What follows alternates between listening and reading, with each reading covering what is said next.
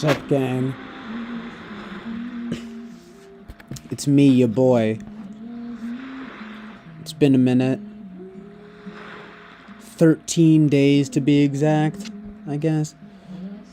Unlucky 13. Oh, great. But nah, it's actually been sort of quite an unlucky few weeks now. Which is why I was kind of taking a break from streaming. I already kind of wanted to because, well, I just do these marathon streams, you know? But, it's kind of just been chilling because a few real life issues were happening at once. Like, essentially, a friend of mine was in the hospital for alcohol withdrawals and now is figuring out what he's going to do for rehab, but he just told me today, technically yesterday, but basically today for me, well, no, yeah, I guess, I don't know, because it's the middle of the night, so,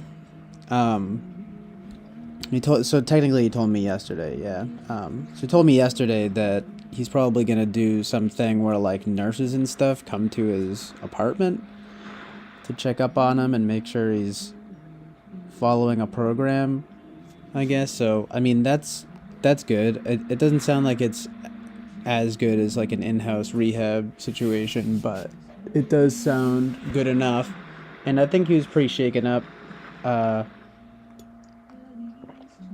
the experience. I mean, not like, he's a trooper for sure, but he's like, you know, not about to just shrug this one off. I don't think, knock on wood, of course, right?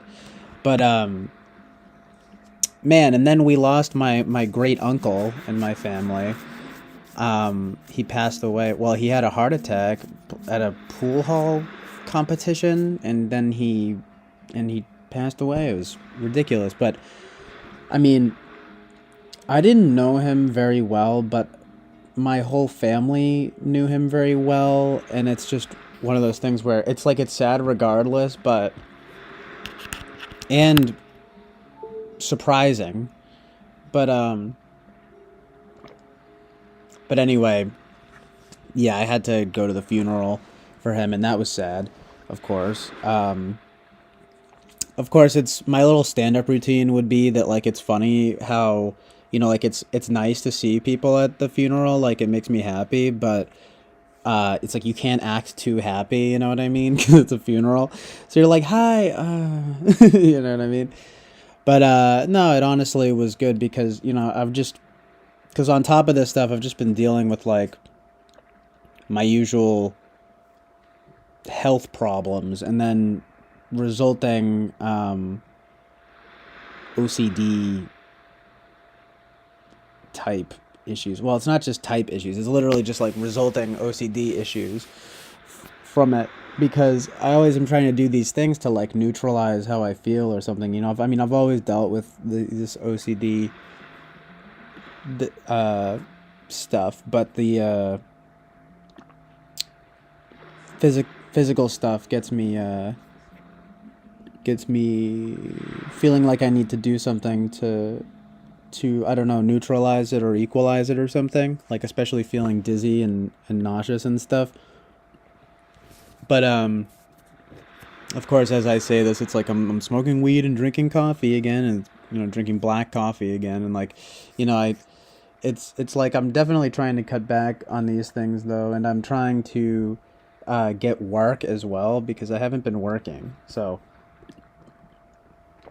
I want to get work. I might want to do something remote for now, but, you know, I need to start making money. And God, I'm wearing these socks right now that are, like, too tight because they're new. They're too tight now. But I thought now would be a good time to get on here and just kind of, like, update everyone. Not that anyone cares. I'm just kidding. But nah, that sounds bad. But I just mean, like, I don't want to approach this with any kind of, like, hubris, thinking like, oh, everyone's probably really wondering what's going on. It's like, no, I just know that like it's, it's been almost 2 weeks, and I do have a few people who I consider my friends basically who come on here. So, um, you know, I meant to say who are nice enough to come on here, and yeah, I just wanted to like let everyone know what's going on. Um, so just like sort of tending to this stuff has been taking precedence. Of course, I can't lie and pretend like, oh, I've been super busy. It's just that honestly, I just have not felt up to streaming. You know what I mean? Um, and you know, like, and man, oh man, like I mean, the situation with my great uncle gets me thinking about my family and everything. I mean, my family and my friends, especially considering this issue with my friend here. But well, but what I mean to say is that it's the people passing away. Of course, I mean for a while it's like I was nervous about what was going on with my friend, and then my great uncle passes away, and I'm like, my God, life is so fragile. You know what I mean? I don't mean to, I know it's like everyone knows this, but it's just like, I mean, I just saw my great uncle, and it's kind of funny because he went to my sister's play. It's technically a musical for Legally Blonde, and he went with my aunt, with my great aunt, to see it. You know what I mean? Which was really nice, especially considering. I mean, it's sort of like a silly musical. Of course, it was good. It was well done, but it's just like it's Legally Blonde. It's not freaking Shakespeare or anything. You know what I mean? But well, it's even then. I mean, it's a musical, so. What would be another comparison? I guess. Well, years ago, funny enough, the friend of mine that is sort of in recovery right now, like he was in Les Miserables, and I guess that's a musical, right? But it was just much more serious, and all that happened was like he got shot. So funny, and we were like, woo! But then my yeah, it's a musical. But then in Legally Blonde, of course, it's just much more light and fun, and my sister was she was just one of the like friends in the not one of the main friends, but well, it was funny because she was billed as one of the main friends, but she wasn't technically one of the main friends. You know what I mean? But she was in it throughout the I almost called it a movie the movie. She was in it throughout the musical. You know. Um, um, and anyway, so it was just funny because, well, it was funny and sad because my great uncle was actually there, and it's like the last thing I heard him say before he left, which would be sadly the last time I would ever see him, was he was like, "Hey, hey Gene, let's go," or something like that to my aunt, um, to my aunt, to not that he was necessarily in a rush, but it's like it's a mentality for sure. And he was the former chief of police um in Dedham, Massachusetts. I mean, I guess it doesn't matter if I mention these things, you know what I mean? But essentially, man, I we did a little like a parade around town. I mean, that's maybe not the proper term, but then the whatever you call it, the oh god, the motorcade, right? Um, uh, yeah, and it was like a little parade around town, and I mean, like people were outside and everything. I come from it's funny. I guess I don't talk about this that much, but I come from a family of a lot of cops, like a lot of cops, um, on my mom's side. Uh, it's a funny it's a funny kind of stark contrast on both sides of my family because one side is like a bunch of cops and like, well, in type you might say a lot of like SJs, you know what I mean, and stuff like that, and and then you'd probably say on my dad's side it's a lot more creative types like NPs and NJs. You know, I'm talking, of course, in terms of typology for people that don't know what I'm talking about.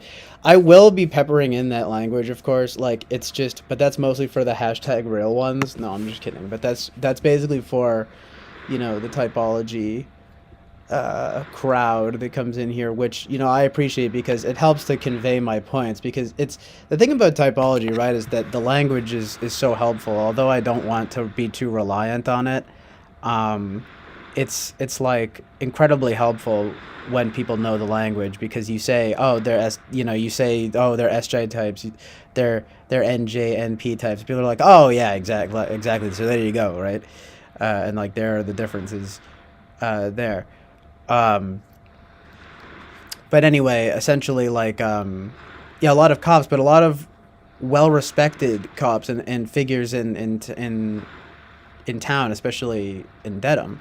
So, so it was pretty amazing to see the turnout and people just like standing outside of a pizza shop, like just watching the motorcade go by for my great uncle here. You know what I mean? Like, he was definitely a respected man, um, and it's like in this day and age, right on the topic of cops, it's like I don't want to get too bogged down on this because it's kind of a useless topic, and I'm sort of tired of it. But at least for a while there, right, it was kind of like there's been all of this contentious talk about cops and everything, and like the fact is, it's like yes, they do technically work for the government, but I come from a line of like you might call them like, I mean, it's very much so this kind of like Boston Irish Catholic Democrat vibe, like just kind of like old school Democrats though, and who are, for all intents and purposes, basically, you know, like more culturally conservative or socially conservative, you could say. But I remember my mama was telling me growing up, like, oh, well, the thing about cops is that they're Democrats because of the unions and stuff. You know what I mean? And I don't even know anything about unions or whatever workers' unions. It sounds Marxist, sounds leftist. No, I'm just kidding. But like the unions and everything, the unions and everything are somehow important for the cops. But anyway, like my point being that these actually are respectable people for all intents and purposes. I mean, until I'm told otherwise. Do you know what I mean? I mean, it would of course be very disillusioning to, and you always want to hear bad things about your family, and like, and I'm not talking, I'm definitely not trying to talk bad about my late great my late great great uncle. You know what I mean? But the whole cops thing, you know what I mean? It's just it has this like reputation about it, and it seems to raise skepticism, and like I mean, growing up, I was never ashamed of it. I mean, I think I was a little more indifferent to it, but no pun intended. I would be inclined to think of it as wearing a badge of honor. Like, oh well, because see, the thing is that it's not it's not just that the people in my family are quote unquote cops per se. It's that they are respected police officers that that have that rise in the ranks over the years, because of the good jobs that they do. You know what I mean? And this idea of to protect and serve. It's like I genuinely do think that my family does that. You know what I mean? Um,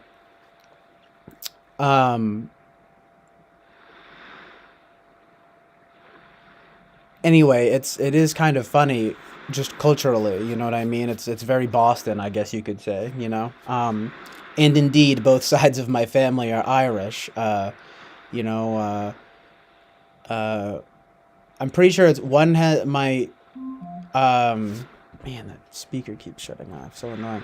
Um, I think one side, I don't know which is which, but I think my mom's side is from County Kerry, and my dad's side is from County Cork, which is funny. That name Cork really makes me laugh. Me and my friend, actually, the one who's recovering, always laugh about Cork and like this movie Corky Romano, this Chris Kattan movie that like totally flopped, but it turns out like Peter Falk is in it, and it is in fact a parody of Tony Soprano in the title. And finally, Paul Thomas Anderson apparently did script rewrites for it, which is just ridiculous. Oh yeah, and also Chris Penn is in it, and he was in Reservoir Dogs. So, so it's like there's like this whole like cavalcade of taste going on that's just like for this pretty horrible movie. Oh my god! And then finally, Robert Pattinson apparently he put it on his like lists for like the best movies ever, like for a while, and like or well, you know, his favorites, but basically for he you know what I meant to say is he put it on his list for the best movies ever, like a bunch of times, and it's like I think recently I was talking to my friend about it. I think it was my friend who told me this, but basically he's just joking, like, but I mean honestly, it's underrated. It's definitely not what many people would consider to be a good movie, but it's like it's funny in spite of itself, even if it's just for that novelty value.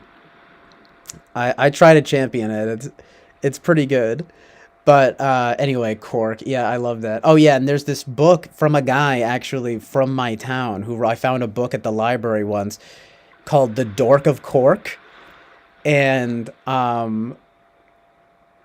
good. My God, like it's just so funny, right? That title, and it turns out they made it into a movie with a much more glamorous title called Frankie Starlight with Matt Dillon, like the Matt Dillon. And I mean, I actually kind of like Matt Dillon. I mean, he always kind of plays Matt Dillon, but he's good. You know, I don't know if you guys have ever seen like Drugstore Cowboy or I mean, he plays a lot of different. I mean, he's you know he was the detective in that movie. There's something about Mary, which is funny, right? But oh man, um, well, it's too bad no one's here right now because at the very least, if Boba Fett was here, I have to tell him from Star Wars, of course. No, but the user Boba Fett, who I'd like to know. You know, it's funny you'd say these names, right, and you'd start to think, well, like I'd like to know their real names. You know what I mean? Like, and that's not to put anyone on blast. It's just like, um, you know what I mean? I'm saying Boba Fett all the time, and that's like, it's like, dude, that's a character from Star Wars. Like, so I sound like a crazy person. You know, I'm like telling my family about streaming. I'm like, and then Boba Fett came in, and he said the funniest thing, and they're just like, are you have these imaginary friends? You know what I mean? Speaking of which, I'm so freaking privileged, right? I since my birthday just happened, my parents were nice enough to get me a nice decent little webcam and a nice decent little tripod here that I need to set up. I'm too lazy to do it right now. It's probably not difficult, but I just figured I really just wanted to hop on here for like a little bit, you know, and just kind of fill everyone in here and get back in the swing of things, as my mom used to say, when it would usually be if I'm like going back to school or something, you know, be like getting back in the swing of things, you know. Um, and can you imagine if I like tried to make this my job? I mean, it's probably not going to happen, but um, I don't know. That wouldn't be my goal anyway. I just I would rather have this be something that I do on the side for fun in the process of, or, what would you call it? Like, well, in the process of creating other things, I guess you could say, in the pursuit of other things, you know what I mean? Um, because it's not, oh, well, hey, what's up? Christine is here. What's up, Christine?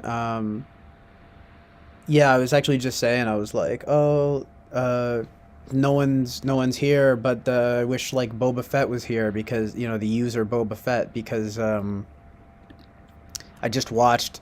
That's what I meant to get into. I got into a different topic, but uh, my man Boba Fett recommended these like two movies recently that were really good. I had already known about Metropia because, like, of course, my man Vincent Gallo is in that. But he put me onto this movie Rockers about this like reggae band in the '70s, and oh my god, it was so good. Both of the movies were great, so I just watched them and I wanted to like mention that at least to him because he's mentioned those movies a few times now, at least like twice each, something like that. You know what I mean? I'm pretty good at remembering these kinds of things. You know what I mean? And if I ever say like, "Oh, you told me this already," it's not really so much that I am trying to bear down on you harshly or something for already telling me something. It's just that I have a bizarre memory. You know what I mean? And sometimes I feel the almost like OCD need to be like, yeah, you've told me about that. You know what I mean? But I feel like that's a funny thing, right? Like, I don't know if people really like want to be reminded that they've told people stuff already, because I don't know if it makes them feel. I don't know if it makes them feel like bad somehow. You know? Because, but that's the kind of thing where I just overthink. You know what I mean? Like, I don't care. You know? No, I'm just kidding. But it's like who cares? There's so much. There's so much to care about, and it's like, listen, if you repeated something to me, it's not that I care. It's more like that. It's. I mean, most obviously, I would say, if you've told me like, multiple times about something, then it must be important. You know. Um, so I take it as just like, for example, it's not like he told me about the movies a million times, but it's like, Connected to Bluetooth. in this example, I figure, well, you must really like those movies because, um, and I should really see them. And it's like, it turns out that he's right. And I talk about the same things all the time too. You know what I mean? Like, I definitely repeat myself. So yeah, that's what, thanks, Christine. But yeah, like, that's what I mean though. I don't want to, eh. But I'm going back and forth, right? Because I'm saying, well, also, like, who cares really, right? I mean, it's like I'm saying now, like, I don't think that I would almost just say, I don't know, to be like moderate about it, maybe just because you don't want to be like too like, yeah, you already told me that, you know what I mean? But like, I take it as like, oh, like I mean, you mentioned it a few times, you know what I mean? Like, it must be important to you or something like that. I don't know. Um, but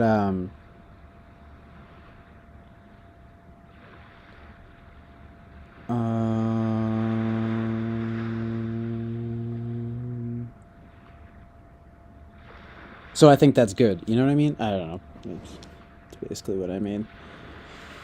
Like, it's um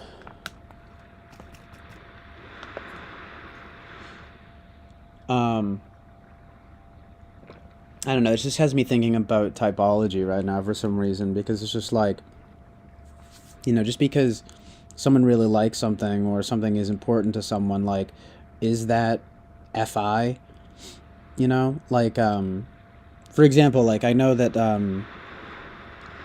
so like, I've for a long time now typed ENFP, but the only thing that doesn't really add up for me, in my opinion, is the polar TI in socionics. And also, I don't really manifest as like a lot of typical ENFPs, and I don't know, like, I'm like a lot more like conservative in ways than a lot of ENFPs, and I mean that in general. You know what I mean? Um, but it's like I am artistic. You know what I mean? I'm like creatively and artistically minded. So, and I always just conceived of it as like, well, yeah, it's NEFI, like operating concurrently, right? Um, but coming on here now, especially, and I hadn't really experienced getting pushback on this, like when I would go on the TWFP whereby and on TW on just on TWFP in general. But then, like, coming on here to stream, um, I mean, now Eric has gone from, and I feel like I should probably remind him of this, that like there was a time where he thought from the chat that I was an INFP, but now he thinks from my streaming that I'm an ENTP. You know what I mean? Which is like completely different. Although, I mean, look, let's be real. It's not. I feel like it's not as different as people like to pretend it is, but on a functional basis, it's like, yeah, they are very different because, I mean, for one, ENTPs, polar FI, etc., right? Um, but so like people like will often say that Andy Kaufman is an ENFP, right? And I basically just kind of feel like what I'm doing here with this stream is very NEFI. Like basically it's the things that I like. You know what I mean? Uh, like the things that I like and that I value. And I'm not really interested in just like arguing for the sake of arguing. You know, I'd rather honestly I'd rather agree with people generally speaking. You know what I mean? Unless of course they're wildly wrong or something, in which case, yeah, it's fun to, you know, kind of go Eric, you know, TWFP Eric style on them and get into it. But like if it's an issue that I'm dispassionate about, then it's like, why would I even argue about it? You know what I mean?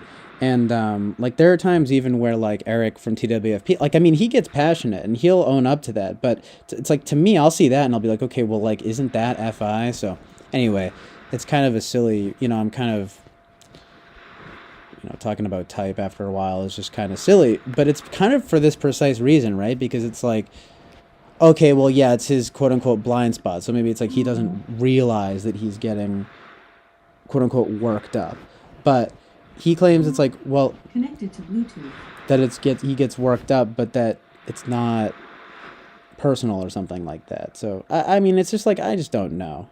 You know what I mean? Like, um, I guess what I'm saying is like everyone has likes and dislikes, and you know values, morals, you know beliefs essentially. Um, and those beliefs shape you, like what you I just don't I think that I can understand things from what is a so-called like TI point of view, but that I'm very inclined towards the FI stuff. And that's just like, yeah, for the past like 2 weeks or whatever, I've been very in my FI, to some extent SI, although my SI is so bad, you know, like mindset, you know. Um, and it's funny, it's like I don't even like saying beliefs because it brings about a certain amount of subjectivity that I don't like, which is, again, maybe a little bit uncharacteristic of an XNFP, but like, it's probably more, that's probably more outside typology. It's kind of like an OCD thing where like I can't stand uncertainty, you know what I mean?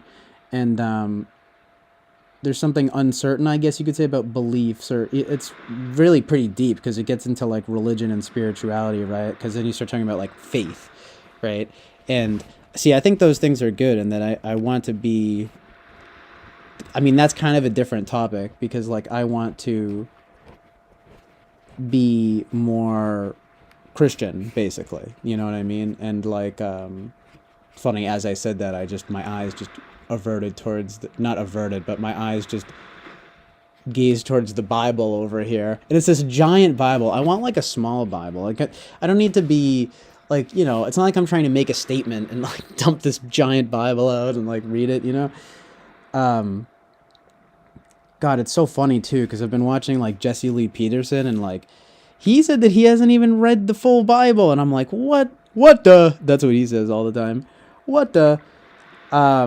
But I kind of get that in a sense because it's kind of like this knowing of truth or something. This what David Lynch might call like this, you know, inner knowing. You know what I mean?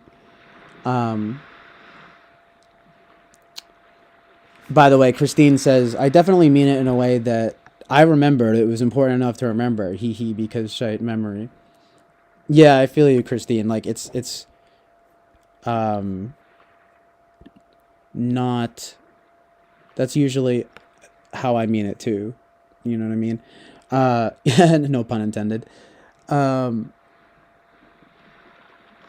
Christine said, "Sorry, I just caught up." Oh, no worries. I almost thought I was a little. I was just thinking that. I was like, "Am I a little behind here?" But like, nah. You were actually a little behind. Nah, but it's fine. I'm kind of just rambling and ranting. Um, but to bring it to a central point, though, talking about beliefs, faith.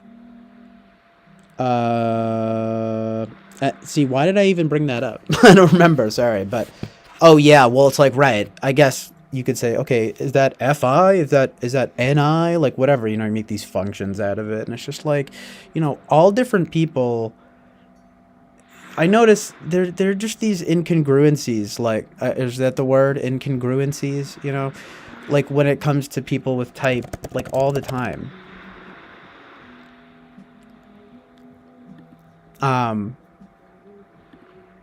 It's like, okay, so, right.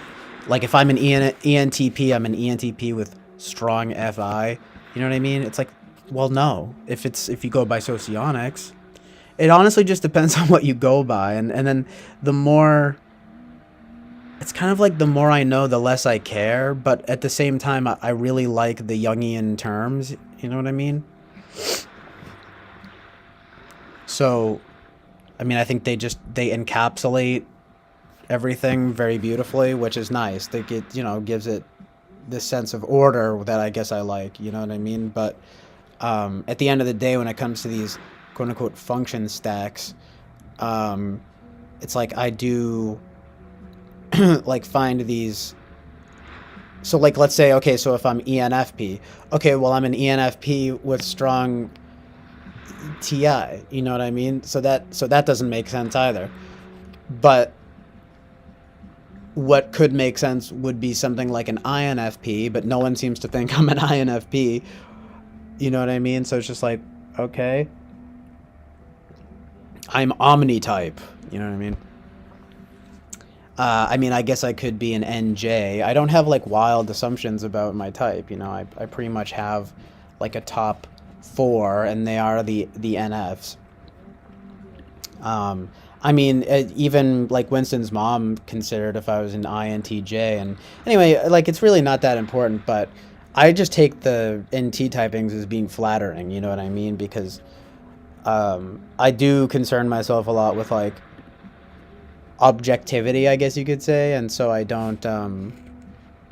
But like particularly in the realm of objective morality, I don't like. I don't know if it's so much about objective logic. Like I don't really. I'm almost tempted to say that like I don't really care about logic. You know what I mean? So I guess that's sort of an uncharacteristic, like, like ENTP quality. You know what I mean? I don't know, but yes, right.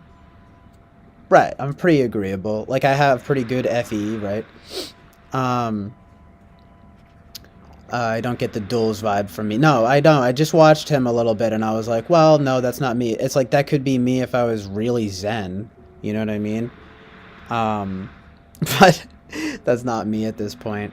Maybe when I'm his age or something, but I don't know. I do. If you put any credence into astrology, I have like a bunch of Aries placements, so I mean, it's pretty strong, but it's also a bit of a joke because I'm very inactive.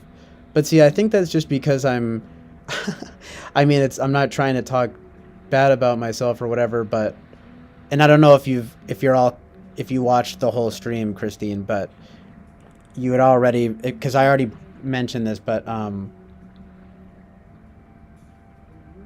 what's the vibe? Well, I guess you could say it's extroversion or something. I don't know, but I always get mixed results on that. I feel very ambiverted. I don't remember what I was gonna say, but it was something like that. It gives me this ambiverted vibe, you know? Yo, Sam, what's good, dude? I was just I just hopped on again. I saw you commented, and I was just talking about it in the stream. I've been like so busy these past like 2 weeks, but I was gonna hit you up. I got your text, bro. I appreciate you sending me a text or text. Um, yeah, the comments and the text, but like so good that you found my stream. How did you find my stream? Like, because I was thinking it must be from Rate Your Music or something, or no, maybe it was on my SoundCloud or something. Because I went on Rate Your Music and you weren't like you haven't been active for like a while or something. Like it says, well, yeah, it says it right here. Note: this user has not visited Rate Your Music in the past 60 days. Um, and I figured it must have been SoundCloud, right? Chill Island, Oasis of Truth and Reality. Oh no, it's not weird. In fact, like you are an amazing person to come through. Although I'm not gonna lie, I haven't like told um really anybody about this. Do you know what I mean? Like my like immediate family knows. I'm like, oh yeah, well, because I still live. I'm here at my parents' house, you know. So I'm like, they're they know that I'm streaming, but um, I've barely told anyone about streaming. Um, yeah, can you imagine if SoundCloud sponsored me? That would be amazing. Amazing. But oh right though, but that reminds me, yeah, like you're kind of an amazing person to come through though because you know a lot of the well, first of all, you know me in real life, so that is like helpful in terms of just knowing me personally. You know what I mean? And then there's also the fact that like you understand a lot of the like cultural references and stuff that I talk about and like I don't know how much you've like seen of the stuff that I've talked about, but it's probably not super surprising to you, you know what I mean? It's like I'll be talking about so and so, I don't know, John Mouse. I'll be talking about frickin' whatever just music and movies and stuff, like I meant to say, music and film, and it's like these, that's it. No, I'm just kidding. But, oh yeah, but then also these just like reference points and stuff, like just like YouTube culture and everything. Um, but I also just get to be like funny, which is good. Um, and it's like I do say a lot of things like in jest, but and just to say them, but at the same time, it's sort of like good to open up a dialogue. You know what I mean? Oh, and nice. Thanks for showing my friends my old music. That's dope. Or showing your friend. Did I say that right? Yeah, thanks for showing. I meant to say thanks for showing your friends my old music. Thank you. I appreciate that, dude. Um, but yeah, I know this is like so funny. Um, I've only been doing this for like a month or so now, or no, well, like for like almost 2 months now. Um, on and off. Um, and it's just like it's just a fun vibe, especially like interacting with the chat. You know what I mean? It's something to do. And like yeah, I was just saying how you get to do this. I mean, you should start streaming, dude. Like I mean, anyone can do it. Obviously, it's just like I just got OBS here, and I'm just like. Yeah, I'm going Andy Kaufman, and I'm just like showing. I'm just like these are the things that I like, and these are my nice little my likes and my dislikes and my little chill island oasis of truth and reality. Whoa, see the text going crazy. Wow. Oh, okay, nice, dude. Yeah, no worries for sure. Like, come through whenever, dude. And we'll stay in touch. I'll text you back, dude. Sorry, like, I just legit, like, haven't been... Legit. Nah, but, like, I meant to say, like, I literally haven't been using my phone, really, to, like, talk to anybody. Boo-hoo. I've been in my... as Nick Drake's poor boy plays.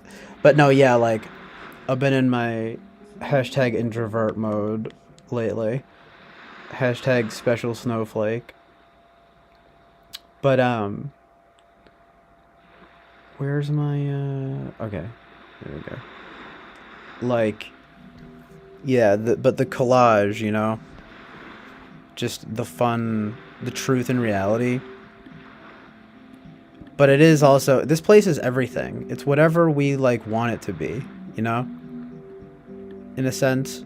I mean, I am the host. And I consider it to be, like, a curated, created thing. But, like, we've gotten into some pretty interesting discussions here. And that's kind of, that's, like, what needs to happen, too, you know? So people just can, like, come through and just be like, it's like, just, like, say whatever you want. I mean, just as long as I don't... Yeah, you have to play by the rules, though. It's annoying. Like, for one, I've been getting busted for, like, copyright issues with, like, playing videos and music and stuff like that. Like, I got a strike on my channel, which was a pain in the ass. But that was just because I was playing, I played too long of, like, clips from, like, 2 movies, The Killing of a Chinese Bookie and Slacker. I'm like, what? Those aren't even popular movies. And I mean, well, they're, I guess, at least Slacker kind of is. But, you know, they got me. The CIA glowies got me. But Christine, that's funny. Method acty vibe. From me? That's funny. I know, I was just thinking about it too, like, getting on here is, like, definitely pretty performative, but I try to, like, not... I try to have it be as, like, non-performative as possible, if you know what I mean. Because it's all about that hashtag authenticity. No, but seriously, it's all about that authenticity, like, I don't necessarily want there to be some idea of, oh, and it's also 6:30 for me too, Christine. Yeah, this is my friend Sam here. He's been, like, we're both from Massachusetts. We went to the same high school, like, you know what I mean? We've been friends for a while. So it's pretty awesome. And it's going to turn into this thing. Like, I mean, the more that I do this, it's like the more people that I know. See, Sam's a real one, though. So, like, he knows, like, the idea basically is that the people who know that I'm doing this are going to be the people who go on my SoundCloud or my Rate Your Music, you know, which is kind of like a select group of people, you know what I mean? Which is kind of, like, basically what I'm trying to accomplish. It's like my immediate family knows, and the people that go on those websites, you know what I mean?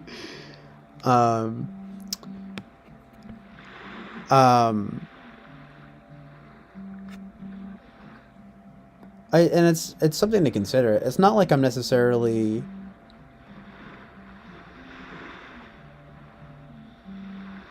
There is really no intention about, like, who I want here and you know what I mean? But I'm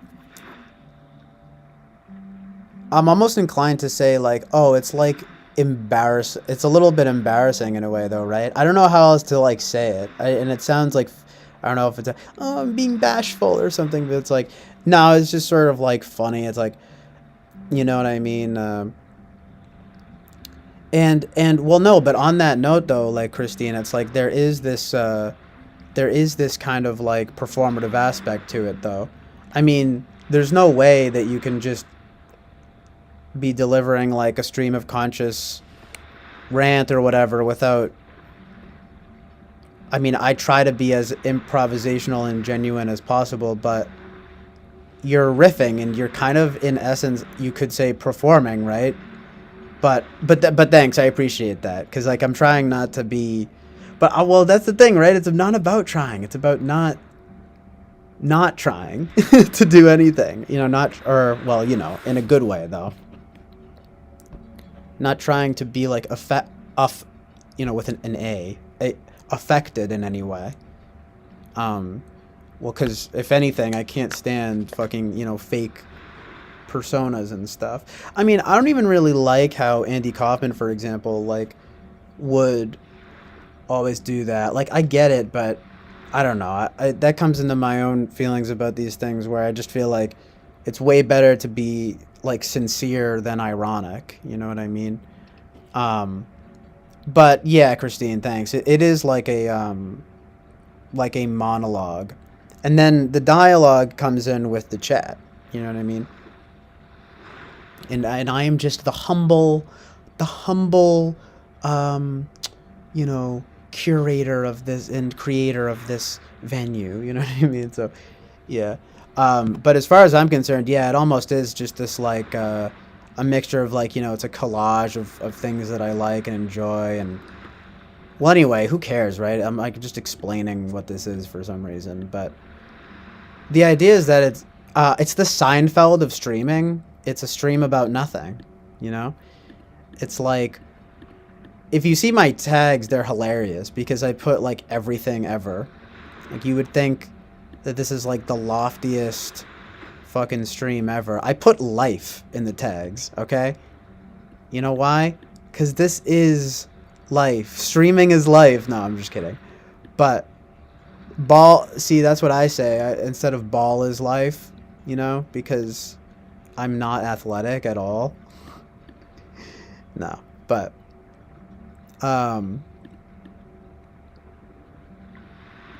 as you can tell, I have awards. I'm certified fresh by Rotten Tomatoes. I won the Palme d'Or at Cannes.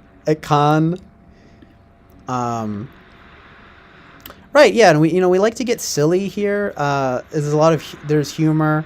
There's comedy and drama. I tend to find that my channel it's kind of like some of my favorite genres in like in film. It's a bit of a comedy drama.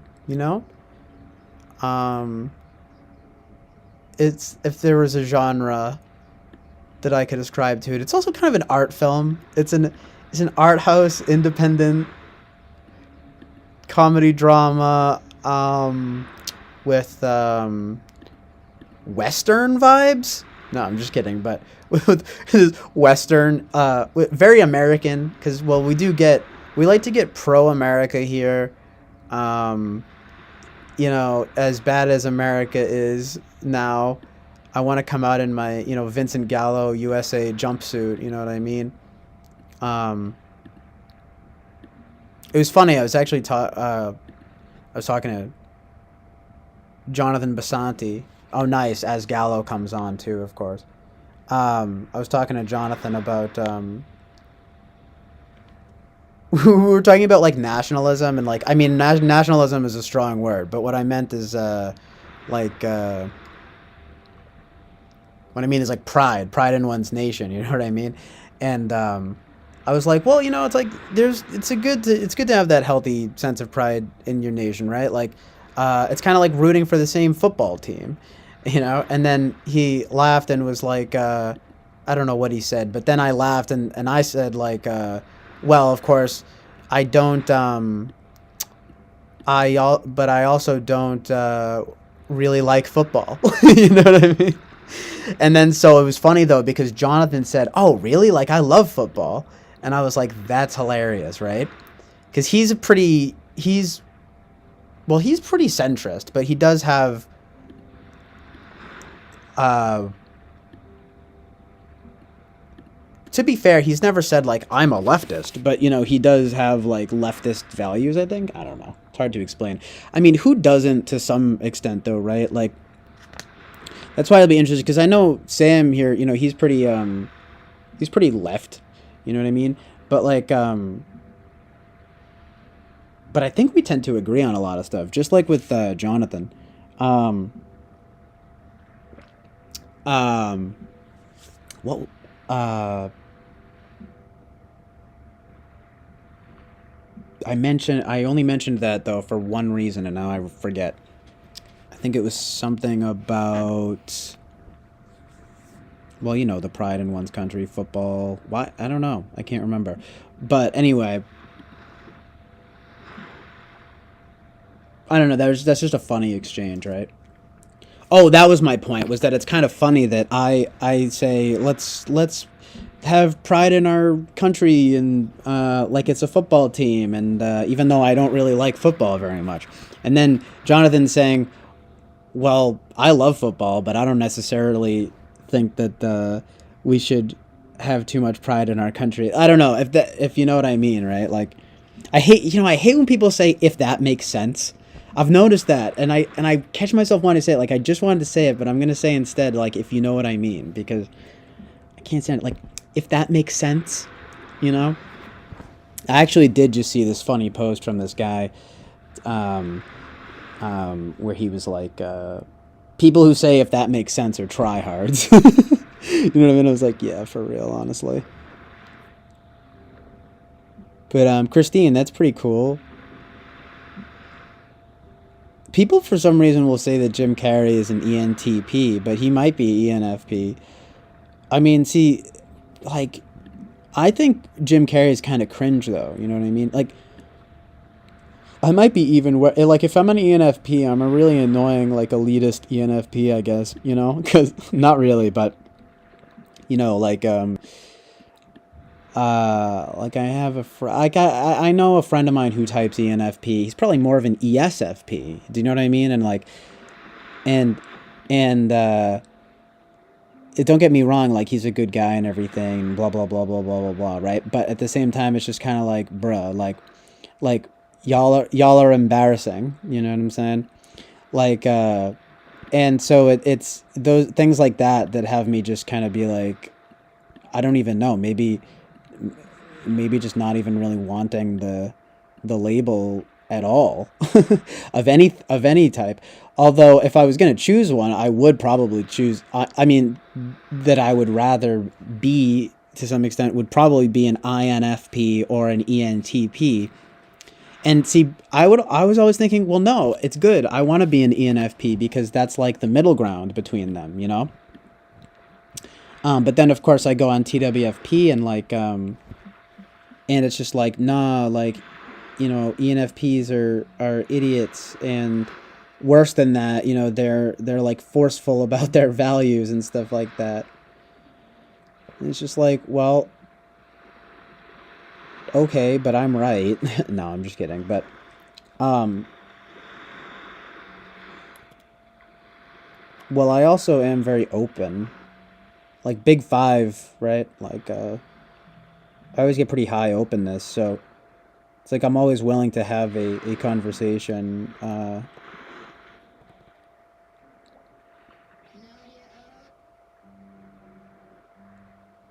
Oh yeah, but Christine, you know what I mean about type, perhaps, if that's what you're saying. Cause yeah, about type. Cause like I sort of feel like it would be a nice middle ground, but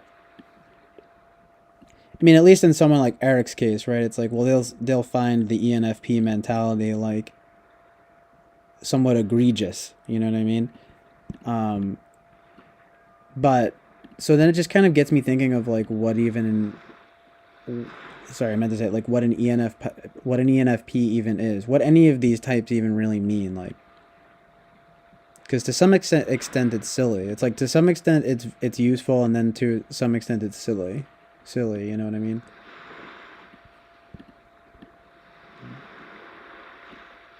Nice, Christine. Yeah, the big five. I mean, Jordan Peterson will tell you that it's like, more reliable than MBTI, etc., etc.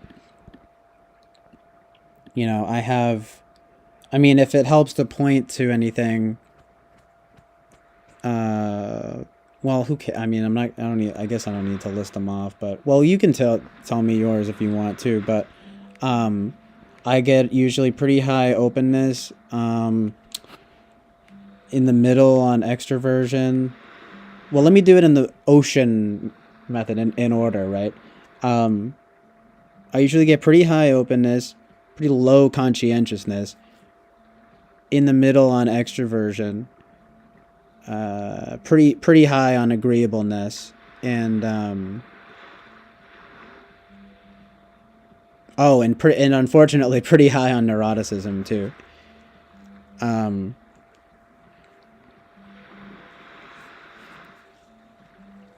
yeah, Christine says ENFP to me it seems like the fun guy, but also deep and weirdly introverted. Dot dot dot dot.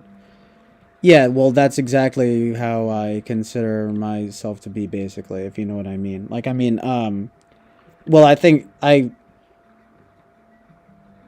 fun in my own way, if you know what I mean. But yeah, like, and so that was how I was always how I always conceived of it, and then the functions like kind of made sense to me. I don't know. Um, so, oh yeah, well, what do you type as, Christine? Because I don't think I know that.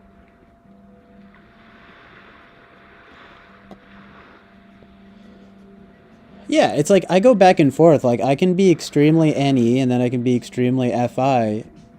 Do you know what I mean? Like and there's some people who go on here that do seem to get it.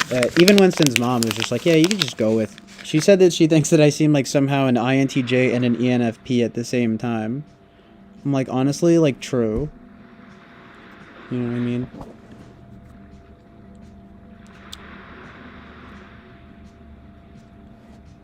Um,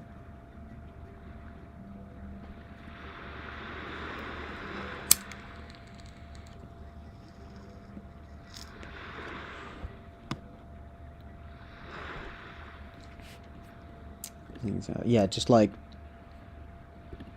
but those two things, man, it's like they go back and forth. You know what I mean? Like, um, especially with that SI, my my bizarre FI. I mean, sorry, my bizarre SI. TE, I can see myself being decent at if I try, but SI is always sort of like problematic. And SE is problematic too, but I'm good at all the NF functions. It's the ST functions that I have troubles with. Mm.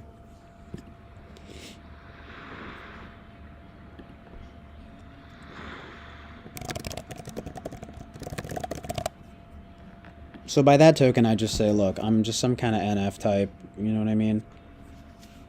Sue me. I remember though, like for example, it's funny because like that guy, nice. Everything's looking up Millhouse. That's hilarious. Good reference. And also, what's up, Alien 60? I'm doing all right. How you doing, my dude? Um, um, what was I going to say?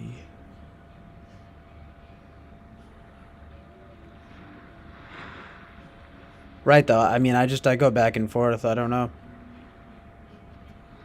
Um, I mean, I think most people do.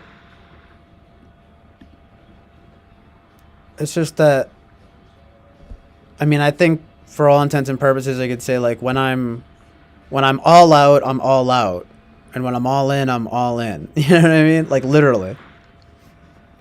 Um, and in that sense, you might say that that's pretty ENFP of me, although it could also be INFP. So it really doesn't matter. You know, after a while, it gets boring, and it gets kind of like I just mean at the very least for the stream. You know what I mean? I guess it's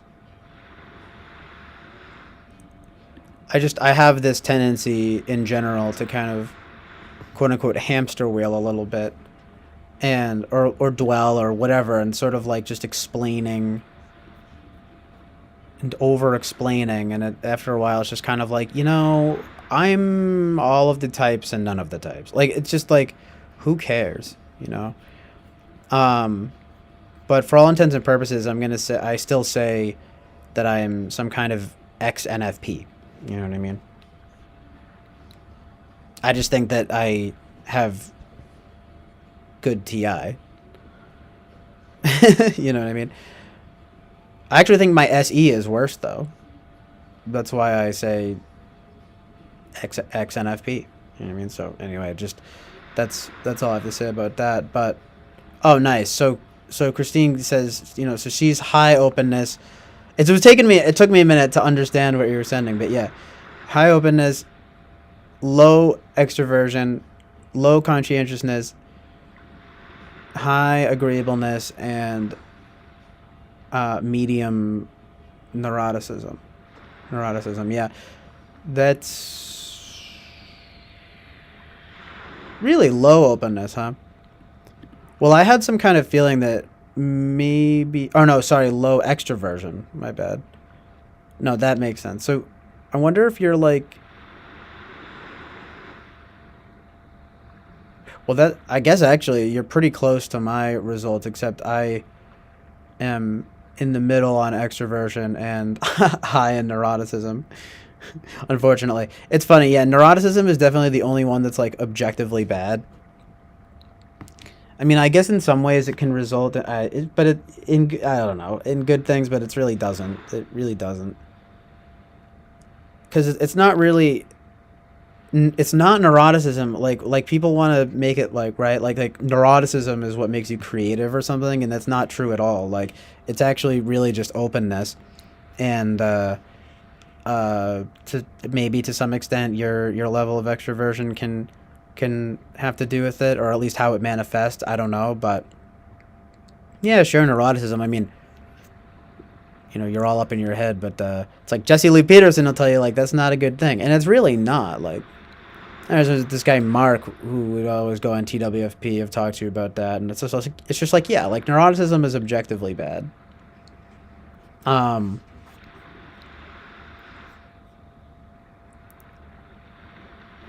but yes, Alien 60 exactly. It is like FE too. And it's like I don't particularly enjoy um doing quote unquote FE stuff. That's why I sort of feel like an NEFI user with good FE, especially because like that's how I was raised. You know what I mean? But again, it's like, oh well, you can't be, you know what I mean? You have to just choose one type. So, like, I suppose if I had to choose one, well, right now it would see. It's like see. I guess it would be ENFP, even though I honestly think that I'm more of like an INFP, but, or at least these days. But it's probably just because my SI is out of whack. Like I said, if you put any credence in astrology too, right? Like, yeah, I have a lot of Aries placements. I wanted to get into that because, well, I was about to, and then I got distracted. Of course, I tend to get I'm always like, pretty tangential. I guess that's pretty ENFP of me too. Um, but see, again, I almost think of it as INFP because it's like, well, I'm using it as a tool. Like, I don't always choose, like, I don't want to necessarily be like reactive and stuff, but like I am. Um, anyway, I don't want to get too caught up on that because, trying to reduce it to functions. Again, speaking of Mark, he would say, it's like use the words that you mean to use about these things. Like, you don't have to use the functions and so forth um to explain them. Like, there's something about it that, like, I mean, there are a lot of different viewpoints on it, but for one, I guess you could say it's definitely reductive. You know what I mean? I guess that's kind of the point, and that's why it's so amazing when you get into type. You're like, oh my god, because it's simple. But that's kind of how I conceive of the whole thing, and I've gotten into this a million times, so I'll stop after this. But I would say here's an example of where the KISS acronym definitely applies, where it's like, keep it simple, stupid. You know what I mean? Um, and it sounds like practical in a way that might not be, again, funny, ironically, like not typical of an NFP or something, but that is very much so part of the path of growth for an NFP, is to become more practical. And I do find that, it's not even just being practical, it's about being simple. And like for example in art, right? Like people will always overly praise these things that are complex, ironically, right? Because of this, or not ironically, more like coincidentally, to do with neuroticism. And because you could say, well, oh, neuroticism, they're really like there's this intellectual like component. Oh man, I mean, I don't want to get too into that, but the point being that the intellectual element in art, right? It prizes complexity over some simplicity, when like that's really not true. I mean, I don't know if he actually said this. It's funny because he was the schizophrenic programmer like Terry A. Davis, and I think he said, I don't know if he came up with the quote, but it's basically, an idiot admires an idiot admires complexity, a genius admires simplicity.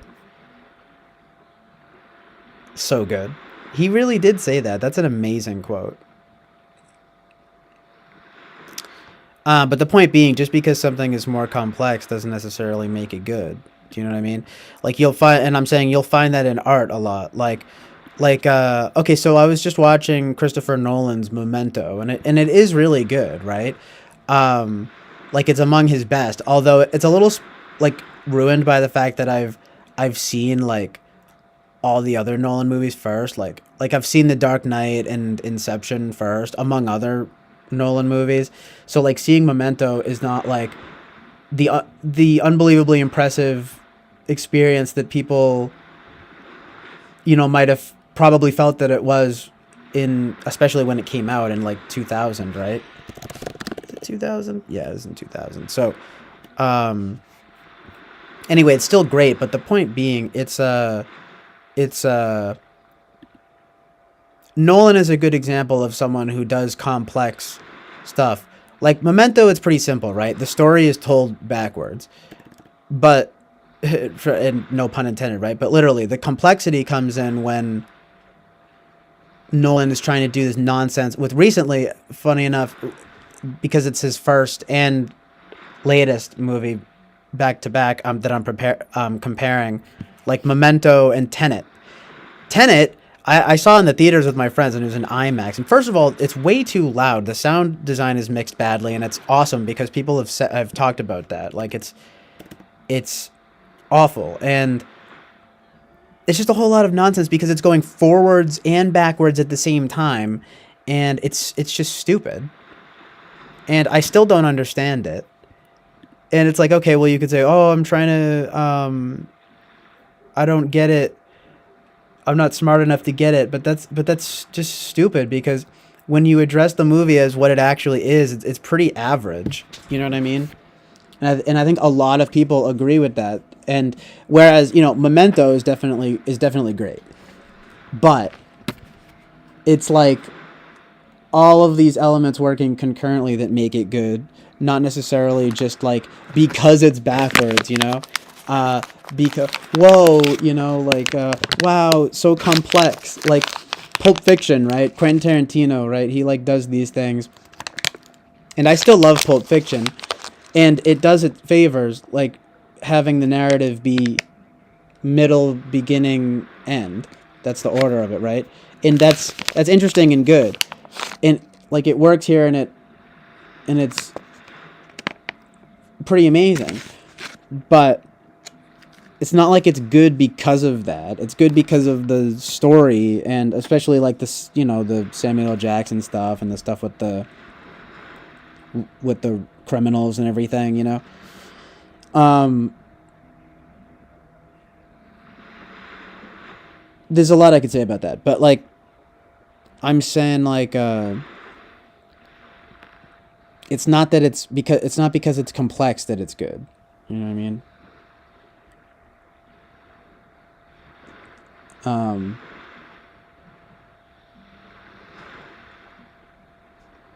and to that extent, like, because I always think to compare them in my mind for some reason, especially in terms of like reception and everything, like like David Lynch's Mulholland Drive, right?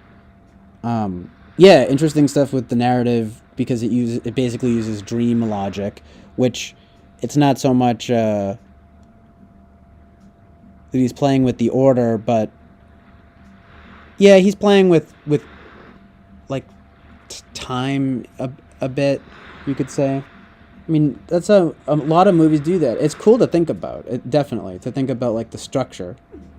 Uh, Definitely not putting that down, like as to how it like contributes to making something good. But Mulholland Drive to me is not good because of the weird structure. It's good because of the story. You know what I mean? And well, and of course the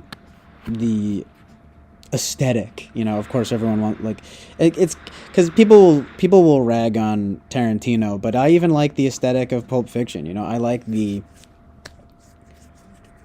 You might say that Tarantino is a bit kitschy. You know what I mean? And maybe he overly glorifies violence to a large extent, you know. Um, but there's no doubt he's got a kinetic way of filming and like a unique way of writing stories, especially in that their dialogue feels well at the same time it's kind of unnatural but also natural. Like I feel like. In typology, like NPs will understand because like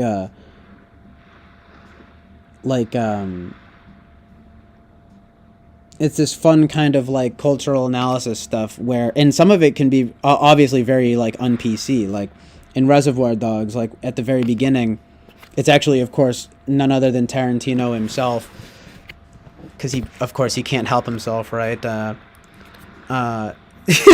and he's like funny enough, too, me and my friend also have the same birthday as Tarantino, so March 27th. Um, and I get his sensibility, but it's even that could make me cringe, if you know what I mean. Because he's so, like, I hate to say it, but it's just like he's so autistic, you know? Same with Lynch, but, like, Tarantino is just so funny because he'll do these, like, film analysis things. Anyway, at the beginning of Reservoir Dogs, right? He's talking about how Madonna's Like a Virgin is basically about like her like wanting sex or something like that, or no, that it's like the best sex that she's had since she was a virgin. Like that's the and you know it's like it's crass and like kind of dumb, I guess, in retrospect, but it's like these kinds of like conversations. It's just this like conversational dialogue about seemingly kind of innocuous things, you could say, you know. um, and you can even see that as a trope. Like I'm very well aware of like you know the different takes you can have on this stuff, you know. um, um, yeah, but anyway, I find how he juxtaposes these things to be in general fairly charming, at least from he makes films for film lovers, you know. And that pretty much goes as far as it can, if you know what I mean. But it can be surprisingly amazing. It's just that you have to like, it's just that what he does that is so like pop cinema, you know, like is it's everything's kind of elevated, you know what I mean? So that it feels like, again, and it's really odd because he's so successful, you know, like he's very mainstream. Um, but that at the same time, what has made him mainstream is his unabashed, you know, film appreciation in insertions. What do you call it? You know what I mean? Like it's annoying because he is like capitalizing off of like all of these things that people have done before and done better, but he does this pastiche thing. He does the collage thing. Funny enough, he's probably an ENFP or something, right? To where, basically, to where, like I said, he can't help himself, but he's just kind of unfiltered, you could say. But sometimes that like results in some really, again, like kinetic cinema, you know, like,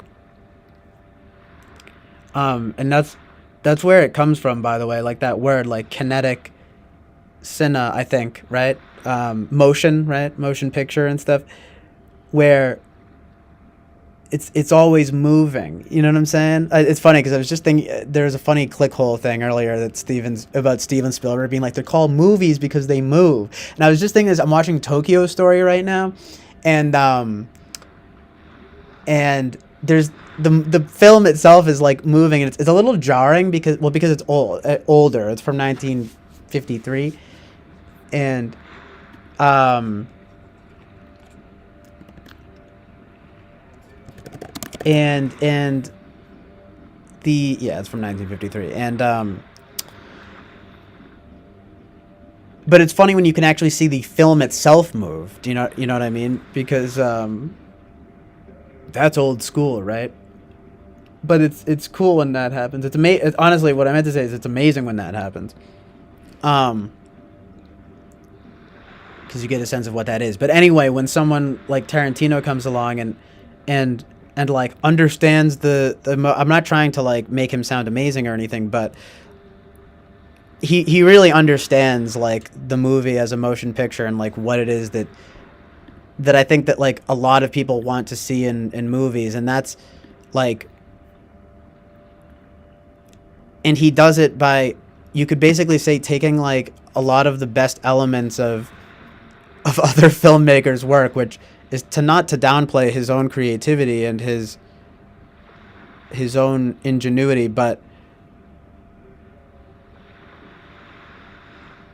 I can kind of relate, you know what I mean? Because there's always something, even if you don't like the movie, generally speaking, there's probably at least something that you can take from it that you like. So it's the same with music or writing or art, you know what I mean?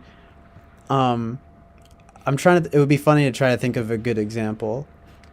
Like, what's a movie that I don't really like very much that I can appreciate something about? Um, well, you get the point. He takes the things that he likes, though, from these movies, and it's like he takes the best of and then makes his own movies out of it. And I can't.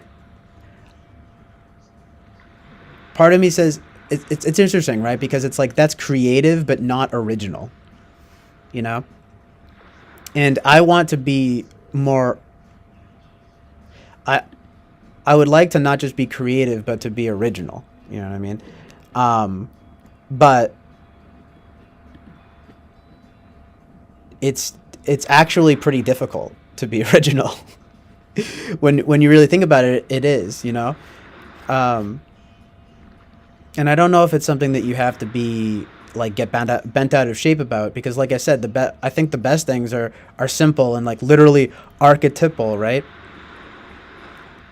So like the hero's journey and stuff, right? Like that's, well, yeah, it's good because it's true. Like, you know what I mean? Like it doesn't like belittle it. No one says, oh, well, that's unoriginal. It's like, I mean, maybe some people will, but I would say those people are the ones that are truly pretentious. You know, people want to, because just because I'm opinionated about stuff, people might want to say like that I'm pretentious about stuff, but it's not true. Like I actually mostly like things that are simple and good. You know what I mean? Um, anyway, you guys are saying some great stuff in the chat, so let me address that. I guess that's my little. That's probably actually a good place to end that rant. I mean, we can keep talking about this kind of stuff because I love it, but you know, that's that's about it for that. Um,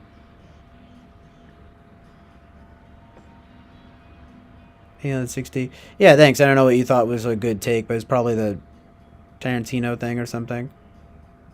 I'd be curious to know what you think about that. But do you think there's questions that doesn't have to be asked? Yeah, kind of like um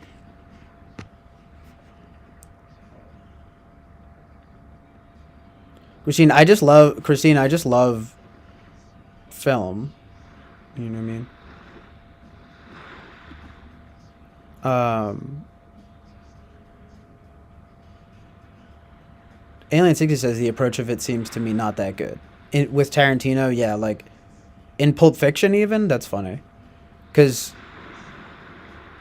it's definitely not entirely necessary if you know what I mean. But it does like you know what I mean? Like I've never liked that movie for the narrative structure. I've always liked it because of the like the story and the characters and the the the style and the music and everything, you know what I mean? I mean, and Tarantino always has amazing soundtracks and scores, which I again like that's just I'm a sucker for that stuff. And that's what I mean. I think that's why he's so successful is because he makes he just it's movies for movie lovers because he and that's what makes people not like him, I think, honestly, is that because he takes all the things that are good basically about films and just like splatters them on the canvas, which to mixed effect, of course. I mean, I recently watched The Hateful Eight and I was pretty underwhelmed by that. But well, you get the point. It's kind of like, okay, well, he's creative but not necessarily original. However, that doesn't make it bad. But it is great though when you really try to make something original, you know. Um but yeah, that's the thing. Steve Jobs. I'm not like Mr. Like I don't I was talking about Steve Jobs is amazing, but like I mean, he was a firm believer in simplicity um in design, And yeah, Alien 60 it's like no, like people okay, I was talking about Christopher Nolan, right? Now, to be honest, I've talked about this with there's this kid Ahmed that would go on TWFP, and he at least wanted to be a filmmaker. I don't know if he still does or is.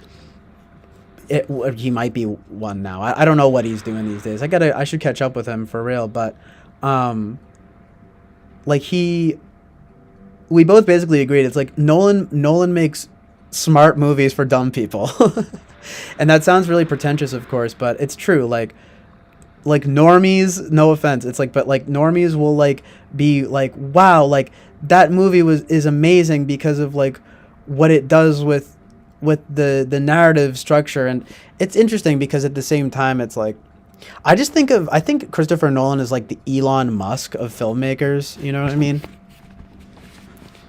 Oh, and by the way, thank you, Christine says, oh nice, December 27th, that's awesome. um but yeah, thanks. And also thanks for the your movie rants are on point. Yeah, I try, um uh I think it's and it's funny to say I try. Well, like I actually don't really try. I just but what is trying is like to try to communicate it properly, you know what I mean? And sometimes I can get bogged down in like trying to explain things and I over explain things, um but I tend to just kind of think out loud when I'm talking, you know what I mean? So like that's so I can only hope that when doing that I'm able to in some way, I don't want to get too literally like OCD about it, right? But to like cover all the bases so that so that it's so that as much as is possible to communicate is understood, you know what I mean? Because like talking about someone like Tarantino is actually kind of difficult, like or ironically kind of complex, but again also ironically kind of simple because again it's like he just makes film lovers for film. I mean, sorry, he just makes films for lovers, and so that just like follows everything that comes with that follows. So it's very simple, but to someone that doesn't know what that means, or who's like not into film, right? You do have to explain at least a little bit because, like I said, like kinetic cinema, yeah, he understands like the moving picture, the motion picture, and like what to do to literally basically sucker people in a sense, which in some senses is cheap, and then in another sense is expensive in a way because it's not everyone that can do that. But again, it's almost like it's more creative than original. You know what I mean? So that would be like the simple take on Tarantino. You know what I mean? In of course fitting with the conversation. But Alien 60 says the challenge with art is how you can make the most simplest from the most complex, and even in language. Yeah, exactly. And I'm always trying to work with that too. But of course, I think it's maybe not that good to get too wrapped up in. And I would rather try to operate from the purest stream of consciousness that I can. But also, like, communication requires like a distillation, in order to be made simple. Because I mean, if I'm just rambling, you can tell like like maybe I'm a little more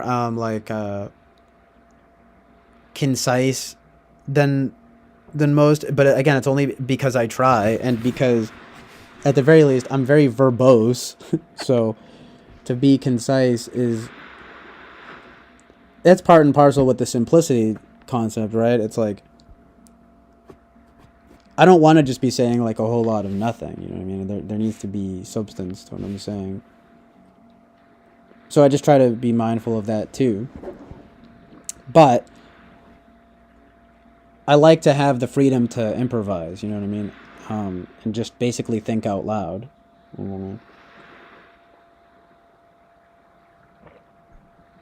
And obviously you can tell a platform like this, like streaming, is incredibly conducive to that. So anyway, Christine says Tarantino, the way he takes the best elements is something we're encouraged to do in design. They say don't reinvent the wheel, as long as you follow the rules about it though. Or don't, hee. Originality is a hard place to find. It's clearer the more you develop your craft. You start to discover your quote unquote style. Exactly. Alien 60 says Tarantino, I didn't watch it, I'm sorry. It's okay. I don't like the take that goes like, it's just simple, don't complicate it, and we all know it. To me, I think it was always complex. Anywhere I look, I find more nuances to the things I know.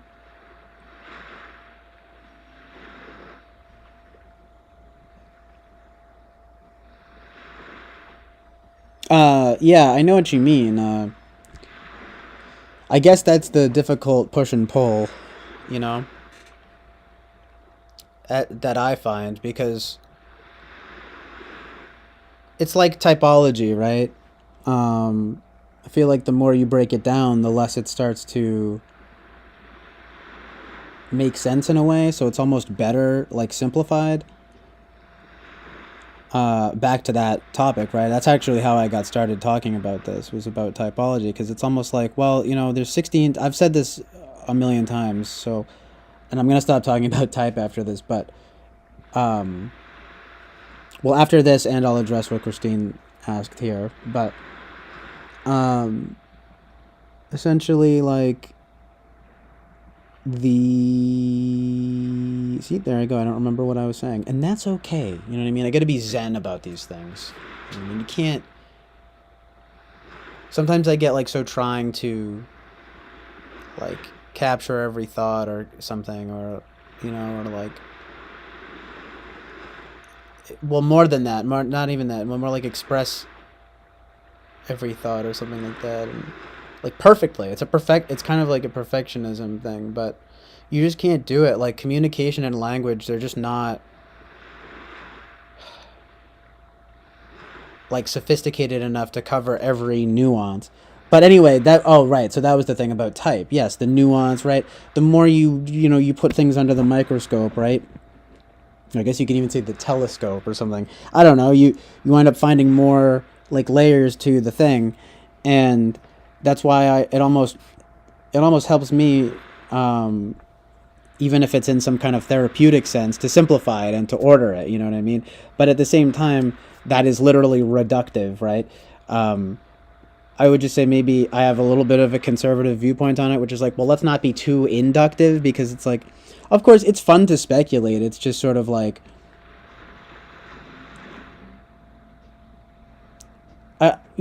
it's like there are merits to doing both, but I don't know if like I just go back and forth, because a lot of times I'll just be like, if someone wants to sit and talk about, well, like what if this was like what was going on, and then this, and then this and that and whatever, and part of me just wants to be like, well, yeah, I mean, it's just like a stupid movie, and it's coming from me, like, and I love movies. Do you know what I mean? Like, after a while, I'm just like, okay, like, I get it, like, right, like, it's, you can you can ask about, and it might just be because of my own like problems, like, I can understand, like, I know what it's like to overthink. You know what I mean? I know what it's like to over-explain. And maybe sometimes people can do that more like for fun. But like for me, it can be taxing. You know what I mean? It's kind of just like, I'd rather, after at least a certain amount of addressing the complexities of something, I like to be able to refer back, or to bring it back to something simple. You know what I mean? I think that's the best way of putting it.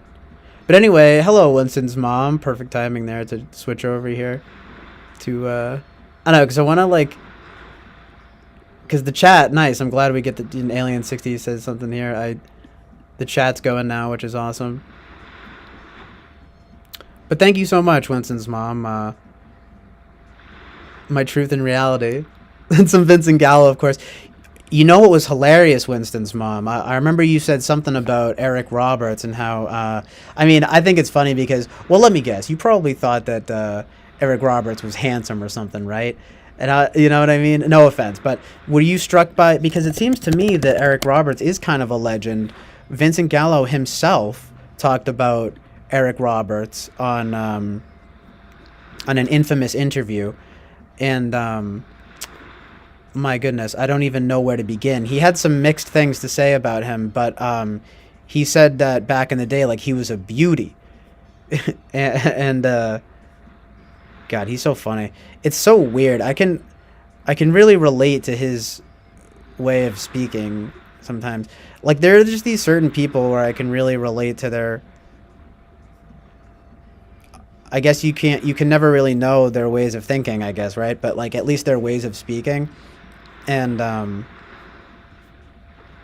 the way Vincent Gallo talks is almost like how I would probably talk if I was like an even more angry New Yorker.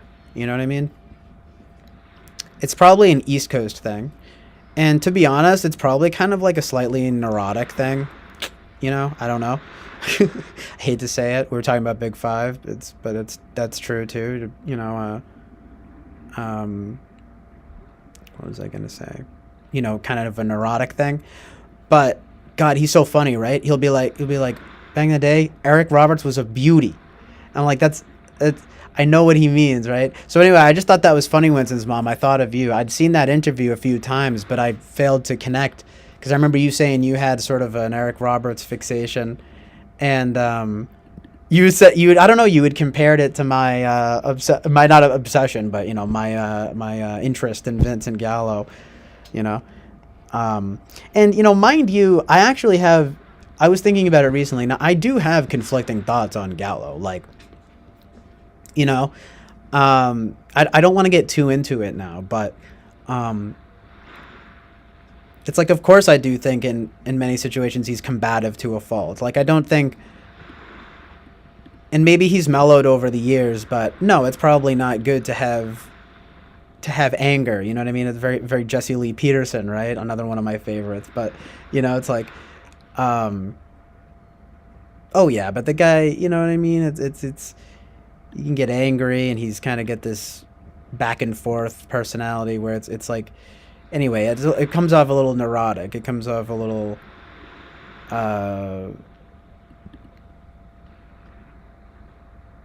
quote unquote problematic. I say that because, of course, I hate that word problematic has been turned into this like SJW thing. But I'm just gonna say it. I meant to say not quote unquote, but just problematic. I mean, because I'm sick of, I'm not going to let the SJWs own that word, you know what I mean? Fuck you. But anyway, that was pretty gallow of me just saying, fuck you. I Yeah, and other people too, like John Mouse. Like I relate to his way of speaking and everything. You know, the list goes on. But Alien 60 says, I think to get closer to the truth, you have to go to the complex route. But if you want to present it to others, you have to be efficient and simplified. Though I think at the bottom end, you'll find it simple. Mm. I think that's the right take, to be honest, Alien 60. I think that's exactly what I'm saying, to be honest. And funny enough, you almost helped me to simplify it just then, so I appreciate that. How good is that, right? Amazing. And thank you so much, Winston's mom, again, saying such nice, beautiful things. Winston's mom, I appreciate you being here always. Um, but yes, I did. She says I did crush on Eric. I don't know if I already said this, but Winston's mom says I did crush on Eric Roberts. No regret there, lol. No regrets there, lol. Um, yeah, it is funny though when you have an interest in a person or well in an artist especially, right? Essentially, uh, where it's like, oh, like you have a crush on them or something. It's like, well, no. Um, but yes, that's right, Winston's mom. That's what Gallo mentioned. And see what it's kind of unbelievable too because and it's a little. They were talking about Mickey Rourke too. It's kind of related. Like, in fact, I might be confusing the two, but he definitely said that about Eric Roberts too. It's Eric Roberts and Mickey Rourke. But right, the physical appearance, like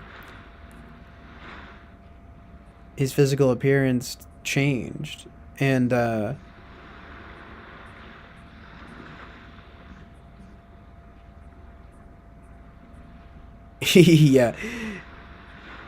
he smokes pot and follows his manager wife's chill vibe. Yeah, I know. That's why Gallo is just kind of like pathetic. You know what I mean? I didn't know he smoked weed though. That's funny. Well, because they were saying he was sober, but this was years ago. He probably still is though. Right? Because like, okay, so because he was on drugs and everything, and I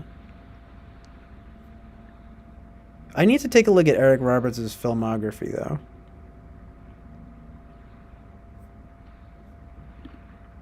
Because yeah, I always thought because now it's gonna sound rude, but I always thought he had like kind of a weird face, but not because, um,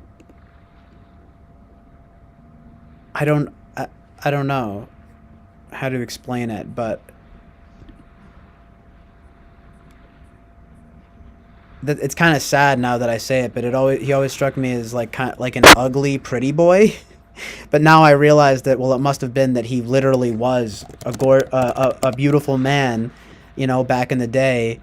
But then he messed up his face, and so well now I feel bad because that's what makes him look kind of weird. But yes, I can see what you mean though with his looks back in the day. And I feel like he would always play like villainous roles too, which didn't help. Oh wow, though when he was young, wow, he was pretty striking though as a youth. So now I get it. He's like a different person. It's kind of sad now that you know what I mean. Now that I say that, so he is like a character actor. I kind of feel bad for him now. Of course, there are some weird things about Julia Roberts. They talked about that in the interview, and it was Gallo tried to sue this guy, but it was basically a frivolous lawsuit, you know what I mean? He just didn't like, he was too unhinged in the interview. It really is funny, his big mouth. He's an Aries too. Right, he's in the Dark Knight, he shows up. Oh, and look at that. Mickey Rourke, the next year, is in the Pope of Greenwich Village with him, but then, right, he had The Wrestler. The Wrestler was pretty good. The Wrestler is pretty good. Sad, but good. That movie almost always makes me tear up during that part where he's with the daughter. My God.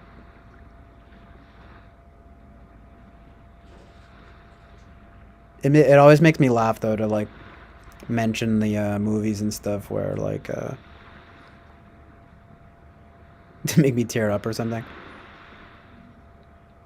Because it's like part of me knows it's lame, but then I'm also just like, it kind of it almost like makes it good. You know what I mean? Um, of course, I've teared up at like stupid stuff before too. Like, but like, see, this is funny though. This Jeep was called a CJ5. This was the Jeep that Eric Roberts got in his bad car accident. And weird too because I was I've been talking about General Patton a lot, and he of all things he died in a Jeep accident, like not in war but in a Jeep, but they used the Jeeps in war though. I was thinking that, and he is. Oh shit. Yo, check it out. He literally went on Celebrity Rehab with Dr. Drew for dependency on medical marijuana. That's literally me.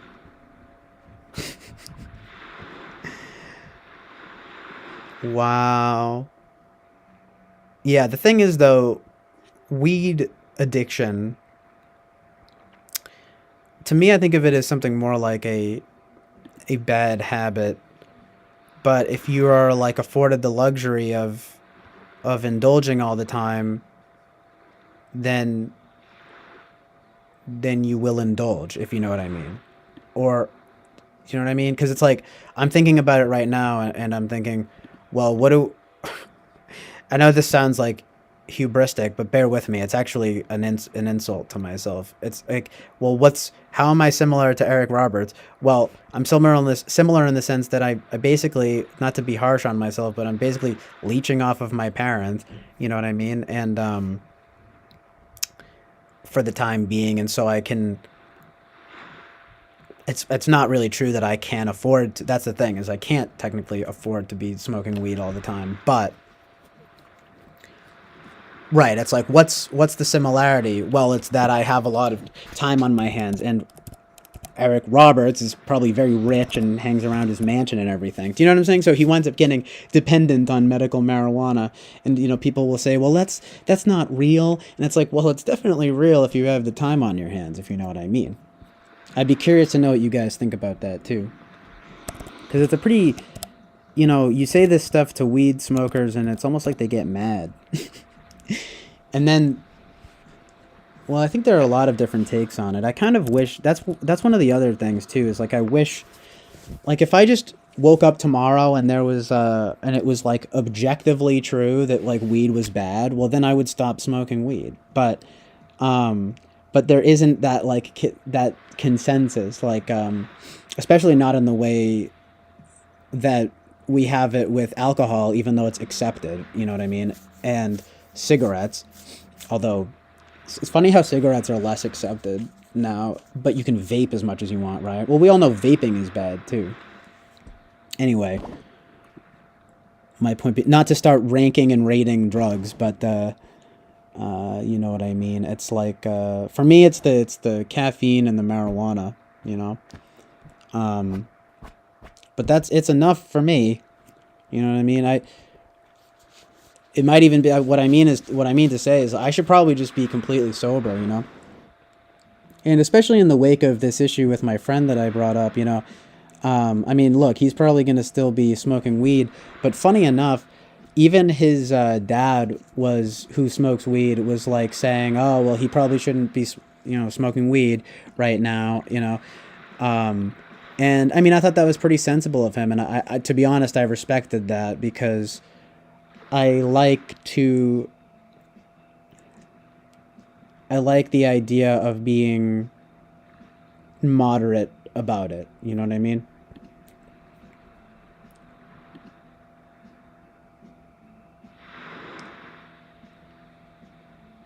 These new socks are too tight though. I need to change my socks. Oh, I love this song. This is such a vibe right now.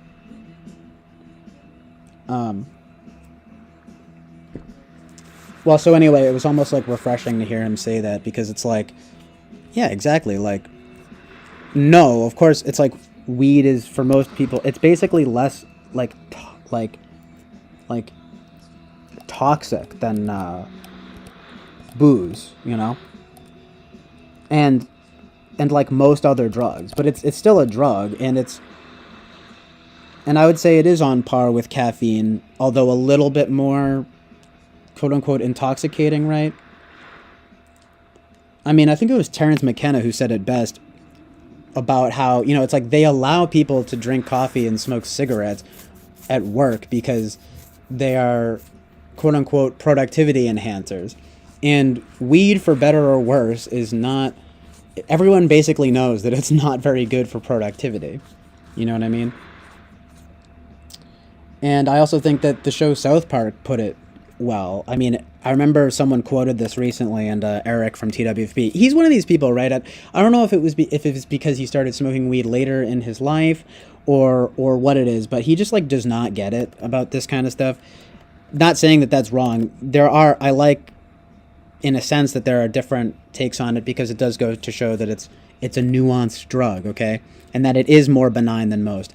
However, it annoys me, right? Because it's like, well, there's no consensus. Like, so on the other hand, it's like, well, if I was to wake up tomorrow and people would say that weed is objectively good, then I would keep smoking happily. But at the end of the day, I have to kind of just have my own individual take on it. And I think it's something like that being sober is probably best for me in general. But it becomes like such a habit, you know, the weed and the caffeine, especially. I never got dependent on cigarettes. I don't know about you guys. I have never found cigarettes to be addictive at all.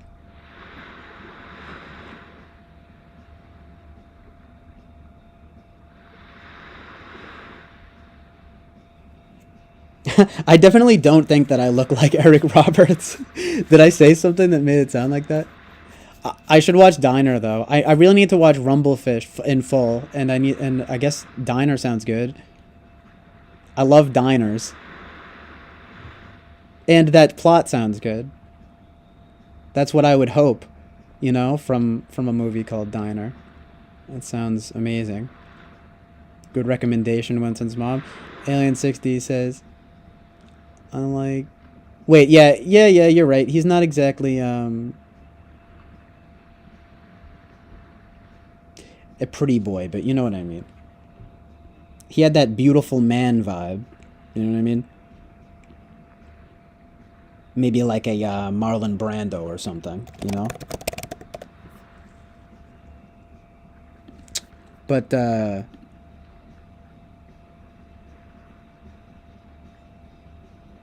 yeah, it was a Jeep. Nice, though. About your daughter in the Jeep. Stick shift. There's actually, funny enough, there's a really funny thing in Buffalo 66 when Gallo is like, okay, I can't. He's just like basically kidnapped Christina Ricci, and he goes to drive her car, and then he's like, okay, we have a problem here because I can't drive stick. What the fuck is going on? It's so funny. It was at that point in the movie that I was like, okay, I have to look this guy up because he's so fucking funny. You know what I mean? So anyway. But yeah, thank you, Alien 60. Alien 60 says, I like the way you address the chat, CJ. Talking about the subject, then you declare you're going to read the chat. It's more organized and efficient than Eric does it, I personally think. Yeah, nice. Thank you very much, Alien 60. Right, but I definitely don't think... I can see the Richard Dreyfuss thing. Wolfman Jack. I get a shave. Put me in a room full of weed smokers and I'll find more smiles than if you put me in a room full of pious religious people guarding both the morals and everything else, and I will find more frowns. Well, I mean, you know... oh, man. Well, hold on. Let me address that in a second. Alien 60 says, how sober can you go? How can you be sober from everything? What's all the things that you can be sober from? Can you know them all, or they will not end? Well, check it out. I mean, people will wind up talking about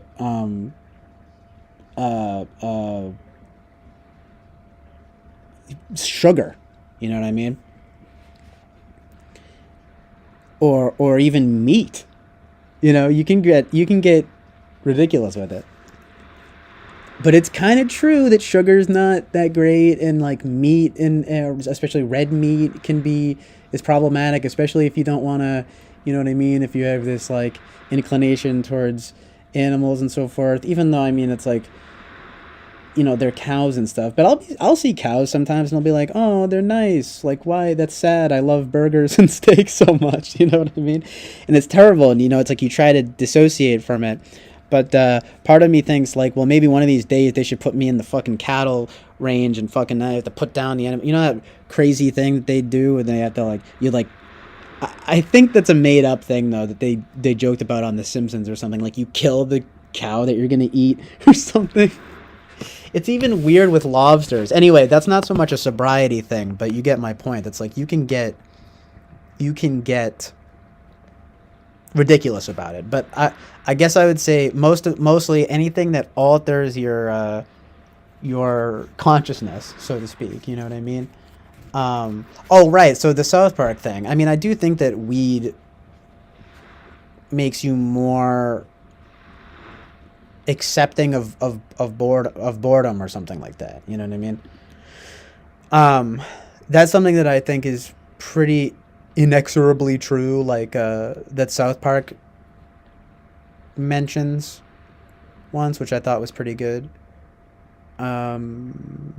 Anyway, it's sort of just a few things to address here. But what's up, Boba Fett? Oh, nice. I wanted to talk about the two movies that you're into, and that I just watched, and I want to address that. But yeah, Christine says, don't even stress, EJ. I reckon we all smoke. Anyone says they don't to hold some more like or probably likes the smell of their own farts anyway. Probably, yeah. Do you mean smoke weed? Probably more than most these days, especially, I think. Or at least smoke something. Especially if you get that like oral fixation. No, I don't know, but I think there is truth in that too, to be honest. But not to get Freudian about it, but I think there's something to that where you get it's all about the habit. You know what I mean?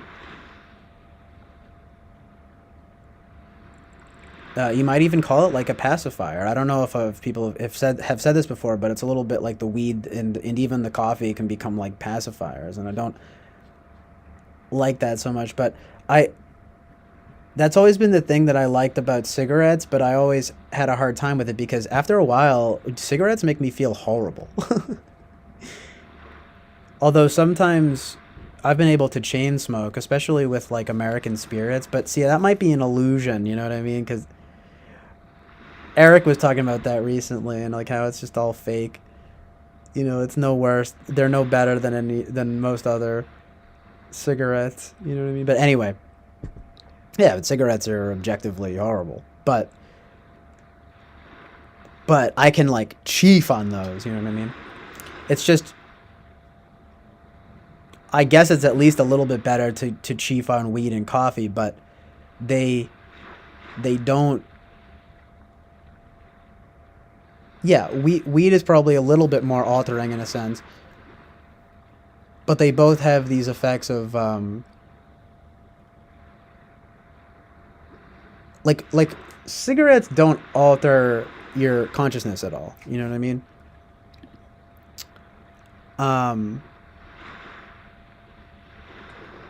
Thank you, Winston's mom and Boba Fett. Amazing. Oh, you got a hug from him? That's pretty dope. Oh, so that reminds me of this whole fake nonsense. No, I'm just kidding, but there's so much. Okay, well now that we got a nice crowd here, so we can get to a few things here. But man,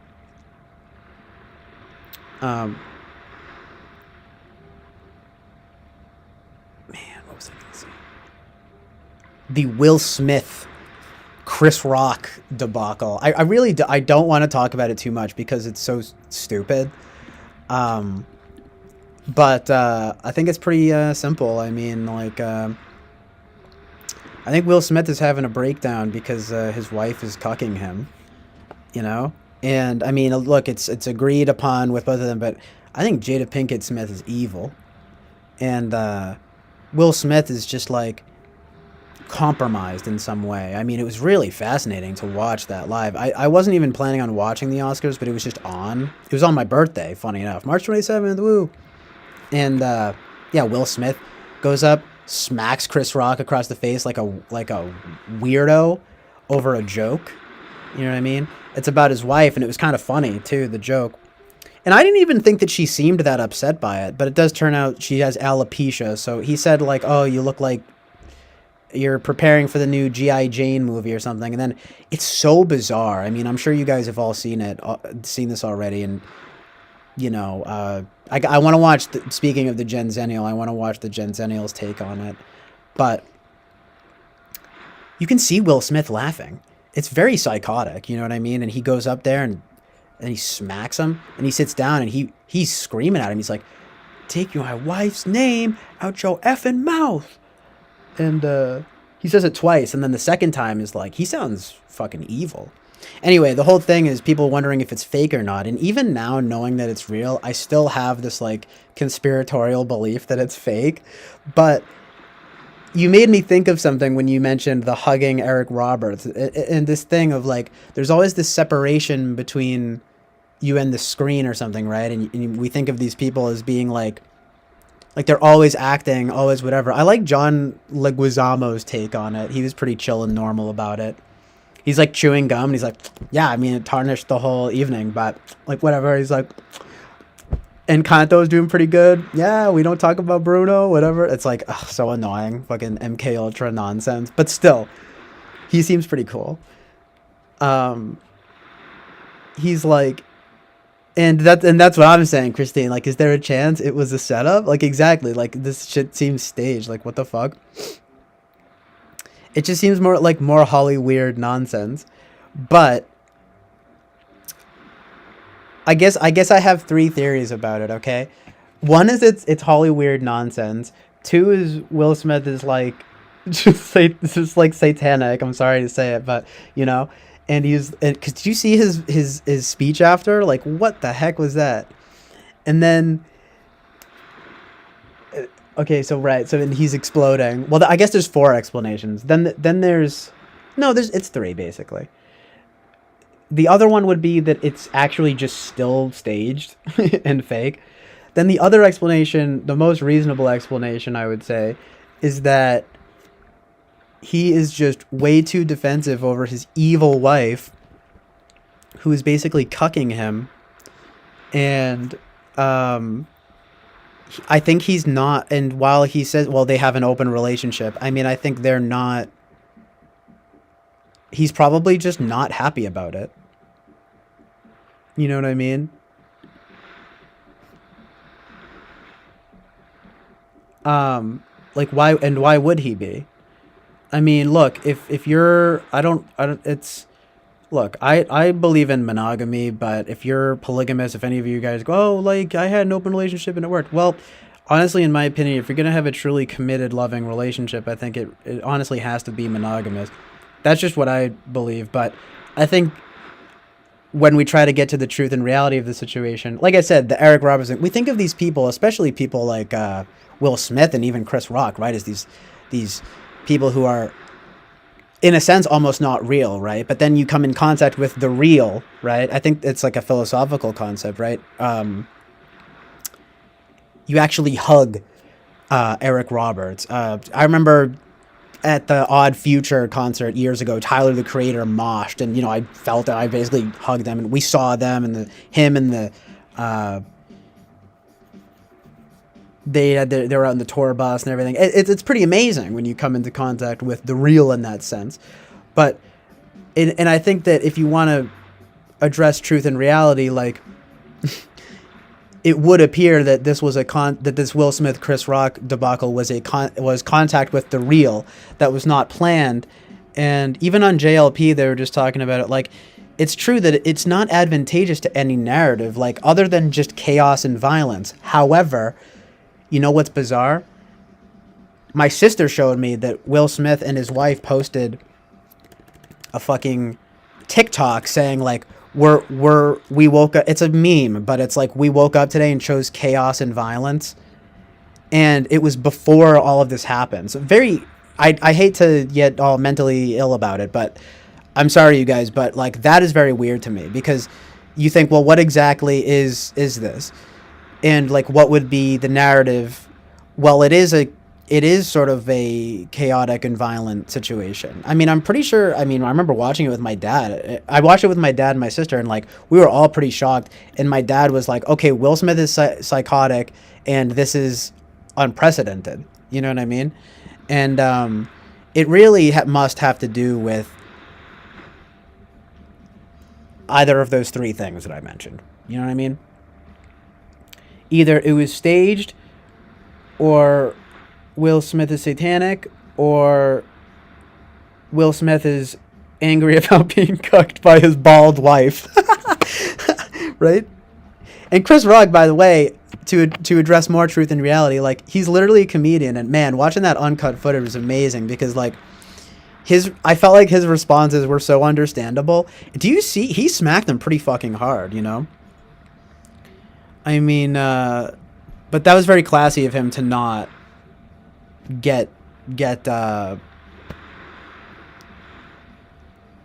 get violent with him because he's not like that. Although a lot of people would think it's really funny, isn't it, that you know you get this edgy Chris Rock is much more edgy and Will Smith has always been like the nice guy, but here it's the nice guy having at the seemingly at the end of his rope or something going up and smacking the host like for saying a rude comment about his wife. But you know, it's like it really wasn't that bad. I don't know if I said this already, but the thing is that it's not just a stylistic decision that Jada Pinkett is you know, the Jada Pinkett Smith I'm sorry, I meant to say Jada Pinkett Smith. That Jada Pinkett Smith is not is bald. It's because she has alopecia, so whatever, right? But she's been very open about it, and just like their marriage, right? But the whole family is wacky, okay?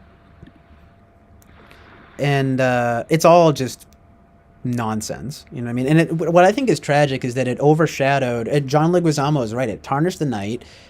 My dad was saying that too. It's just it overshadows everything, and it just shows even more than anything that the Oscars are a joke, and that I mean, film is dead, and we're letting it die. And I love film, and it's just sad. Like, who does anyone care about any of the movies that were released?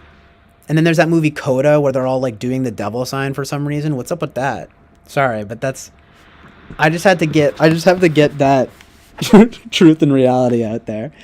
But the fact of the matter is that even if it is the most simple narrative, that it's about his problems with his wife, it really does point to something that is pretty unpopular to talk about, if you know what I mean, which itself is very interesting. You know what I mean? Which is that essentially, at the very least, that most men do not like to be cucked. You know what I mean? And that it's like not a it literally, someone said this in the JLP chat too, but that it emasculates a man. You know what I mean? And anyway, it's just true, to be honest. And I mean, like, but yeah, Christine says, "Oh gosh, after learning Hollyweird, I don't see the world the same." Oh, and you retracted the messages, but the thing about, yeah, like the Hollywood magic, and they say that stuff, movie magic and everything. That's why you got to be really discerning about this stuff, you know. But I don't know. I mean, it's. I feel like it at least used to be so much better, and now it's just this like flagrant, open.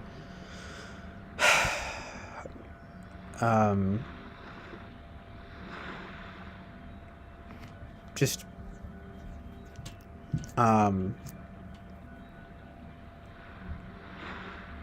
dark evil. I hate to say that, but it's almost never light good.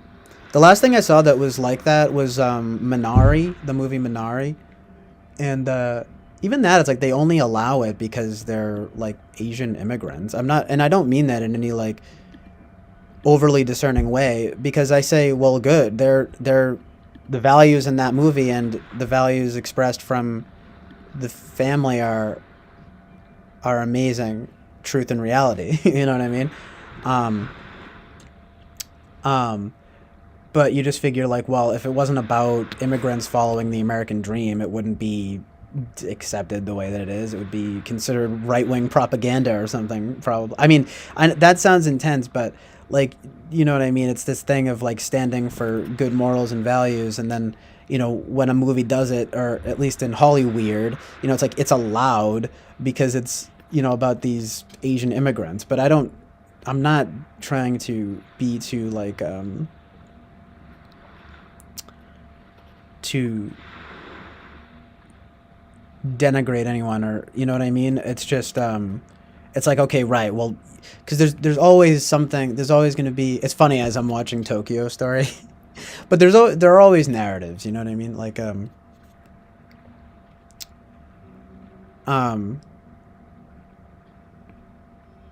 it's just you don't want to be too willing to fall for the nonsense. Like even talking about narrative, like narrative structure, it's like, yeah, exactly. Okay, Tarantino, like it doesn't make it good that you switched up the structure or whatever. It's like what makes it good is the story and character, the story, characters, style, and music. You know what I mean? Um, and it's cool, playing with the form is great and everything. It's just, but not everything has to be like this deconstructive, literally this postmodern deconstructionism. You know what I mean? Like that was, I feel like that was more new and original in the 20th century, and now going into the 21st century, again, it's just part and parcel with this mindset that I have, especially nowadays, that sincerity is better than irony. I thought of that movie Minari as essentially being like the anti-Parasite. As much as it's obvious to understand that the main family in Parasite is not good, um, it is kind of bizarre. It comes back to this thing that I talk about artists needing to have a sense of moral responsibility, but um, I guess you could say artists and audiences alike, I guess, to have standards. But I always like how, for example, like if a movie gets critical, like the perfect way to sort of, this is the last thing I'll say about it, but especially speaking on music, right? I mean, sorry, especially speaking on movies, when you go to Rotten Tomatoes, right, and you see something like 87% critics and 43% audiences, well, you have to wonder, well, what's going on there? Well, there's something about it that clearly rubbed the audiences the wrong way, whereas, the critics are praising it, but the audiences are not really enjoying it. Well, why is that? Is it because it's hashtag stunning and brave, like from South Park, or is it because it's alienating and stupid? You know what I mean? I mean, there are times where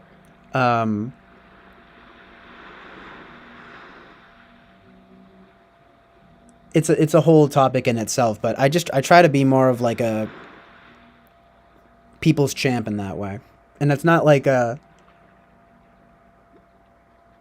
just come to respect more like what people in general think about things rather than what these so-called quote unquote professionals think about things, like of course everyone was going, I mean, I think Parasite has like good reception all around, but it's like of course the critics were going to praise it, and et cetera, et cetera. And then Minari comes around and like, well, right, because it has good morals and values, people say, oh, well, it's boring, right? Well, what's simple and good is not it, you know what I mean? Like I've gotten into this before, but it's basically I'd rather have something be boring rather than ugly. You know what I mean? Um, and that's because I think it's about beauty. It's this whole thing of like that I like the saying about like the good, the true, and the beautiful. And I would say like, okay, well if your art isn't approaching any of those three things, then what exactly are you doing here? It's like odds are, if you're not aspiring towards anything good, true, or beautiful, it's probably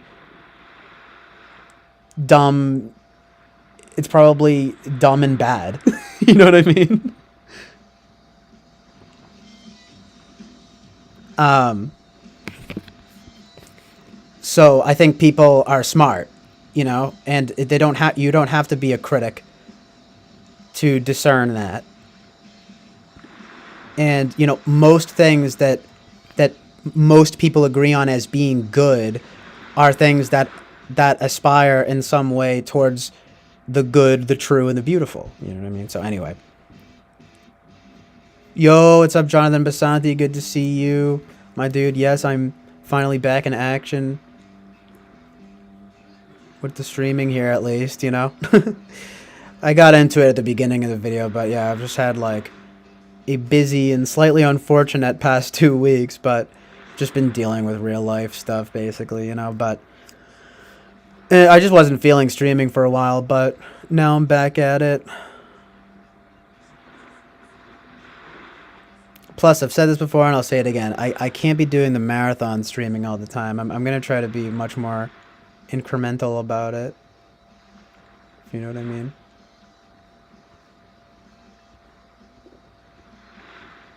Oh, okay, that comes from Piaget. Well, yeah, it doesn't seem to be the real thing. Yeah, movie magic.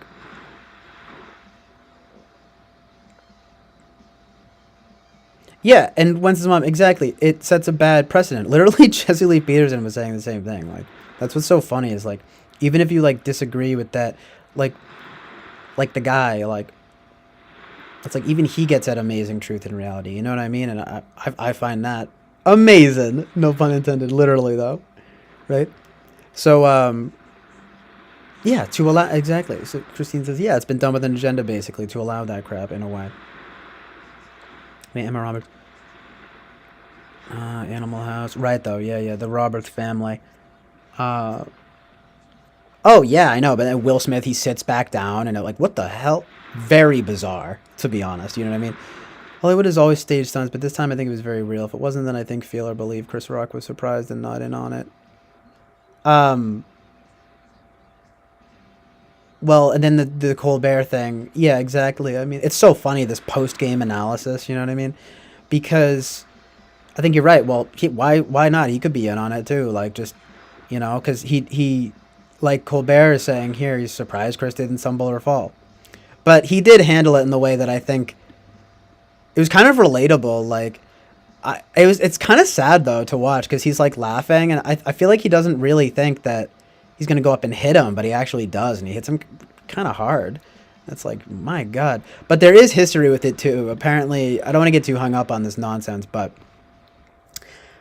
Chris Rock has said comments about him before. Like, it's not that out of nowhere. And in this, again, it's like the Smith family has always been pretty wacky. So, anyway. But right, Chris did seem surprised. And Chris Rock is pretty great, though. You know, I mean, he has some pretty good stand-up. I mean, you could say he's a little bit overrated in a sense, but he's not as good as, like, Dave Chappelle or something, generally speaking, but he's pretty amazing. His stand-up is pretty amazing. The best of his stand-up. I mean to say, the best of his stand-up is pretty amazing.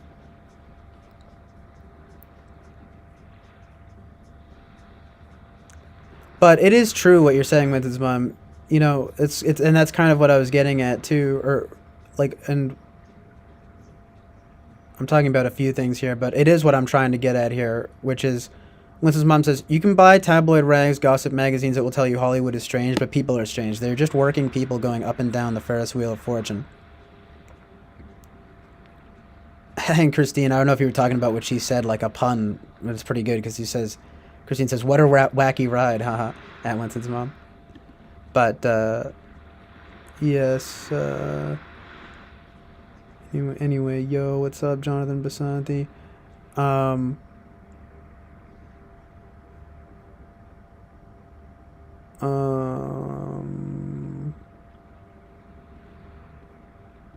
Yeah, exactly. Thank you, Jonathan. Because because Jonathan says the truth, the amazing truth and reality here, which is I'm not surprised. You were streaming for like 80% of your waking time for a moment. That's exactly true, you know. And as fun as it is, it's like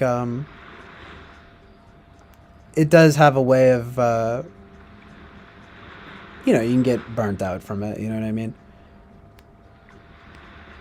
Um, um,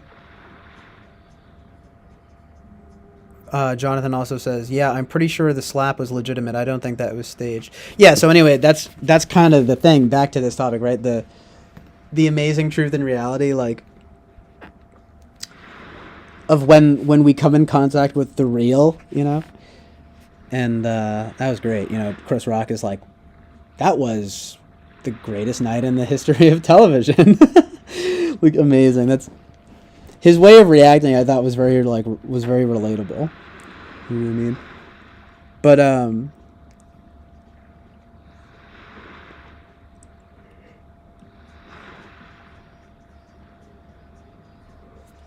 I actually need to get more coffee myself, Christine. Um, no worries. But um, where did I last leave it on the Chris Rock Will Smith thing? Well, just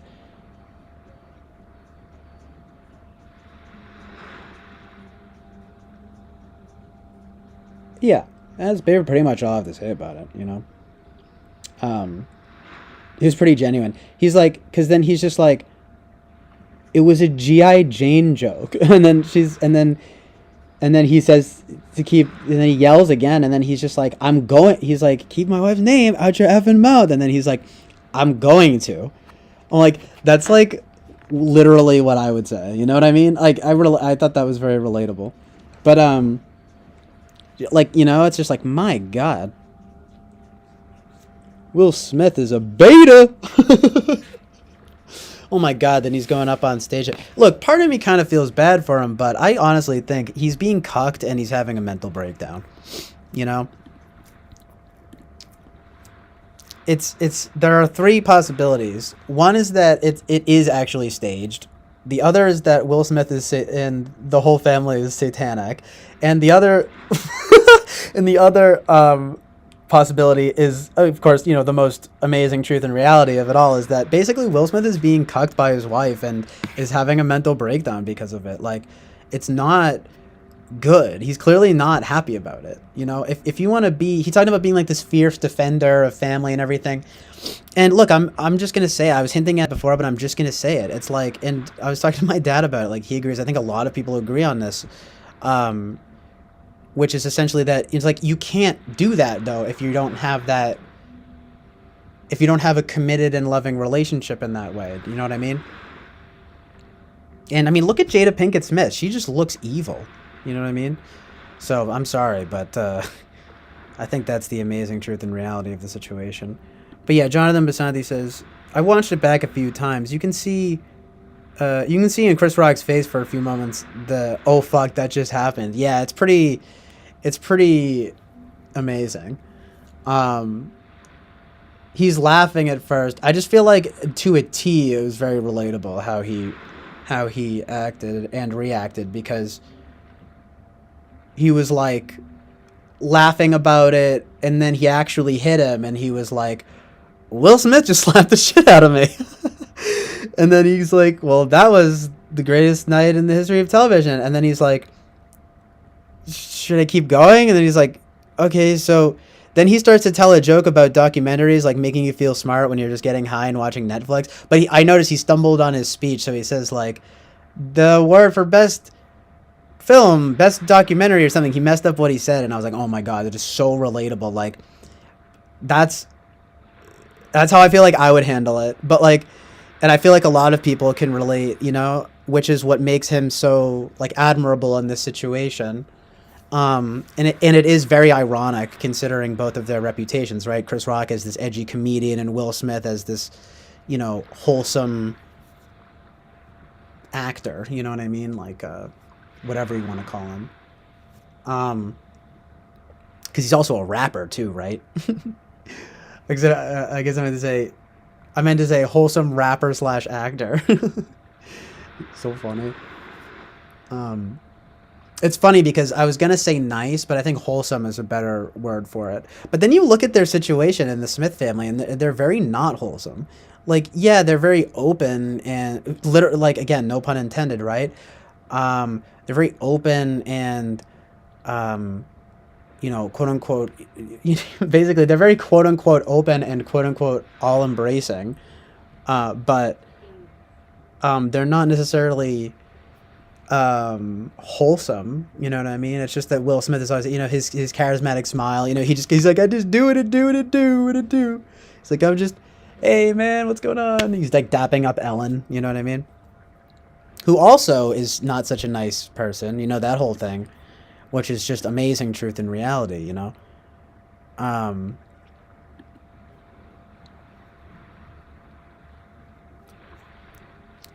um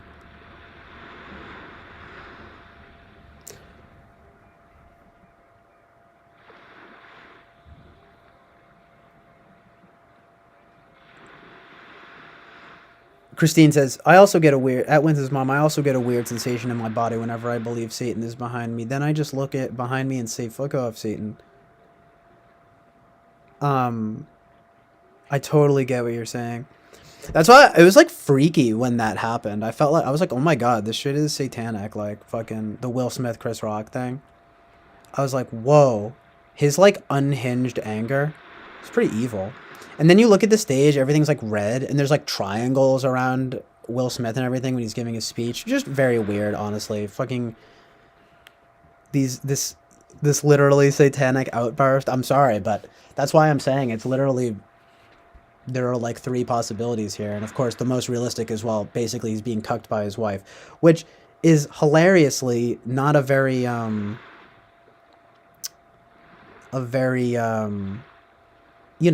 mainstream topic. You know what I mean, or like acceptable type of topic or something. You know what I mean? But yeah, I know what you mean, and they do say, funny enough though, I know what you mean, but they do say like in the Bible, of course, right? Like, get behind me, Satan, which is sort of like basically, fuck off, Satan. Um, but of course, not good to curse, right? I've been wondering about that though. Is it good to curse the devil? I feel like it's like you're not supposed to get angry at the devil, and you're not supposed to get angry, period. But it's probably among the quote unquote lesser evils, right? To curse the devil, right? And to curse evil. But it's like, again, it's almost like responding to evil with evil in a sense. But you know what I mean? Because, well, by that token, couldn't it cancel it out and make it good if you're, well, anyway, you know what I mean. So I'd be curious what you guys think about that. That concept. Amazing. Amazing. Yeah, and Jonathan is, oh yeah, and then Christine also says, in response to the heart racing.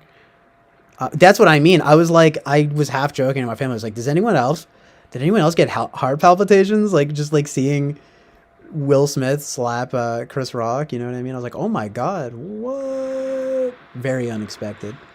Um, that's what I mean. It's bad vibes all around. I loved John Leguizamo's take on it. It's just like, it's it's just not a good look, and it's just like dumb. You know what I mean? But anyway, Winston's mom says, oh wait, hold on. Jonathan says, also, after the joke was stated, you can hear the rest of the crowd go from canned laughter to, oh Jesus, Chris Chris laughter. Yeah, exactly. Um you can really see people. I remember seeing, you can see Lupita Nyong'o in the background being like watching it go down, and that's like, they clearly don't know that it's a joke, or, well, they're at least acting as though they don't know it's a joke, etc., etc. You know what I mean? And that's what John Leguizamo said too. Is like, I think I think everyone. It's kind of an amazing event, right? Because like everyone in the world kind of was having the same reaction at the same time. Is that fake? No, it's real. No, it's fake. No, it's real. That's basically how it goes. And and to which you can just keep going back and forth about it. You know what I mean? So, well, actually, even though it was real, it was still fake, right? It was still staged. But for all intents and purposes, it doesn't seem staged. It did seem like some kind of it was Will Smith's evil outburst. No, but Look, realistically though, he's probably just being cucked by his wife and is angry.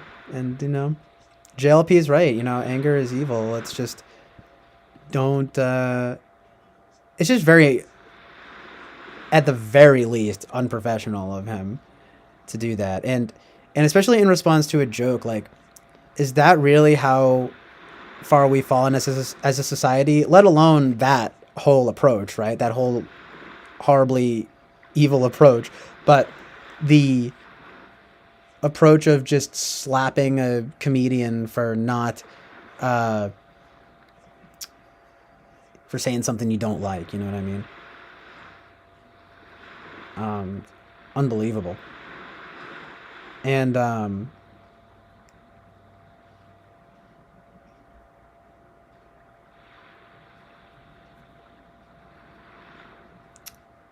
the Gen Zennial says, the morning after, what's up, the Gen Zennial? The Gen Zennial says, the morning after I thought it was staged. As I looked more into it, I came to realize Will Smith is having a long-term nervous breakdown. It was real, frowny face.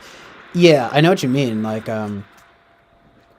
because first of all, Chris Rock had said, I have to watch, I have to watch your video on it, by the way. I want to see your takes on it. But, yeah, the proof is all there in the pudding. Like Chris Rock even made jokes about Jada Pinkett Smith before, and I think, and then there was some chick it was actually Regina Hall, which is funny. She's pretty funny in the Scary Movie movies, at least in the third one. She's really funny, but oh no, in the first one and the third one, in the first one and the third one, she's really funny, but those are probably my favorite. Those are probably my favorite Scary Movies. But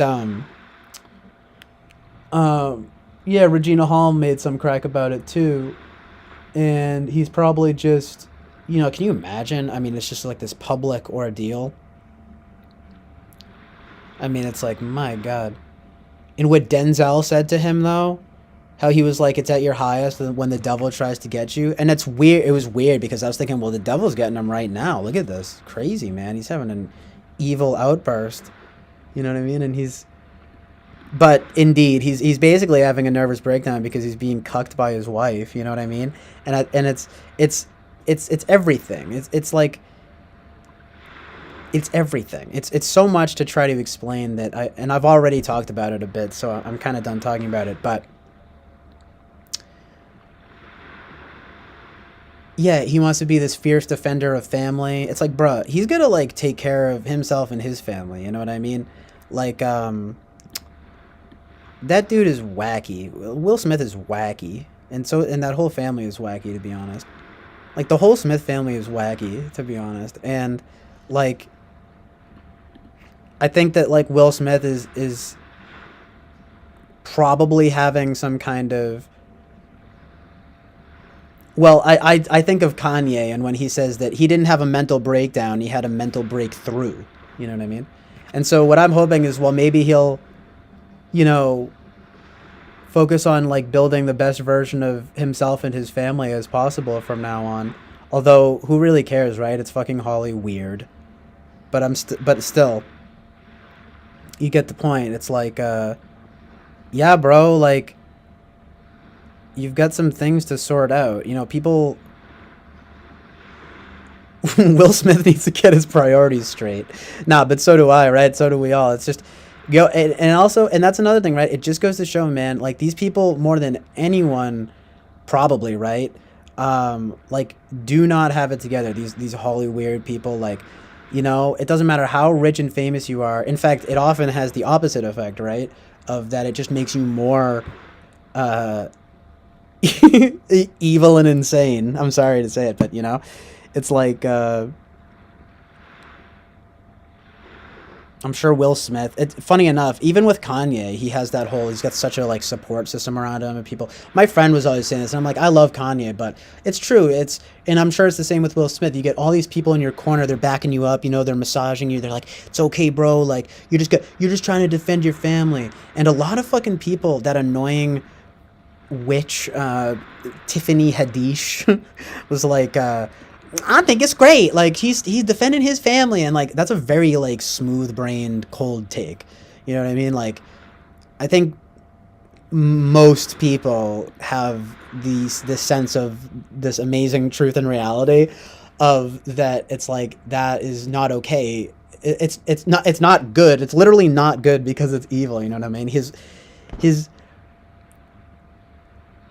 having this kind of having this evil outburst is not something that should be considered good. It should not be setting a new precedent.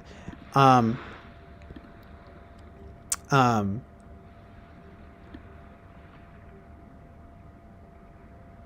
just this degraded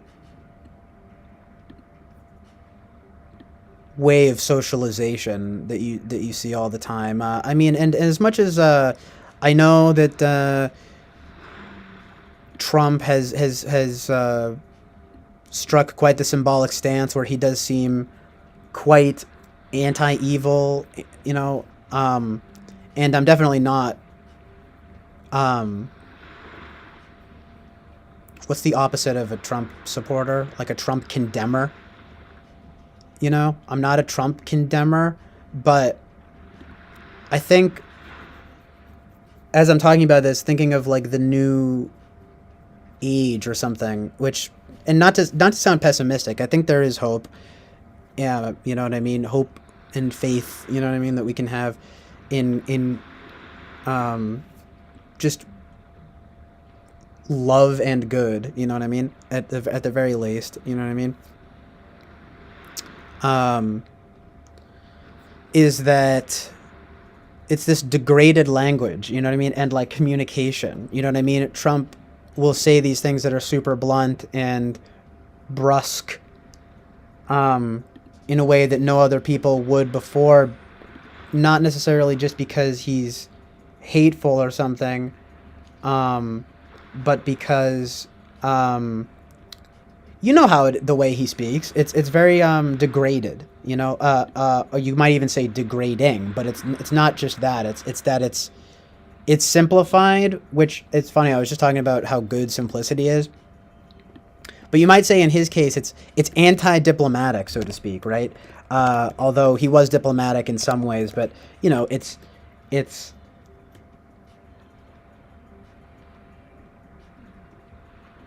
you would almost laugh. I would definitely laugh watching him because it was like he would always choose like the worst ways of putting things, but you would understand what he meant, which again to me points out some amazing truth and reality. But I digress. You know what I mean? Um, it was this but there was no doubt in my mind that, especially as someone, and I'm sure someone like Eric from TWP would get this, and I'm not saying this to toot my own horn. It's just I care a lot about like language and communication. So when I would see what he was saying, I was always thinking I would have to like translate or something. It'd be like almost, at least in terms of like quote unquote FE and typology, right? It'd be like, all right, well, let me translate what he really means by this, and it's like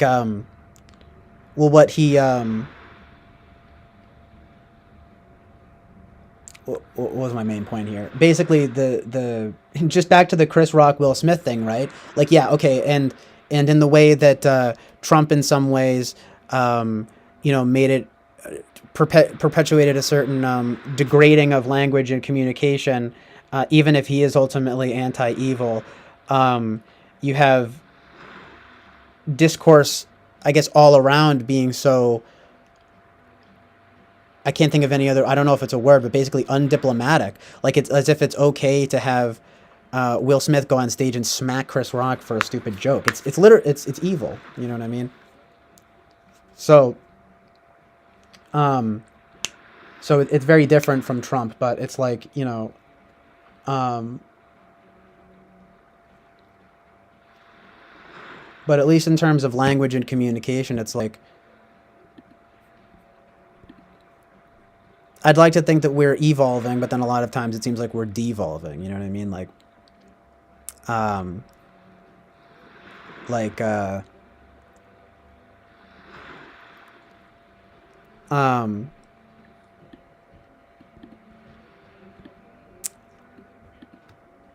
like, okay, so like put it simply, okay, like if I was Trump, I'm sure like a lot of people, I would do two things. I would make more effort to explain myself, and I would also try to be more diplomatic with everyone. But I think that's probably what most people would do if they were Trump. You know what I mean? Um, of course, there is something to be said um, for um, for his sincerity, right? Which is something that I champion. You know what I mean? Um, so I do like that. I don't think that Trump is insincere, but I think he is very sincere. It's just that he lacks tact in his language and communication. You know what I mean? But um, in this way, though, it just feels like there are so many. Not to be pessimistic, because you don't see it that often, but there are these ways you see, and then you see the Will Smith Chris Rock incident. Like, oh yeah, it's totally fine for you to just go on stage and slap a comedian for saying something that offends you. It's like, no, that ought not be considered quote unquote normal behavior. Like, you know, um, um, I mean, I guess Trump never slapped anyone, and he does make very like anti-evil. He does position himself as very anti-evil and sincere, which I appreciate, and I appreciate both of those things. But he is sort of symbolic of a certain, like, I don't know, degradation of culture. I hate to sound pessimistic, but it just makes me think of almost like the documentary series, you know, like the decline of Western civilization.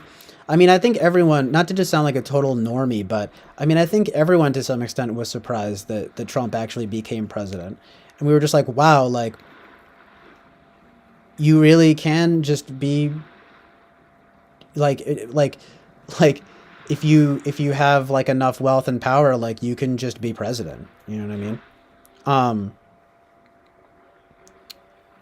Now, in some sense, it actually opens the doors for more interesting, like decentralized politics, if you want to put it that way, right? Just like I think that should be the case with media, etc. But the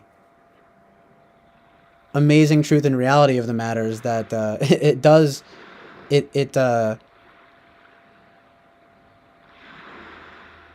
it's good in that sense. But even like the name Trump, you know what I mean? It's so, it's so almost vulgar, like the man. You know what I mean? And I'm not saying that to be hateful of him. It's just that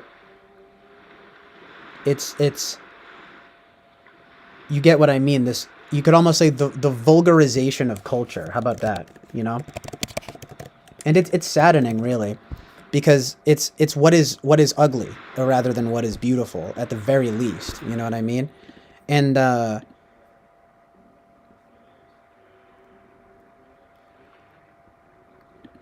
um, I mean, Trump is certainly a mixed bag. I would say he aims towards the good and the true, uh, but he does not aim towards the beautiful. I don't think. Do you know what I mean? Um, Maybe in some ways, but certainly not in any obvious ways. If it, maybe I'm putting too much emphasis on the language and communication stuff, though, because I mean, like Winston said, I mean, like Winston's mom says, evil is a bit of a rough word for an FE data output error. Lol. It's funny, even you saying that, and you don't even like Trump. Um, that's true, because that's true. Um, I gotta change these socks; they're too tight. Oh, and I gotta get more coffee. Um, Ooh, as Kanye comes on, follow God. So as sorry, I meant to say, as Kanye West comes on, follow God. So good.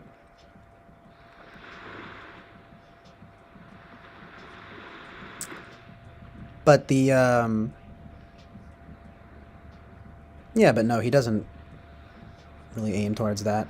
Oh, right. But the thing that Winston's mom says, yeah, I know what you mean, though. I don't know if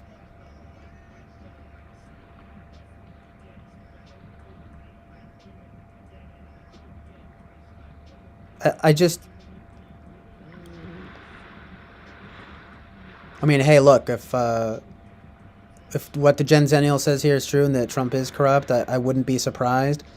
But I do think he generally has pretty good morals and values. It's just that he goes about the and I use this language because it's, it's reductive, but you guys understand it, so it's very helpful.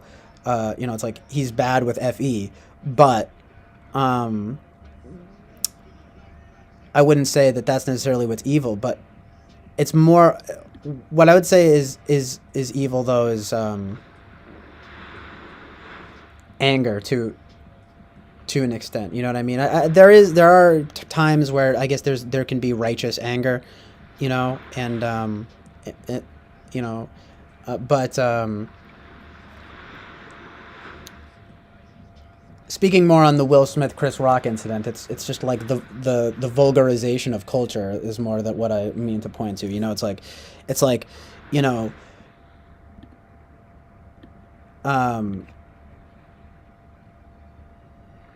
you know, Trump in its own way, it's almost endearing, but he'll say things like "I love Mexicans," you know what I mean, which is just like so funny because it's a bit vulgarized, right? But I would say that's not so much evil in my opinion. In fact, he's even saying he loves them, right? But still, right? What I'm saying is evil though is the violence, you know? That's why I even have mixed feelings about General Patton, you know what I mean? It's like, I mean, is war ever necessary? You know?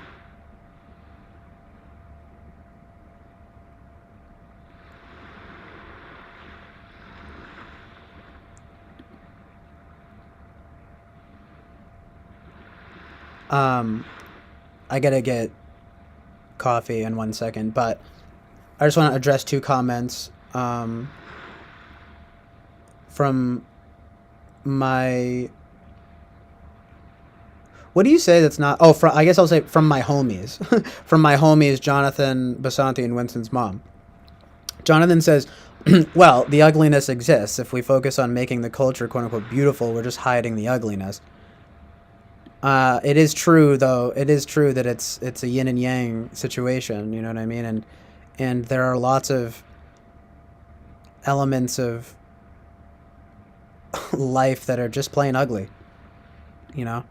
Um, I suppose maybe I would that it, especially in art, it is more virtuous to aim towards the beautiful, but you know. Did you get to that part in Man Bites Dog where he's talking about the architecture? I keep thinking about it because, and I've seen the take that basically he is a pseudo intellectual, and so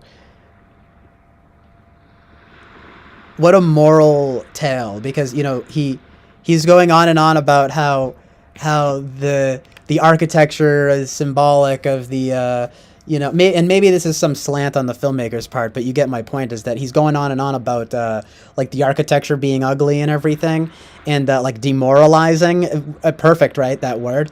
And then he goes to spoiler alert, but basically he then goes to murder an old lady, and he does so in the sneakiest way possible because he scares her and gives her a heart attack, which is very cruel. But it's the first moment actually in the movie that there are basically three penultimate acts in the movie that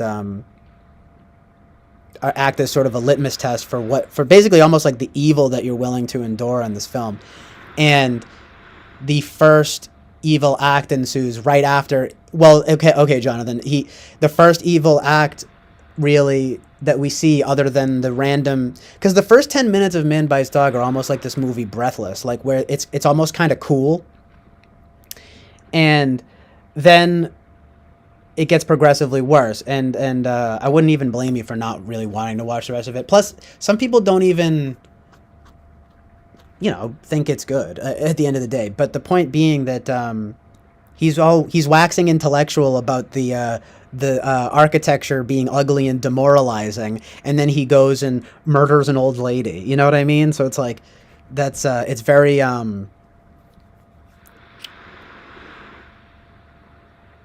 true to point to this thing here, right? Of what? So Winston's mom gives a pretty good Dostoevsky quote and says, "Nothing is easier than to denounce the evildoer. Nothing is more difficult than to understand him." From Fyodor Dostoevsky. Oh, and then there's more here. Oh, it's Solzhenitsyn, right? The gulags. Of course, Jordan Peterson. That's like my frame of reference is Jordan Peterson, of course. But this is pretty good. Let me see this, because two pretty based references here. So this quote here says, "In keeping silent about evil and burying it so deep within us that no sign of it appears on the surface, we are implanting it, and it will rise up 1,000-fold in the future." That's true. When we neither punish nor reproach evildoers, we are not simply protecting their trivial old age, we are thereby ripping the foundations of justice from beneath new generations. Alexander I? Is it I? Or L? I don't know.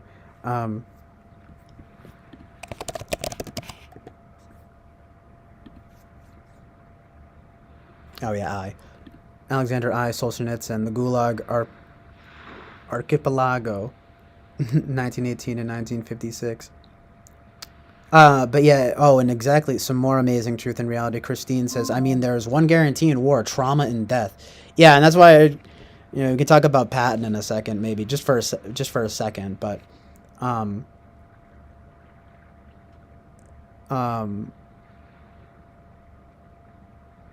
oh yeah, I feel you, Jonathan. Well, yeah, in terms of a moral litmus test, it's interesting, and especially how it works out in the end, because I think it is, in a way, good, but it's also evil. You know what I mean? It's hard to explain, but that's why it's a fascinating movie to me, and I think that's what makes it worth its while. But one might say, well, that's a very ugly movie, and but it does at least aim towards, in a sense, ironically good, but at the very least true, in my opinion. You know what I mean? And like that's almost what makes it good as a film, or I meant to say that's what makes it good as an art piece. You know what I mean? You know what I mean? But right though, it does. I think that's a good usage there of irony for a good purpose, right? Because I'm talking all about irony is overrated, and sincerity is the new wave, right? Like that's kind of my philosophy. But you can use irony for good purposes too. Like in this sense, you have it's kind of like in the like lineage of like it's the smart psychopath, you know what I mean? Like Alex DeLarge in A Clockwork Orange, and he's all like, he loves Beethoven and he's eloquent, but he rapes and murders, you know what I mean? And that's basically the school of thought going on here in Man Bites Dog, where and again, one might say, well, you could probably say that about Alex too, but this guy, Benoit in Man Bites Dog is pretty pseudo-intellectual, but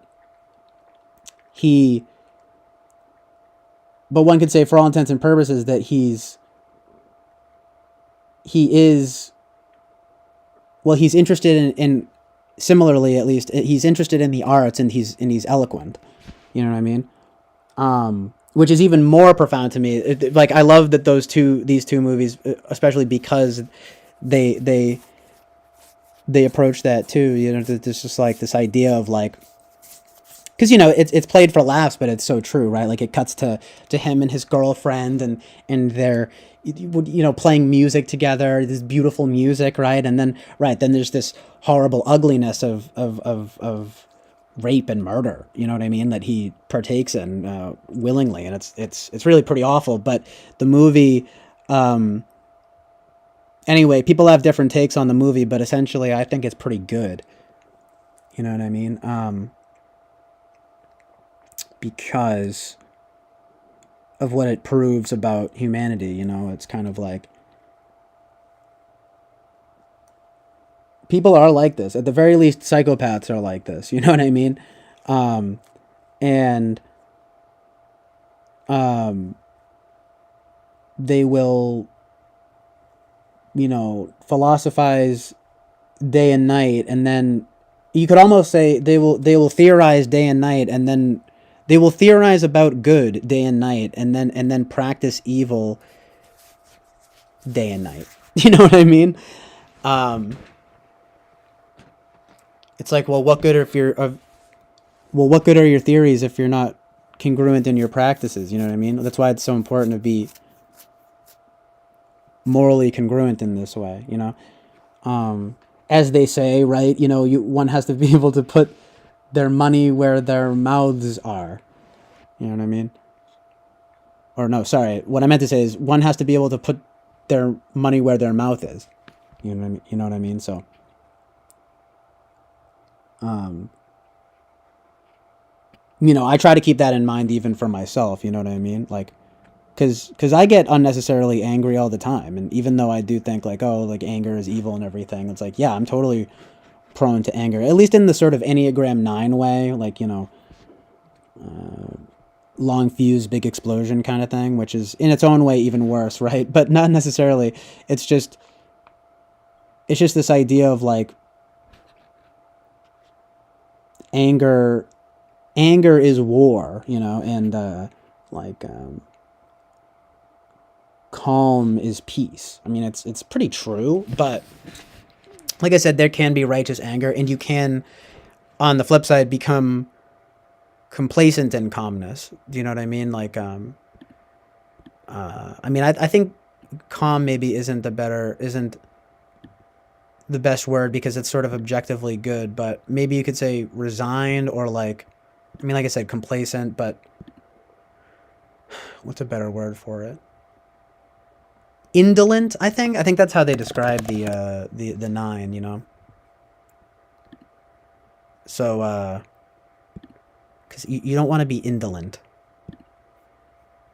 All right, I have to get coffee. I'll be right back.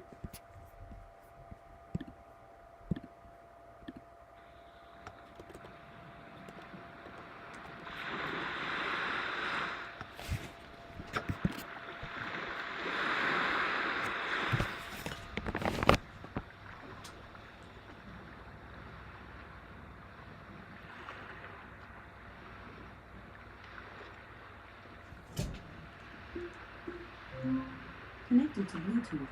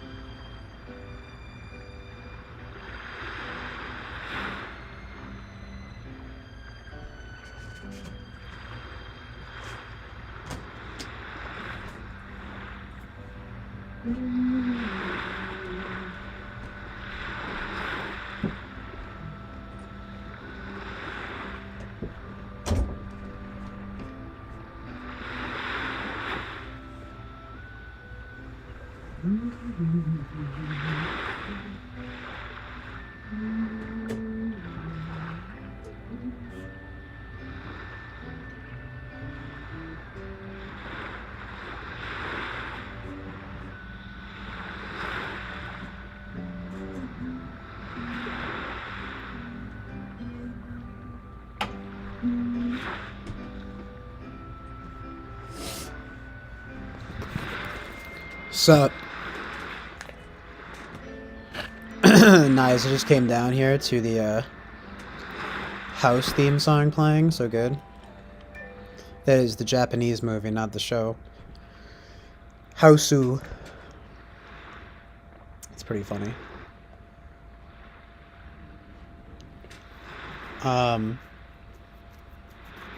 Such a good theme song. It's like one of the best movies ever made, honestly.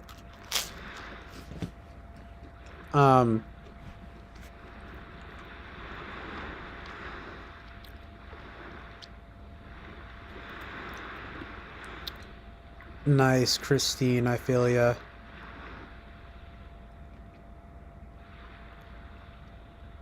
I can get some coffee from Trader Joe's here. It's like it's the only coffee I drink. It's this Colombian coffee because it's the only coffee that to me tastes good black. I'm sure there are others, but I have yet to find them. And a little bit of cinnamon bread. It's really good. Feeling all right, you know? I think it's just been kind of a tough past 2 weeks.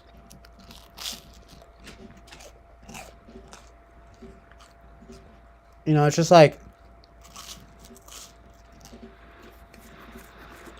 It is a good wake-up call to, you know, speaking of moral responsibility and everything. It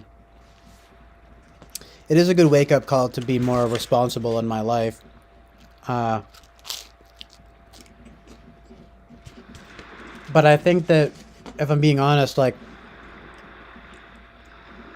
I do function best under, like, a no stress situation or something, like when there's no obligations being imposed upon me, you know? But I realize how arrogant and selfish that sounds. Because it's like, I'm sure everyone does, you know what I mean? The question is, you know, it's like you just have to be able to, like, handle stuff when it happens. And that's what I'm more thinking of. You know, it's more like...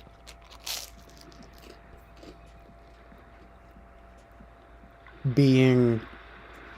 You know, the whole Jordan Peterson thing of, like, having your shoulder... Literally, because my neck and shoulders are fucked up. It's like having your neck and shoulders... You know, having your... You know... correct posture and face it and literally facing the world. You know what I mean? But you guys are just, like, going in about... type. Yeah, this quote about Pat Bateman, about Pat, I call him Pat, like he's my friend. I like to call him Pat Bateman, though. But yeah, Pat Bateman is like, sorry, I meant to say Patrick Bateman. Sorry, I meant to say Patrick Bateman is like, in American Psycho, is like, very interesting in how much he wants to be liked. You notice that? Yo, what's up, Sam? Yeah, I'm trying to find some kind of remote work. That's good though, because I know you're good with like computer science and stuff like that, right? So my ass got no credentials, but I even found, like, I'm on that website Indeed, you know, or that app Indeed, and I'm like, and I have like a decent resume going. It's basically all about skills. And I do have quite a decent amount of skills. I just don't have that many credentials, you know what I mean?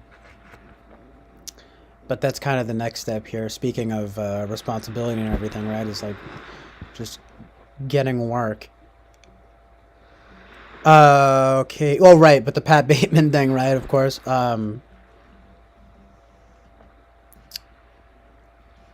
Yes.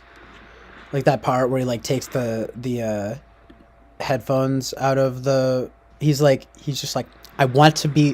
What does he say? Hold on. I actually, it makes me want to like get that scene up. Jamie, can you pull that up real quick?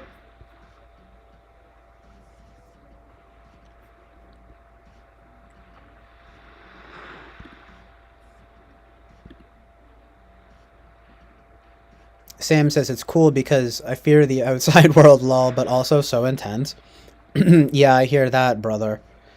Um, that's what I mean. Like, it's always been this way for me. I mean, you know me. Like, or maybe I've never been super open about it, but like, I don't. It's not that I don't think that I. It's kind of hard to explain, but I don't I don't trust myself to be able to handle normal work well or something. And I really never have. But it's not because I think I'm like a special snowflake, you know.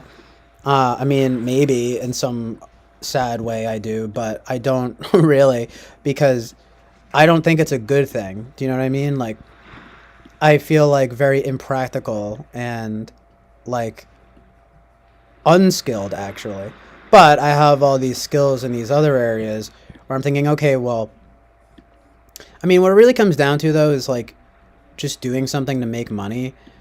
And I have been pretty like work averse in that sense, but mostly it's because I just don't trust myself to be skilled enough to handle like a normal job, which is I don't think it's good. You know what I mean? Like I don't say that and think like tee like I'm special and like I get to just do whatever. It's like no, and I'm running into problems with that now. Like I have to file for an extension on my insurance now because like it's my parents' insurance and it's running out and I have to start, you know, having it so that I'm on my own insurance now that I just turned 26 and uh yep, you know, just real life coming through. Amazing. But yeah, it's not like if I was talking about it with my family recently. Like I was saying like, okay, yeah, maybe I like well, I could definitely handle working at like record stores and bookstores and stuff. But I don't even think I'd be good at working at like a grocery store. You know what I mean? And I certainly wouldn't be good at working somewhere like a fast food place. I feel like I would fuck everyone's orders up. Like I don't even think I could be a good waiter. Do you know what I mean? I just like don't have like that it factor. No, I don't know what it is, you know?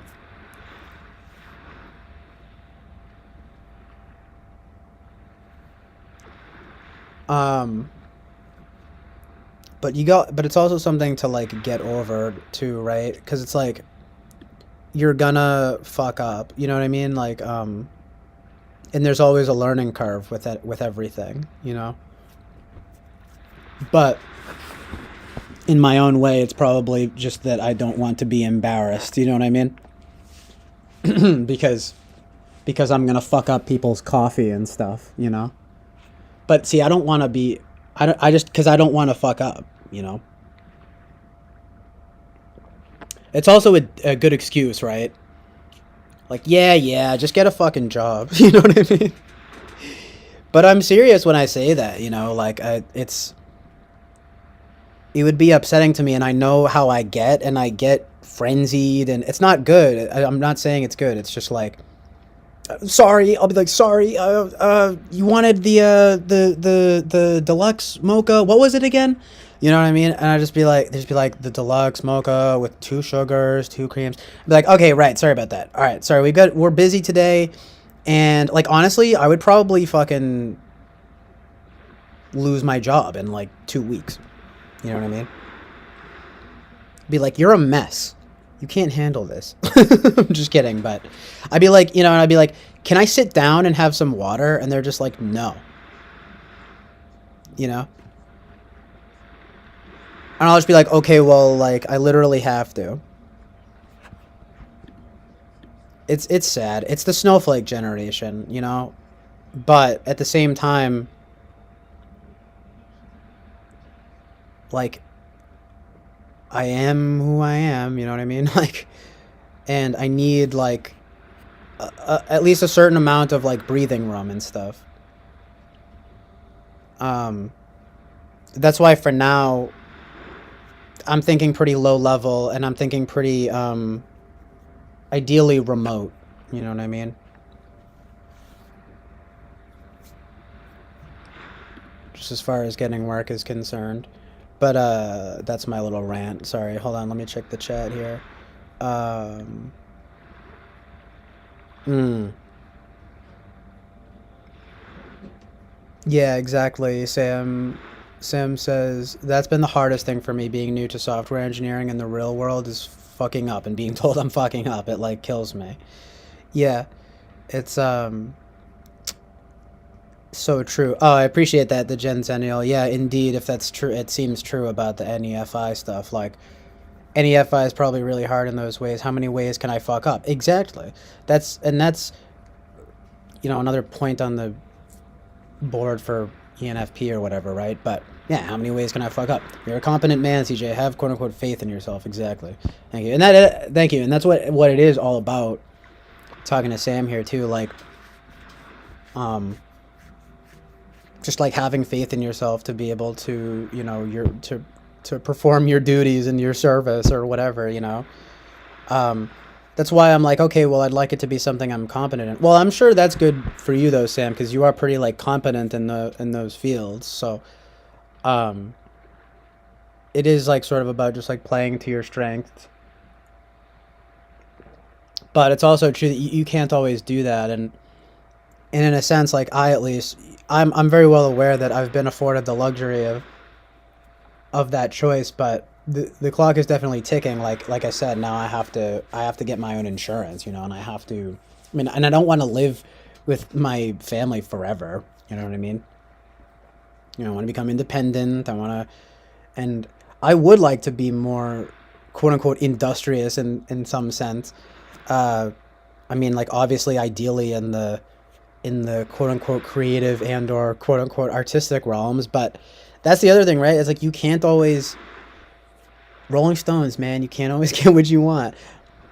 I mean, my dad was pretty nice about this stuff recently in saying that he always felt like, and this seems to be the case with everyone, that essentially like every job is important. You know what I mean? Like, and what I mean by that is like, yeah, that's true, but also like in general, but also like to you personally, like on your journey, because my dad was saying like, oh well, it's been a direct path for me though, like, and I don't know, I guess that's kind of beautiful in a way, because it's like it's true, like no matter what you're doing, like you're building skills, so that's just objectively good. um and like it's funny because, just to mention something else that my dad said that was funny and true and relevant to my grandfather, who's a writer, um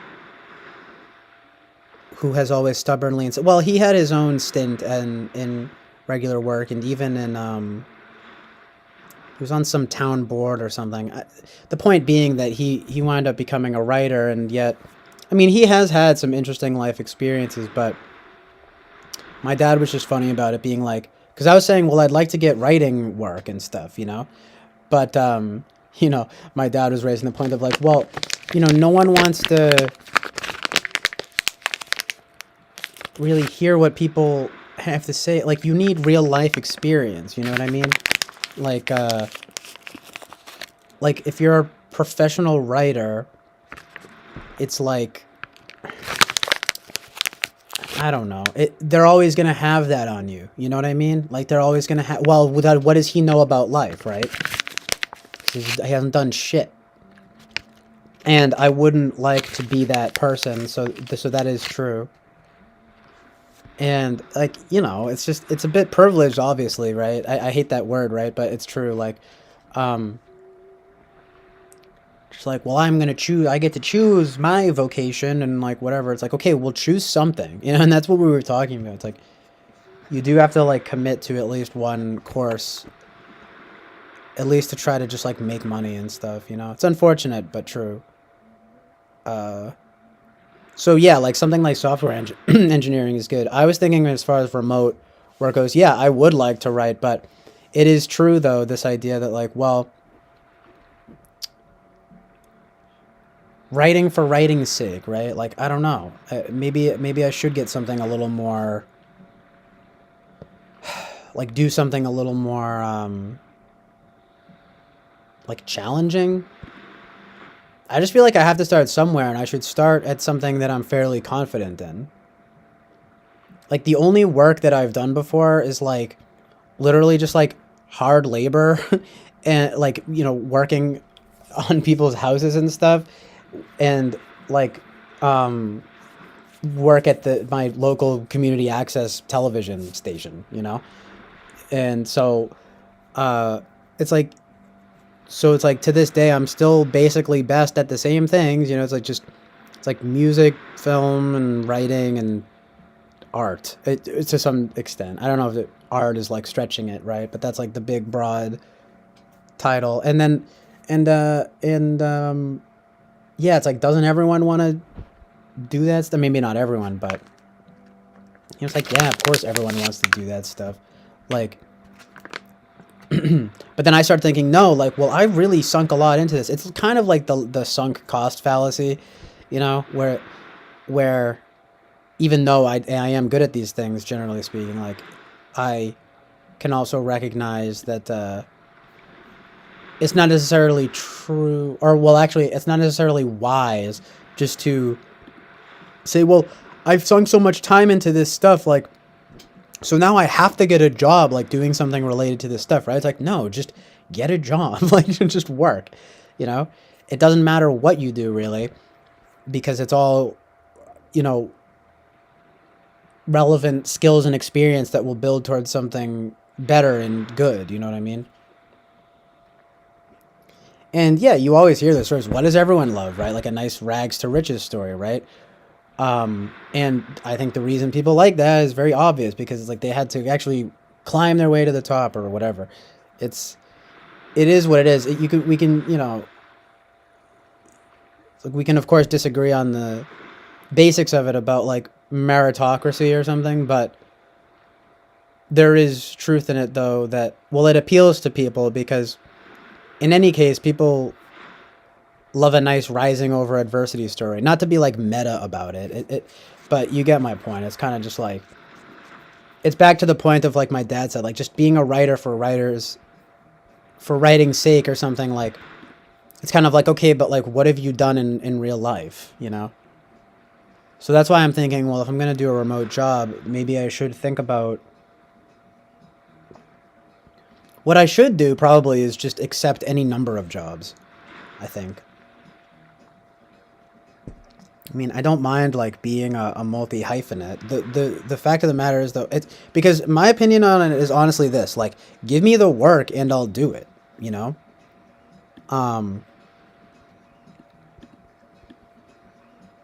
as long as I'm getting paid, I just have to be in in a position where I'm getting paid. So, you know, I'm working on it. No pun intended, right?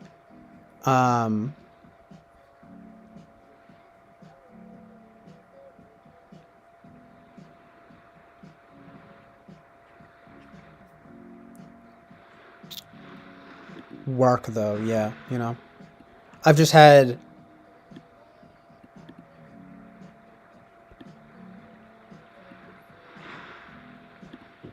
it is true though. What I think about it, people will say like, oh well, okay, so like let's say I make, I really do make music my career, you know, or whatever, any of these things, right?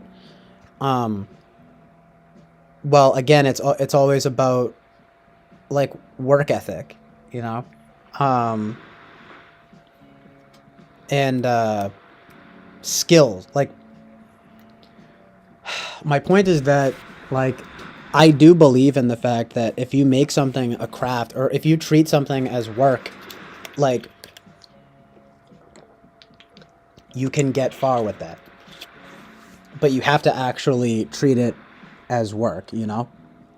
So what I'm thinking right now is like, okay, well people will love to say stuff to me, right? And be like, "Oh, yeah, you want to be you want to be a musician. Nice. Okay. Well, how, you know, that's fun. You're trying to make play your work, you know?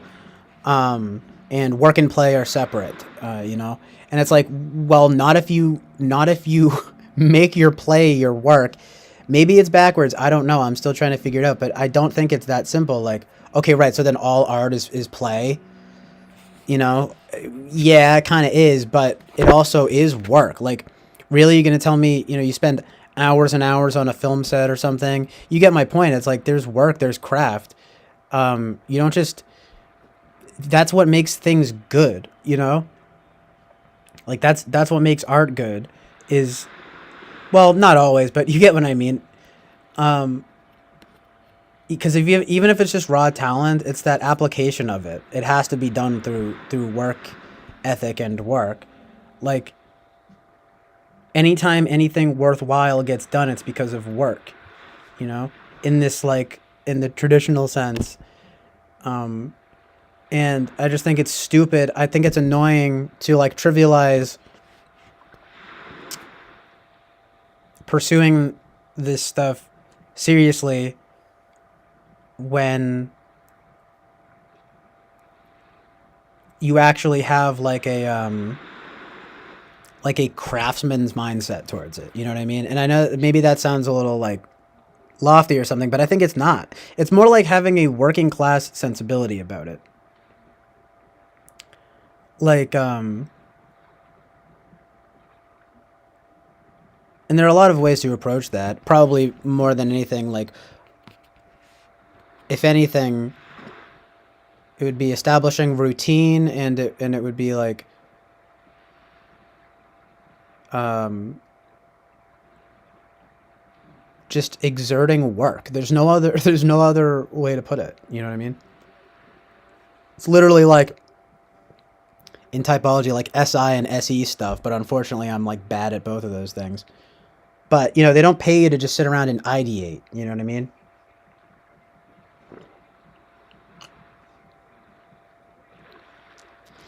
Well, Jonathan Mazanti, you can say that, but it's like I just said, they don't just pay you to sit around and ideate. I mean, some people do, but most people don't get that. And when they do, people say it's a novelty, it's a privilege, you know. But what I'm saying is that I don't think. Yeah, I hear what you're saying. Like it's work if you are paid for it, sure. Um, but in a larger sense, you know, it's like this idea of like, well,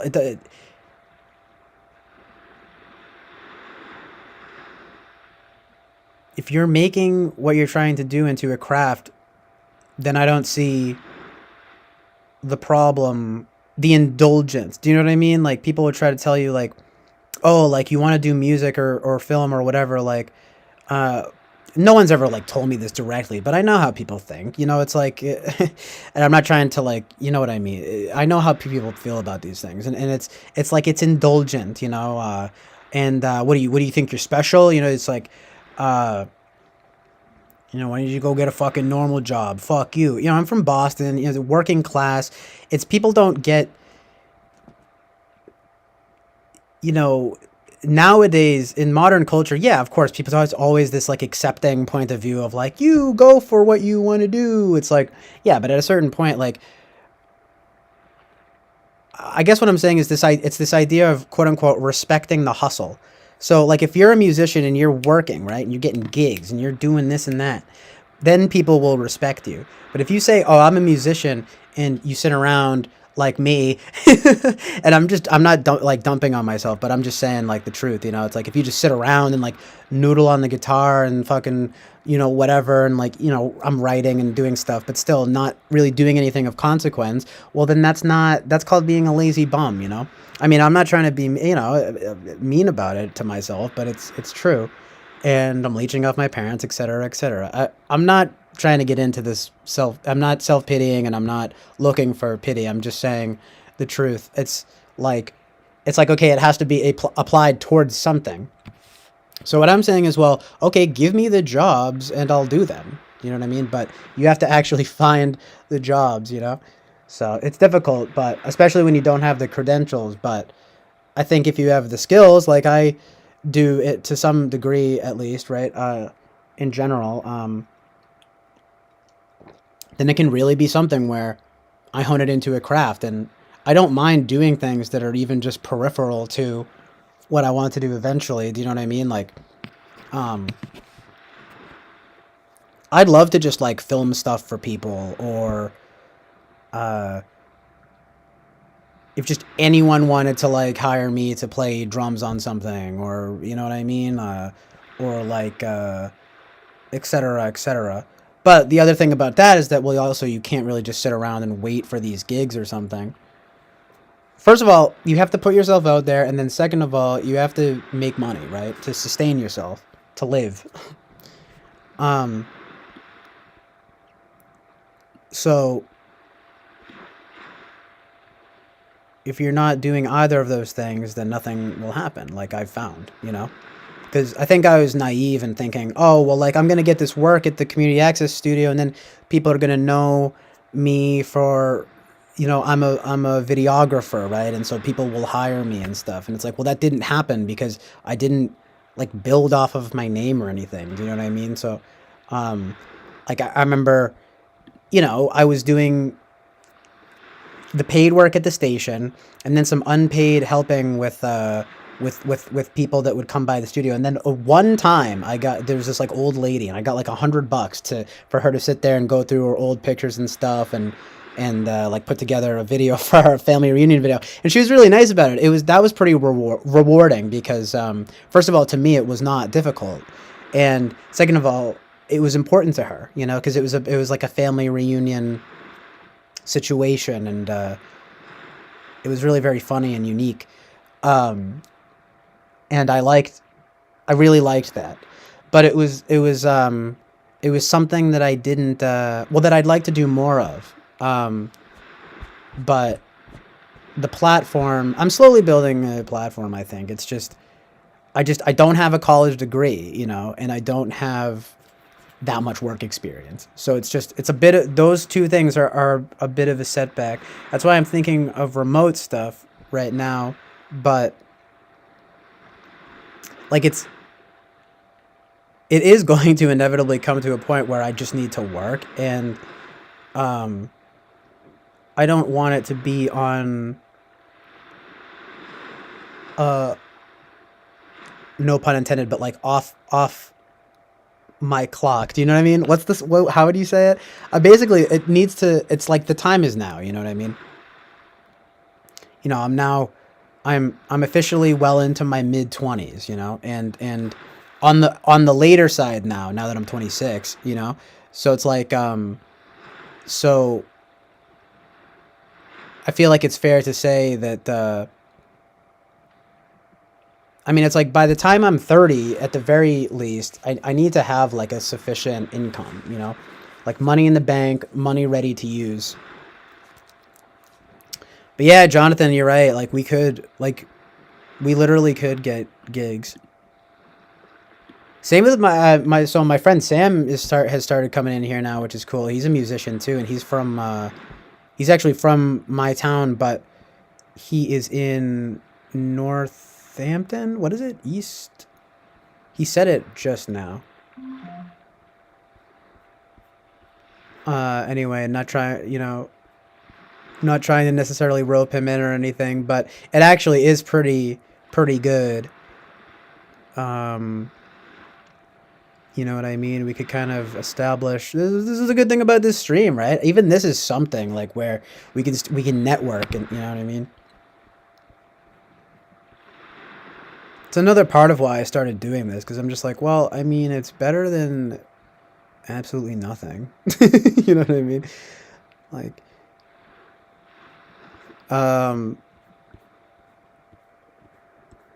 I wish I could find it, but I think he's in like Northampton or something. But anyway, thank you, Christine. She says you do well in a job interview. Yeah, I mean,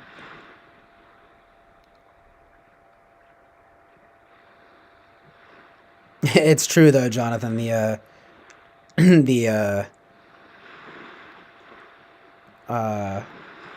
the distance, the transportation and so forth.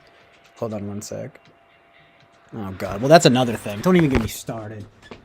I gotta get my life together. Ready to pair.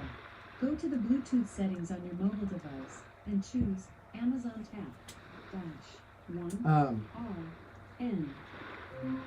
Connected to Bluetooth. No, but and that's also an interesting idea, Winston's mom, about being a companion. That would be so funny. Yeah, I'm a companion for old people. But as soon as there's something like I wouldn't they would have to be like able-bodied, do you know what I mean? I'll like get them tea and stuff, but I'm not doing any gross stuff. You know what I mean?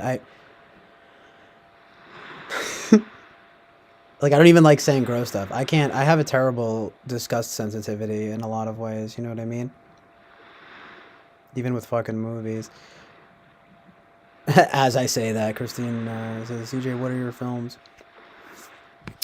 What are my films?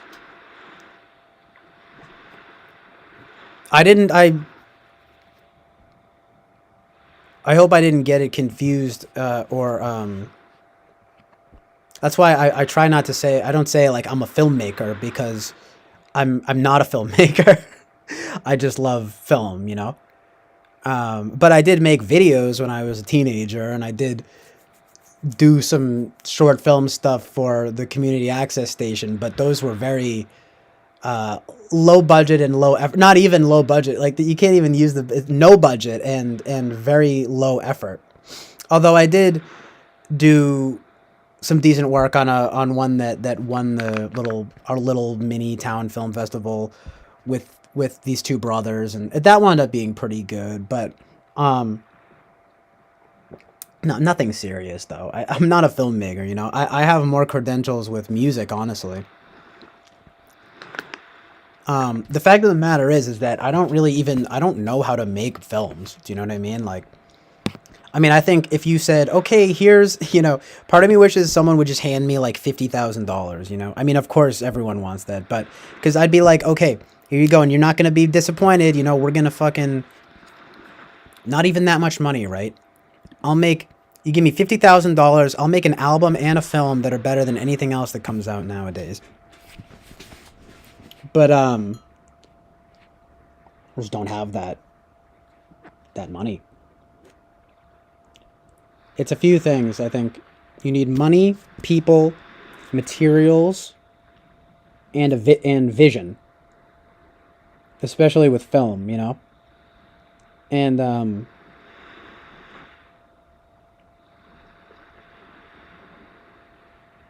not flattering myself or anything, but I guess I would say, okay, I have something close to vision, but I don't have money, people, or materials. Do you know what I mean? So a film's not getting made, you know? I mean, I could cobble something together, but, you know, I don't know. If I really wanted to, I could, but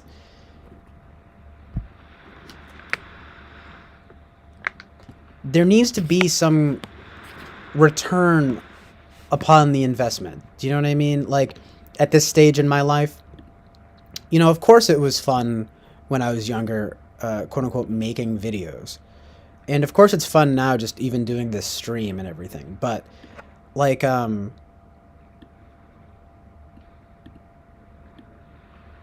need something to get serious about.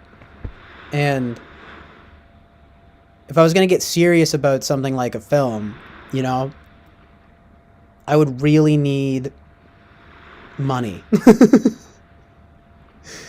You know, if anything. I mean, that's just the facts.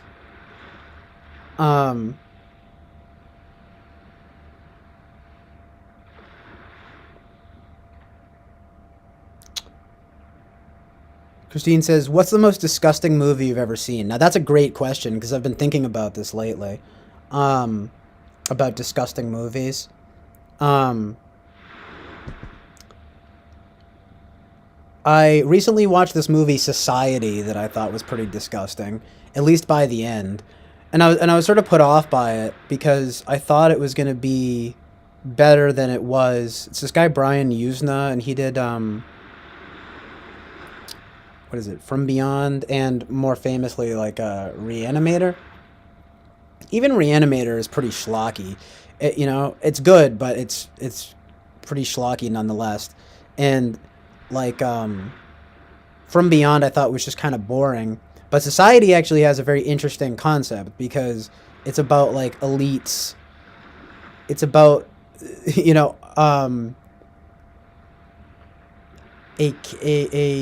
like a teenage kid, older teenage, you know, probably like 17 or 18-year-old guy, finding out that his family, who, I mean, spoiler alert, it's not really his family, that they're these elites who are part of like a, what do you even call it? Like an orgy cult? Like in the it's like really hard to explain, but they do this terrible body horror stuff. And I should have known better, because I was like, oh, well, this looks fucking cool, right? You know, and it's got this lofty title, you know, Society. And then, you know, for the first 2 acts, it's creepy. It's kind of disturbing. And I'm like, oh, wow. Like, there's a really good scene earlier in the movie where they don't show what happens, but they hear it on tape. There's a guy who's like woke, right? And he's like, listen, buddy, you gotta, you know, listen to the tapes. I snuck a tape under your family's car. And then he's just like, what? You did that? He's pissed at first. He's like, but just listen to this. So then you listen and you hear, and it basically sounds like they're like consuming this guy. You know what I mean? There's like, you like hear these noises and everything. And I thought that was really effective and good. But for some reason, I completely was not prepared for the 3rd act, in which they actually reveal what exactly is going on. And it's really disgusting and insane. It's this like mess of like just disgusting flesh, and it's sort of like darkly comic, you know, I mean, but it was the kind of thing that like really took it down for me, because I don't like disgusting stuff, you know, generally speaking, you know. I mean, I guess it depends on how you define disgusting. I mean, there's stuff in, like, okay, like the movie Videodrome that is kind of disgusting, but I always find that it's kind of light on the disgust factor for me. And even Eraserhead is pretty disgusting, but it being in black and white and having the sort of artistic value or whatever, you know what I mean? It sort of is like detaching in some sense. But Society has this like I don't know. It's just this disgusting schlockiness that I don't appreciate. Which was just unfortunate, because the concept is so interesting. You know what I mean? And I was thinking to myself at the end, I'm like, this could be woke, like, and it would be woke if they didn't make it so disgusting, because they had to make it evil. Do you know what I mean? Like, to show it, to allow it, because. Can you imagine that? It's like an elite gory what is it? What do you call it? Like an elite gory orgy cult. I don't know if you would call it gory, but it's basically gory. And I don't know, it's just kind of gross. I don't like gross out stuff really in horror. Or at least in films. In comedies either, you know? That is something that I can say I'm pretty consistent about. Yeah, Sam, I thought of you because I saw that you rate, of course, because I was on Rate You Music and I was looking at Society. Says I like Society. I haven't peeped in a minute. Oh, well, you're kind of you don't have that same like disgust factor, it seems, because um like I tend to not like the stuff that's like really gross, and it's got this horribly like satanic red look to it, and it's so awful. And I just wish if it wasn't so gross, like if it was like cooler, like I would have liked it more. I mean, put it this way, I saw it, not to be a freak, but I saw that you gave it 3 stars, and it's like I want to give it 3 stars, but I think I have to give it 2.5 stars because like it's just too gross, and it's like, I mean, you could say, well, it was kind of effective in a sense because it kind of freaked me out, but like I don't, but it's not really, it's not enjoyable. You know what I mean? Like, but even I was just talking about like the movie Man Bites Dog, for example, and I mean, people will be like, well, you're totally inconsistent because you like that, and like I'd probably give that one like 3.5 stars or something. You know what I mean? But like, and it's pretty disturbing and disgusting. But again, it's in black and white, and I think that it's ironically kind of good. It's ugly, it's not beautiful. I was talking about like the good, the true, and the beautiful, and if you're not aspiring towards any of these things, then what are you doing? Well, you could say in this sense, well, maybe society is aiming towards something somewhat good or true, all of the classist nonsense aside, right? But like still, the elites and everything. But it's almost like they only could do it because it's because it's so disgusting. You know what I mean? And anyway, Man Bites Dog, like similar concept, but it winds up being ironically good and, in my opinion, true. You know what I mean? It's ugly, it's not beautiful, but it's good and true. I mean, it's a mixed bag, but it's about being good, but it's good. I would say it's ironically good, like I said, and it's in the end. And it's true. But society is just too schlocky. I have that problem sometimes with like even De Palma, and if it's gonna be this guy Brian Hughes now, like he kind of sucks, you know.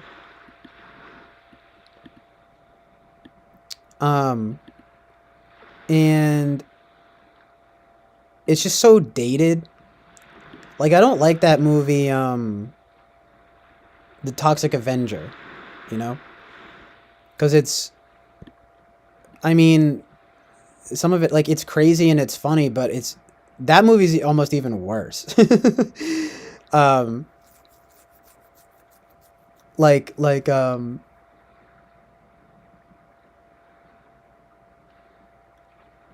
but it's like, oh, like it's so bad it's good. It's like, no, it's just bad.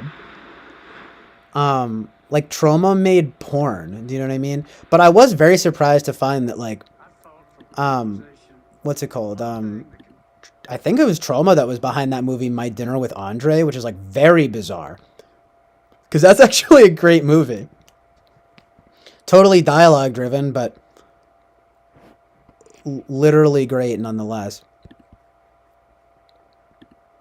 So maybe that's their one exception, but you know, it's like I would like that movie, right? Because it's like fucking boring. No, I'm just kidding, but it's interesting if you like that kind of thing, though, for sure. It's not amazing, but I think it's pretty great. Nice though. Sam Cog says, "Ugh, I hate the Toxic Avenger." So good and true. Well, why do you hate it? I'd be interested to know why you hate it because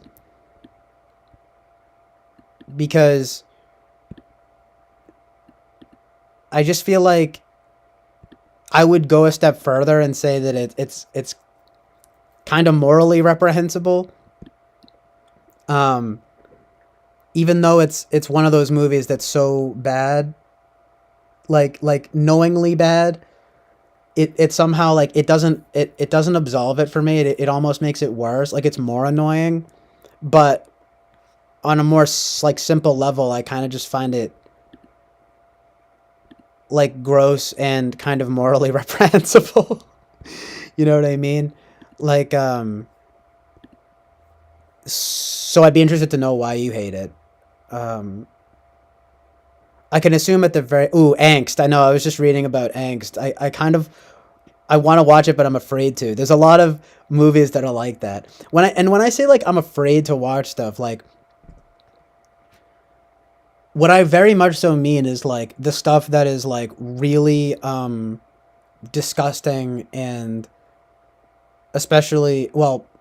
See, the thing is that it's weird because I almost don't mind as much if something is disturbing, but I do mind when something is disgusting. You know what I mean? Um,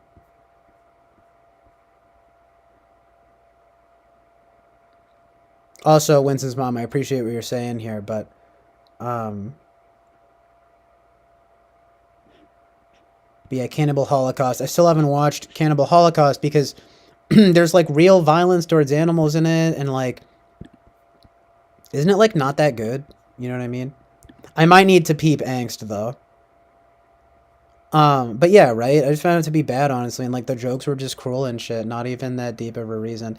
Yeah, I think though. But you hit the nail on the head about the cruelty, the cruelty. You know, like what's the purpose? I mean, I guess in the end it winds up being kind of positive because it turns into this like weird superhero story, but it's just dumb. You know what I mean? Like, so I guess there's that. I guess it sort of ends positively, you might say, but that's a reach. You know what I mean? But anyway, okay, back to work.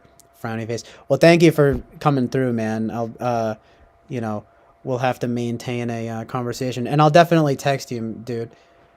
Um, yeah, Sam is pretty knowledgeable about music and film, especially too. Um, it's funny though. I'm actually not so sure. I don't know if it's the same where with me and him where it's because like I don't know how into literature he is, but it's funny because I'll admit like I need to read way more, but I do know that at the very least Sam is pretty like musically and cinematically literate, which is very cool. So because you know those are like my two favorite things, you know what I mean? So there's that. And nice, Christine says I'm feeling chilled and truths to reality too. Oh, nice. Wait, Winston's mom says, I've fallen asleep to the lapping waves here on the island when I felt chilled and truth to the reality of CJ's island vibes, Mon. And Christine says, I'm feeling chilled and truth to reality too. Amazing. Love it.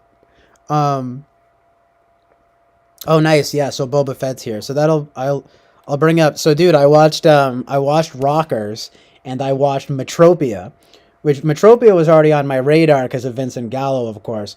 But I didn't even know about Rockers until you told me about it. And in fact, I might even like that movie a little bit more because it was amazing truth and reality. But those were both, I thought those were both, I thought Metropia was great. And I thought Rockers was excellent. You know what I mean? Um,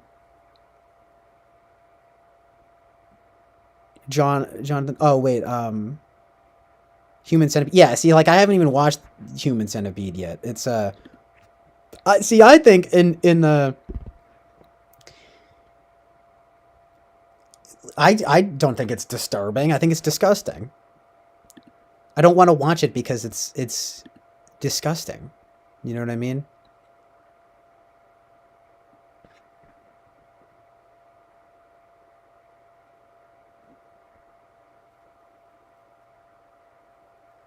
But Peter Jackson's Dead Alive. I think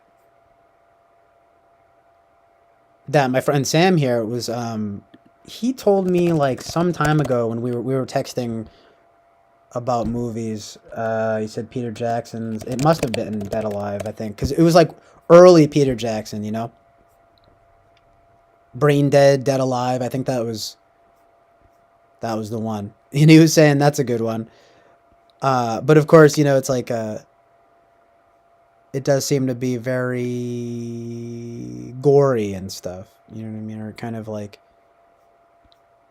disgusting. So I might need to watch it eventually, but I don't know. I mean, you know, even fucking speaking of Peter Jackson, because did he direct District 9? Because I've been thinking about District 9 lately, you know, and I've always thought, it's like, I've always felt like that's a good movie, but that it is pretty fucking disgusting at points. You know what I mean? it does, um,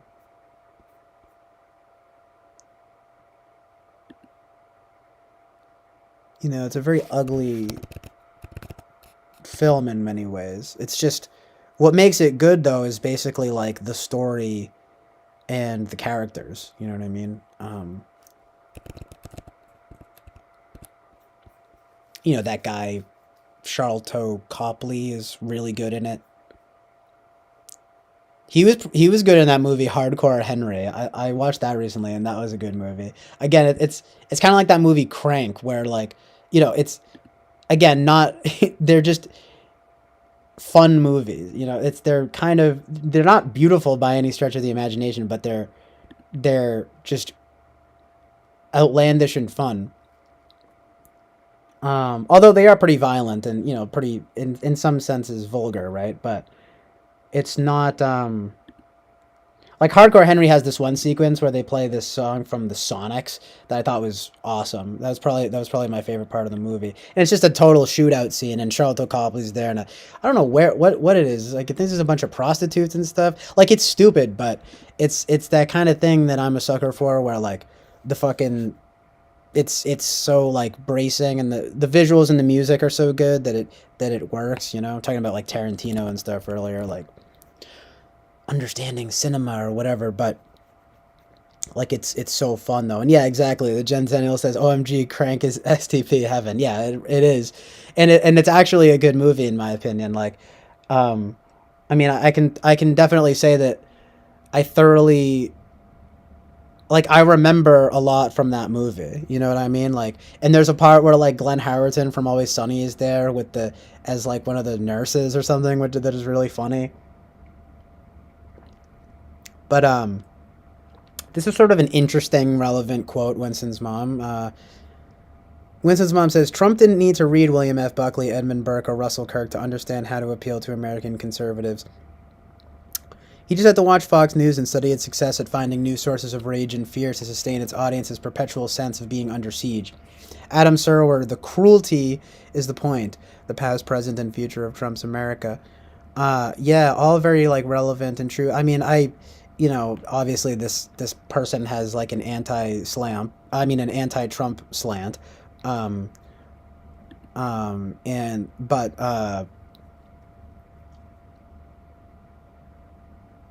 I got into this a little bit earlier, and this sort of confirms the sentiment. It's something about vulgarity, and then there's this thing of cruelty. It's very interesting because, like, you know, Sam mentioned the Toxic Avenger being too cruel to be enjoyable. And I think that's an example of one. I also watched an interesting movie that was an exercise in cruelty recently that pretty much everyone knows. And I think, and speaking of both, peace out, Christine. Thank you for being here. Yeah, appreciate it.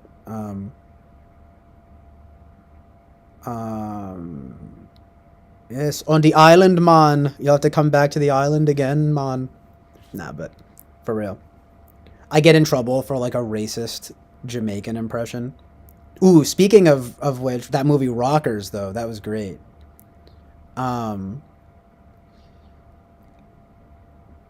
I'm gonna watch it again too because like I feel like it's an amazingly chill film. It's like that guy from our Rate Your Music, like Dog Cena 420. I wonder if Sam knows that. He might be the only other person that has seen Dog Cena 420 on Rate Your Music and how funny it is when he goes, amazing chill. Just like amazingly chill film, period. Especially with like a capital A, like it's like a sentence, you know? Um, amazingly chill film, period. Um, have a good chill, literally. Amazingly chill film, period. Hardcore Jonathan says Hardcore Henry for me was really good at first, but by the end was too damned much. There's this one scene where he throws a grenade down a stairwell. It's really cool. Yeah, like I mean, it's a cool movie. I wouldn't say it's yeah, it's a lot. I also don't remember it as much as Crank, but it's very post Crank. They just they just put it in the POV style, like a video game, right? So it's pretty original in that sense. It's also really funny because that guy, obviously, I think he's Russian. Funny enough, right? Like, haha, relevant. But he made the movie Wanted too, which I remember when it came out when I was younger. I thought it was pretty good, but then I got older and I realized a lot of people don't like it. And now at this point, I'm kind of like mixed on it because I watched it again, and yeah, it's this kind of thing of like it's like dunderheaded cinema, you know what I mean? But yeah, that's probably a very STP like movie. And yeah, the new Jack Reacher series, the Jen Daniel says the new Jack Reacher series is also quality STP material. I just saw Jack Reacher on the other day, and I was like considering watching it because I hear at least the first one is supposed to be pretty good. Um, but like the Hardcore Henry, yeah, it's original in that sense, but you could tell that that's the same guy who did Wanted because it's super like visual, you know, the curving the bullets and everything, you know. And it's cool though, I'm not gonna lie, I especially liked it when I was younger. um but then you realize also, I think I had seen Wanted before I saw Fight Club. And so then I realized, like, wait a minute, this is just a poor man's Fight Club, you know, like the disenfranchised worker, and he finds out there's whatever, he's got skills and violence, and a bunch of violence ensues. Morgan Freeman shows up as the villain, which is funny. It's honestly still to me though not a bad movie by any stretch of the imagination. But of course, people will just rag on movies like this because they're fun. Like in the same way that people love to rag on Tarantino. Except I would argue that, well, the thing about Tarantino is he at least tries to he tries to fire on all cylinders, which I appreciate. Not saying it's always amazing, but like it does tend towards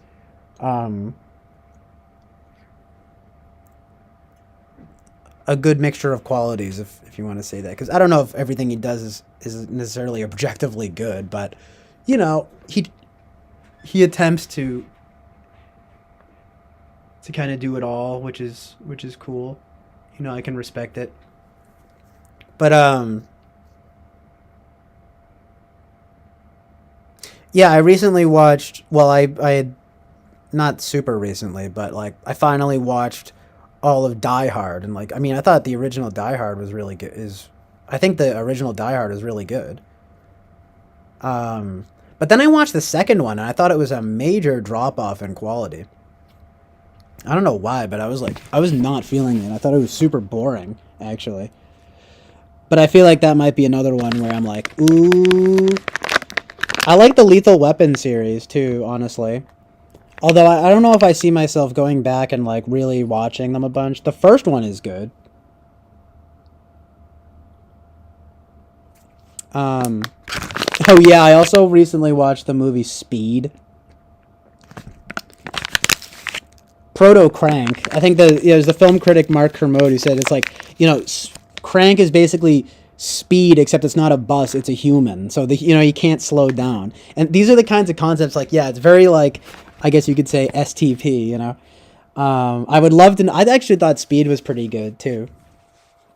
I mean, it's kind of dumb, but it's good, you know. Um, um,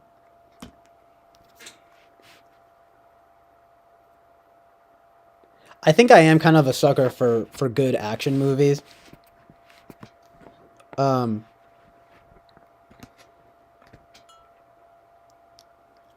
I tend to be. I find that to be an area of film where I I don't even know. Like I leave my. It really depends on the movie, but if you're talking about the movies I'm talking about right now, like literally high speed cinema and stuff like that.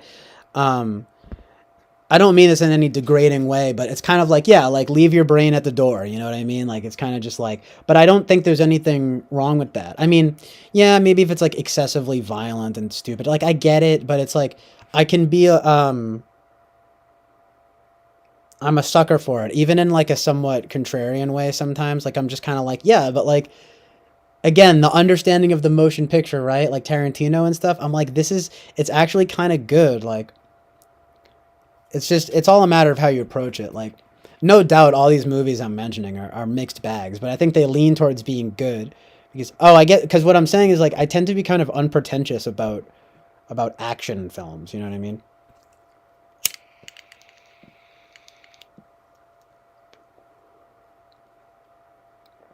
But right, yeah, exactly. The Jen Daniel says exactly. Leave your brain at the door. Action is my fave. So exactly, like, um, exactly, you get it.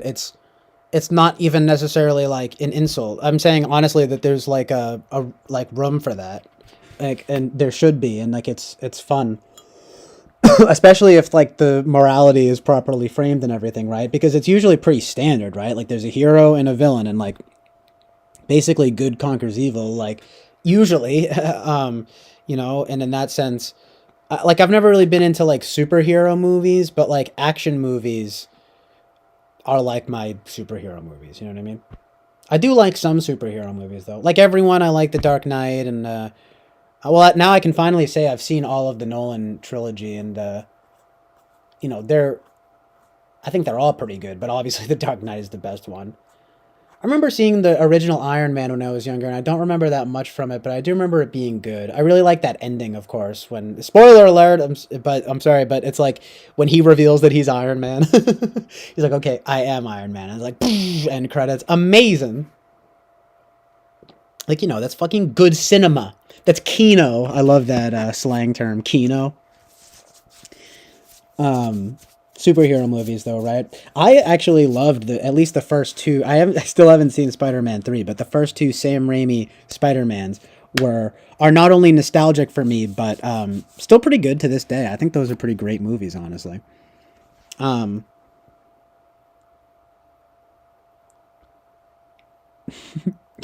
But nah, not really a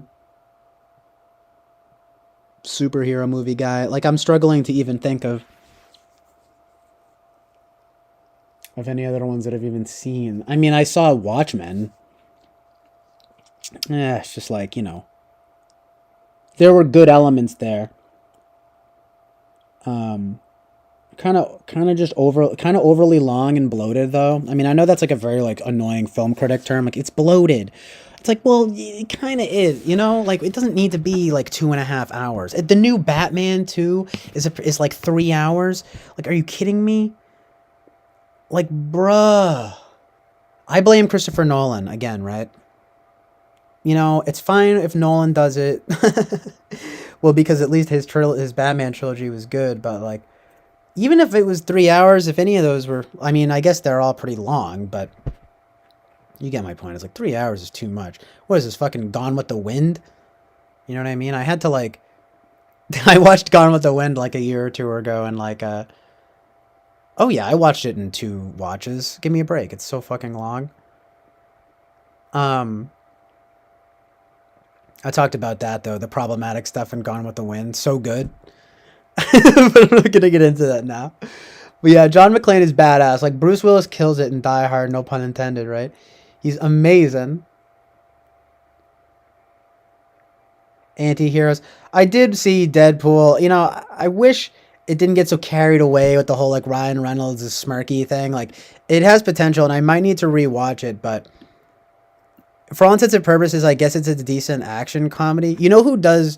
I think Edgar Wright, although it's a little bit different, but horror action comedy stuff, really like Edgar Wright does pretty good, like kinetic cinema stuff. But even he approaches dunderheaded, but he's at least fun. You know what I mean? Even Scott Pilgrim, which is cringy, especially nowadays. Like it has that propulsive element to it. Although I don't care so much for something being. It's funny, like literally like what Vincent Gallo said. It's like how modern movies, and it's only gotten worse to some degree.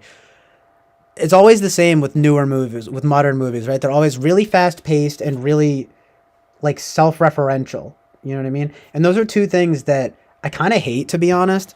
Like, I find them annoying. Like even The Social Network, right? Which is my friend is really funny about it. He always says that it's like a Facebook propaganda film. And it is funny because while on one hand it does paint Mark Zuckerberg as kind of the unfeeling robot that he is, it does have this unintended effect of just promoting the website in general. I mean, I don't know. I tend to think, well, it's a decent movie, but at the end of the day, like, and I think a lot of people felt this way or feel this way, and they don't say it for some reason. But I remember the very first time I watched it when I was like a young teenager, right? Just being when the end of the movie arrived, I was like, really? That's it? You know what I mean? And looking back, like, it's decent, but my point is, it's first of all, David Fincher, like, why, and then Aaron Sorkin, though, this dialogue, and this is what I want to, this is what I'm trying to focus on right now. Like, bruh, the dialogue is so, like, unnatural, it's like people don't talk like this, and everyone's whip smart, and I've grown to become like really aware of that in films and stuff, and even in shows, like the other day, like well, not just the other day, but there's sometimes I'll flip on TV between like Hallmark and Up TV for some positive content, and like Gilmore Girls will be on, and like, okay, I guess at least it's like positive, but it does have this super annoying like faux intellectual nonsense, and they're talking really fast, and they're like, okay, but like, and I'm just like, I feel like I'm being like assaulted. Do you know what I mean? Like, stop. I get it. You're fucking smart, Like, that's why people, I think, probably didn't like Juno. I liked Juno when it came out. I liked the music and everything, but to me, that's probably a better example, because it's so in that direction that it becomes like silly, and not everyone is like that. It's mostly just Juno herself, right? But it's that fucking thing of like almost like the writers like trying to show off about how smart they are. You know what I mean? And it's like I can just see that from a mile away. You know what I mean? And it's boring. It annoys me. I don't know if that's something that you guys can relate to, but it's like, I don't know how else to explain it other than, like, it's weird too, because I'll be selective about it. Like, I love like Ingmar Bergman and stuff, right? I love like Jean-Luc Godard when he's not being a full-fledged Marxist, when he's not doing the movie Weekend, which is horrible, but like these long segues into like philosophical conversation and even psychological conversation, et cetera, et cetera. Like, I really like that stuff, but there's something about that affected, like, fucking faux intellectual way of speaking that I can't stand. Like with Aaron Sorkin, right? Like with The Social Network, it makes me want to almost just like pull up a scene and just critique it right now. It's like, people don't have like a fucking witty thing to say every 5 seconds. Do you know what I mean? And it's annoying and dumb. And it sets a weird precedent, not to be like fully autistic about it, but I think it's the kind of thing, like, when you're young too, you see it and you think, like, I don't know, that this is how people talk. And I think I'm going to make a leap here and say, I think it kind of puts, pressure on people to be like this witty, charismatic, like, person that, people aren't like that. Like, stuff people say, like, the stuff people say is going to be boring. And like, what do you want for dinner? You know what I mean? Like, and well, then that, of course, in our fucking postmodern age, well, then people become aware of that. So then they make a whole movie about it, right? Even like My Dinner with Andre, right? It's like, it's so boring that, see, look, I'm a fan of middle ground, okay? Like, we have a scene where someone's being cute and smart, and then we have the next scene, they're talking about dinner. You know what I mean? And and chilling. Even Linklater is guilty of that. Like, as much as I love a lot of Richard Linklater stuff, like, the conversations they have can sometimes be this, like, again, it can be amazing, but it's almost like faux, like, okay, who is having these conversations? You know what I mean? I think Tarantino winds up being onto something. Like, when I remember Boba Fett, you showed a clip of Tarantino in some movie where he says, where he's talking about the gay themes in Top Gun. And, like, that is closer to me than, that's, again, it's like, that's why I like Tarantino, because, like, that's what people do talk like. And if you don't like it, like, I understand, but, you know, they talk about, like, because I mentioned it earlier, so in Reservoir Dogs, you're talking about, oh, Madonna's Like a Virgin is about how her having sex, it's not about, it's about her having sex like she was a virgin once again, right? Like, and it's these kind of, like, mundane, like, pop culture things, and it's annoying in a sense, right? Tarantino, I get it, but it's like, but that to me is more real. And, like, the Top Gun thing, right? They're at a party, right? And they're, like, drinking, and he's like, and I'm telling you, and he's like, and then Goose looks at him, and he's gay. You know what I mean? And it's stupid, right? But it's like, those are the conversations people have. Not fucking. Let's just watch a scene right now from The Social Network, and I'm gonna show you guys what I'm talking about, because I think this scene here will illustrate it. I think, because I think this was the scene that was on, that didn't that I saw. It was on TV recently, and I was like, oh my goodness, like, people don't talk like this at all. Hold on.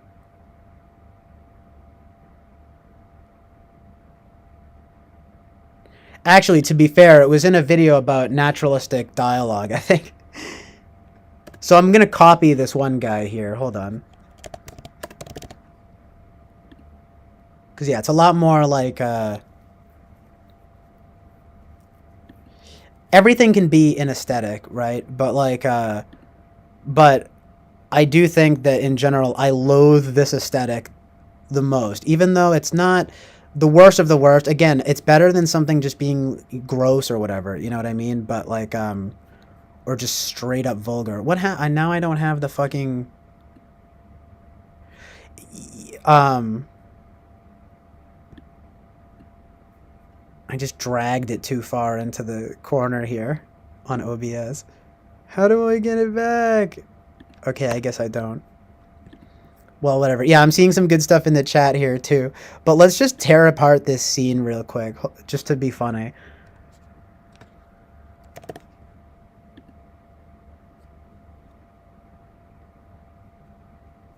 I'm having an autistic meltdown. Do you see this? Hold on. I can't. I'm still, like, getting familiar with OBS. Hold on.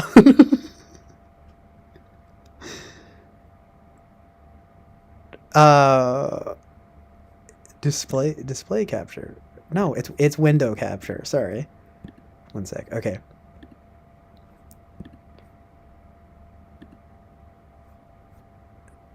Okay, here we go. Steve Jobs.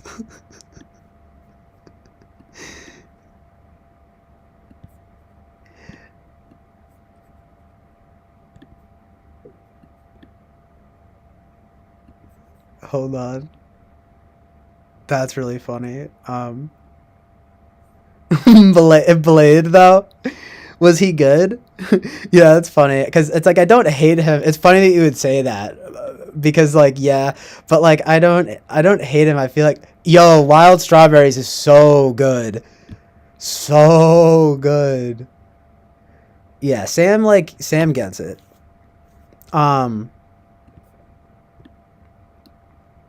It's just facts, you know? People want to be like, oh, it's just movies, or, you know, don't be so pretentious, whatever. It's like, fuck you. Get some taste. Nah, I'm just kidding. But, you know, it's just a school of thought on it. It's like, take it seriously is all I'm saying. Like, why don't fucking... I just hate when... Because you can see stuff like this a mile away, you know? When it's just the writers trying to be smart. and it's annoying as fuck. Hold on. So without further ado, like, here's a clip from The Social Network. It's from movieclips.com. Hopefully I don't get copyright stricken or whatever. I probably won't. If I show quick enough clips, it's fine. Plus, it's fucking movie clips. You finals club the OCD and you need to see some. Mark, I'm not speaking in code. Erica. You're obsessed with finals clubs. You finals club the OCD and you need to see someone about it who will prescribe you some sort of medication. You don't care if the side effects may include blindness. Final clubs, not finals clubs. And there's a difference between being obsessed and being motivated. Yes. There is. Well, you do. That was cryptic, so you do speak in code. I didn't mean to be cryptic. I'm just saying I need to do something substantial in order to get the attention of the clubs. Why? Because they're exclusive and fun, and they lead to a better life. Teddy Roosevelt didn't get elected president because he was a member of the Phoenix Club. He was a member of the Porcellian, and yes, he did. Well, why don't you just concentrate on being the best you can be? Did you really just say that? I was kidding. Although just because something's trite doesn't make it any less I want to try to be true. straightforward with you and tell you that I think you might want to be a little more supportive. If I get in, I will be taking you to the events and the gatherings, and you'll be meeting a lot of people you wouldn't normally. This isn't that bad. You would do that for me? We're dating. But it's just like, Teddy Roosevelt wasn't part of the Princeton Club or whatever, and he's just like, no, he was part of the blah blah blah club. Like, You and let you know that we're oh my not- god. What do you mean? We're not dating anymore, I'm sorry. Is this a joke? No, it's not. You're breaking up with me? You are going to introduce me to people I wouldn't normally have the chance to meet. What is that supposed to mean? Wait, settle down. What is it supposed to mean? Erica, the reason we're able to sit here and drink right now is because you used to sleep with the door guy. What? Door guy. His name is Bobby. I have not slept with the door guy. The door guy is a friend of mine, and he's a perfectly good class of people. And what part of Long Island are you from? Wimbledon? Wait. I'm going back to my dorm. Wait. Wimbledon, huh? Yes. Okay, then wait, I apologize. You just okay? had that on. She just had that Yes. on hand. You know? I'm sorry, I mean it. I appreciate that, but I have to go soon. Come on, you don't have to study. You don't have to study. Let's just talk. I can't. Why? Because it is exhausting. Dating you is like dating a stairmaster. All I meant is that you're not Like, who says that? currently. I wasn't making a comment on your parents. I was just saying that you go to BU. I was stating. I can't. Why? Because it is exhausting. Dating you is like dating a stairmaster. All I meant is that you're not likely to. Currently. I wasn't making a comment on your parents. I was just saying that you go to BU. I was stating a fact. That's all. And if it seemed rude, then of course I apologize. I have to go study. You don't have to study. Why do you keep saying I don't have to Because study? you go to BU. Wow. Want to get some food? I can't believe he would say that about Boston University. Sufficiently impressed with my education. I'm sorry, I don't have a robot, so we're even. I think we should just be friends. I don't want friends. I would just be This friends. description No one actually should calls be him friends with I'm under you. a- some pressure right now from my OS. David Fincher's The Social Network is the stunning tale of a new breed of cultural insurgent, a punk genius written as one word, or no, maybe, okay, it fucks up in the, it's not, see, it's written as one word, but they fuck up in the way that it's written, so it's not supposed to be one word, so never mind, it's not as bad, but I thought that would be funny if they came up with a new word for him, punk genius. But anyway, it's still stupid, right? A punk genius who sparked a revolution and changed the face of human interaction for a generation, and perhaps forever. Yeah, for the worst, for evil, okay? No, but hold on, let's see this. If we could just order some food, I think we should. You are probably going to be a very successful computer person. Sam, it's about Through you. life thinking that girls don't like you because About you're a computers. nerd. And I want you to know from the bottom of my heart that that won't be true. It'll be because you're an asshole. It's not because you're a programmer. It's because you're an asshole. I'm just kidding. Okay, that scene honestly wasn't that bad, but like the quippy, like Sam was saying here, this quippy smart nonsense, you know?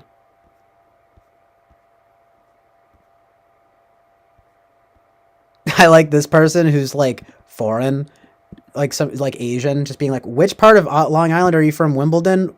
What is this supposed to mean?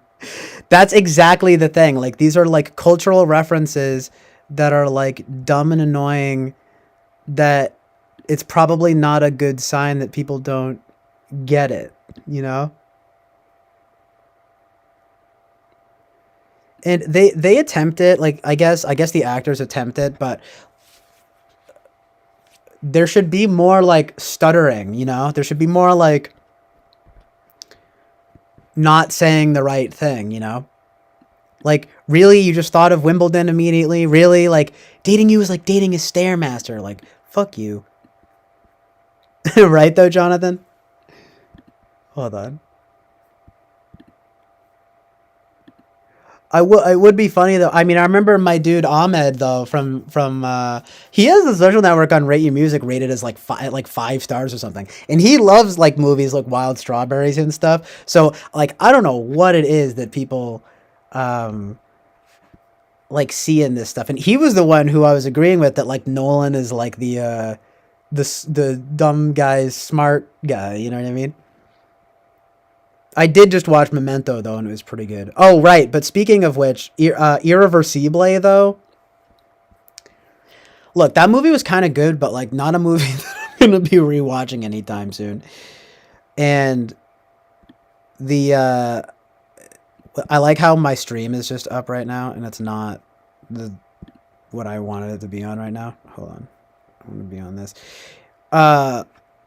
If anything, that one scene... Well, there's two scenes in it that are particularly awful, but there's a rape scene in it that's really awful. Like, to the point that I feel like Gaspar Noé is genuinely deranged. You know what I mean? Not just for that, but for the... for all of it. Just for the whole thing. But I couldn't help but be struck by it. I just don't know, what are you guys' thoughts on that movie? I think it was you, Boba Fett, who has seen that movie as well. But yeah, it was, apparently he didn't even want to be in reverse until he only put it in reverse because of Memento. Like, basically because Memento is, was popular. What kind of mentality is that? You know, that's stupid. I wish I didn't read that, because it works well in the movie, but it's like, really? You just made it that so that it's fucking like to bank off of this movie's success, you know? That's stupid.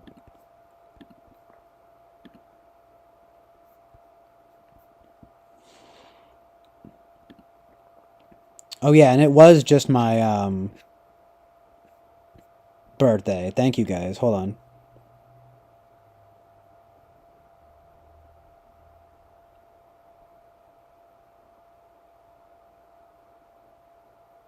Lady Lou says, CJ, how are you? Happy belated birthday. Oh, thank you, Lady Lou. Good to see you. Jen says, oh shit, it was CJ's birthday. Cheers, man. Lol, I just referenced CJ's natal chart to determine that. just to make sure, yeah. That's funny. Yeah, it was indeed. My but there was just Sunday, yeah. Very low key birthday this year. As it tends to go, I guess, as you get older, right?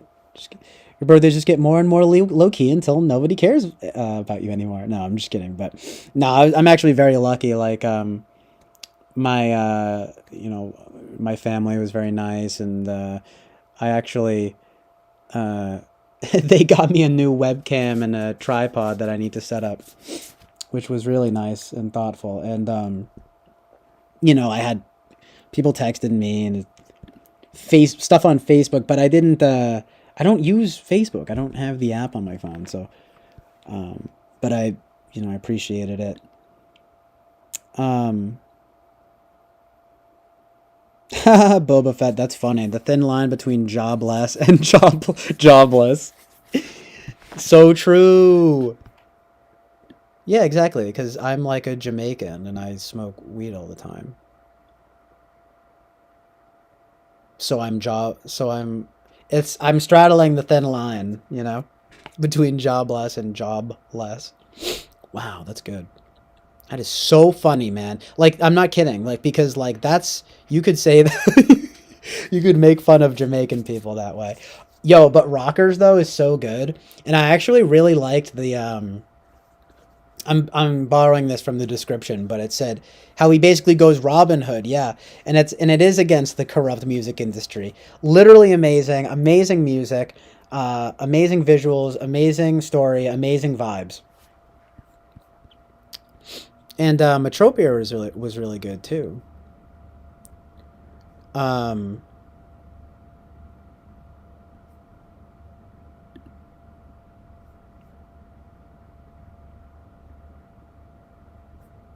Irreversible is a rough film, though. You know, like I would literally probably rather watch both versions of Funny Games, because this, as disturbing as they are, they're not really disgusting.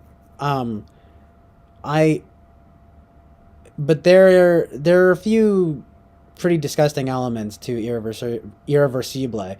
Um, and I would say in particular that rape scene is it's you know, it feels unnecessary. Like, it's not like a Clockwork Orange or something where, like, I just don't know. Like, what is this? Again, you know, talking about cruelty in film and stuff like that. I mean, again, it's almost like the movie. I like the style of it, even though the camera work is so jarring. But I'm like, whoa, you know. But like, geez, that is a harsh and rough film.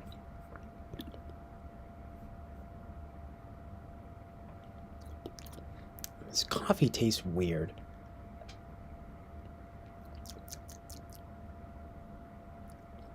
You ever get that?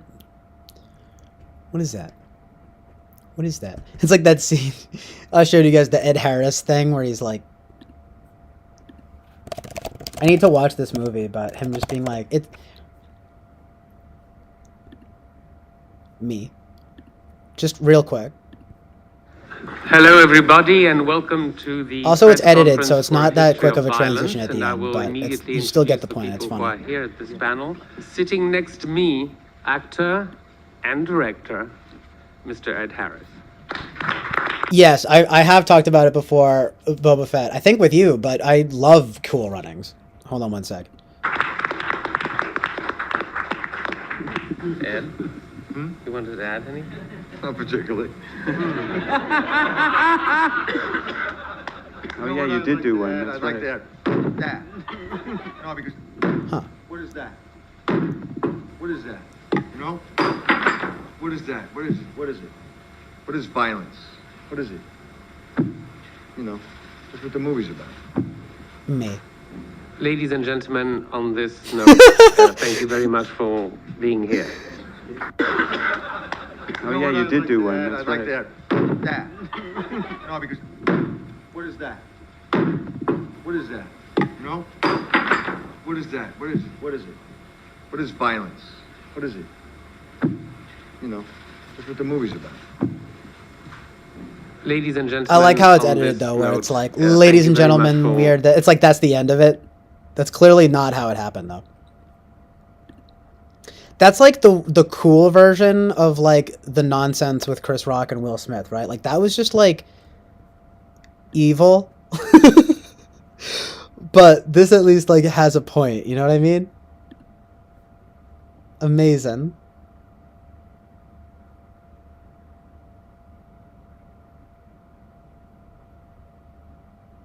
Thank you, Winston's mom. I love Cool Runnings though, dude. I watched it recently. It's just such a good feel-good movie. Or well, I did I say that? I meant to say I watched it again recently, and it's just such a good feel-good movie.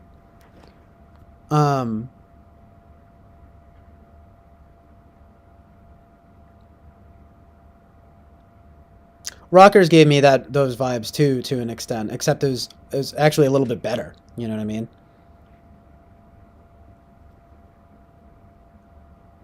I mean, not so much in the family friendly way, although it's I wouldn't say it's really that, it's not that vulgar or anything at all. That's in fact part of why I loved it so much, you know. But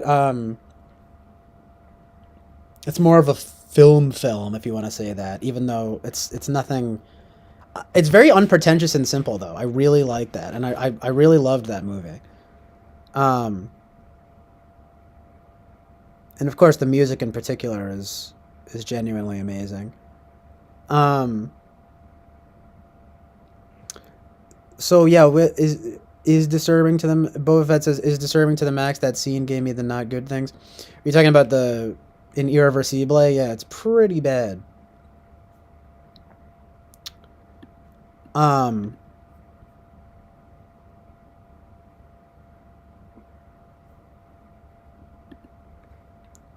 Fire in Babylon, interesting.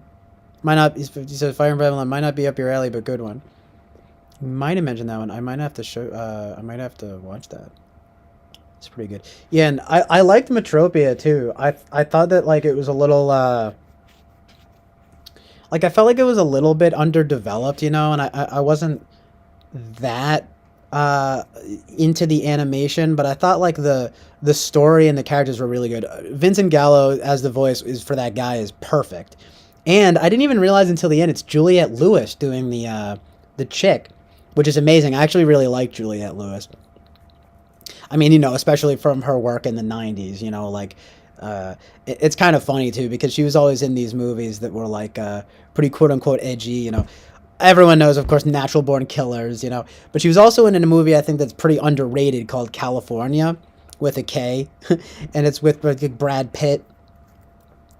And it's a really good movie, and I think that people should watch it more nowadays because it it's basically about these like arty, you know, true crime types who find themselves thrust into a real dangerous situation, you know, with Brad Pitt as a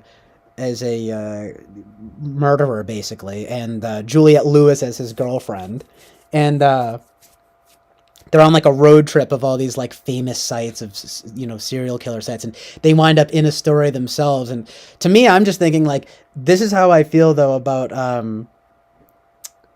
you know, these true crime people, you know what I mean? They're so willing to vicariously, you know, ooh, interesting how they stuck the knife in their face, you know what I mean? I'm sorry to be graphic, but you know, and it's just like, fuck you, like wait until you get into that situation yourself, you know, God forbid, right? I mean, for anyone, but it's like but I wouldn't be too keen on, ooh, just like what are the little details, like, you know, like, literally the gory details. I mean, look, if you guys are into, I understand like you know, um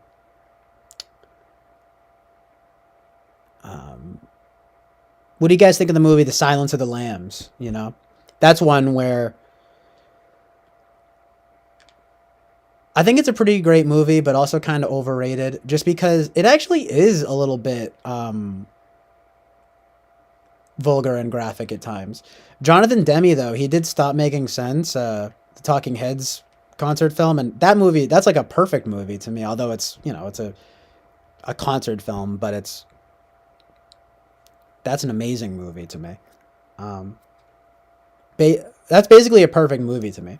But the Silence of the Lambs, like it attempts that. That's like it's like the Oscar winning version of like California. You know what I mean? Um, and you do have a sense of the juxtaposition. I like Jodie Foster as the hero. You know, um, um, but like that's one where I'm just kind of like, ugh, you know, it's hard to explain, but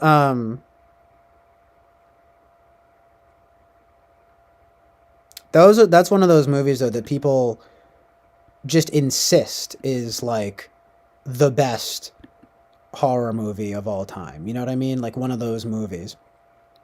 And I'm just like, look, it's good. It's just like, you know,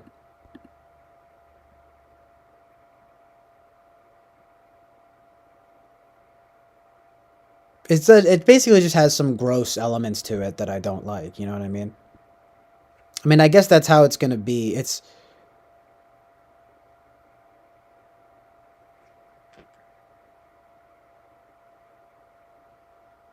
just depends on the execution. No pun intended. It's good.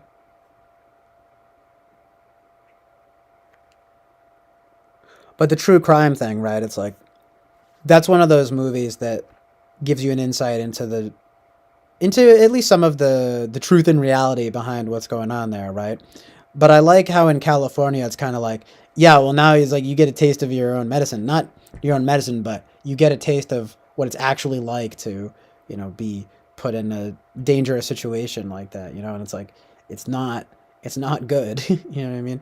I'm not saying that people who are into true crime or whatever like think it's good or something, but it's just like, I don't know. I just think it's kind of weird, There's this like modern like fixation on true crime. Like, I just think it's kind of weird. You know what I mean? But anyway, um,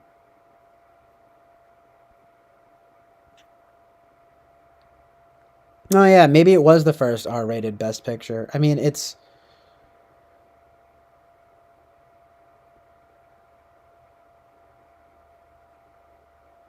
I just feel like it's not as good as like people act like it is in a sense because it's pretty vulgar. Like I can't help but compare it in my mind like to that movie Man Bites Dog, and I would almost say they're like of equal caliber. And even though I stylistically prefer Man Bites Dog, but like it's just like we get it like it's really not that great. Like I don't think I think The Exorcist is even worse. I mean, in the end, it does wind up in a sense being positive, but like what the heck, super vulgar. You know what I mean? Like I'm just not a fan of that stuff. I mean, like there are amazing parts of it, like the dream sequences with the priest, and like I said, the sort of no spoiler alerts, but the sort of positive ending. But it's just like, bruh, overrated. Like again, back to my whole thing of just because you like display, if you just because you put evil on vulgar display, like doesn't make it good. It's like the opposite. Um, you know, um, fuck you. No, but it's it's interesting. It's an interesting discussion though because it's like, well, in that movie Irreversible, at least I'm consistent, right? Because I would say, well, yeah, that's worse in a sense from other things too, or at least from like maybe the Silence of the Lambs or something like that, right? Because it just flat out has like a fucking like 15-minute rape scene, you know what I mean? And it's just like, oof. Uh, you know what I mean? And yeah, it's just evil, you know what I mean? But like it is annoying when it's because even Man Bites Dog does that. It's annoying when it's like right, like we're showing so much violence because violence is bad, you know what I mean? It's just like, fuck you, you know what I mean? Nice. What's up, Sam? Sam is coming through with the amazing truth and reality right now, saying, I like The Exorcist. Also, The Exorcist 3 is low-key good IMO. Also, the novel is written by a Christian, and it's supposed to be like a Christian book, which I think is funny. Yeah, it's definitely like a Catholic thing. Um, which is like weird. It's weird because I like was raised Catholic, and I have like mixed opinions on it. like just bizarre Catholicism, like because there's a lot of like subversive type stuff. Not to be like weird about it, but what I mean. But it's like, yeah, I don't even think I have to explain it too much. Where there's this like subversive element, but with The Exorcist, right? It's like, yeah, it's fucking. I can see why you like it. I do like it. It's better. It's probably better than like The Witch. You know what I mean? Like, but it's better than Hereditary. You know what I mean? But it's like this fucking A24 horror and shit. You know what I mean? But it's like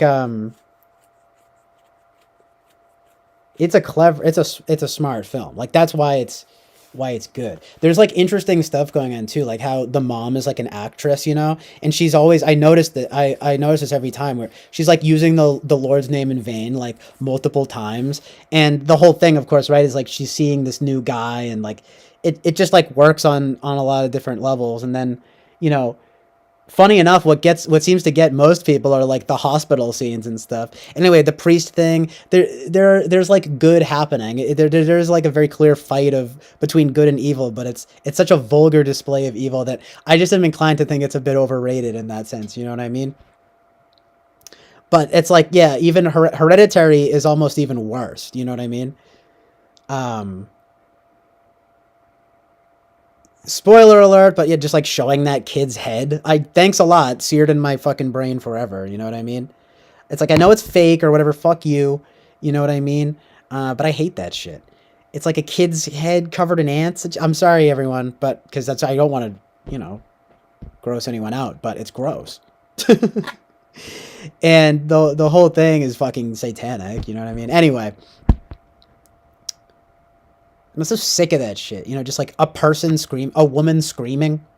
Toni Collette looking ugly and screaming.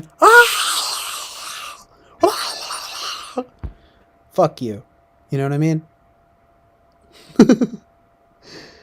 Oh, that's right. Sam Cox, the actor, exists, apparently.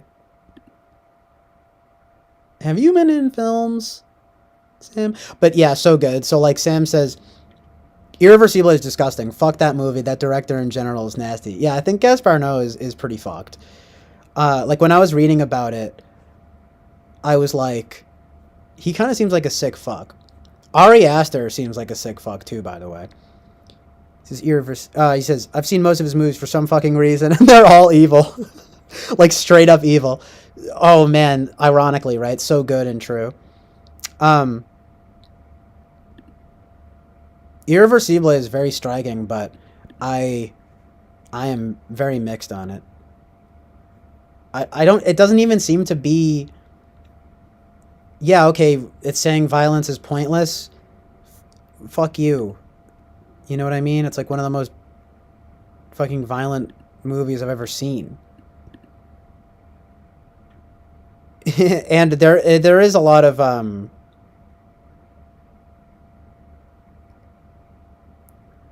like it's a very ugly film. There's like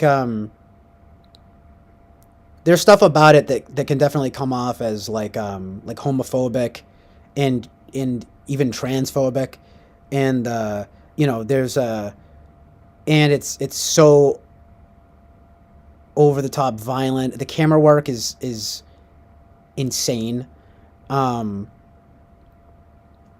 It's just an oral assault, you know, with the AU, right? Is that the right word? You know, oral assault. It's like, well, visual. It's an audio-visual assault. And that's kind of like what he is known for, I guess. But, you know, man, what was I going to say about,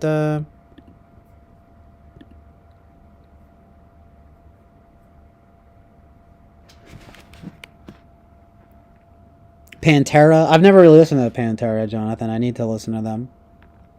I don't know if Sam ever gotten Pantera. I think Sam's pretty into metal. I like metal sometimes. You know what I mean? It depends.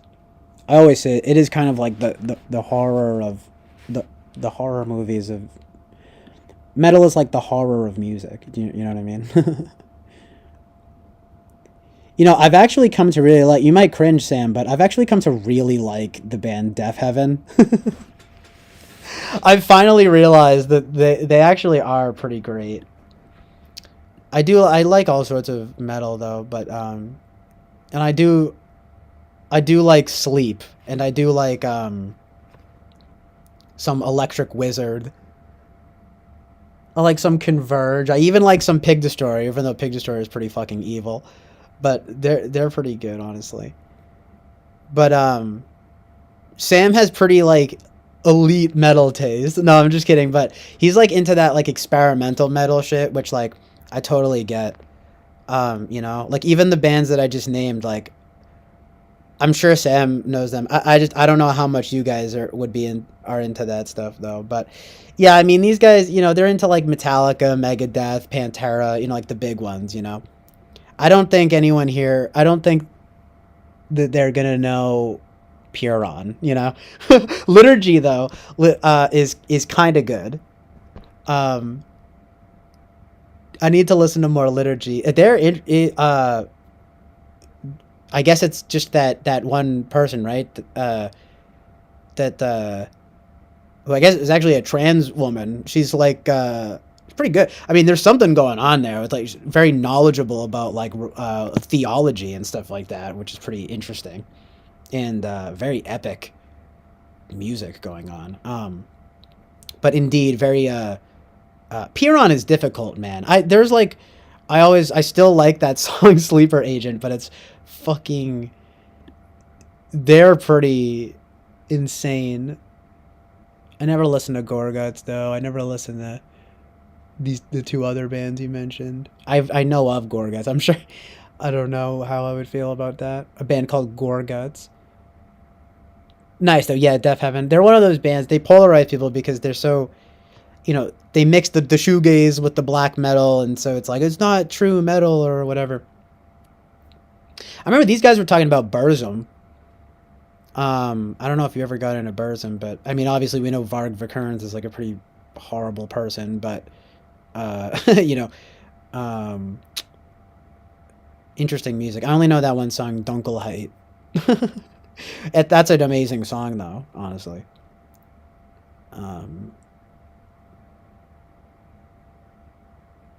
Yeah, hold on a sec.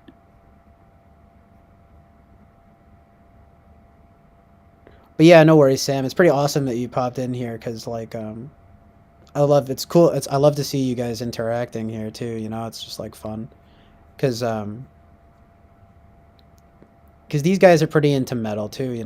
But that's also really funny, Sam. Sam says, "Lol, Hereditary sucks. Limphao, fluoride films." Literally. Yeah, like, you kidding me with this nonsense? It's a fucking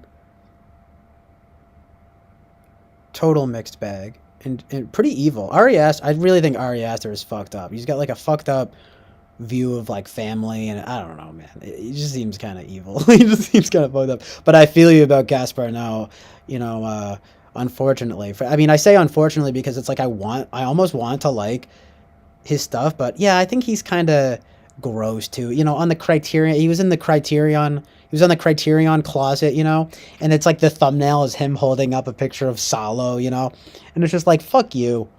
I've never even watched that movie, you know what I mean? It's like, talk about disgusting, right?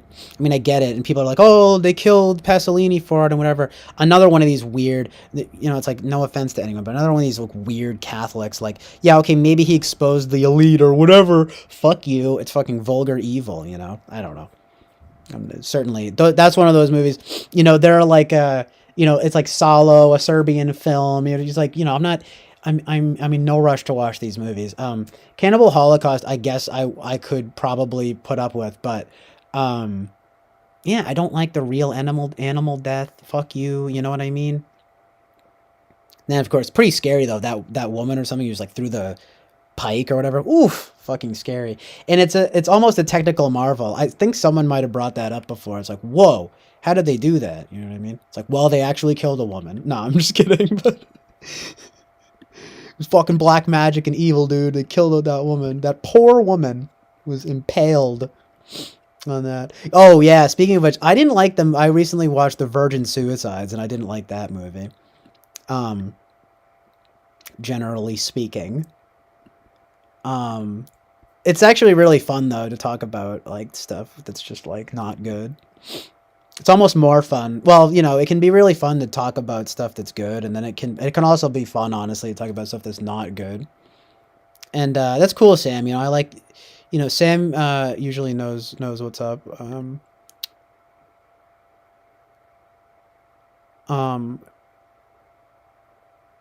Like, we'll have different opinions on things, but it's like, it'll be like, well, yeah, like, fuck Hereditary, it's overly evil, fuck The Toxic Avenger, it's overly evil, basically, you know what I mean? Like, I have another friend who's like that too. I mentioned him earlier, but you know, a good friend of mine is like that too. It's just good to be quote unquote woke about these things. You know what I mean? Like, and it really is about morality. It's like even if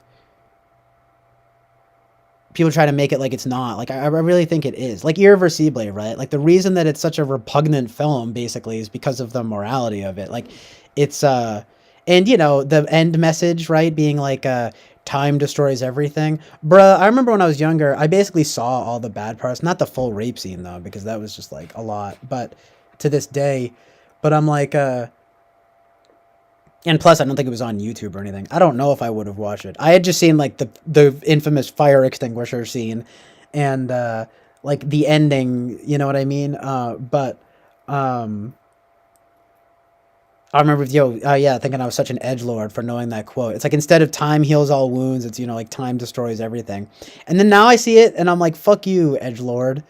You know, Gaspar No. He said he's like, and he also says like, I'm not homophobic because I'm in the gay club in that scene, and I'm on coke. He was like doing cocaine, and then again he only made it backwards because of the movie Memento. Like, fuck you.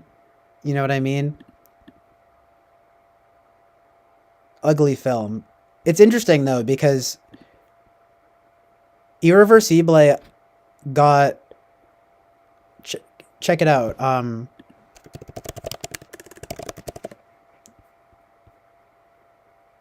And it has very cool posters. Well, this one's just disturbing, but you have to admit that like the look is cool, even though it's a fucking rape. I don't think that should be, like that's not cool. But you know, I mean, the aesthetic, the fonts. You know, what's his face? Gaspar Noé is like very into typography. You know, whoa, backwards ease because the movie's backwards and blah blah blah. Why is Irreversible still shocking 15 years later?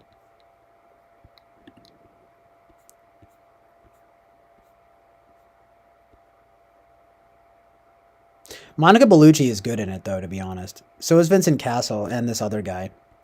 Like, I'm not gonna lie, like,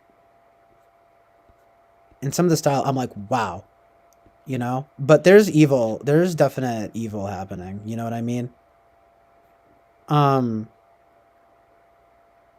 For sure. Not a movie. It's like, if you think, like, Requiem for a Dream or something is bad, like, watch Irreversible, you know what I mean? I mean, you know, Requiem for a Dream is pretty bad too, but what the heck? I don't like the ending point too of like the point violence is pointless when it's the most fucking violent film. Fuck you, you know? And it's like, here's one. So I was saying earlier, right, about Rotten Tomatoes. I wanted to pull this up because check it out. See, you know how I said, well, I'm, people's champ. I like to go by. I was like stupid, but I'm saying in general, I like to know what I care more about what the people think. And one kind of, kind of silly and superficial way of doing that is like, well, look at Rotten Tomatoes, right? Now, Irreversible, okay? Oh, you can't see it. Here you go. 57% critics, 80% audiences. Okay? Now, I mean, this honestly is pretty interesting, because usually it's the opposite. Do you know what I mean? Like a film like this, and the critics' consensus says, though well filmed, Irreversible feels gratuitous in its extreme violence. You got to be really fucking up for the critics to say that. Do you know what I mean? Hilarious. But there's something very interesting to me about the fact that audiences actually liked it. I tend to think, oh, it's the critics who are like super sadistic and everything, right? And they love that evil shit. But here is a case where it appears that the people in general love that evil shit, I mean, check it out. If you go to Hereditary or The Witch, it's the opposite, okay? Because they're both like bad. Ugh, there she is again. Ew, Toni Collette looks ugly here. You know what I mean? Gross. Look at that. Oh, 89 certified fresh, but then it's 68 audiences, right? And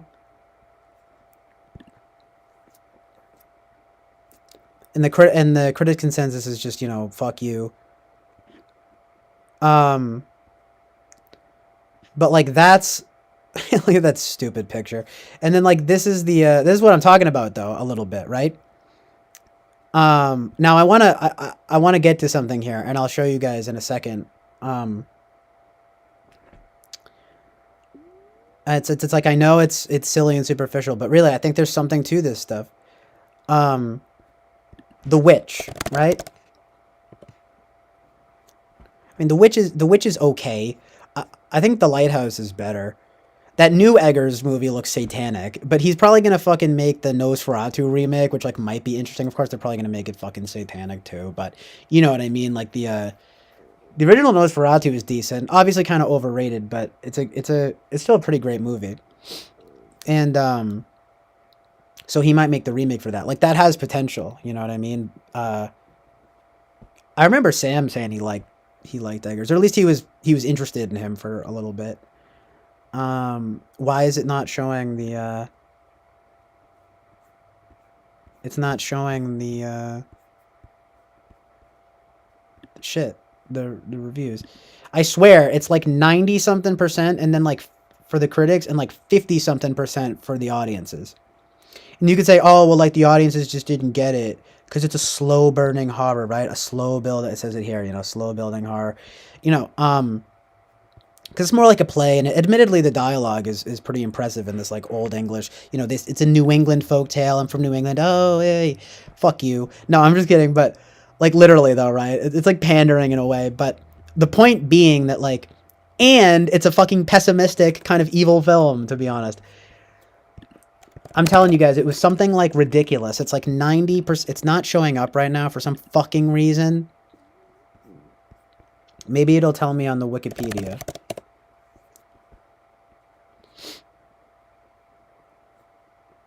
What the fuck is The Witch Subversion 2020? Look at that. It's always subversion, right? Fuck you.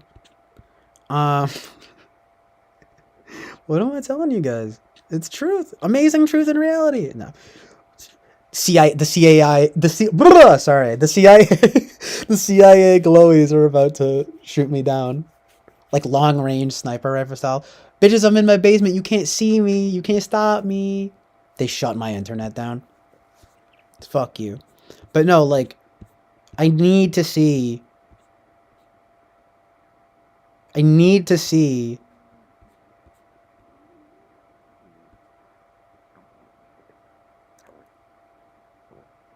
what the fuck?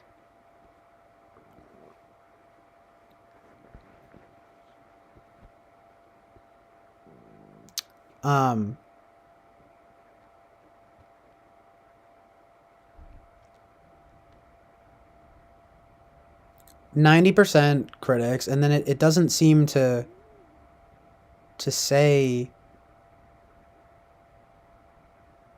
but you get a sense of it with this bit here. Audiences and I think it's close to this.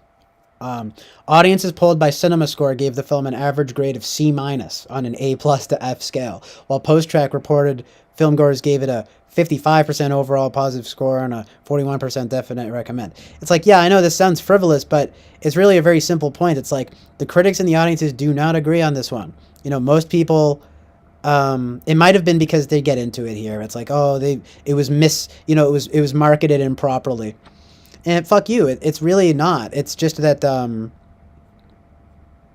it's a kind of ugly negative film. You know what I mean? And like people, in spite of its grandiosity and its you know what I mean, and its scope and everything, the critics, wow, it's this annoying term that they've come up with called elevated horror, which is just like nonsense. You know what I mean? And it's this A24 nonsense, and it's just super overrated and dumb. And of course Stephen King loves it. Fuck you. Stephen King is incredibly overrated.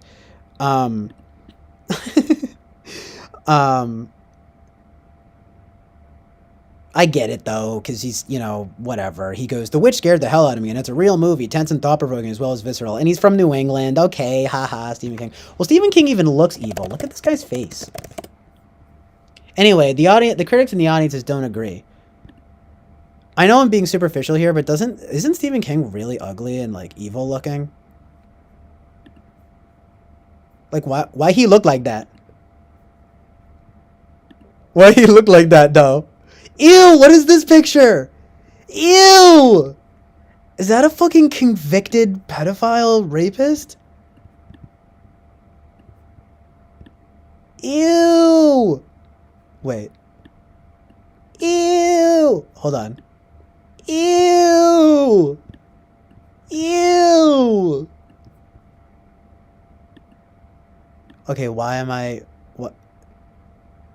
It can't just, like, give me the full... I swear, like, Winston's mom or someone's about to be like, what? Stephen King is really good! Okay, you know what is good, Stephen King? Stand By Me. Stand By Me. Even that is made weird because of the Hollywood influences, like with Corey Feldman and everything. And people want to be like, oh, Corey Feldman's crazy. Yeah, well, fuck you. Corey Feldman is woke. No, I'm just kidding. But he probably knows some shit. Some shit went down. And, like, who looks like that? Who looks like that? And also in it, there's like there's like a child. I'm sorry to even say it. It sounds gross, but it's true. In the book, there's like a child orgy scene. Doesn't that guy look like that? Dude, he's literally on coke writing this book, and they're about an evil clown and like turtles, like people like living in a turtle universe, and then there's just like all the kids just like fuck Susie or whatever the fuck her name is. I'm sure it's Susie or something stupid, right? What's her name? Anyway, Stand By Me is good, but this guy literally looks like the Walking Dead. What is wrong with his nose? Is it because of the coke? You know, and it's like, okay, you know, to juxtapose that, like, what do you guys think? How do you guys think about how David Lynch looks? You know, I'm of the belief that he's like a weirder, darker, he's like a darker, weirder Jimmy Stewart. You know what I mean? And I could see, like, I feel like you can tell, though, that, like, this guy, like, he really, like, it might just be because I like him, but it's, like, I don't think he's, like, fully evil. Do you know what I mean? Like, look at this nice man, you know? And it's like, I'm sorry, you know? Some people are just ugly. And, look, even Lynch's very own The Elephant Man, right, is about, you know, a man, you know, John Merrick, or his real name, I think, is Joseph Merrick, but, he's super ugly. He's got this hideous, you know, deformity. He's got elephantitis. But he's actually like a devout Christian. You know what I mean? So, I mean, yes, don't judge a book by its cover. I know. But when you have this guy's prolific, quote unquote, king of... Right. Weird, too, by the way, his name being Stephen King. King of evil. I mean, now I'm being really conspiratorial, right? But it's true. It's like, fuck you. And I'm sure you guys know this, but he didn't like Kubrick's interpretation of The Shining. Just saying. David Lynch and Lana Del Rey are intertwined. See, Lana Del Rey, like, amazing. Lana Del Rey, she probably still is, but she was beautiful. I don't like her music that much. I like a few of her songs, but she's gorgeous.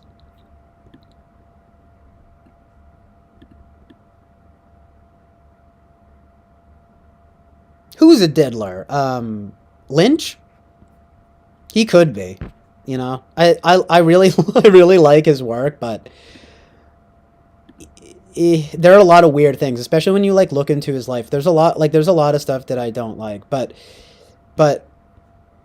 like it's just interesting because he has a certain fixation on it, both dark and light, you know, ugliness and beauty. I think his movie Blue Velvet is probably his best movie, and it's to me it's almost basically a perfect movie. A little unnecessarily vulgar at points, but still to me at least close to a perfect movie. And because of that yin yang balance, he's very like aware of that duality and whatever. Not to, you know, overstate it or anything, because he's really not a storyteller. He's like a freaking mood person. You know what I mean? And his art is very crude. He's not like it's kind of much ado about nothing. Like, but you can't argue with like some of his filmography is like truly amazing. And I guess he's just an interesting person to bring up because you can say, well, he's kind of ugly, but there's kind of some beauty there. Do you know what I mean? But and you watch interviews with him and like he seems really nice. And Stephen King, I don't know, like maybe he's nice, but I'm just like, ew. You know what I mean? Like, oh, ooh, is that a dead person? Like for real. And then it's just like, oh, all these books. Oh, wow, he's so good. Oh, fuck you. Pet Sematary, awful. I saw the remake of that. That might have been what I haven't even seen the original, which is really, I know it's like, what? You haven't seen it? Look, I am not excited to see the original. Evil. Fuck you. Ew.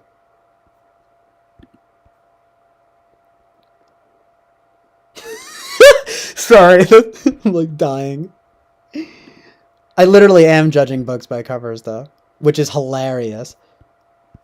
Speaking of, I don't know if the pun there is amazing. No, it's amazing.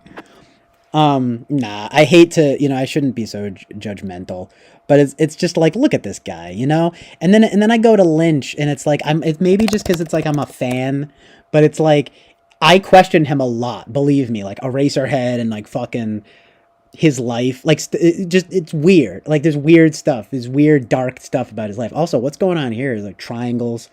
Is that a Triforce from Legend of Zelda? Very amazing. That's what I was noticing though with Will Smith the other night. He's like crying and he's like, there's like triangles everywhere.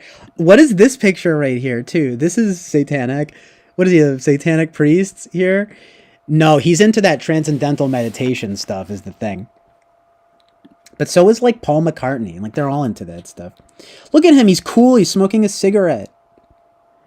Ew, though. Enters the metaverse with NFT drop. No. With Interpol? No.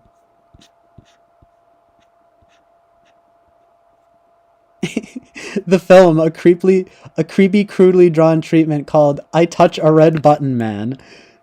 What is this, a Lynch parody? That's the thing. A lot of these, like, auteurs who've been around for a while, they wind up parodying themselves. Like, I love Wes Anderson, but you can't help but look at that new Wes Anderson shit. Like, look at this fucking, like, look at how overblown his films have been since, like, The Life Aquatic, right? You look at The French Dispatch, you look at the Grand Budapest Hotel and The French Dispatch, and you're just like, bro, like, 900 fucking people, you know what I mean? Check it out. Like, what is this? It kind of looks like Sergeant Pepper's or something, But it's like, bruh, like, just make a good film. Like, that's why his first 3 movies are the best. And do you know what I mean? Like, oh, God. Oh, jeez. Oh, and, we gotta have Timothée Chalamet. Look at that hair.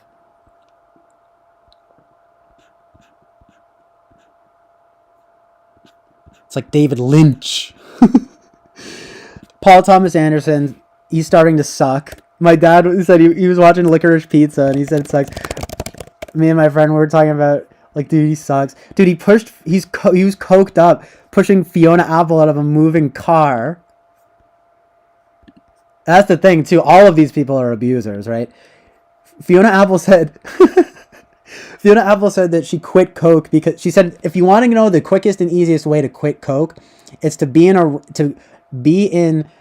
the screening room with Quentin Tarantino and Paul Thomas Anderson for a night. And I believe it. Look at that, more of those triangles. What the fuck is that? Scary. Well, my system's running out of memory. I gotta close some stuff here, but well, anyway, you get the point about... look, it's like, dude, Lynch...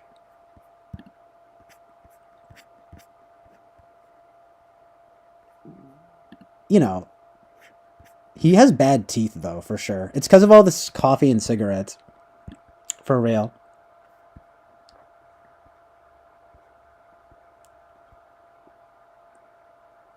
He is from Maine, though. And apparently he's a nice guy. That's what's so funny. Like, I get it,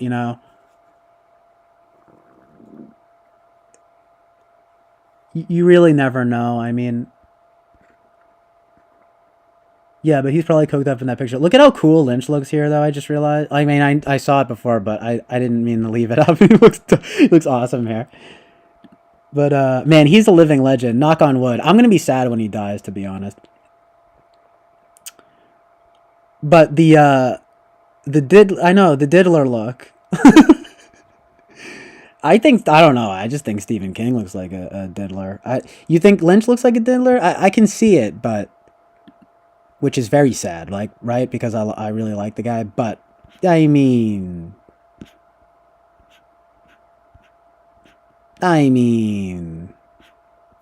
look at him back in the day, though.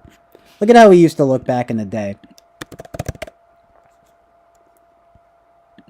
That's always a nice picture of him. You know. Why? Hold on.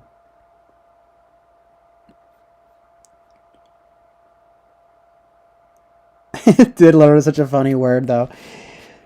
It makes me think of Always Sunny. They say something. Oh my god, it was so fun. It's so funny, actually. They like have like a children's beauty pageant, and like Danny DeVito is like going out of his way to. He's like he like thinks that he's. I don't know. I forget like why, but he thinks it's weird basically, and he doesn't want to like come off as a diddler, and they keep using the word diddler, and he's like yeah, exactly, those short fat bald guys. Like that's the DeVito thing probably. But it's so funny because he I don't know, maybe I can just like play a clip from it.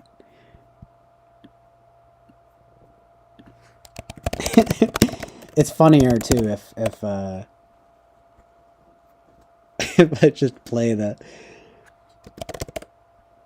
Yeah, Frank Reynolds does not diddle kids. On April 8th. Any ideas? To the next level. Where'd you get all these cool gadgets? I invented them. Fuck you, Sonic.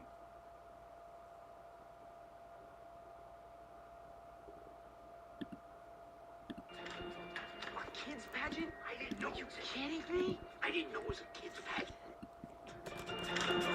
A kids pageant? I didn't know. You kidding me? I didn't know it was a kids pageant. Make that clear. Now I'm lumped in with a diddler. What am I gonna do? This is a mess. Calm down. Thanks for coming to Frank's Little Beauties. I want to thank you all for okay. participating. I know some of you may have heard about that other guy. I am not going to diddle your kids. I'm not like that. That's not my thing. I met that guy in a titty bar. That's enough. It's like a... That's enough. Hi there. Yeah, babe. We got to definitely write a song about how we do not diddle kids. Do not diddle kids. It's no good diddling kids. There is no quicker way for people to think that you are diddling kids than by writing a song about it. You got to write a song that says, ooh, I wouldn't do it with anybody younger than my daughter. No little kids, got to be big, older than my wife, older than my daughter, something like that. Don't write a song about that. No, I'm cloudy. I got a headache. I'm glad this part, that was funny. Well, oh, that's it.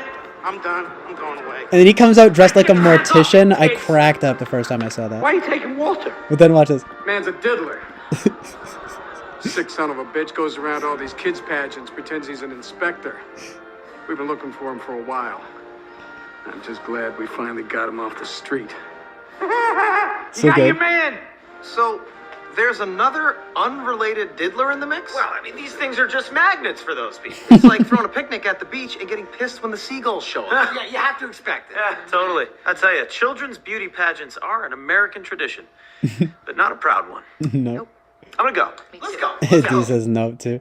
Right when I said that. So good.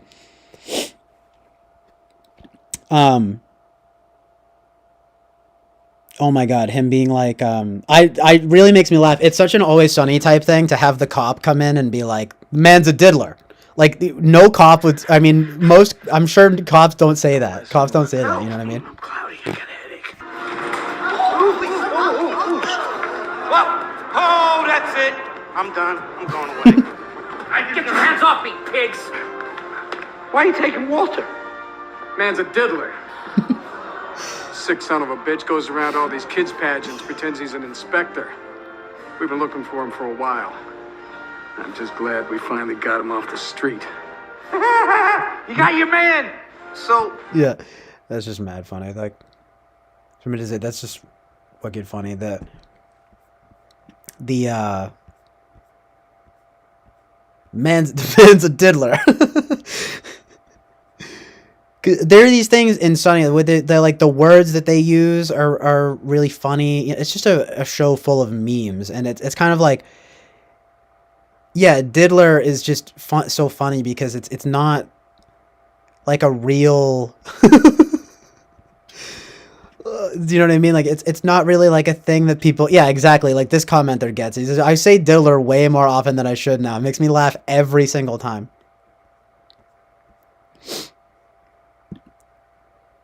Oh man.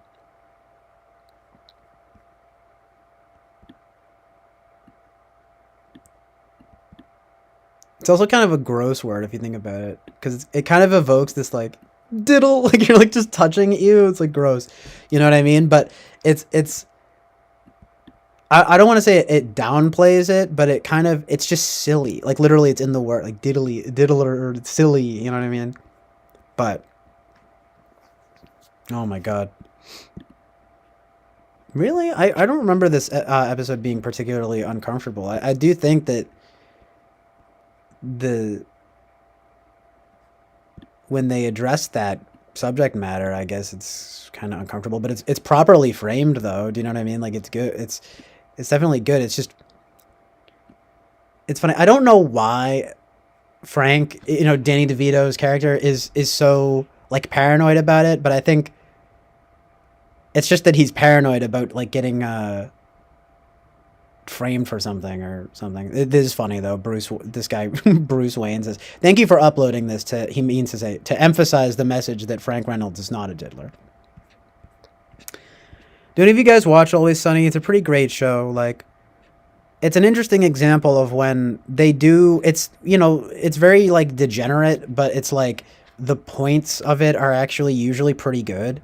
Kind of like South Park. I always think of it as being a bit like a live action South Park, but honestly better in my opinion. Even though, don't get me wrong, there are some really shining moments in South Park, but like Always Sunny, I know it's like whatever, hashtag edgelord, but like when I was younger, like the early seasons of Sunny, they kind of inspired me because they were so low budget, and I felt like, oh man, like this is the kind of thing that I would like to make, you know what I mean? But I wouldn't be as focused on the dark ugliness as them. But I will say, I don't know if there's any other show that has made me laugh as hard as Always Sunny. It's so funny, this person. My stomach hurts so bad after laughing at this video. Like, there are just... I mean, this person literally says, best episode written ever on any show. That's a huge overstatement, but... I mean... no little kids, gotta be big. I remember seeing that before, and I laughed. The notes. This person just goes, Lumfo! Crying, laughing. Amazing. Anyway. Great show.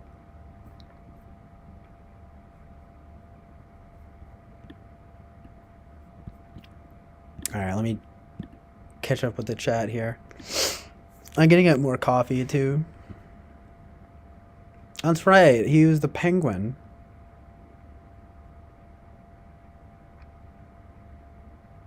I really haven't seen DeVito in much. It's pretty funny because, like, obviously,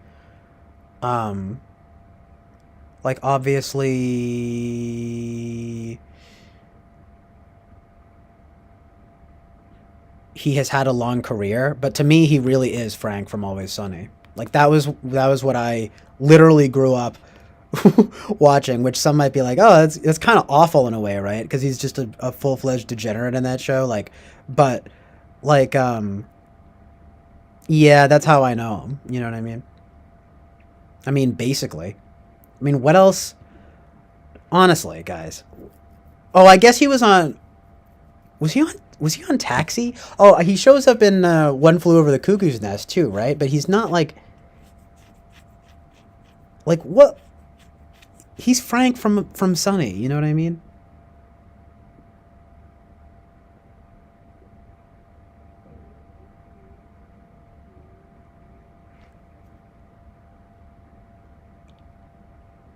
Yeah, I know what you mean, Lady Lou, right?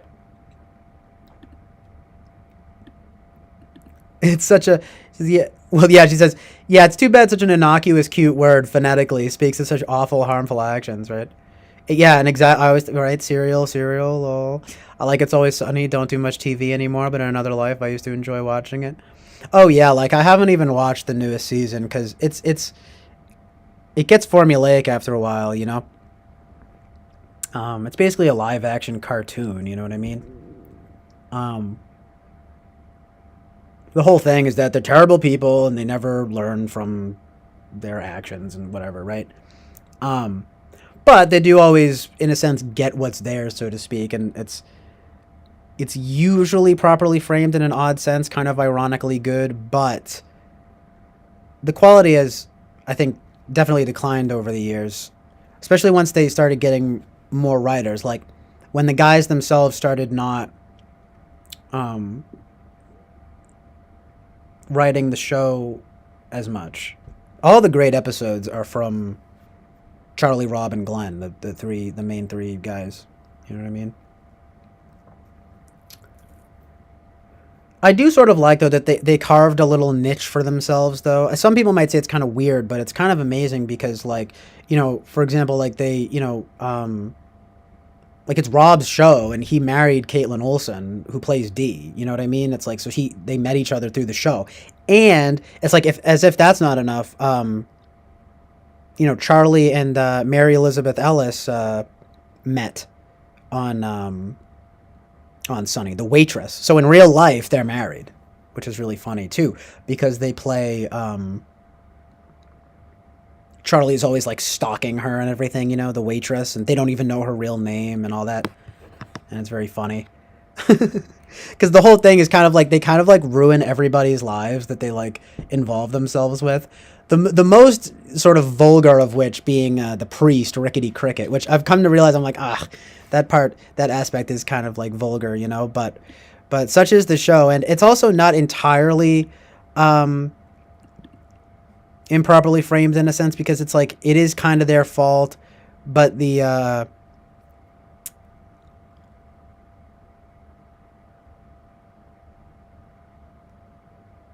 is always like for example, there's an episode where like Mac is fat and he goes to a priest to like tell a story, and the whole thing is framed like, my God, this guy is no pun intended, right? This guy is ridiculous, you know what I mean? And you can tell it's properly framed in that sense, you know what I mean?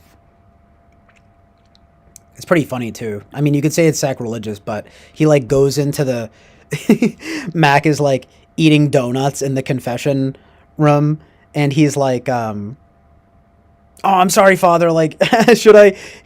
No, he busts him. The priest like busts him. He's just like, "Are you eating in here?" And he's just like, he has just like a dozen donuts in front of him, and he's like, "Oh, I'm sorry, Father." He's like, I'm just hungry."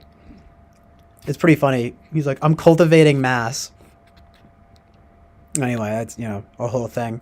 And it turns out Dennis is much less healthy than him. I was telling Jonathan about that once. It's pretty funny. Pretty funny. Glenn Howerton is pretty good as he needs to play like a psychopath in something, because he plays a pretty good, the whole running joke kind of with Dennis is that he's like a psychopath, you know what I mean? But Glenn Howerton actually shows up in that movie Crank, and in that movie, The Strangers. I don't know if you guys have seen that one. Kind of a not so good horror movie. They at least attempt an ambient vibe or something, but it's like a home invasion movie. It's not very good, but spoiler alert, he gets killed in the middle. He's just like he's just like the guy's brother or something. He just comes through and gets killed real quick. He's a nurse in Crank, and then he just is the main guy's brother who gets killed in the middle of the movie in The Strangers, which is pretty funny, honestly.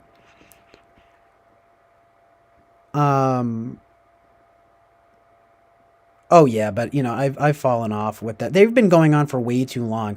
And it's also kind of sad in a way that it's like the longest running sitcom since Ozzie and Harriet, cuz like isn't that like a super wholesome show? And I've seen Always Sunny like put under like Comfort TV on Hulu, and I'm like, what's up with that? Like, this is Discomfort TV. I'm just saying, it is a little bit weird, you know, like sign of the times, am I right? Upside down world. I hate to say it, but it's like, yeah, there are a lot of, you could say, even disturbing and disgusting elements to It's Always Sunny in Philadelphia. you know, like much less quote unquote cool now that I'm older. And essentially they were only really good for the first few seasons. Then, like most things, right, they sort of just became a caricature of themselves. And it benefits from like the quote unquote lore, you know, there are all these memes in the show.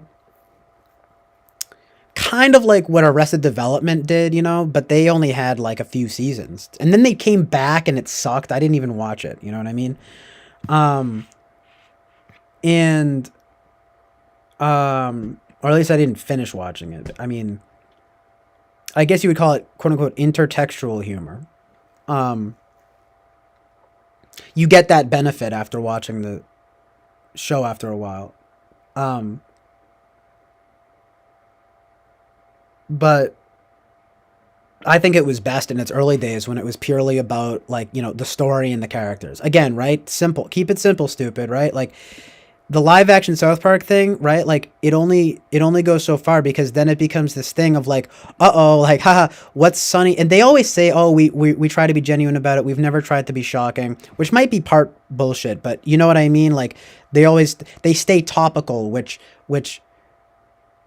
I mean, I haven't watched South Park in forever. You know what I mean? Like, it just, I don't care. Like, oh, what's South Park? What are they going to do this week? What are they going to lampoon? Oh my God, it's going to be Mark Zuckerberg from Facebook, and then Kanye West is going to come out and, oh my God, you know what I mean? It's just like, I don't care, you know? Make a good story with good characters. It's like so tragic. Like, no one can do that anymore. You know what I mean? But at its core, though, It's Always Sunny in Philadelphia is actually a pretty, like, psychological and philosophical show. I mean, I'm not trying to overstate it by any means. It is like a live action cartoon, but it does explore like a very quintessentially American narcissism and even sociopathy, psychopathy, and like sort of the average. I'm not going to say average, but it's really good at pointing out, for better or worse, it's really good at pointing out the kind of casual callousness that people have about certain things. Like, so this is the last thing I'll say about Sunny, because I think it's really like archetypal, and you guys will like understand what I mean when I say this. The original like pilot for Always Sunny, like what they pitched to the network, was basically a skit in which a friend goes over to a friend's house, or sorry, a friend goes over to a friend's apartment and asks for sugar. And the friend essentially responds by saying, well, anyway, they're not doing too well. They're like, oh, and they seem unwell. And so they invite them in and, oh, I'll go get the sugar, right? And so the other friend is like, hey, what's going on, man? Like, you seem down. And then the friend goes, well, I just found out I have cancer. And the other friend is like, oh. And the friend starts to explain. He says, the one who's there for the sugars is like, oh man, like we should definitely sit down and talk about this. And then the other friend is like, well, it started one day when like I started getting headaches and like blah, blah, blah. And then the other friend is like, ooh, like, did you mean right now? Like, I mean like some other time, like we should really sit down and talk about this. But like right now, like, I mean, I've got people waiting for me. Like, I gotta go. And then, you know what I mean? And like, then he's just like, oh, like, okay. You know what I mean? Yeah, that's basically Always Sunny for you, right? The casual cruelty of people, you know?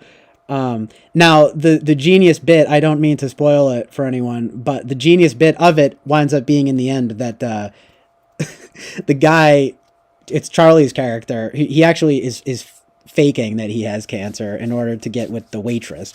But the whole like joke is like a cruel one, you know what I mean? It's like the selfishness of the friend not wanting to talk about the bad things going on in his friend's life, you know what I mean? And I really think it's a good example of like, the show exaggerates it a lot, but it's kind of this like quintessentially American casual cruelty. You know what I mean? That they really highlight pretty well.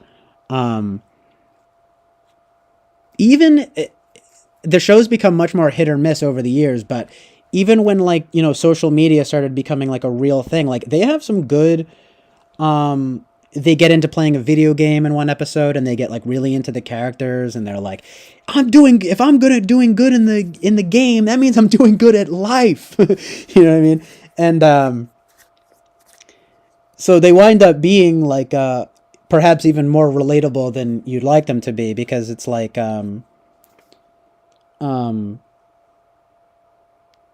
now it gets dicey because of course, well, sometimes they actually have correct takes in some way. I don't want to get into it too much, but sometimes they have correct takes, but they're kind of framed in this way. Well, they're ignoramuses, right? So they're stupid or whatever. But sometimes like even Mac, like even in his like religious conversations, like he winds up like being correct, but it's just like, but he's framed as like dumb and like a closeted gay guy. You know what I mean? So it's like in ways like that, they wind up being kind of like subversive, but in essence, though, the point still stands. Like, there are like so many examples from the show that like really drive home this sense of like, and it's like they're low class. It's weird actually, because it makes me think of like a much less. It's like a really, really funny version of like when I first saw the movie Parasite, I was thinking, this in some strange way is almost like a Korean version of Always Sunny, because it's basically it's mean poor people, the movie. That's my like joke review of it, which I think is honestly true. I've seen it a few times at this point, and the first time I saw it, I thought it was excellent. The second time I saw it, I thought it was great.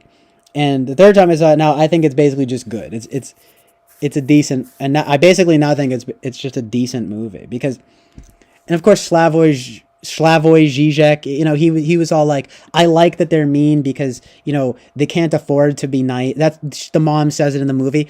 They can't afford to be nice. It's terrible, because like that's a mindset that's like actually being adapted now. People have called it, there was at least one critic who gave it a Rotten Tomatoes rotten review, who basically said it like it was, which is that this is a Marxist movie. But I would think you would have to be stupid to not see the truth of that film, which is that it's the poor people who are evil and the rich people who are good, or at least nice. The rich people are. The thing is that the husband is not necessarily good. Oh, what else is new, right?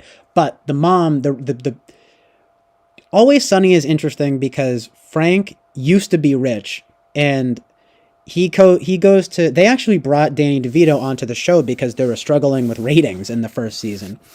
Now that would be a decision that I would otherwise lament in a sense, because it'd be like, well, they just put him in there for star power, like they literally did. But he actually wound up being a good addition, and he helped build the lore, of like Dee and Dennis, like that's their father, which is also kind of messed up, but you know what I mean. It's like, he used to be rich, and now they have this like plot device, right? Where Frank has this basically endless supply of money to finance their schemes. You know what I mean? So it wound up being like a really good plot device as well as a good character addition. But the point is that it's like they used to be rich and now they live in squalor. And like Frank, the Danny DeVito character gives literally like a mission statement, like in the, when he first comes through, he's like, I want to be,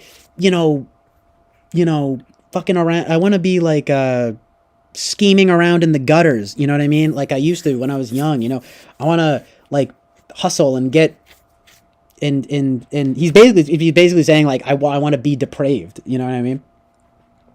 And now it is an interesting comment, right? Because, well, he used to be rich and he's got that mentality. So he's about as horrible as it gets, but he's also kind of dumb. It's a lot to try to explain, but the point being like, well, he used to be rich and now he acts horribly. Now he like you see as Danny DeVito, like his hair gets crazier as each, like they devolve, you know what I mean? Rob McElhaney said it himself when he got fat. It's not very groundbreaking stuff or anything because he basically said, like, in the show Friends, right? They become closer friends throughout, and you know what I mean? And they look better as it goes. He was saying, well, like, what if they look uglier as they go? He thought that would be funny. A very simple concept, but you have to remember, well, yeah, this is literally... So he jokes, but it's actually true, and even a little bit sad if you want to be real about it, right? He's like, well, basically, if you want to think of the show Friends, we just do the opposite of... we're the anti-Friends, you know what I mean? There's even, I think they did an advert back in the day for Sunny, where it's them in the fountain, you know how Friends has, they're all dancing in the water fountain together, you know? Life would never... Hey, whoa, it's the 90s, you never knew. We have apartments, you know? And it's just like... and it's in the Always Sunny advert, it starts off with them singing and dancing, and then someone trips over someone, hey, and they start pushing each other, you know what I mean? And they're like, you know, dunking each other in the water and stuff. Yeah, well, that's Always Sunny for you, right? But that's the gimmick, you know what I mean? So it has its own gimmick. It's just an anti-gimmick, if you will. You know what I mean? There's always going to be that, like, striving towards wholesomeness. There's, you know, that is going to, like, exist in popular culture. Knock on wood, right? Like a striving towards goodness. Like, for example, with most sitcoms, because it's very obvious that Always Sunny is like an anti-sitcom. You know what I mean? Like, that's the quote-unquote genius of Always Sunny, if you will. I say quote-unquote because some might say, well, yeah, it's gimmicky, but it is also genius in a way, and it's why... Even like, in spite of itself, you know what it makes me think of? I'm sorry to be so over the place, but I'm sorry. I meant to say I'm sorry to be all over the place, but when Louis Buñuel, I think is how you pronounce his name, when he made Un Chien Andalou, you know, the one with all sorts of shocking stuff in it from 1929. Can you guys see this? Am I on the right page here? So check it out, and I'm gonna tell you, and I'm gonna explain this in a second, and you guys might think it's interesting, and tell me what you think. Of course, the iconic eyeball slicing scene, and it's like, you know, and there's all this crazy stuff going on. It's like it follows a dream logic. It's Buñuel and Dali, you know, Salvador Dali. And to this day, I still really like it in, like, a proto-Lynch way, even though there is some, yeah, you know, there's some, like, disgusting elements. Because it's like it's a cow's eye that they cut. It's like, ugh. And then there's some stuff with the priests, but it's more like dream logic stuff, you know, proto-Lynch, of course. It's so funny, armpit, Un Chien Andalou. Anyway, when Buñuel made it, he wanted to make a film that would piss off the bourgeoisie, you know? And I don't think I can explain it well enough. So I'm going to just resort to reading the quote from him. You know what I mean? Because it's... Who can say it better than the man himself? You know, so check it out. Well, you know, at least the wiki has a nice summarization of it. Is that a word? Summarization? Is summarization a word? Yeah, I guess it's a word. That's funny, though. But anyway, let's check it out. Fucking... The first screening of Un Chien Andalou took place at Studio des... Or I'm probably going to butcher all of these names, but just bear with me. Studio des Ursulines, with an audience of Les Tout Paris. Notable attendees of the premiere included Pablo Picasso, Le Corbusier, Jean Cocteau. Cocteau is pretty good. Christian Berard and Georges Auric. In addition to the entirety of André Breton's surrealist group. So it's like all the heads were there. Like the proto, like, Warholians, you know what I mean? The fucking, these bohemians, right? No, but for real, check it out. So it goes on to say, the audience's positive reception of the film amazed Buñuel, who was relieved that no violence ensued. Dali, on the contrary, was oh, it's actually Dali. Well, whatever. Okay, I'm gonna keep. It explains it more. Dali, on the contrary, was reportedly disappointed, feeling the audience's reaction made the evening "quote unquote" less exciting. True. Buñuel since claimed that prior to the show, it's crazy, by the way, to think this was 100 years ago. Some shit never changes, man, right? For real. So anyway, less exciting. Buñuel since claimed that prior to the show, he had put stones in his pockets to throw at the audience in case of disaster, although others had no recollection of this. He's like making it up. But anyway, this is my point here, okay? Listen to this. It was Buñuel's intention to shock and insult the intellectual bourgeoisie of his youth, later saying, historically, this film represents a violent reaction against what at that time was called avant-garde cine, right? Like, avant-garde movies, right? Which experimental movies, which this basically is. It's very ironic. It's very ironic. Check it out. Which was directed exclusively to the artistic sensibility and to the reason of the spectator. So here's the point. Against his hopes and expectations, the film was a huge success amongst the French bourgeoisie, leading Buñuel to exclaim in exasperation, "What can I do about the people who adore all that is new, even when it goes against their deepest convictions, or about the insincere, corrupt press in the inane herd that saw beauty or poetry in something which was basically no more than a desperate, impassioned call for murder?" How fucking amazing is that? Okay? And it's like, that is true to this day. And it's not even like, I don't love Buñuel or anything, or even Dali, you know what I mean? They're all, but it's this thing though of like, they went to try to shock, right? And then they were embraced. Like, oh, I've never seen anything like this. You know what I mean? And I'm telling you guys, it's the amazing truth and reality of what I'm always getting at here. And this was happening fucking 100 years ago. This came out in 1929. What do you think it's going to be like in 2029 if if World War III doesn't blow us all up? No, I'm just kidding. But you know what I mean? It's going to be straight up porn, like, snuff porn. No, I'm sorry. But you know what I mean? Like, for real. And that's like what the best movies, my favorite horrors and stuff get at, like Videodrome. Sam mentioned he loves Videodrome, which is amazing. Man Bites Dog, amazing.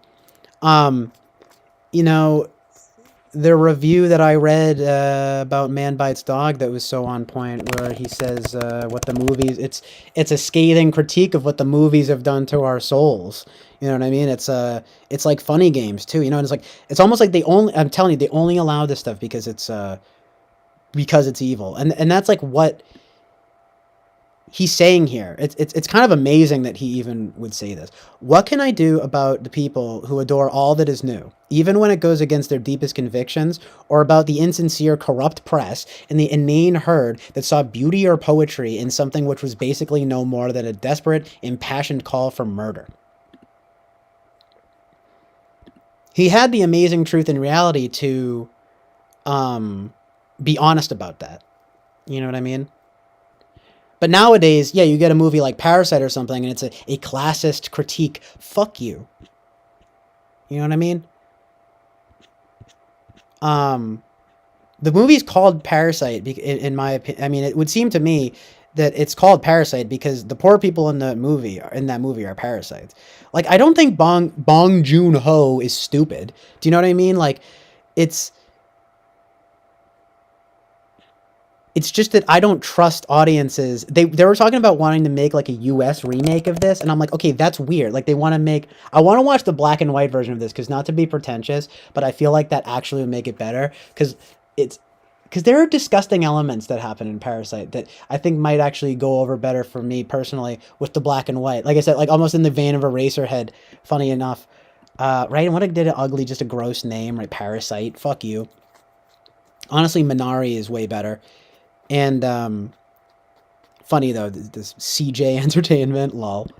Well, I'm not associated with that. Of course, it won at Cannes. It got the Palme d'Or, just like me. Wait, where is it? Why is it not? Oh yeah, okay, it's right here. And it's a dope poster, you know what I mean? Like, it looks dope. And look, I'm not saying, look, it's a well-made story, and the acting is good, okay? But it really, Best Picture? You know what I mean? Like, oh God, capitalism. Oh, look at, there's a Karl Marx quote. And look, I'm not saying, I've talked about this before, I don't necessarily think like that socialism per se is always evil. I'm more against the evils of communism, so to speak, you know what I mean? But my friend Sam, though, he might have some interesting stuff to say about that. We haven't talked a while about politics. I'm not super political. I'm more like into this so-called philosophical and psychological stuff. I guess you could say social, but then of course you inevitably wind up in the political. So okay, I guess I wind up being somewhat political in spite of my best intentions to stay out of the realms of politics. You know what I mean? However, I mean, for one thing, I'm much more interested in just like religion, spirituality, morality, and reality. You know what I mean? Truth and reality. I love amazing truth and reality. Well, yeah, and goodness and love and God and Jesus Christ. You know what I mean? All of these good, amazing things. Again, that's why I like Minari. About Koreans who are conservative Christians. Look at this guy. Look at this kid. He's a cowboy. It's symbolic, though, of the subversion. You know? Asian cowboy.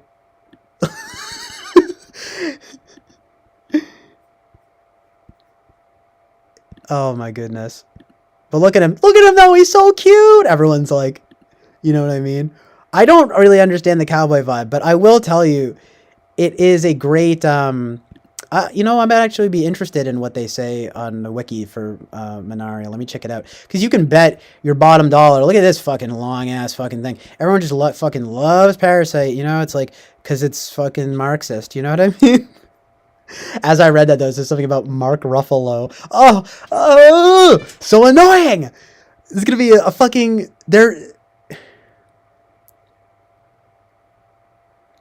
Adam McKay is going to make this fucking... Mark Ruffalo and Tilda Swinton, that fucking witch.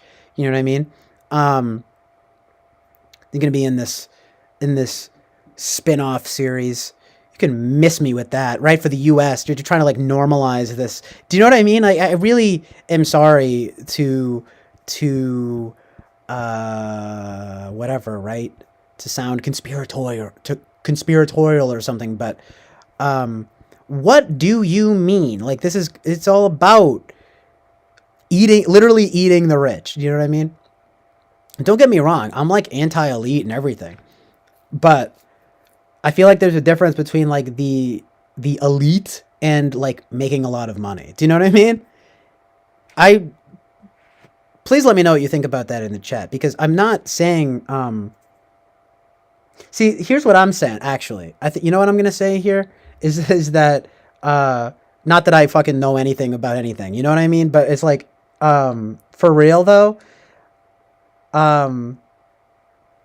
funny enough, it's kind of like what Vincent Gallo says. It's like, he doesn't say this explicitly, but it's about, he doesn't say he's against wealth. I assume that he would probably agree with this, because it's like literally offended by, he talks about it. I'll show you guys in a minute, but it's like, I'm not offended by wealth. I'm offended by power. You know what I mean? And I don't mean to be unsympathetic towards people who are genuine victims of evil. You know what I mean? But I just feel like the mindset of something like Parasite, and the fact that they're going to make a fucking American remake. It's like, it's about evil poor people. Like usurping good rich people. And I really don't... If they wanted to make the point... Well, even then, I guess it would be less... It would actually almost be less good, right? If they made the rich family, like, evil, right? it's an interesting role reversal. I'm just saying it kind of normalizes, like it's part and parcel with a lot of this conversation, right? With the vulgarization of culture, you know what I mean? And I hate to, oh, what are you, an extreme right winger or something? It's like, no, it's just fucking the truth, the amazing truth and reality of the situation. Like, there's no, there's no good in this. I mean, even like MLK Jr., say what you want about him, right? He at least had a almost like a Christ-like approach to it, which was this, a peaceful, non-violent solution type of approach. And nowadays it's just, let's just get ugly and mean. You know what I mean? And it's really, I think, a vulgarization of culture. I don't know. I think it's pretty sad. And they're just going to keep pumping this stuff out, Watch Parasite, man. The end of that movie is brutal. I don't want to spoil anything, but it's like,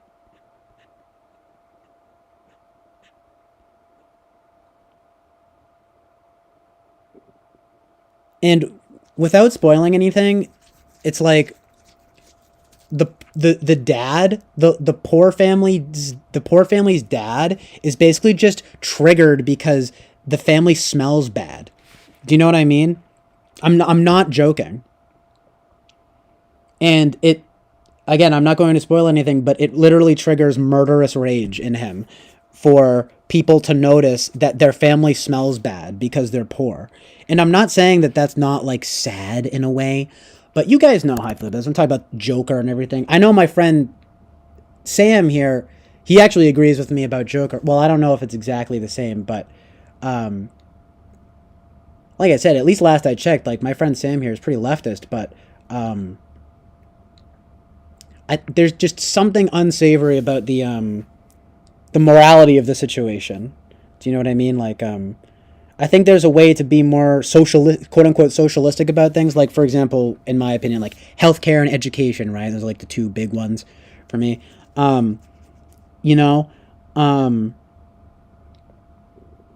But my God, yeah, like let's just murder rich people because fucking we want to live their lifestyles. It's fucking evil.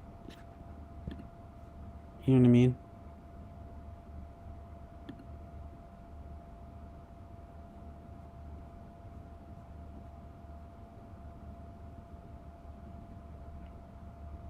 No, it's not spilt milk, Peter. It's, it's the degradation of morality in our culture. It's the decline of Western civilization. That's why I respect that movie Minari, because it at least embraces what makes the Western civilization good, even if in the end, no spoilers, right? But it's like the American dream is difficult, right? But it's not fucking Strazek, like Herzog, Strazek. I thought that movie it's so pessimistic, right? It's like, right, you try to live the American dream, you fucking kill yourself. That's like what Death of a Salesman kind of is. At least that had the sort of capitalist critique in it. I get into this a lot, but I hate the SJW co-opting of critiquing capitalism, but it is true, like invalid to critique it. You know what I mean? Anyway, though, bro, what was I gonna say? Minari, decline of Western civilization.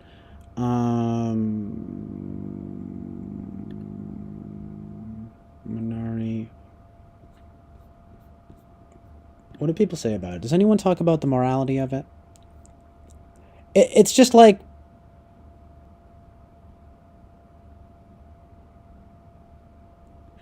they show the Christian guy and he's wacky, you know what I mean? And he literally like carries a cross around town and everything, and it's like, but he's actually a really good guy, and the family themselves seem to be Christian. I know I'm harping on the Christian thing, but it's like, there's this, the American dream thing, right? Yeah, Death of a Salesman at least is like taking on capitalism, right? I feel like Minari is like, well, they're making do with what they have. Like, it's like, no, things don't always work out, but you don't just fucking kill yourself. Do you know what I mean? Like, and that's like what Strazek, like Herzog's Strazek, like fucking takes to the extreme. You know, it's just like all these people that come over from Germany to America. Oh, boo-hoo, fuck you. You know what I mean? Minari is gorgeous though, and I can't even believe that it came out in 2020. You know what I mean? It's like you can't even believe, and that it got all this acclaim. But you know why? It's two things. Well, they allow it because they're Korean immigrants. I'm sorry, but it's true, and it's actually good. You know what I mean?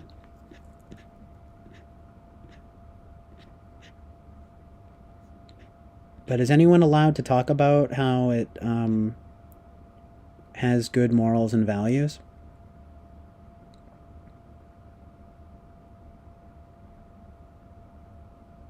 Can anyone talk about it?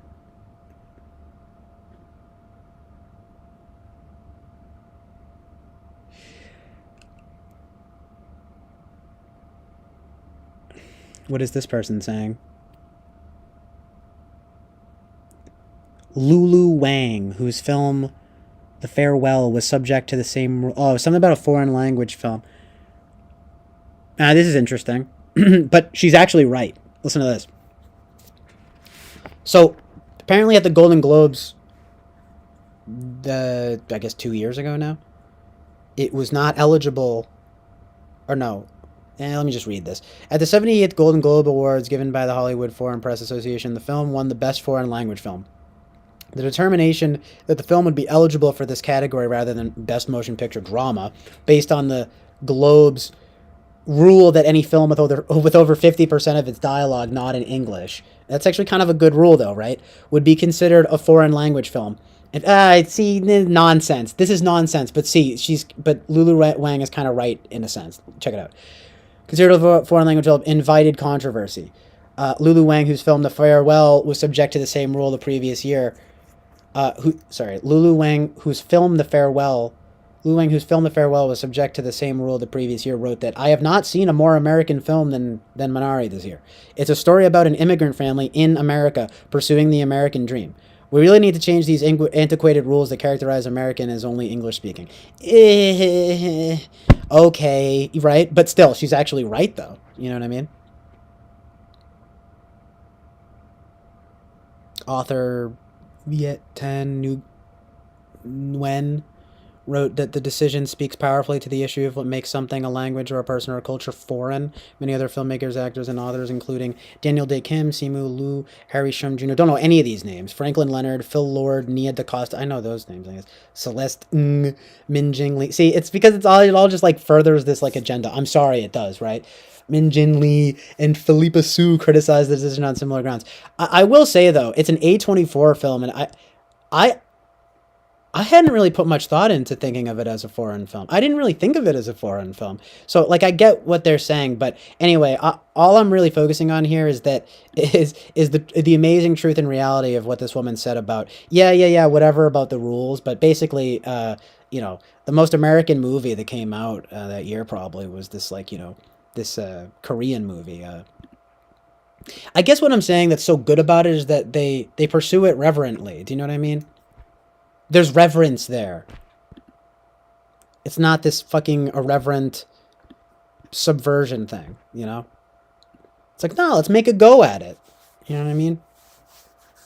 It's positive. But anyway, let me address the chat a little bit here before I get some more coffee. Also, wow. Oh my god, I've been going for almost 6 hours now. I'll probably stop fairly soon. It's nice getting on a roll, though, again here.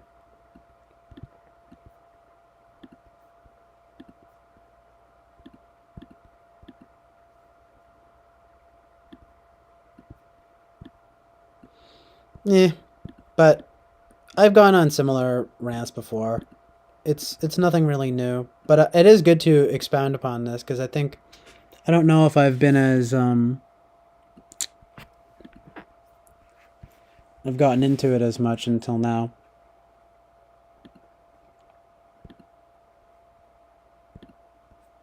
But you get the idea. There are good morals and values here. I just don't really know what exactly Parasite is trying to say and if it's good. You know what I mean?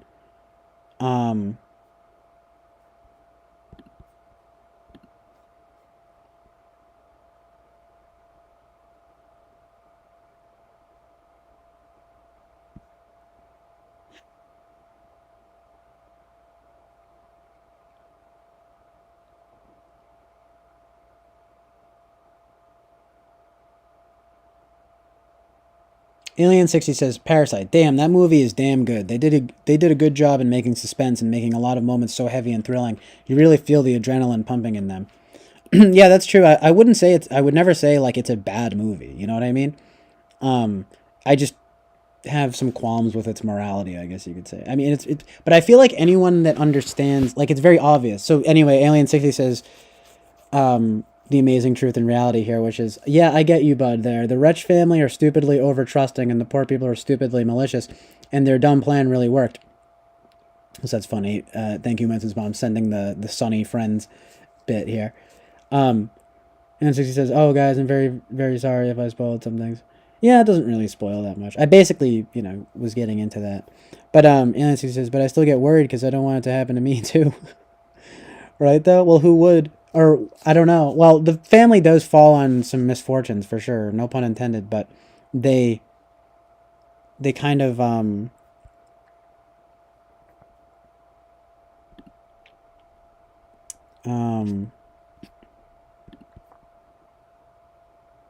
it's just not a good response to adversity. You know what I mean? Nothing like that at all. I mean, there's no triumph. There's nothing triumphant about Parasite. You know what I mean? Much ado about nothing, if you want to know my honest take on it. Anyway, Alien 60 says, also what made Parasite good is, I don't know what you mean, if you mean the being usurped or if you mean like falling on the more misfortune. Because like obviously both are bad. You know what I mean? Alien 60 says, also, what made Parasite good is how they successfully expressed feeling and made it very intense as well as managing the atmosphere of things. Yeah, like, there's no way you would say it's not a well-made movie, you know? In some ways, it's like that only goes so far, you know what I mean?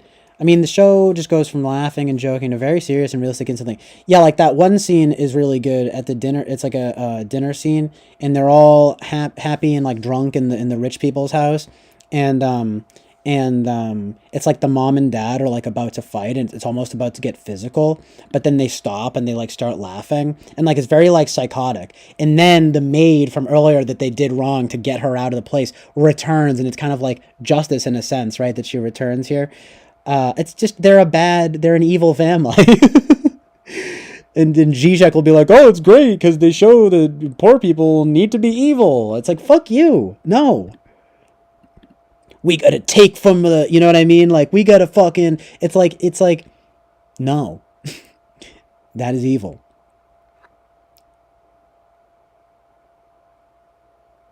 Right. So let's lie, cheat, steal, and kill. Right? Right, guys? Because we're poor and we're mad. I'm not trying to belittle anything about, like, poverty or anything. I'm really not. And, like, I understand that, like, rage. And, like, I understand, but, Jesse Lee Peterson, man, you know, it's like from rage to responsibility. You know what I mean? It's like Thomas Sowell, dude. Like I know that it sounds trite, and it's like I need to take this advice myself, but it's like pick yourself up by your bootstraps and try to do what is right and good. Don't do what is wrong and evil. An eye for an eye makes the whole world blind. You know what I mean? And plus, again, the rich family in Parasite have literally done nothing wrong and evil. I mean, if they wanted to get into, like, yeah, so Alien 60 goes on to say, the acting is good, is so good for sure, but the events are a little bit off and can be unrealistic sometimes, but that's what makes movies fun to watch from the beginning, or it will just be a documentary. The concept of the movie, but anyway, this is what I wanted to get to here is, Alien 60 says the concept of the movie also is new and good, I think. I think they're just trying to say by the evil poor is that this is how reality is. It's not black and white, but it's only gray. Yeah, it's like, I know. You know what I mean? Alien 60 says, so to rate it, concept good, atmosphere great, acting great, balance between realism and extremism for the thrill, great. dynamic in the going of the events, great, matching the vibe that they want. Good thoughts on this, Alien 60. Yeah, I know exactly what you mean. It would be I'd be hard pressed to not call it a good film, and you know what I mean. But I just don't know how I feel about it. Hold on, let me just address what. So Jonathan says, when I think of quote unquote American, I think in the most literal sense of was made in America or made by American filmmakers. I don't think of themes, etc. Well, yeah, that's why I'm saying, okay, let's not get too carried away about it. It's like, well, it's about a Korean family in America. I mean, I don't even think that I really considered it in a Korean film. Do you know what I mean? Like, I considered it an American film, basically, about Koreans in America. However, I think the filmmakers, though, I mean, Lee Isaac Chung, he's an American film director and screenwriter. I mean, he's probably he's from South Korea. Check it out, though. He moved, this guy, I'm just reading this now for the first time. The guy who made Minari, no, he's not even from South Korea. Anyway, he has respect, though. Check it out. He has reverence. It goes, like, Chung was born on October 19th, 1978 in Denver, Denver, Colorado, right? To a family from South Korea. His family lived briefly in Atlanta before moving to a small farm in rural Lincoln, Arkansas. He attended Lincoln High School. He was in the U.S. Senate Youth Program. He attended Yale University to study biology, but then with exposure to world cinema, he dropped his plans for medical school to pursue filmmaking, and then he got I don't know if he got a degree or not, but it says he later pursued graduate studies in filmmaking it says he's an alumnus of the U.S. Senate Youth Program. He attended Yale University to study biology. At Yale, with exposure to world cinema in his senior year, he dropped his plans for medical school to pursue filmmaking. He later pursued graduate studies in filmmaking at the University of Utah. Amazing truth and reality.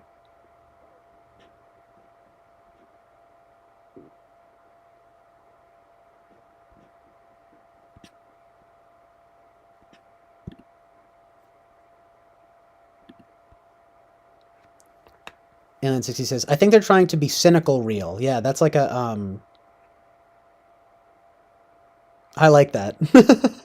Cynical real capitalized. That is the point of view of Parasite.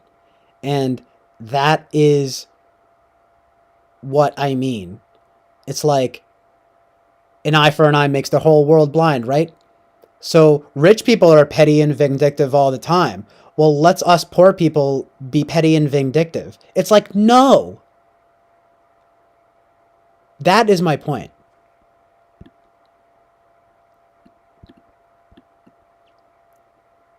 Being petty and vindictive is evil. Do you know what I mean? Lying, cheating, stealing, and killing is evil. Like, it's like, yes, there are exceptions, right? With maybe stealing, you know? Robin Hood, right? You steal from the rich, give to the poor. Sure, yeah. If you, maybe if you're robbing Hollywood elites, especially if they're, Holly weird, I was gonna say, if you're, I don't want to get in trouble for saying anything, but right, maybe if you're robbing like Holly weird elites, who have literally done wrong, you know what I mean? Like,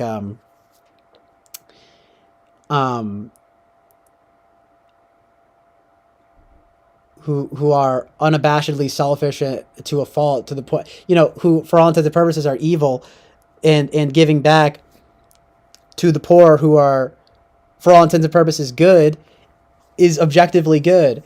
But of course, Parasite points out the interesting dilemma here, right? Which is that, well, not all poor people are good, obviously, but also not all rich people are evil. That's why it's a very interesting movie, right?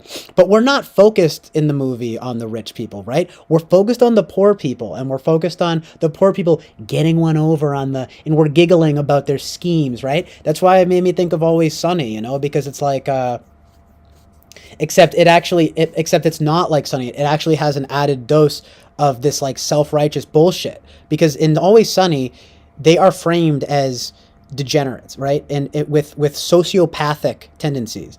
The family in Parasite, and I mean, it's like, I'm not just being hyperbolic. Like, I mean, they're a sociopathic family, like literally down to a T. It's social pathology. Like, it's let's just literally usurp this rich family, you know? They lie to get the whole family involved in helping this family out. Then they well, I don't want to spoil everything, but you get the point. It's they do all the evil things that I mentioned, and it's like, and now they're gonna remake it for the U.S. with that witch Tilda Swinton. Fuck you. You know what I mean? Can't wait, right?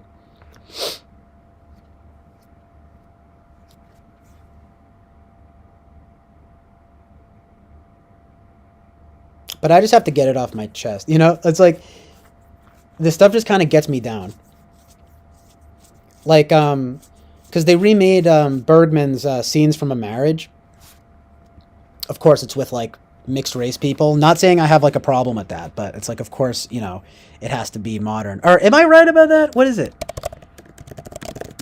Anyway, that doesn't even matter so much. The point is that, no, I'm totally making that up. It's just, Oscar Isaac and Jessica Chastain. I just, like, imagine, I'm like, it's black people. No, again, not that it matters really, but it's just sort of like, well, anyway, the original Scenes from a Marriage, is excellent. And it's Bergman. It's so good. But when it came out, do you guys want to know the truth and reality? You guys want to know the amazing truth and reality of the situation? When Scenes from a Marriage came out in 1973, okay, and Bergman does this beautiful thing of where there actually is sort of some positivity in the end. But it is ultimately about as it says here, a disintegrating marriage, right? Why would they remake it? Fuck you. You know what I mean? Not saying that there isn't some place in it, but where's the happy marriage story, right? Where is it, right? Point me to it. I'd love to see it. You know what I mean? Anyway, what I think is very interesting is that a newspaper, where is it? Legacy, controversy. There must be something like controversy,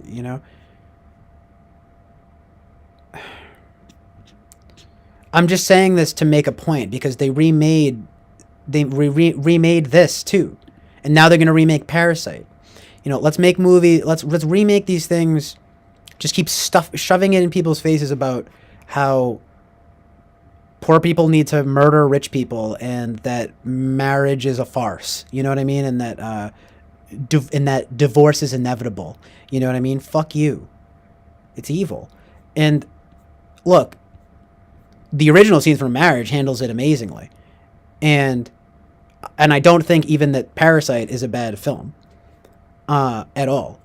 I mean, it's kind of bad in some ways, but it's also good in other ways. Scenes from a Marriage is actually pretty excellent. Again, Bergman is just amazing. But I'm trying to find the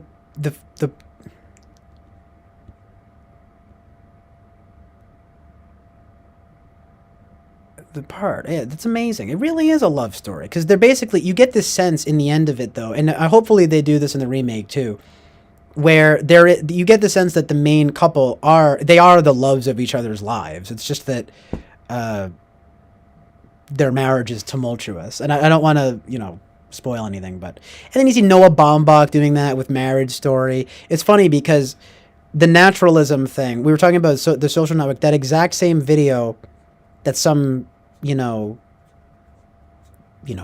essay guy on YouTube was talking about was how, yeah, people don't talk like that with the Aaron Sorkin dialogue, but people do talk with the crosstalk and stuff that Baumbach has in Marriage Story. I think it's like Marriage Story. You get Scarlett Johansson with short hair. You know what I'm saying? It's like they wind up and they're fighting and, oh no, it's all divorce. Fuck it all, right? Fuck you. I'm trying to find just this one bit. Look, apparently it was in the newspapers. Like, oh yeah, well, it's at the very beginning here. They don't get into it though, funny enough, right? Scenes from a Marriage was also the subject of controversy for its perceived influence on rising divorce rates in Europe. right?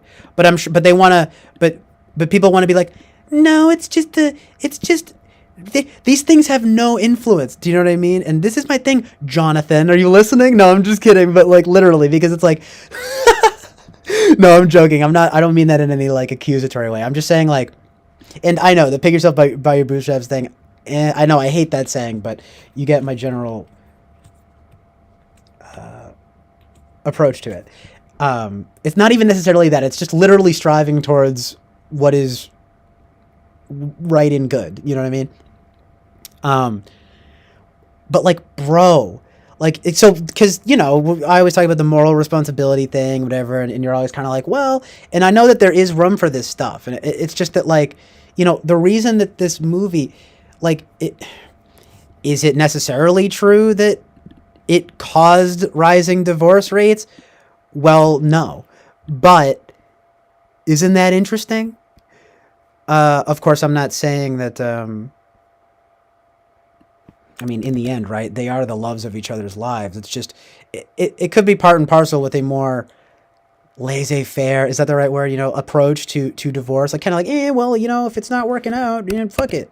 It's like, no, that's not a good attitude. I mean, sure, if it's really not working out, then yeah. I mean, sorry. I hate to, because, like, obviously I'm pro-marriage and anti-divorce, you know what I mean? But it's like, yeah, if things are really bad, especially if, like, someone's abusive or something like that, right? It's like, get out of there, right? But it's like, no, don't trivialize divorce. Don't normalize divorce. You know, don't trivialize whatever Parasite's trying to do. Don't try to normalize whatever Parasite's trying to do. You know, these like evil usurping. That's the only word I can think of is usurping.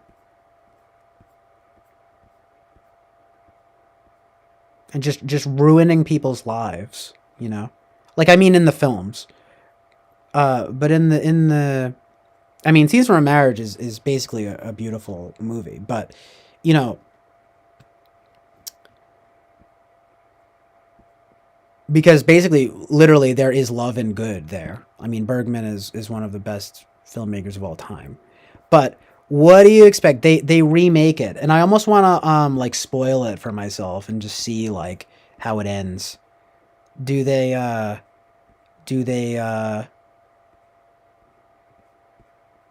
kill each other? You know what I mean? The husband and wife murder each other. How about that? Not 100% certified fresh on Rotten Tomatoes, right? And then you'll see, and on that very film, you'll see 50% from the audiences. I wonder why that is. Yeah, because people don't want to see this shit. You know what I mean?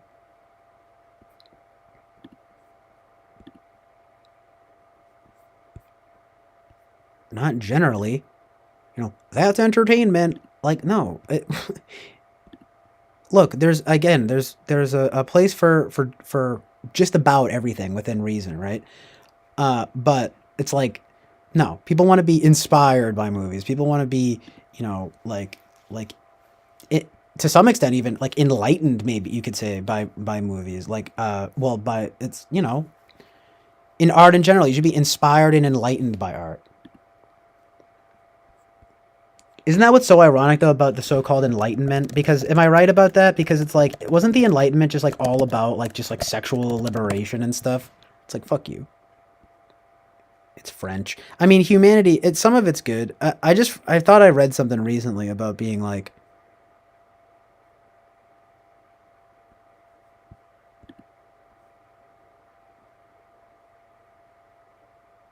well, anyway, some of this stuff is probably good. Enlightenment era stuff. Yeah, but see, then it leads to fucking communism. Exactly.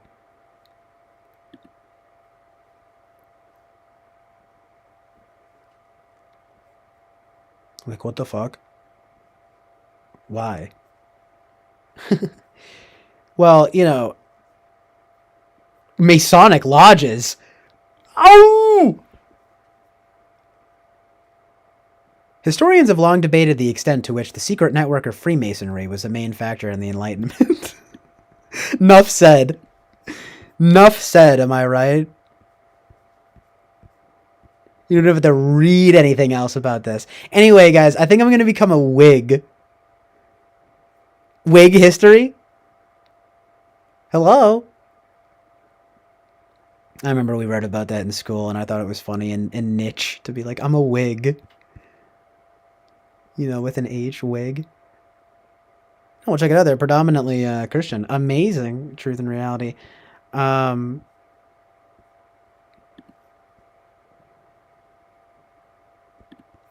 Nice. So let me see what Alien 60 says here. What do you want to know exactly about the movie? Well, yeah, I think I've said about all there is to say about it, but I feel like the scenes from a marriage comparison is pretty apt. Like, you know, it's like, why remake this stuff? Like, why? Like, if there was any like question as to whether or not the morality was like good or not, like it's just proven by this just like bizarre attempt. It's just like, let's remake it now. It's like, why? Because of the narratives. I don't know why. But it's always going to be subversive. Do you know what I mean? And yes, you know, we go to art to look for the things. Like, I get it. It's like the playland. You know, I was getting at this earlier too, like about art and play and stuff. It's like maybe I could take it too seriously or whatever. But it's like, I only say what I'm saying because it feels like there's not enough striving towards love and goodness these days in art and in life. You know what I mean?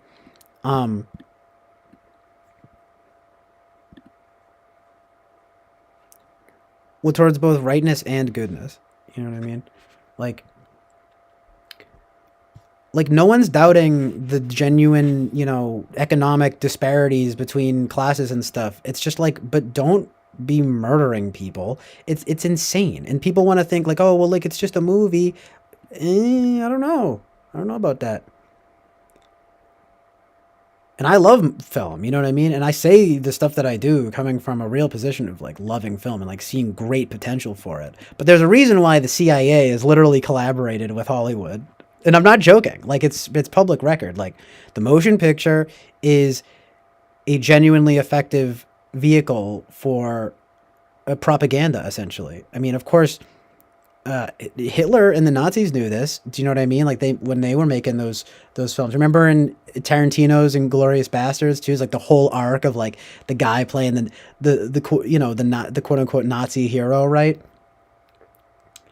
Like that's and that's literally how they did these things. It's like there is no better way to get people thinking in a certain way than to have your hero be something like do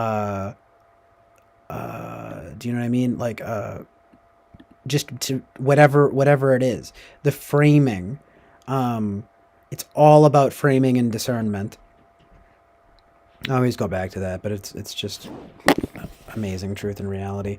But Alien 60 says the message, well, I think they're trying to be typical with it and made it like, oh, reality is very dark and shitty for the poor and damn good for the rich. I don't think they have an original message. I think they're just focused more on doing an actual great story. Yeah, and it is a great story. Like, you know, it's pretty hard to debate that. But anyway, Alien 60 says, I don't think they have an... Oh, wait, sorry, I already read that.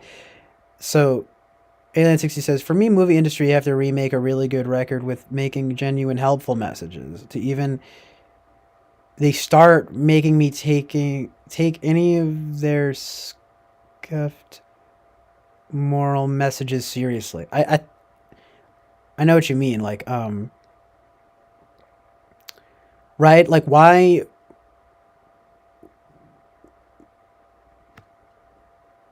does it always have to be these things? It always has to be like these subversive things, you know?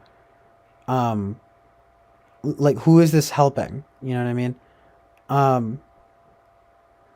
Alien 60 says, how much do you think movies influences the thinking of people? Yeah, exactly, though. And now Alien 60 says, bro, you're answering my question even before you see it, lol. No, yeah, I saw it. I was just sort of like, getting to it. But, I mean, that's what I'm saying. I mean, I'm not as... The question is just more like how far, or, I mean, how deep it goes. You know, I've said this before and I'll say it again. you know, um, and it's like, I'm not saying that, it's like, you know, Bergman in the original Scenes of a Marriage, like, does a really excellent, honest portrayal of marriage. Not that I would know, but it's like, but it is, like, there is this subversive element to it that inevitably at least resulted in some people speculating that it led to rising divorce rates. And I'm sure as soon as I look it up, it'll be like, that was debunked and we don't let that, no. But it's like, well, why wouldn't that necessarily happen? You don't think some people would watch it and be like, damn right, like, I'm leaving my husband. You know what I mean? Like, my fucking husband sucks. My fucking wife sucks. You know what I mean? Well, I say the husband first because people said, for some reason, they said it was a lot of women, I think, but I don't think that that's true. I mean, I think that it could be either gender, you know what I mean? Or either sex. It's not necessarily one or the other. It's just how scenes from a marriage spurred a Swedish marital crisis.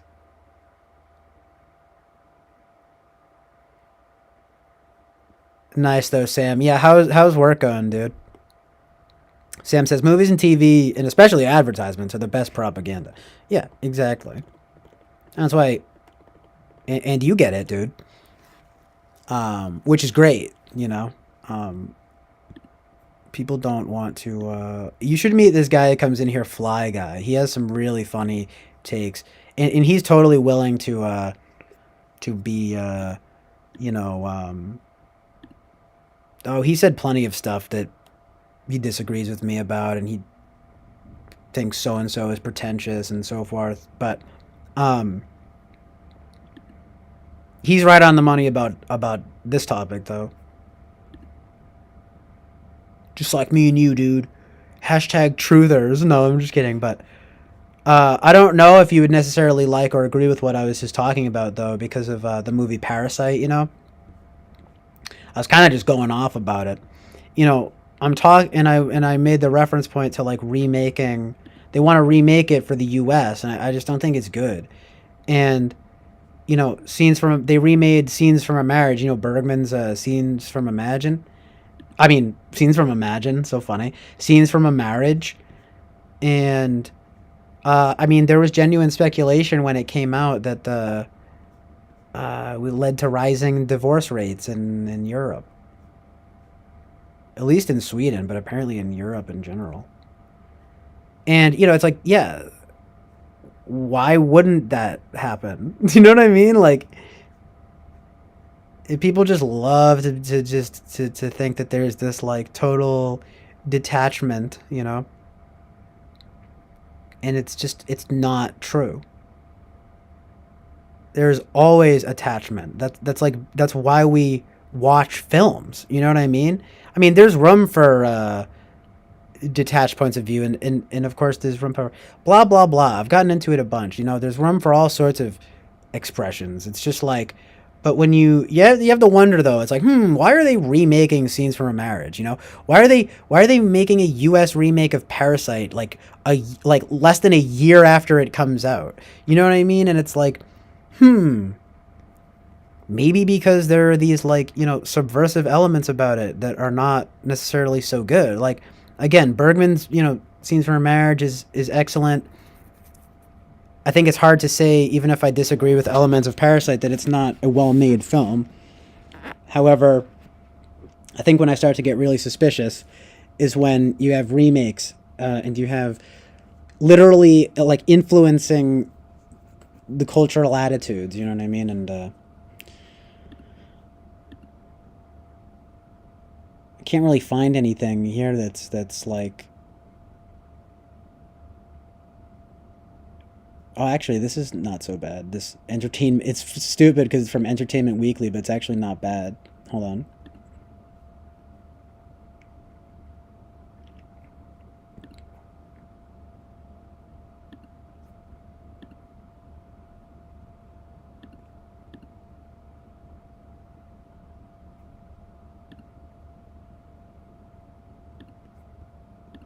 Where is...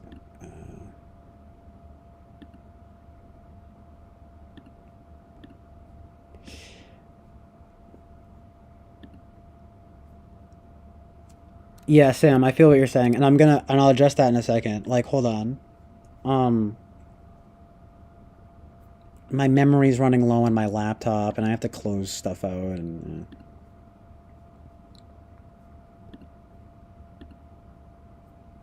Yeah, I've said it before, and I'll say it again. Like, I don't think that elements of more quote-unquote socialist, like, ideals are bad.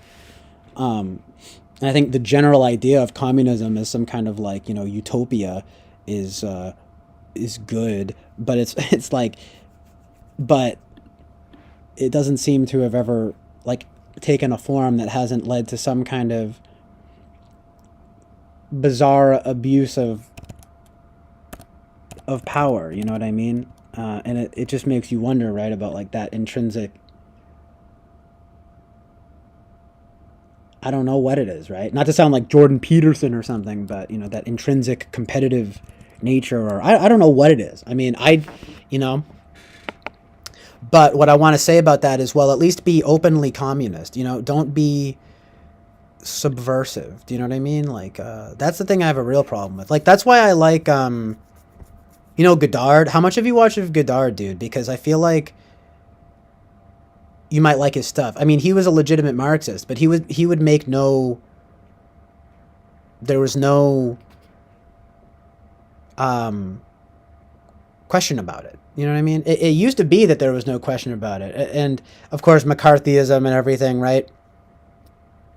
But it turns out a lot of these people were registered members of the Communist Party. You go and you look, you know what I mean? You're like, well, all these people, they're rooting out the communists. It's the Red Scare, you know, it's stupid, right? And then it's like, Charlie Chaplin, registered member of the Communist Party. Or I read it was someone recently. I think it was, well, Dalton Trumbo was one of them, which is so sad because I love Roman Holiday. It's so good. It really is so good. But, bro, like, there was someone else too. I'm like, what? Well, here it is on their Wikipedia. The registered communist. What? So it's like, you know, you don't get to have your cake and eat it too. You know what I mean? But even at least back in the day, everyone was like, you know, just like brazenly communistic. You know what I mean? I would so much rather that than this like bizarre Parasite. You know what I mean? It's just like Mean Poor People, the movie. It's like, I get it, but like, bruh.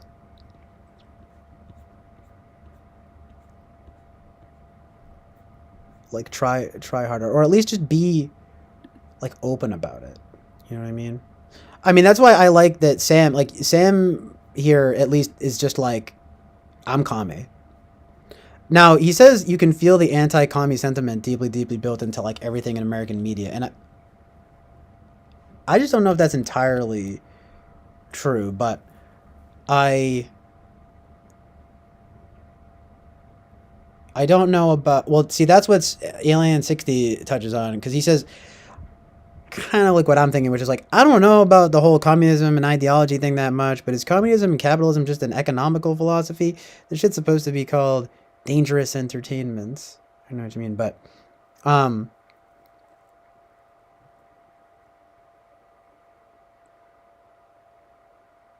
don't know what that part means, but yeah, let's rename this show, or whatever you want to call this stream. Let's rename this stream Dangerous Entertainments.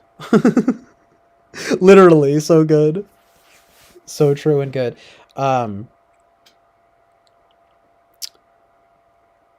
Okay, so yeah, I tend to think of that stuff as being a lot more economical. But it's like I really don't know enough about it to dispute that economic element, right? But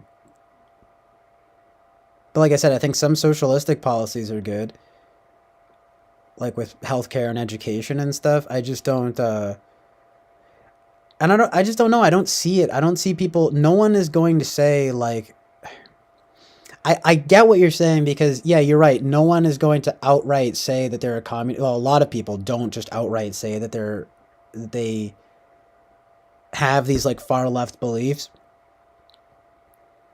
But if they do so, like without,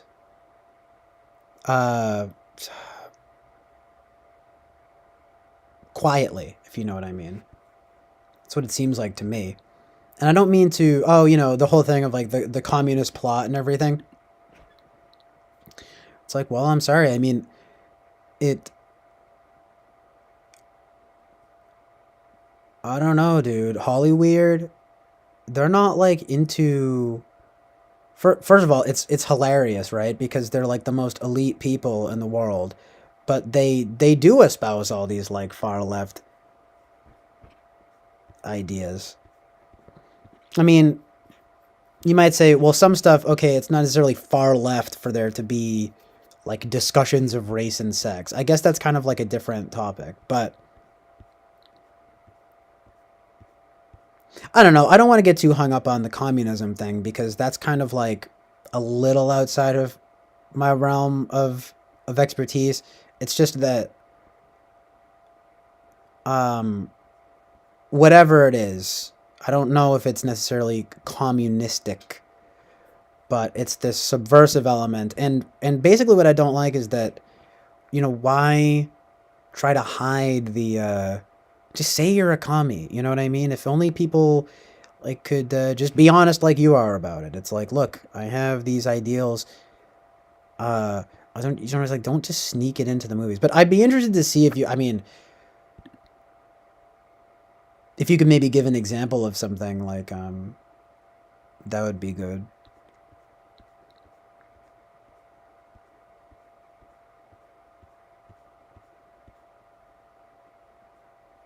Because, you never see even Citizen Kane is basically about the evils of capitalism. You know what I mean? Like, we've been having this discussion forever and ever. Like, it's always been, you know what I mean? The bad. And that's what people like to see because it's relatable, right? It's like, I get it, like the bad rich people, or you could basically say the evil rich people. But I was talking about this. It's not like wealth that offends me. It's power that offends me. You know what I mean? Like, or rather like abuse of power, you could say,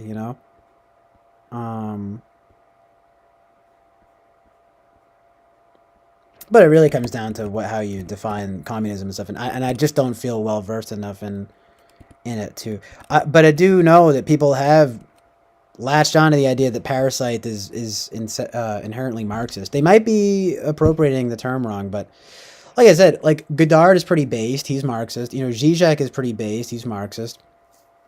Although Godard eventually got way too self-indulgent, and Zizek, a lot of people think is a charlatan. You know what I mean? But they are people that I do enjoy. And I mean, Godard, V vs. V is like one of the best movies I've ever seen. See, but they were kind of like un-PC though. I think that's something I know you can relate to that, Sam. It's just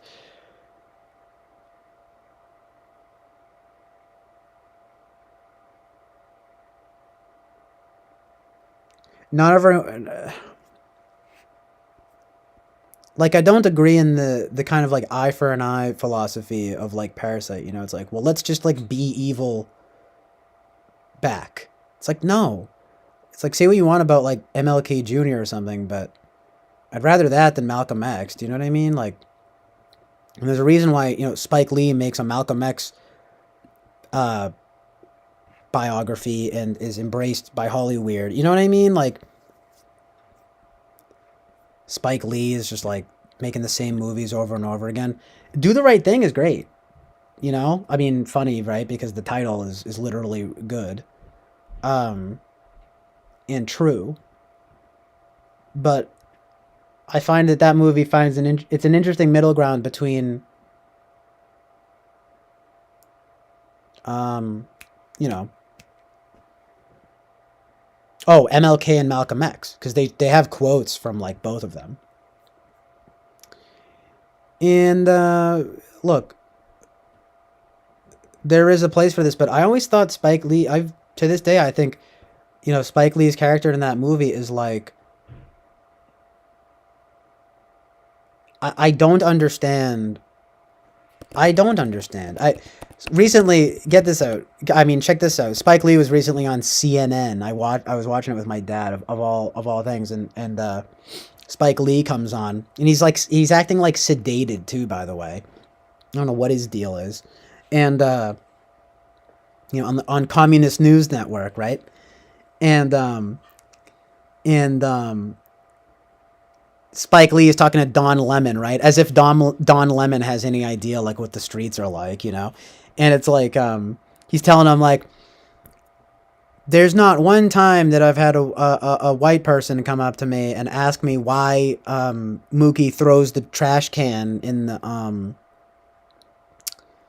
into the Sal's window, and he starts the riot, you know, after, well, listen, okay, major spoiler alerts, you guys, about Do the Right Thing. I don't know if anyone wants to stop me, but, you know, the fact is that the cops basically kill a guy, okay? And it's like, meanwhile, there's this Italian family that runs the pizza shop, and it's like the neighborhood pizza shop, and it's a hot day, and there's escalating conflicts, etc., etc. But Spike Lee, who made the movie, you know, plays the main guy, and he's basically just your average. He's just like, his whole thing is actually ironically kind of capitalistic. He's just, the whole movie, right? It's all he wants to do is get paid. He just wants to, literally, we watch him, he gets with Rosie Perez. He wants to get paid. He wants to get laid. You know what I mean? And he's really the most boring character in the movie. Like, everyone around him is interesting, right? Like, you know, Giancarlo Esposito, Radio Raheem, you know, even fucking Danny Aiello. I love Danny Aiello's character. John Turturro is more racist. He's brazenly racist, but then even Danny Aiello is like, listen, this is like, they're like family, like stop, you know what I mean? Anyway, though, it all comes to a head later when Radio Raheem is playing blasting his Public Enemy. I know you like Public Enemy, Sam. That's why I'd be interested in what you think about Do the Right Thing. My point being that Mookie comes along, our main guy, Spike Lee, right? And he's the one who throws the trash. He works for Sal, right? Like, he's the pizza delivery guy, okay? And with the Italian guys, right? And of all people, he decides to throw the trash can through Sal's window and then destroy their business. And literally the older black people are like crying, and they're like, it's happening, you know what I mean? It's like, it's happening again. And then after the work, he has the nerve to go back to Danny Aiello and be like, where's my money, Sal? And then Sal's like, you want your money? Here you go. And he's like tossing the money at him. It's like, for real, what is your fucking problem? You know what I mean? And then Spike Lee goes on CNN like, you know, a few months ago, and he's like, I've never had a black person ask me why Mookie threw the trash can. It's like, yeah, I get it, right? Because of like the rage and at the disenfranchisement. It's like, but like, bruh, like Sal in that movie, I know that this is like silly in a way, but really I think it's very relevant, because it's like, to this day, I'm sorry, yeah, I might be your typical white guy, but I don't get it. Like, why would he do that? You know what I mean? It's like, there's absolutely no respect there. Like, Sal didn't do anything. Like, all he wanted was for him to turn his fucking music on. You know what I mean? Radio Raheem's coming in, blasting Public Enemy on his boombox. And good Lord, you know? And it's like, no, of course the cops shouldn't have killed him. The cops are, you know, I mean, they're kind of the enemy in the film. But Sal is not the enemy. You know what I mean? Sal and his business are certainly not the enemy in that film. And yet we have our main like character here leading the charge against like destroying, literally lighting his business on fire to make a point. Fuck you. It pisses me off, you know? Not you, like Sam or anyone, but I'm just saying, like, you know, fuck you, Spike Lee, you know?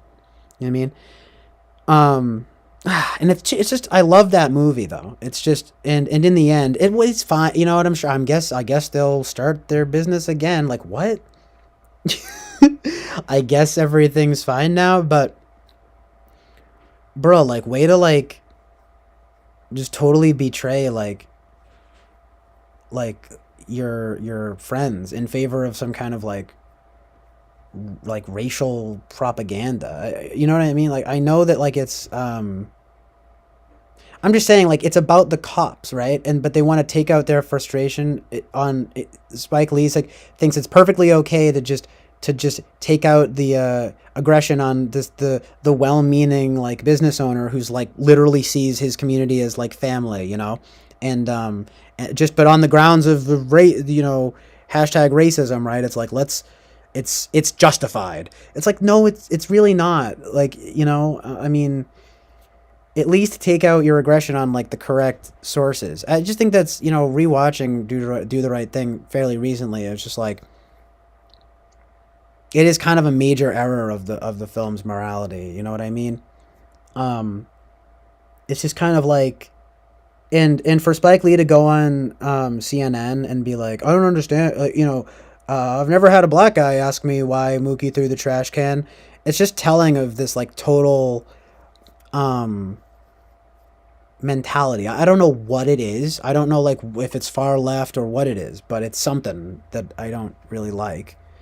You know, I like his movie Mo Better Blues though, but you know what's really funny about that is that he got in trouble for saying that because people said that there were like quote unquote anti-Jewish stereotypes in it because the managers, the record label people are depicted basically as like greedy Jewish people, and oh no, I'm gonna get pulled down, right? But check it out. Spike Lee was actually quoted as saying, Jews run Hollywood, and that's a fact. Like, he said that verbatim, right? But like, it's okay for like him to say that, right? You know how it is, right? Totally fine for him to say that, right? Can you imagine though if anyone else ever said that? Oh, and believe me, people did. The ADL was on his ass. You know what I mean? Like, it's not like Spike Lee just said that and it wasn't a big deal, you know? But it's part and parcel with kind of, what is it? The black Israelites and stuff, you know? They, how did Sam, what? Boba Fett? Sam is, my friend, don't, yeah, but I totally feel what you're saying. Don't, hide Sam. Can you undo that, Boba Fett? But the MLK thing, that's why everything about movies about historically radical figures always serve to entertain them in the past. The whole point of them is to make them irrelevant by putting them inside of history. That's why everything about MLK never mentions his massive mindset change before his death. He's been trying as an advocate of peace rather than what he really became. See, that's why, have you ever heard of like Ralph Abernathy? Like, he had a whole thing. I talked about this recently, but he wrote a book about like his MLK's like affairs and everything, and he was totally ridiculed, you know. And but it says on his grave, literally, this guy who's against MLK, it says on his grave, quote unquote, I tried. And it's probably true that I'm sure that MLK actually got way more aggressive as time went on. I don't know. Is that what you're going to say? Because I don't know. His massive mindset change. He probably did become more like Malcolm X because it's like, because it's the same mindset that just like don't agree with. It's eye for an eye, right? We got to throw trash cans through people's businesses. You know what I mean? Like, why? Just mindless destruction, you know?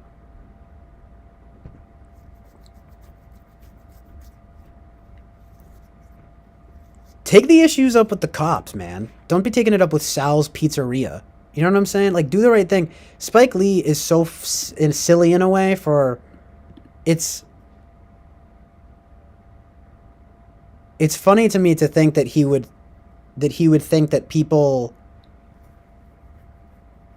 wouldn't question that. But then now he wants to say, well, it's only white people who are going to question it. Well, that's really bad. I'm sure there are plenty of black people who would question it too.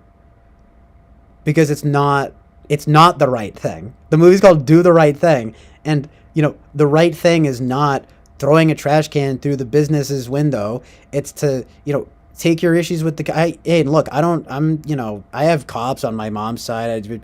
You know what I mean? I know that they're, well-meaning cops and whatever, but it's like, hey, listen, they do work for the government though, and there is like power involved, and they do abuse that power. And the point is that, it can be used for evil. Take your issue up with, the people who are actually in power, not fucking the pizzeria owners. You know what I mean? So anyway, it's just silly to me. I think Spike Lee is really on some ivory tower shit when he says that, and when he puts that in the movie. It's not good. Mo Better Blues, though, that was a pretty good movie. That's like his other good movie, it seems to me. It's about like a jazz musician. Denzel Washington, he's really good in it. Pretty woke. He has ideas, same with Denzel, like they can be pretty on point. It's just yeah, so funny though. Like it's like, right, well, but Spike Lee can say that stuff about the Jews and not get totally canceled. It's like, well, do people like to forget that he said that stuff? Well, anyway, I'm sure people don't exactly, like I said, the ADL was on his ass and everything. It's not even like the portrayal in the movie is that egregious. It's just like the truth. Like literally, it's not just, it's obviously all sorts of people, but record labels and stuff, they did literally, like, no pun intended, right, pimp out the jazz industry and the blues industry and everything. And then rock and roll and rock, of course, did steal from them. And the Lee family, literally, like they are right in their critiques of that stuff. Like in Public Enemy, the whole, and Elvis was racist and everything. It's like, well, he probably was, but then he had no problem stealing from their culture, right? And so anyway, all of that stuff is very true. It's just, it doesn't justify, it's just like mindless, literally chaos and violence, right? Talking about the Will Smith, Chris Rock thing. Honestly, it's too much to even get into, and it really ends up getting problematic. But anyway, let me just address here what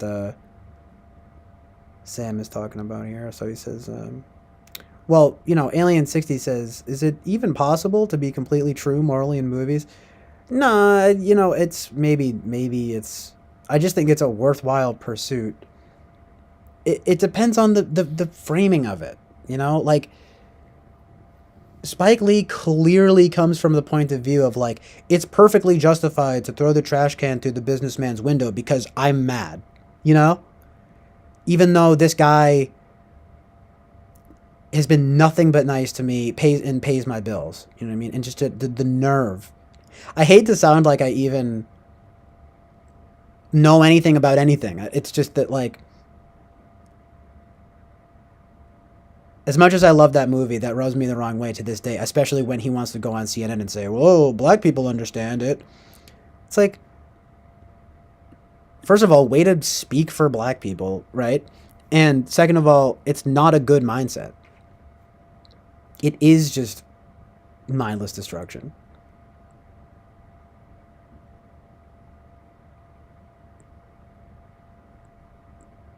But anyway, Sam Cox says, the last march MLK was planning was a poor people's march on Washington, was going to be massively larger, murdered before it could take place. Oh, that's true. Yeah, exactly. And he says, yeah, eye for an eye isn't the point. It's the seizure of power. The only way to have power is to gain it. I know what you mean, but it can't be through lying, cheating, stealing, and killing. You know what I mean? Lee Lu says, agreed, Sam Cox. MLK gets a bum rap, flattened in a way. His later work with the People's March and uniting working class people together against the power brokers, I think that was why he was murdered. Well, that's interesting, yeah. Because Sam Cox says, yeah, exactly. And he says, will you write on your grave? That's an interesting question. I know, right? I love that, Ralph Abernathy just saying, I tried. So sad and good.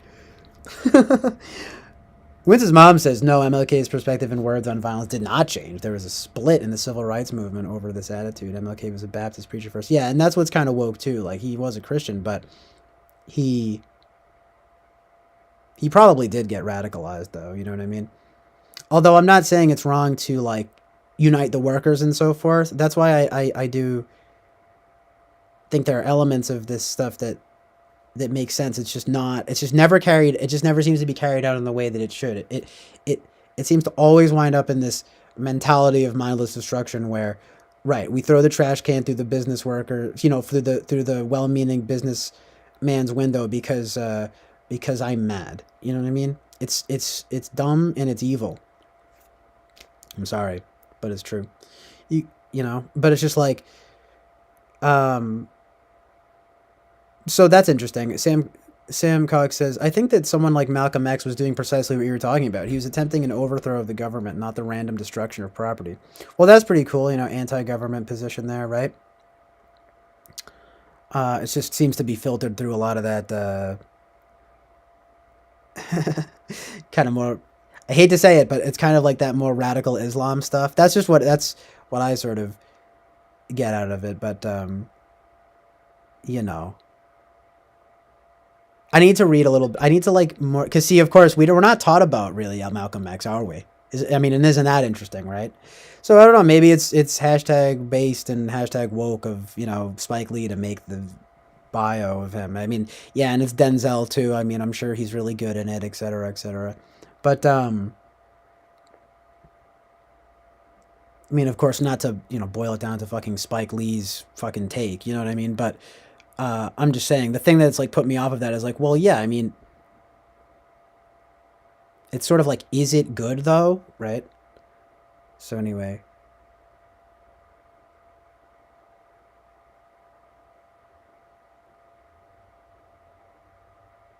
Wiz's mom says Elvis was not racist. He loved black people and was very close to his backup singers and to his cook. Truly not racist at all. He was from the wrong side of the tracks and felt more like that side.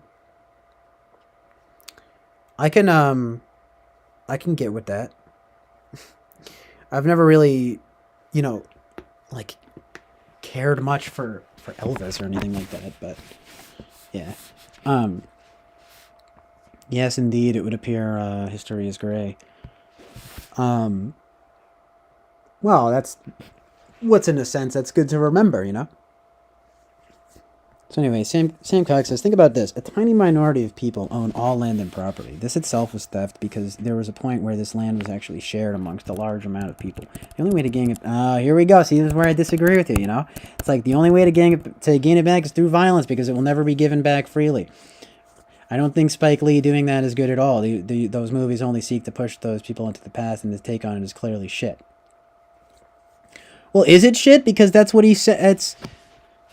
Well, anyway, okay, so I agree with you on the grounds that it's not the business guy, you know what I mean? It's not the pizza guys, fucking, don't take it out on that guy. It's like, I kind of hate to say it, not that I'm pro cop per se, but, you know, I have a family ties, and, you know, it's hard for me to say, well, there are good people. It's like, well, yeah, there are lots of good people that do lots of things, right?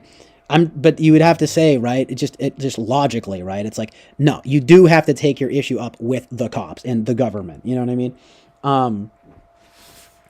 That is the proper way to channel it, and so maybe there is truth in that, but it would appear, I'm just telling you, you know, Spike Lee did the Malcolm X biopic, you know, so it's like, I think we agree on the basic sense of being, like, anti-government, but it's like,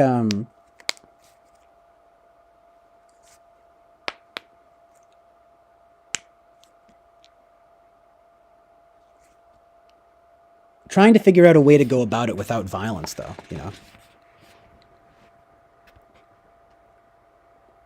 I do think that violence is essentially inherently evil. You know what I mean? I mean, you know that whole story, there again, like, there are exceptions to these rules, like, even you know the Haitian Revolution, you know, and like they killed the slave owners and stuff. I mean, it's like, look, yeah, it's bad to kill, but that's a situation where it's kind of like, yeah, like, I know what you mean, you know? It's like, there's pretty much only one way out of that, you know? And that's where it gets unfortunate and also interesting. I was talking about Patton, like General Patton. He's pretty cool, but at the same time, this fucking war is evil. Peace is good. You know what I mean? I do agree though. You can't, it's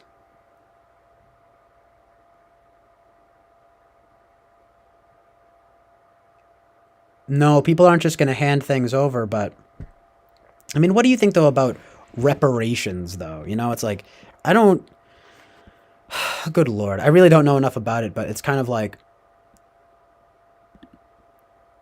me and you, we don't own slaves. I think slavery is evil, you know, in all its forms. Of course, it's like, duh, what do you, I expect like applause and like a pat on the back for saying that. It's like, no, it's just like, you know what I mean? But like, it's always wrong. And it's like, yes, this sort of like pseudo, quote unquote, leftist idea of like the exploitation of workers. Like, yes, that literally happens, you know, literally, you know, that literally happens. But, but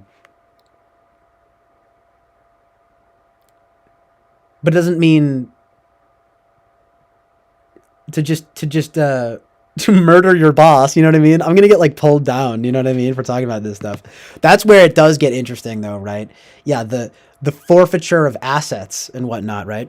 But I don't think that anyone ought to be I think that it needs to come down to the accountability being on the people who fucking, like you're saying now, it's the people who actually own everything, you know? So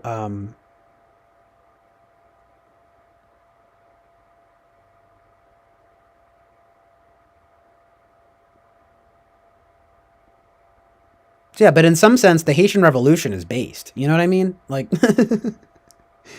anyway, Sam Cox says, there's literally, I say that with a grain of salt because, again, I don't think killing is good, obviously, but it's just like, you know, the rebellion against the slave owners. It's like, well, yeah, I mean, what else were they going to do at that time? You know? Sadly, right? This is unfortunate, but whatever, right? It's like, fucking, you got to get free, my dude. I mean, I'm a freedom fighter. No, I'm just kidding, but, you know, it's like pro-freedom, right? It's literally the opposite of slavery. You know what I mean? So, anyway. I gotta get more coffee. You guys are coming through. Now Winston's mom is going to talk about the Bible. I know what it says in the Bible. Hold on. Nice. Karma's Pimp is here. Now here it's getting interesting. See, and you guys gotta remember, Sam is my friend, and he's got these commie ideas, but he's actually pretty based in some interesting ways. So I don't want to, and I'm not preemptive because I don't see anyone coming at him or anything, but I've gotten into this stuff before. You know, I tend to have these more quote unquote, I don't know what you want to call it. I call it conservative and kind of like Christian, but well, those things are true, but you will find that I try to be only interested in the truth and reality of the situations, you know. But I guess what I'm saying is like, give peace a chance. No, I'm just kidding. But Sam has some hot takes, you know. I don't think he's your typical quote unquote communist. You know what I mean? So I'm just saying, just remember that if you guys see whatever he says he's a communist, it's like, well, you know.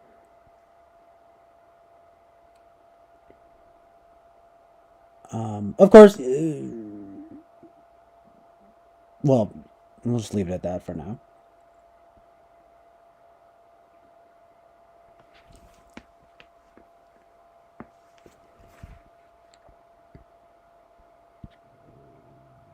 But Sam says, there's literally no point in history where this is not true. You and I don't own anything. True reparations are paid by the offending government. We own basically trinkets and lived in borrowed homes. Jonathan says, you mean to tell me that you don't like slavery? Holy shit. You have my vote. Right, exactly. And it says, I think you have TI, not FI. Who, me?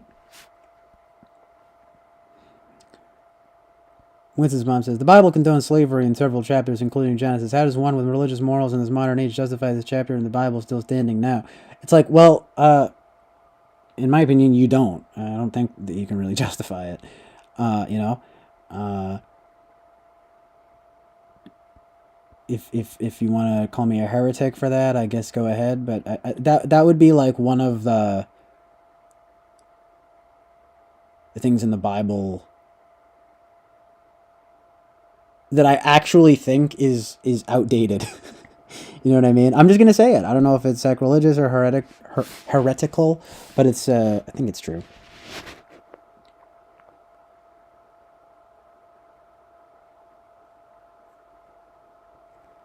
You have Tiana and FI is for when you said slavery is evil, yeah. Well, I mean, I don't know if there's really any way that you can You can justify that. Like, how can you say, you know, God made man in his image, right? It's like, but there are lesser forms of man, and so you can enslave them, right? What? Like, why? Based on melanin, you know? It's like, you know, Jesus Christ was basically a Middle Eastern man. You know what I mean? Like, so, you know, I don't know if I would go that far, but you know what I mean. He was like essentially, he would have presented as more typically Middle Eastern looking. And anyway, I saw someone in the JLP chat recently saying like, well, if Jesus looks really mattered, they would mention it more. And it's like, exactly. They don't mention it for a reason, because it's stupid. It's nonsense, you know? That's like why JLP says racism isn't real. He's saying evil is real, but racism isn't real. You know what I mean? And that's what he means when he says that. You know what I mean? But Jonathan, I mean, what I mean by typical communists, I think, is because they're not he doesn't work in these like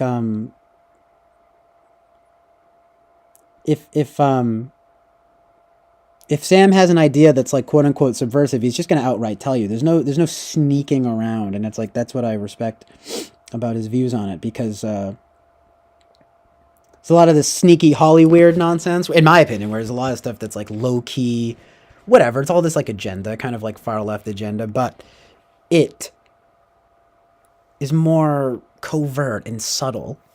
And I actually agree with Sam on a lot of stuff. He knows more about communism than I do, though. So that's why I try not to speak too bluntly about communism, because what I'm against, and I think it's the same with Sam, is that we're sort of like against like abuse of power and abuse of state power, you know, like statism. It just would appear that there always winds up being some kind of elite. Stalin, I mean, like, dude, like what? Like, you know, what do you think about Stalin, right? He's just leftist Hitler. No, right? And isn't it true? I would get pulled down for this, but didn't he like kill more people? Or at least, well, it wasn't genocide. I saw someone say this too. It says there was no basically Hitler of the left. If there was one, though, it would be Stalin, right? But you get the point, like the hashtag not true communism thing, right?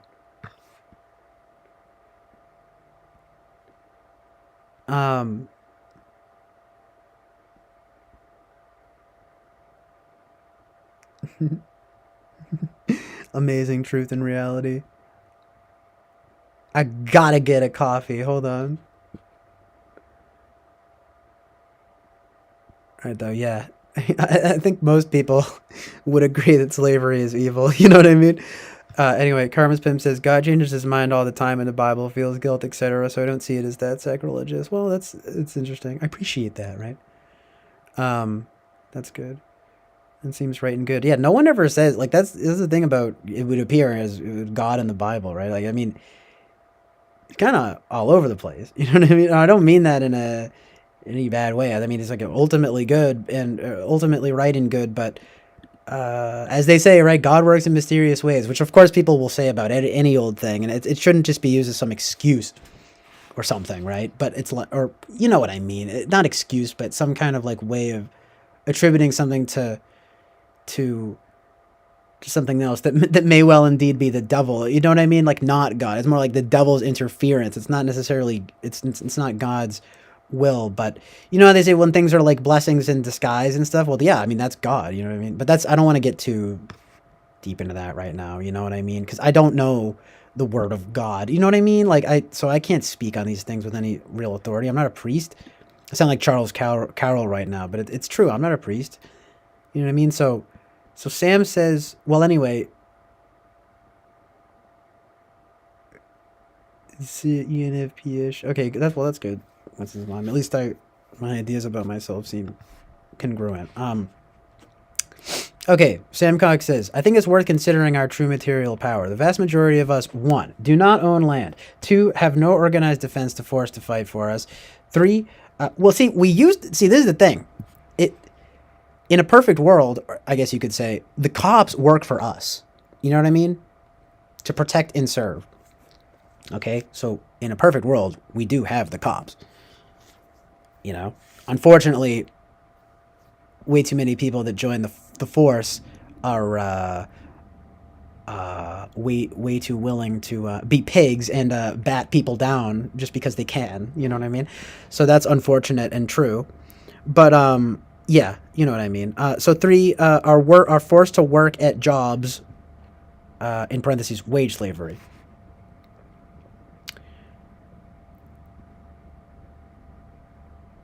To an extent, yeah, I agree with you. I mean, like the minimum wage and everything is very bizarre, you know. It's legal slavery, right? School and work are just legal slavery. Fuck it all. Burn it all to the ground. No, that's where I disagree, though. It's like, no. We don't burn everything to the ground. These things do give us order. There does need to be order. So that's what I would ask you, Sam. Like, how do you think that order ought to be established then? Do you know what I mean? Like, okay, but amazing truth and reality. Alien 60 says, yeah, we have to chill out about this stuff and analyze these concepts carefully. We're just analyzing this. We're not saying anything at the moment. I hope I got your wavelength right, but I don't know if you're talking to me or who or doodly doo. I'm just kidding, but I don't know who you're talking to, but I feel you, dude. I think I know what you mean. Like, it's just kind of like, yeah, these topics do tend to get very heated, of course, but it's worth remembering that the whole Socrates thing, right, of like the wise man knows he knows nothing, right? Well, anyway, you know, but well, Sam has read a lot about this stuff, so I'm going to continue what he was saying here just to kind of wrap it up here. Hold on. Well, not wrap it up, but just be caught up here. Hold on. Kind of wrap it up, though, you know what I mean? I don't know if there's that much else to say about it, but well, first of all, Karma's Pimp says, but the context of the time with the Bible makes a difference because time began only a few years ago. No development necessary. Apparently.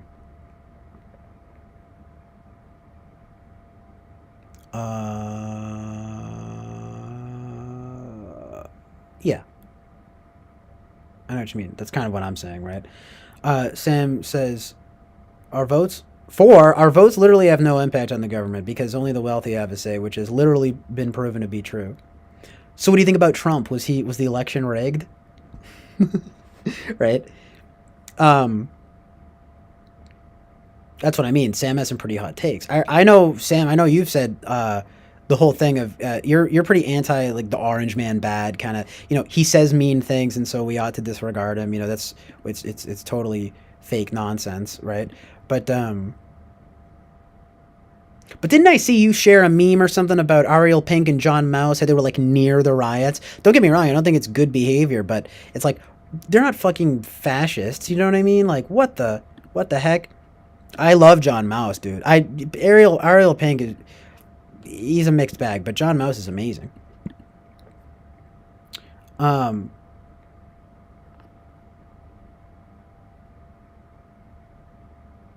So anyway, Sam says, so my point is that we have no power besides our physical bodies. We can use weapons. We can withhold labor, but after a certain point, we will starve and become homeless. And Jonathan says, okay, so by typical communist, you mean part of some shady cabal thing. Okay, very bad wording made. Yeah, okay. But yes, that is what I mean, basically. I mean, like, you know, the subversive commies, you know what I mean? Subtly working against us, you know what I mean? The communist plot, the Red Scare stuff. That's what I'm talking about, you know what I mean?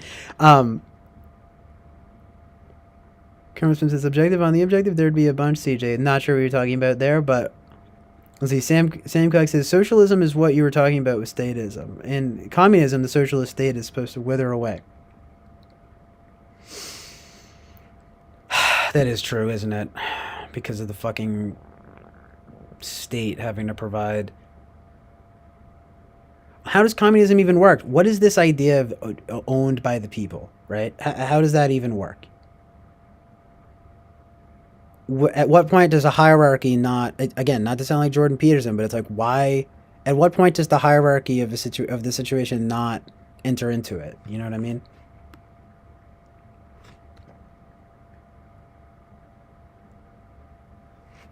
Jonathan says, okay, now I feel like chatting for real. Chat with me, CJ. All right, maybe I can put you on here. I gotta get coffee and grab something to eat real quick. One sec. Yo, Rachel, thank you for being here. I'm glad to hear you're glad that I'm back. I know I was not oh my god, I was busy and like a lot of stuff, but we're having a very interesting conversation right now, so I'm just like focused on this right now.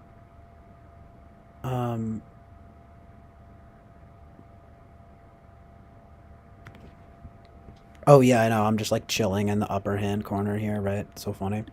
Mew. Make myself a little bigger here. All right, well, hold on, Jonathan. I can get you on. I can get you on here. Hold, just give me a second. I'm getting tired.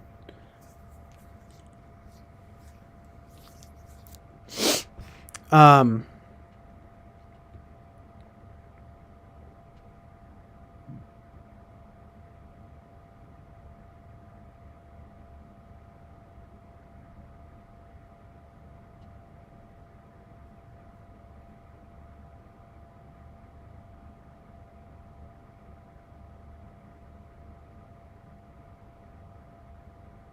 Alien agrees with the stereotypical ENFP.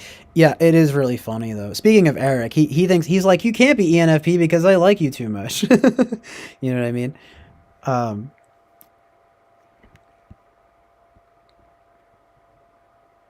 It's very funny. Well, there was a time where Eric thought I was INFP, and then now he thinks I'm ENTP, and it's like I'm probably in between ENFP, but I just don't feel like I'm polar TI, you know. But I appreciate what you're saying there. But no, to be honest though, Alien 60, I'm sorry to disagree with you. You know, it's like I love to agree with everyone, but it's like I don't think that that's just like a TI thing. You know? You could even say it's an FI value of mine to be against slavery, you know what I mean? I mean, you could say, okay, TI, FE, it works too, but it's also FITE. Like, why? It's not, first of all, it's not morally good, and then who is even to say, well, how would it result in anything? It doesn't result in anything good, right? TE doesn't result in anything good, you know what I mean? So, whatever. Anyway.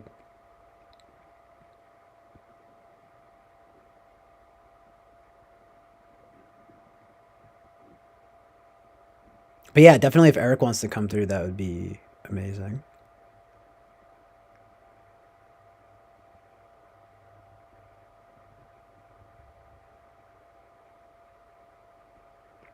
Second sentence was sarcasm. Okay, you got it, CJ. Word. Yeah, I'm kind of keeping up with the Kardashians here. I'm just kidding, but keeping up with like... Oh, I just totally missed...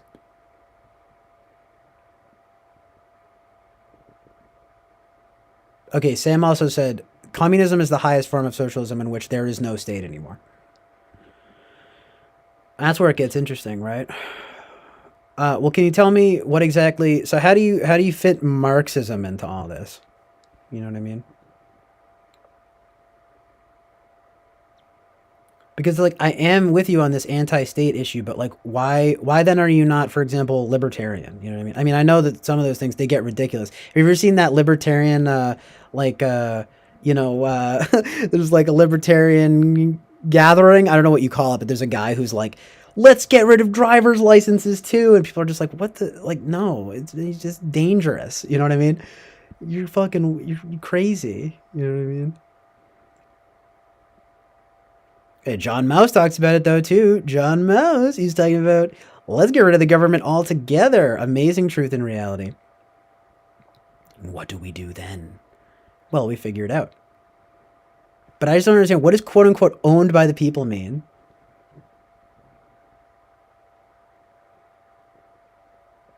I'm with you, and I think it's something to aspire towards. I don't know if it's... quote-unquote communism, but I'm picking up what you're putting down at the very least. I usually do when we talk about this stuff. I'm just so reluctant to... it's just such a communism is such a weapon word, you know what I mean?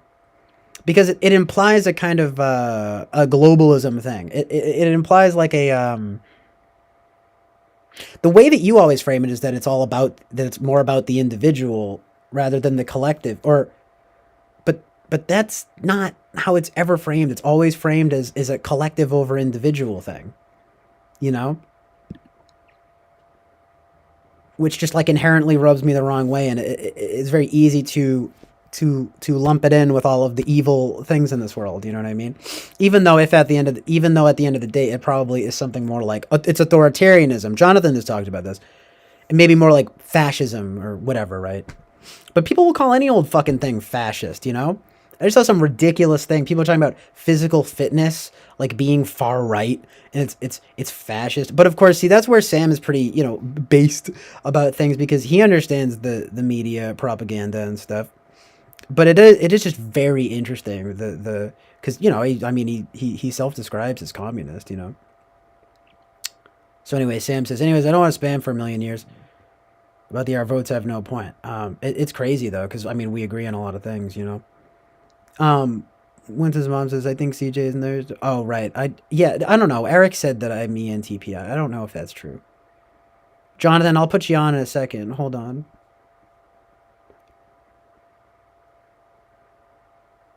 Oh, yeah, no, it's cool, Sam. I mean, it's like, it's good to, you're a welcome voice here, because I feel like, you fit in well here, basically. You know, if you know what I mean. We're all here mining for the treasure of truth and reality. So you know, thanks for being here, dude. I really appreciate it. Yeah, Max Sterner though, he was fucking bitter, right? I need to read more about him, but what is it though that makes no sense to look up Sterner or egoism? Oh yeah, Sam, I have to mod you to send links. I need to mod more people, but at the same time, I've been wary of doing that.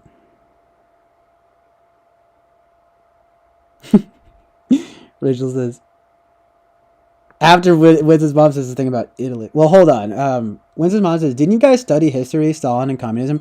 We know from history how first we had Tsars, and then Lenin, and then Stalin, and then Malenkov. I don't know any of these names, except for Lenin and Stalin, right? Then Malenkov, then Khrushchev, then Brzezinski, then, of course, Putin. I know Putin. And Russia's economy is about the size of Italy's. Then right after that, the Italy thing is very funny. Rachel says, it's like Jonathan Bassani is like, Mamma Mia, can you just speak with me, CJ? You say you just can't see yourself as being polar. What does that mean? It means that I, you know, respect logical objectivity is what I mean, you know. But I know you have different takes on the ENFP stuff. You know what I mean? Alien 60 says, Eric said that. I was going to say the same argument for me. I easily get you, like, I easily get Eric too, and I'm pretty sure I'm an INTP, yeah. I mean, I feel like a lot of us here are probably NPs of some kind, you know what I mean, generally speaking, but,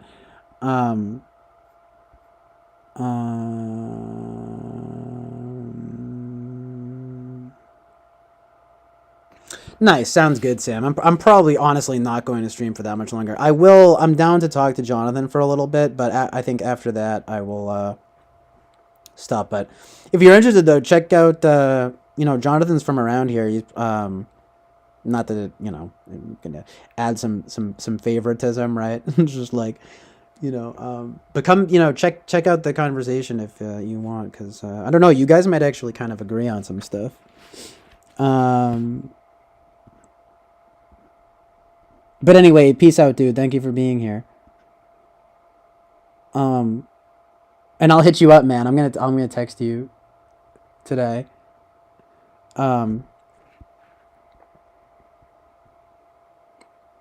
Libertarianism requires a state? What the?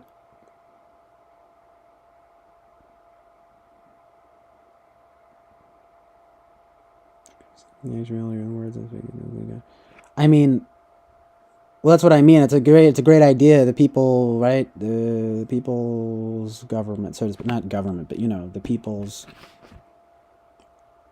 ownership of everything. I've never understood what that really means. You know what I mean?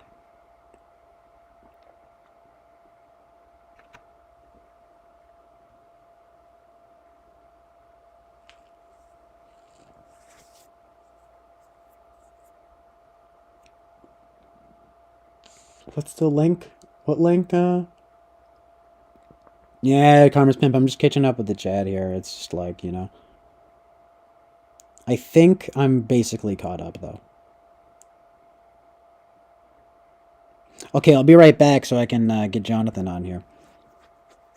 And continue this conversation, because it is very interesting. I'll be right back.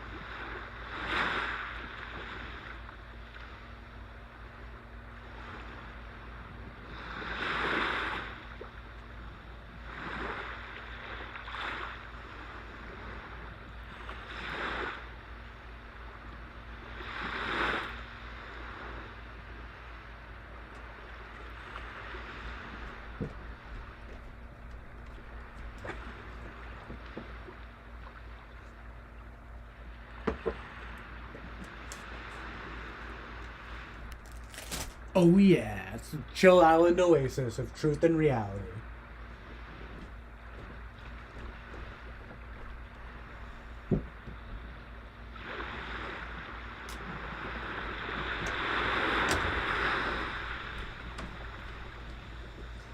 Coming to you live with your sexy host, CJ O'Connell. Woohoo! Hey, hi. Hi, everyone. Yes, it's me, your humble host. Oh, such a nice intro. Thank you to whoever the announcer is. He has a really nice voice. Yeah, it's me. CJ O'Connell. I'm Christopher James O'Connell. That's sort of my professional actor name. I'm sort of taking on more of a professional actor type vibe these days. Now that means that I have to talk like this. With a really sort of annoying pronounced vocal that tells you that I'm an intellectual. And that I mean business. And that I'm serious about dominance hierarchies. And I'm about to school Jonathan Basanti on why capitalism is the best form of whatever it is. I don't even know what it is, but I'm going to school him on it. The best form of government. It's not government. What is capitalism? The best form of economics. If anyone knows about money and having a lot of money, it's me. Especially by my own work and effort. You know? I know about making money. I know... I'm like... People call me the Donald Trump of the suburbs.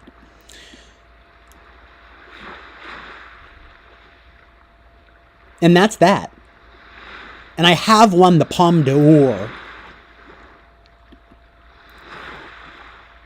Just throwing that out there. It's important that people know about my credentials. Okay?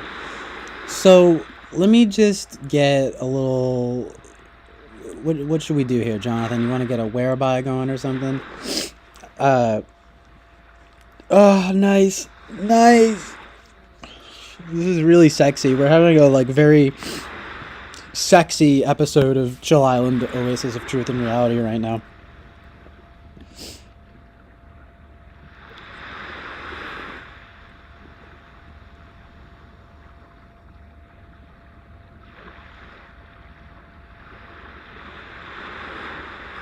Okay, maybe you're right, Peter. A lot of... Oh, yeah, well, I feel like I do this to poor Jonathan all the time. I'm like, I don't want to go for that much longer, but you'll have to forgive me. It's been almost 8 hours, and I'll probably wind up streaming late tonight or something. But anyway, I'm gonna get the Jonathan on right now. I want to hear what Jonathan has to say about this stuff, especially because I know... And I totally understand, right? It's a lot easier to just, like, speak rather than type. You know what I mean? So, at least if you want to, you know, communicate in a more free-form, like, way, or if, you know what I mean?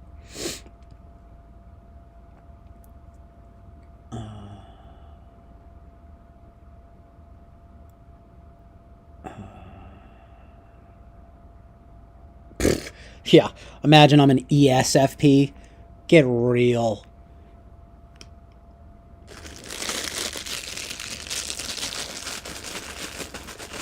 I'd love to know where the SE is, you know what I mean?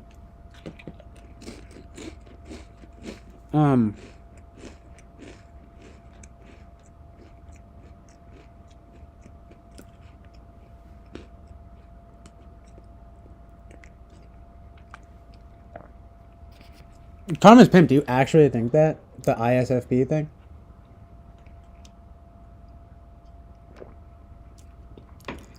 Dude, I'm omni-type, okay? Yeah, the Gen Zennial is very nice about my freestyling ability. I do think that I'm a good, I tend to function best with improvisation, you know what I mean? But I'm not gonna, I'm just catching up with the chat here. I guess I have an ISFP look, that's funny. You know, I got ISFP on one typology test that I took once, but I thought it was total bullshit. You know what I mean?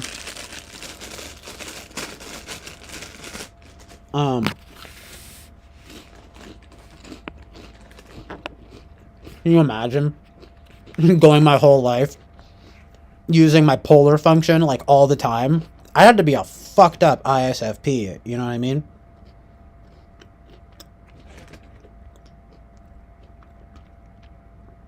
Oh, really, Rachel? Stuff with your nerves? That sucks. Have you been, you know, pursuing treatment for that? What even is the... You might go on to explain it here, but no, you didn't.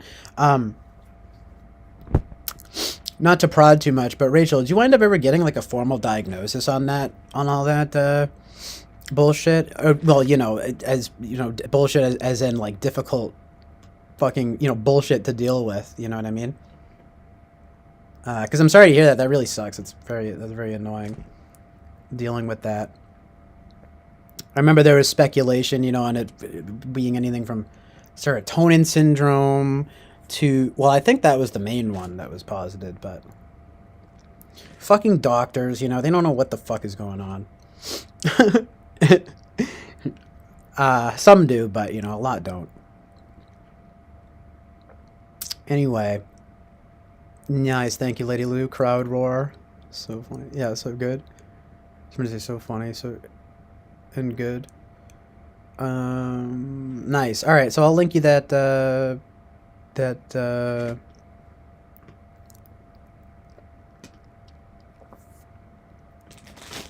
aware by. It's fine if I just do I'll do my chill reality one. Is it gonna do that bullshit though about the timing? What? We haven't run into problems with that though, right? So let's just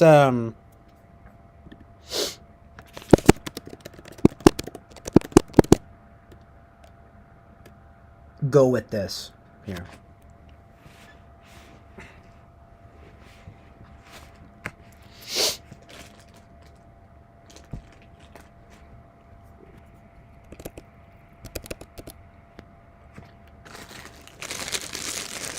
Sorry, I get these fucking...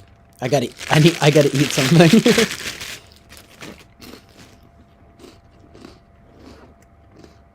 Alright.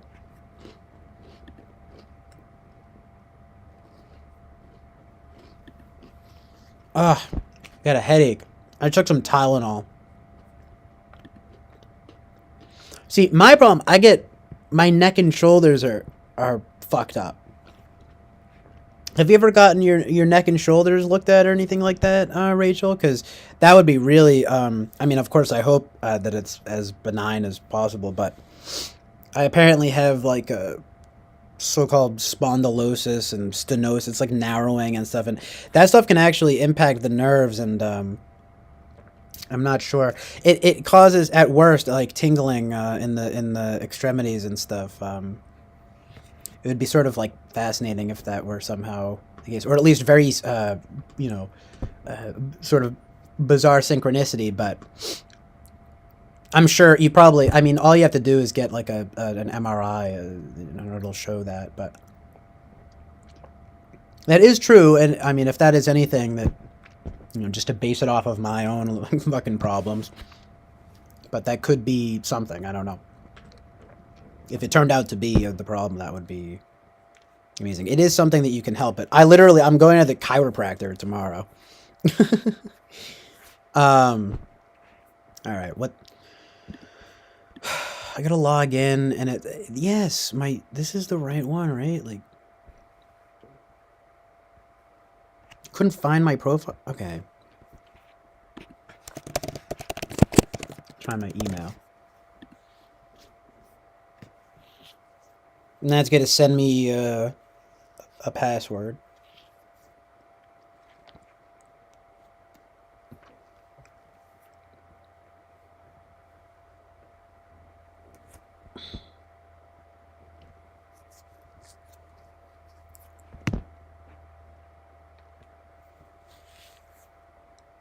I want to take ibuprofen. I don't know if it's placebo effect or not. I think it is true that ibuprofen is stronger. It's just...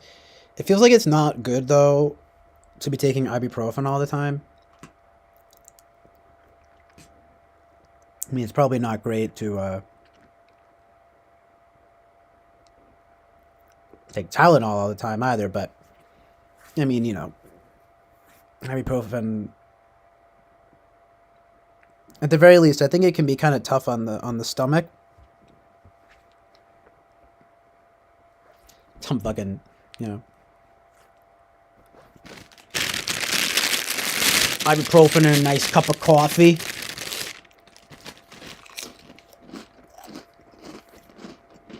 And some fucking weed. No, I'm just kidding, but you know what is very interesting though? There was a guy on the TWFP chat who said he had the same problems as me with the, or at least with the stenosis. And he said that high doses of THC and caffeine for him, I swear to God, unprompted, right? I didn't tell him anything about my my lifestyle. You know what I mean? And he said totally unprompted that high doses of weed and caffeine make it worse, so that he gets the tingling worse. That's called cervical radiculopathy. More like ridiculopathy. No, I'm just kidding, but every time I say it, I think I'm ridiculous. Yo, what is... Oh, here it is. Okay. Hold on, Jonathan. I'll send you this link now.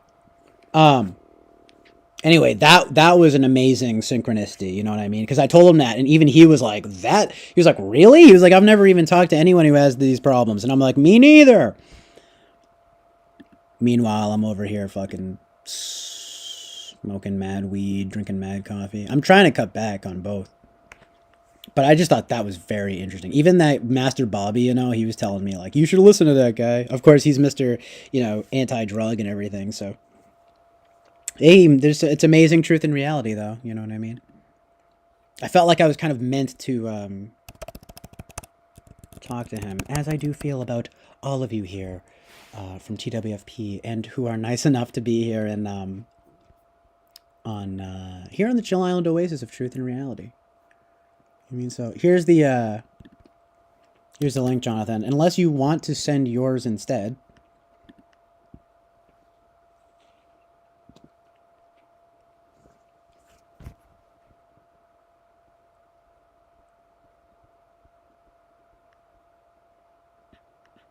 Nice. We get 10 viewers. Thank you guys for being here. Pretty good. I'll send this if you want to just hop in. And by the way, I can't guarantee that the connection is going to be great. And if it starts giving me a hard time, I'm sorry. I don't mean to be impatient, but I might nix it. Although, maybe you could just call me. And that might be less of a problem. You know what I mean? But let's see. It's just that I cannot, I'm just going to be honest. I can't stand, it doesn't matter who it is, but to be doing to be like, I'm sorry, what? What'd you say? Doing all that? Oh, it's just ridiculous. And I know it's annoying to you and the other person too, but, oh, I have to let you in. Okay. Yo, what's up, dude?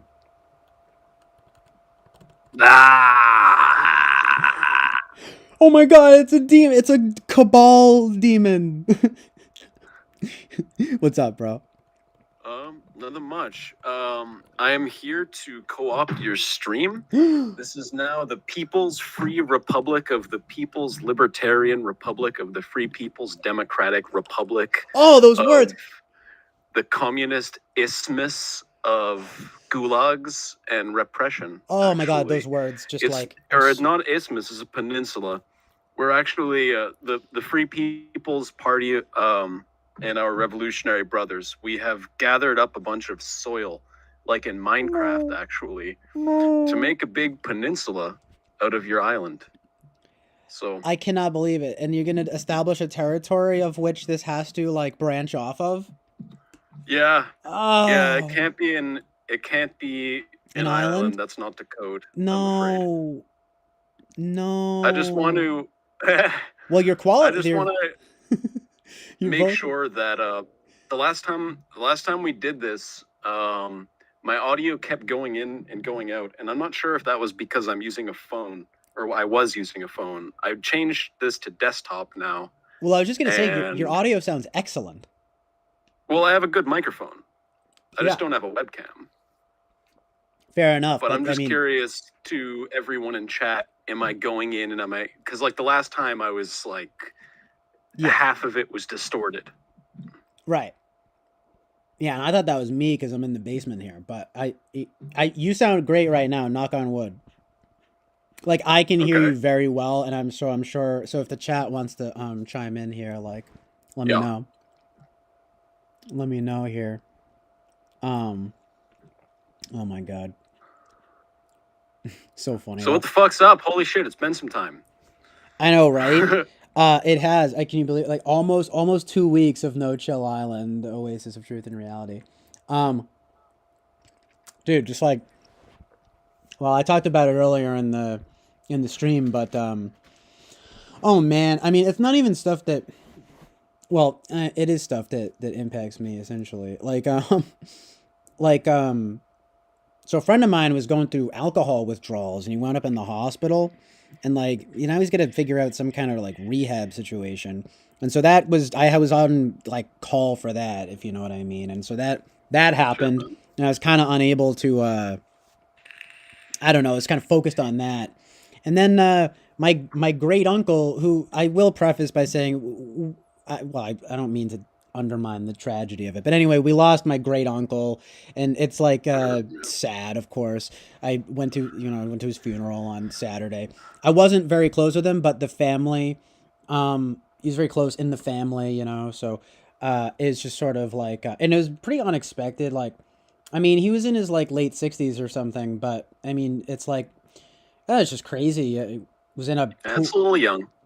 No, yeah, it is, right. Like he basically was at a pool hall competition, you know, playing pool, and he had a heart attack, and he just up and passed away. And I was like, what? Like, shit, man. It's really something, right? I mean, it's just like, fucking, you never know. It's like, yeah. I'm like, what the hell? I mean, and he actually just came with my great aunt to see my sister in Legally Blonde, the musical. So he was a good guy, you know. It's sad, you know what I mean? Like, he didn't have to come to that. It's just an example, you know. It's like, oh, that's too bad. I'm sorry to hear that. No, it's okay. Thanks, man. It's like I said, I mean, he's a great uncle, so it's my well, you know, he's technically an in-law too, so it's, you know, my grandfather's sister's husband. So you know, oh yeah, but I mean, he was close with my grandfather and everything, and everyone, and so it's sad. It's just again, I wasn't particularly close with him, but he was a fixture in the family, of course, you know, and he'll be missed. It's just the randomness of it, you know, like it's fucking week. The last like 2 weeks was just like, what the fuck.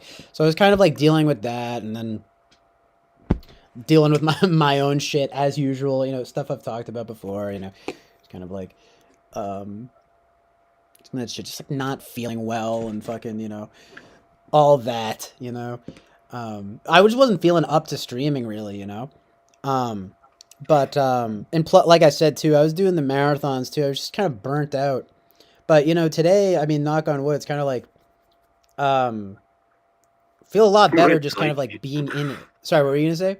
Well, it's like you do these. Well, you'll be like, you'll do like a fucking 10-hour stream. You'll be like, oh yeah, I'm probably gonna like stream later and whatnot. And I'll be like, you're not gonna fucking stream later. You stream for fucking 10 hours today. What do you like? Yeah, I think I did that the last time. Yeah. What was I gonna say? Oh my god, I know. And it's like, that's why. Sorry, I'm just looking at the chat now, getting distracted. But like, oh yeah, I mean, it's not really possible to be doing like 10-hour streams and then just like coming back and being like, and even today, I popped on and I gave my little like spiel at the beginning. You know, I explained this stuff like briefly in the beginning, and no one was in here, so you know, for like a solid like 20 minutes, it was just like me being like, yeah, and this and that and the other thing. Well, you know, this is probably gonna be a short stream. You know, I'm thinking I'm gonna stop after an hour. Every time. and then I'm almost 8 hours later. But I'm glad to do it because honestly, like getting into the swing of things is good. You know what I mean? Yeah. I mean, I like doing this. You know. We have Fly Guy and Eric in the chat actually. Yo, yeah, what's up, you guys? Fly Guy's here. Eric is here. Thank you guys for being here. We got Jonathan here on chat with the excellent voice quality, so we can hear his beautiful vocals. Dulcet tones. These dulcet tones, yeah. Flow State. I would love if Flow State came in here. Yeah, he's a good one to talk to. Yeah, he's like been missing. He's been missing from the experience. You know, there are a few key players that we're missing as far as like the the branching. He has good stage presence. Oh, he does. I'm subscribed to him. You know, I mean, it's just like we've never really talked though. I've never talked to him either. Oh, really? Yeah. Yeah, he's an interesting guy. I was just thinking that I just said the statement I just made was he's a good one to talk to, but I've never actually talked to him. Which is what I'm saying is he has a good stage presence. He'd be good to talk to. Right. He can carry a video and a stream for sure. Yeah, those are nipples that you see through the shirt. Those are some very nice nipples, actually. Yeah. Very particular, very easy to see why you chose these pictures. Although I will say, I like the picture on the right more than I like on the left. Really? It's a really nice angle. Oh yeah. Oh yeah. Striking up the power stance. Yeah, it's Kate Bush's famous leotard shoot. That looks fantastic. And it's excellent. Yeah, there are a few ones. There's like one or two in color.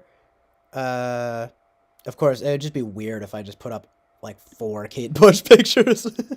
I try to keep it varied. Hold on. But, I got all... There's too many. There's too many good ones from the shoot. She really is actually a great musician, too, and I'm not just saying that. Like, like Hounds of Love. Her album Hounds of Love is, like, really amazing. Crazy, like, art pop, you know? Yeah, I don't actually know. I've never listened to it. I had to look it up. I had to look up who it was the last time it was on there. Oh, yeah. You said it's art pop. I got the impression that she was like a punk singer. Oh, really? That's pretty funny. Nah, she's more like one of those like, kind of freaky pop singers. You know, it's basically pop. It's just more adventurous pop than most. She was, do you know, like Peter Gabriel? She did stuff with like Peter Gabriel and stuff. You know, it's like kind of that scene. 80s kind of sort of vaguely alternative. Oh, God forbid I think with my dick, Eric. Oh no, not that. No, but she's beautiful. I mean, when at her prime, and it's like there's this dope. It's the for the album the Kick Inside, and there's an alternate cover. I might have to get that one up, but it's Japanese. The Japanese always get the coolest covers and stuff. They just did the coolest everything, and it's the leotard shoot. And maybe I can find that. Hold on. But that one right there. Is she an ISFP? It's so funny you would say that because a lot of people do type her as ISFP. Yeah. Yeah. She probably is because she's. I mean, she has the stereotypical "I'm an ISFP" look about her. Yeah, she even earlier when I was reading about it, there was a little like blurb about the pictures, and it was like, "Hello." What, this pic? Yay, yay. I know, What's right? up? She's banging.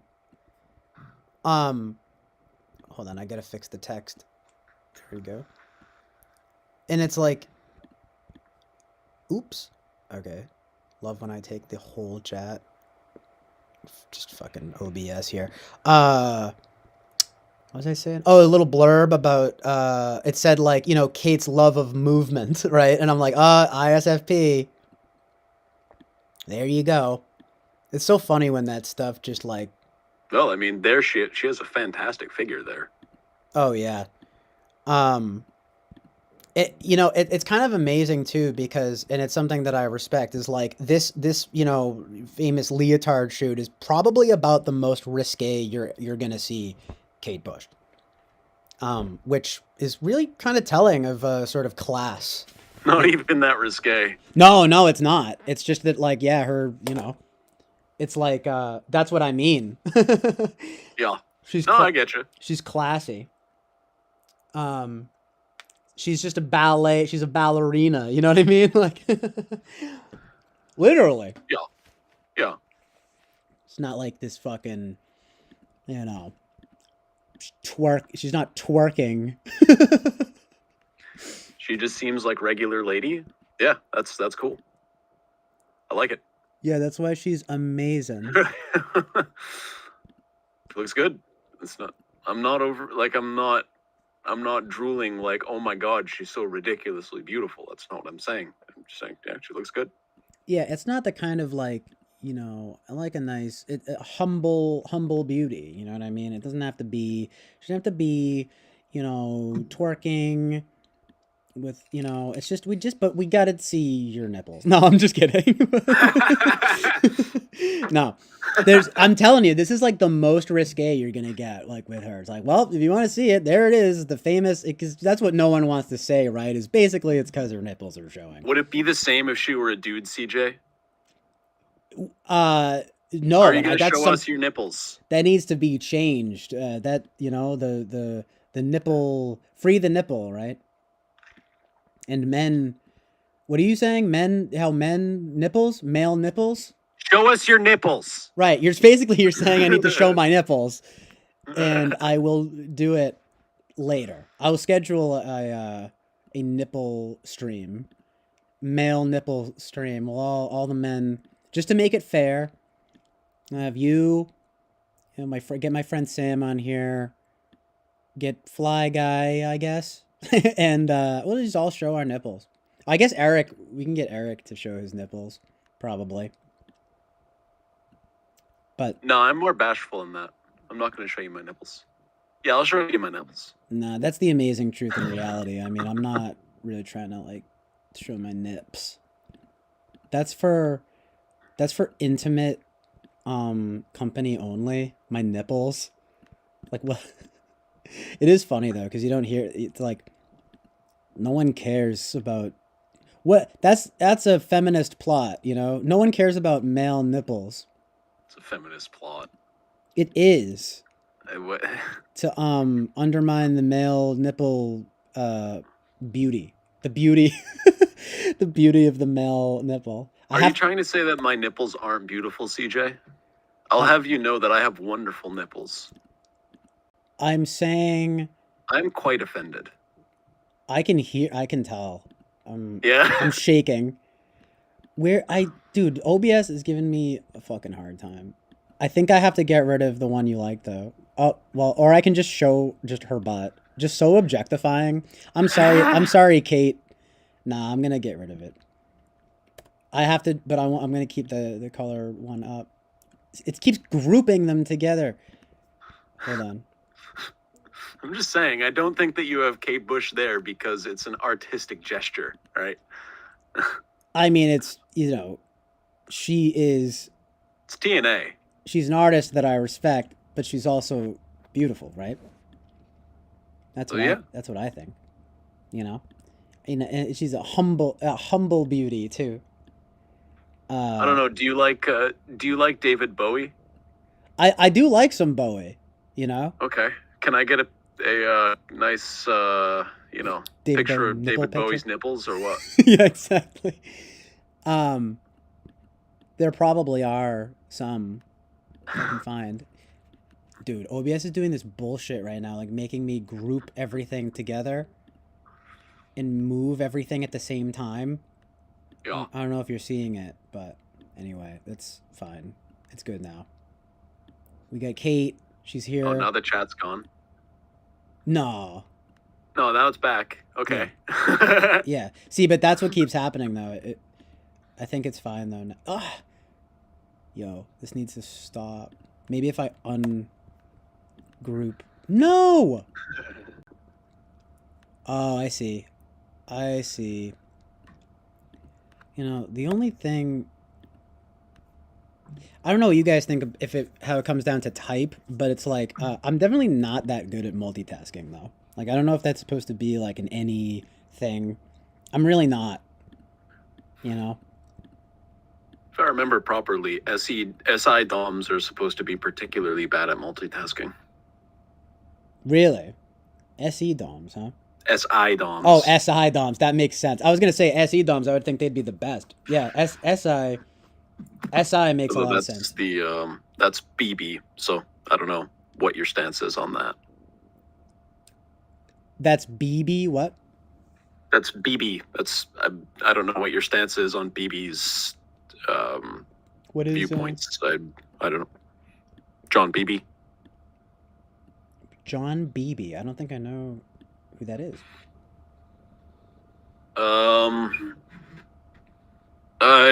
He was a dude who studied type. I don't know.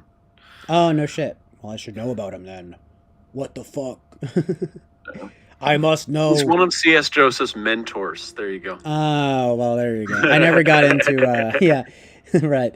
I never got into, you can call me a TWFP,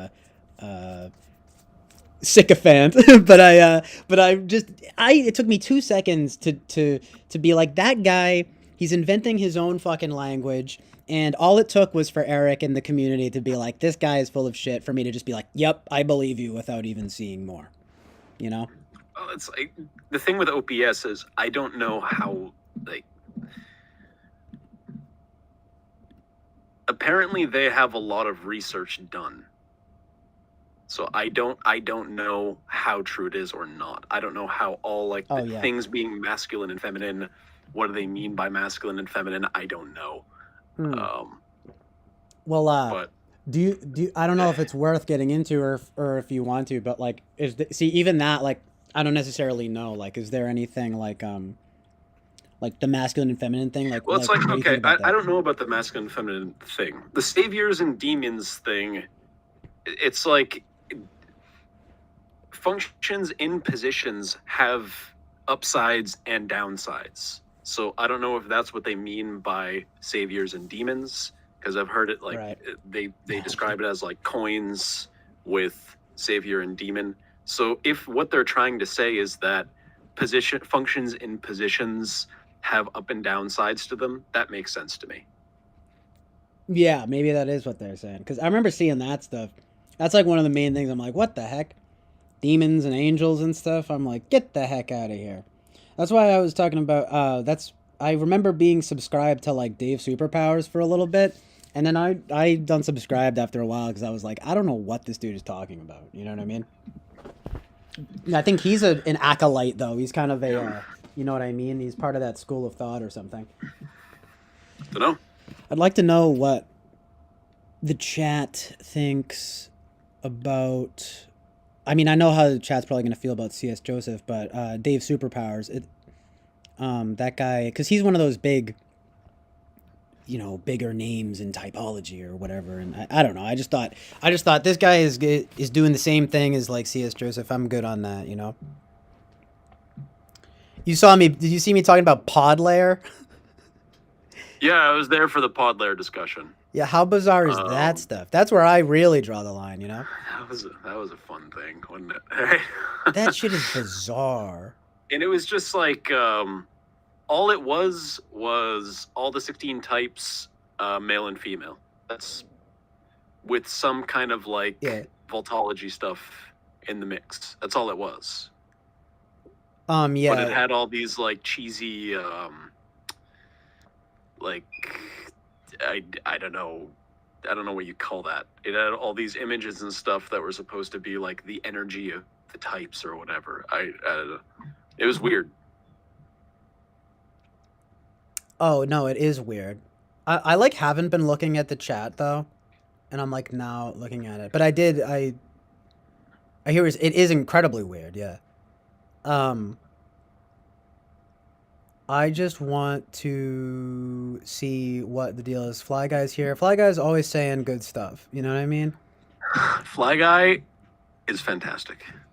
He really is. It's funny because Fly Guy actually like, everyone brings something amazing to the table, and it's like there are certain things with Fly Guy where like I know that he like gets it about certain things. It's hard to explain, but certain like cultural type things. I don't know. Um, but he says that oh, I see what you mean. True though, with the flow, Jonathan kind of sounds like Flow State a little bit sometimes. That is true. Um, I guess so. I don't know. I can hear it vaguely. But also Eric with the obvious pun about Kate Bush's bush. Believe me, I think of that every time, and I just don't Well, say I mean, it. we don't see any bush. Just try to be I try to be classy about it, okay? Where No. does where does bush versus nipple relate? Are we allowed to see nipple but not allowed to see bush? Are we allowed to see bush but not allowed to see nipple? Are we allowed to see like 10% of bush? Is nipple cool as long as it's like covered by a thin sheet of cotton, Well, it's covered, right? etc.?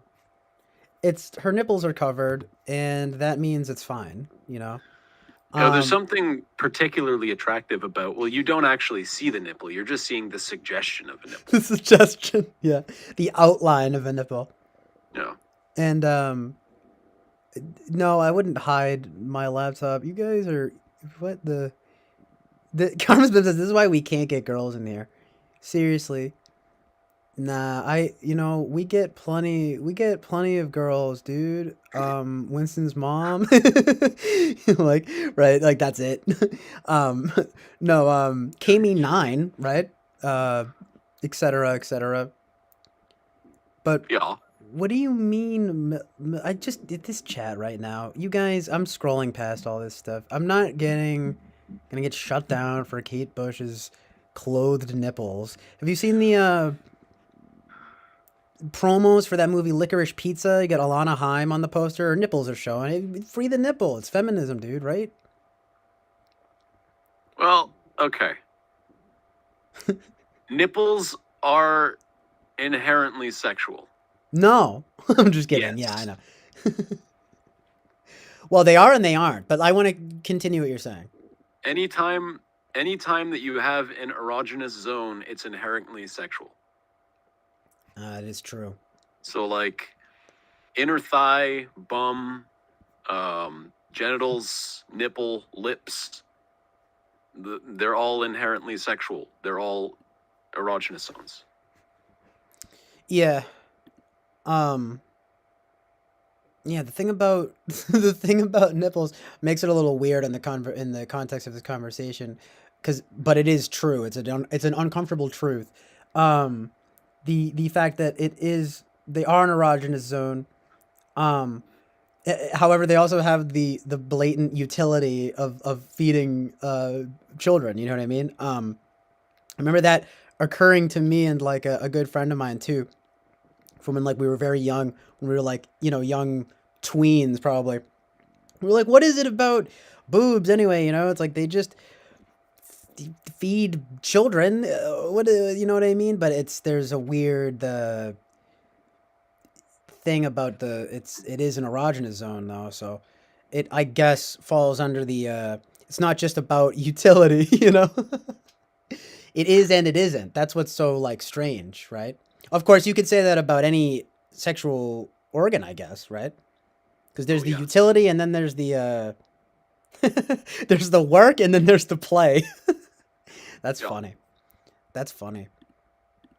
Well, I mean, it just so happens that they're places again, like they're erogenous zones. Every part of the human body, except for a few, have a utility. It just so happens that those places are erogenous zones. Yeah. They have a lot of nerve endings and shit. Yes, it's the nerve endings. Right. And it's so I sort of feel like hold I'm just looking at the chat. I feel like it's not I was thinking about that recently though. It's like there's boobs can be shocking, but they're not really that shocking, maybe I'm just desensitized. No pun intended, right? The sensitive erogenous zones. desensitized to the nipple. I don't know. It's just, but it's definitely it's an erogenous zone. It's Well, controversial. well, no, Fly Guy. It's not because when we develop as embryos, we start as female. It's because we have the same parts. Like, so each gender has nipples. Like, they both have that. Whether it ends up doing something different in male versus female, both sexes, both genders. Sorry, I'm whatever on that, but both have those bits. Like, it's it. Yeah, and Eric says, "Will you please stop calling people's zones erogenous?" It is an uncomfortable word. Ew. Nah. I'm just gonna start calling every zone erogenous now, right. whether they are or not. Exactly. When I'm getting in the zone, I'm getting in the erogenous zone. It's the erogenous demilitarized zone. Right. This is the Chill Island oasis of erogenous, the Chill Island zone of erogenous sexual and erogeneousness and sexuality. Like, when a football team makes a touchdown stop, it's an erogenous zone stop. Yeah, there you go. It's it's when there's a no parking zone, you get the point. If there's no, and it's erogenous. It winds up being erogenous somehow. All zones are erogenous inherently. Well, yeah. All I'm saying, like, Fly Guy, you're correct. It's just like what you said there, right? It's like we're all made of the same bits, right? We're all made of stardust. No, I'm just kidding. Yeah, man. Yeah, dude. Hits me. I'm a mystical fairy. Right? I feel like You didn't know that? Well, now you fucking know, motherfucker. Get used to it. This just in. Jonathan is a fairy, but in the literal sense, not in the like derogatory sense. Oh, no, absolutely in the derogatory sense. Oh, that too. Okay. Oh, yeah. So it's both. Yeah. Right. That's you get a rarity. You know, that's a unicorn right there. Get used to it. Bitch. Yeah, pro fairy movement. It's the fairy, it's the the fairy brigade, the coalition for fairies representation in media. Equal representation for fairies. Well, no, I don't want that. You're just full of hot takes. I specifically don't want to be. Look, I'm an individual. I can represent however I want, and I don't want equal rights. I want to be a fairy, and I want to be abused as a fairy. That's just my kink. All right. So get used to it. See, that's where it gets interesting. You got to respect that, right? Respect the choice. Yeah, no, I want to be choice. respected, but I do want to be abused. Right. Yeah. Exactly. Yeah. Complicated. Well, that's kind of funny. Like, sort of, if you don't mind if I like segue into, have you guys ever heard of the movie Secretary? No. Well, the headline grabber type sort of description of it would be, something like the original, thinking man's 50 Shades of Grey, you know, in which Maggie Gyllenhaal and James Spader engage in a sort of sadomasochistic relationship in which the boss is James Spader and the worker, literally, like at a job, she's a secretary. And it's basically a kinky fantasy made into a film, but it's actually pretty good because it like explores the genuine. I haven't watched it in a while. I might rewatch it soon and find out that like it's just trash. But I remember thinking it was decently handled when I watched it when I was younger. Subject matter aside, it legitimizes the position, no pun intended. It's the dominant and submissive thing. And I would just wonder what people would think about it nowadays, because it is very much so James Spader is always in these kinds of movies. You know, he was in Sex, Lies, and Videotape, and he was in the movie Crash that I haven't seen. But did you ever watch The Office, Jonathan? He shows up in The Office. The TV show? Yeah. I've seen bits of it. Oh, okay, well, it's just funny because everyone knows that he's like this kind of character. Like he's in the like basically he's just kind of a weirdo, and he is the boss, right? And she's the secretary, but it's like, but they're both into it, you know? And there's this whole like uncomfortable scene that would be very interesting to watch in the current year, I guess, where, I mean, I'd have to brush up on how exactly the consent like comes into it, but for all intents and purposes, it's about a sort of like, you know, legitimizing the position of the dominant male and the submissive female in a kind of S&M type way. But it's really not, it's not like brutal or graphic or anything at all. It's just very basic and it's kinky in that way, you know, but it's really not very vulgar. It kind of like seeks to, I think, like legitimize the position, you know? Yeah. But it's an interesting movie because like it's kind of like a very unconventional, well, you might say, right? It's a very unconventional romance. To which, you know, something like 50 Shades of Grey would sort of completely, you know, vulgarize, if that's even a word. But, you know, it's like he's got the fucking dungeon or whatever. Like, I don't know. You know what I mean? Like nowadays it's like much worse. But this movie came out in like 2002.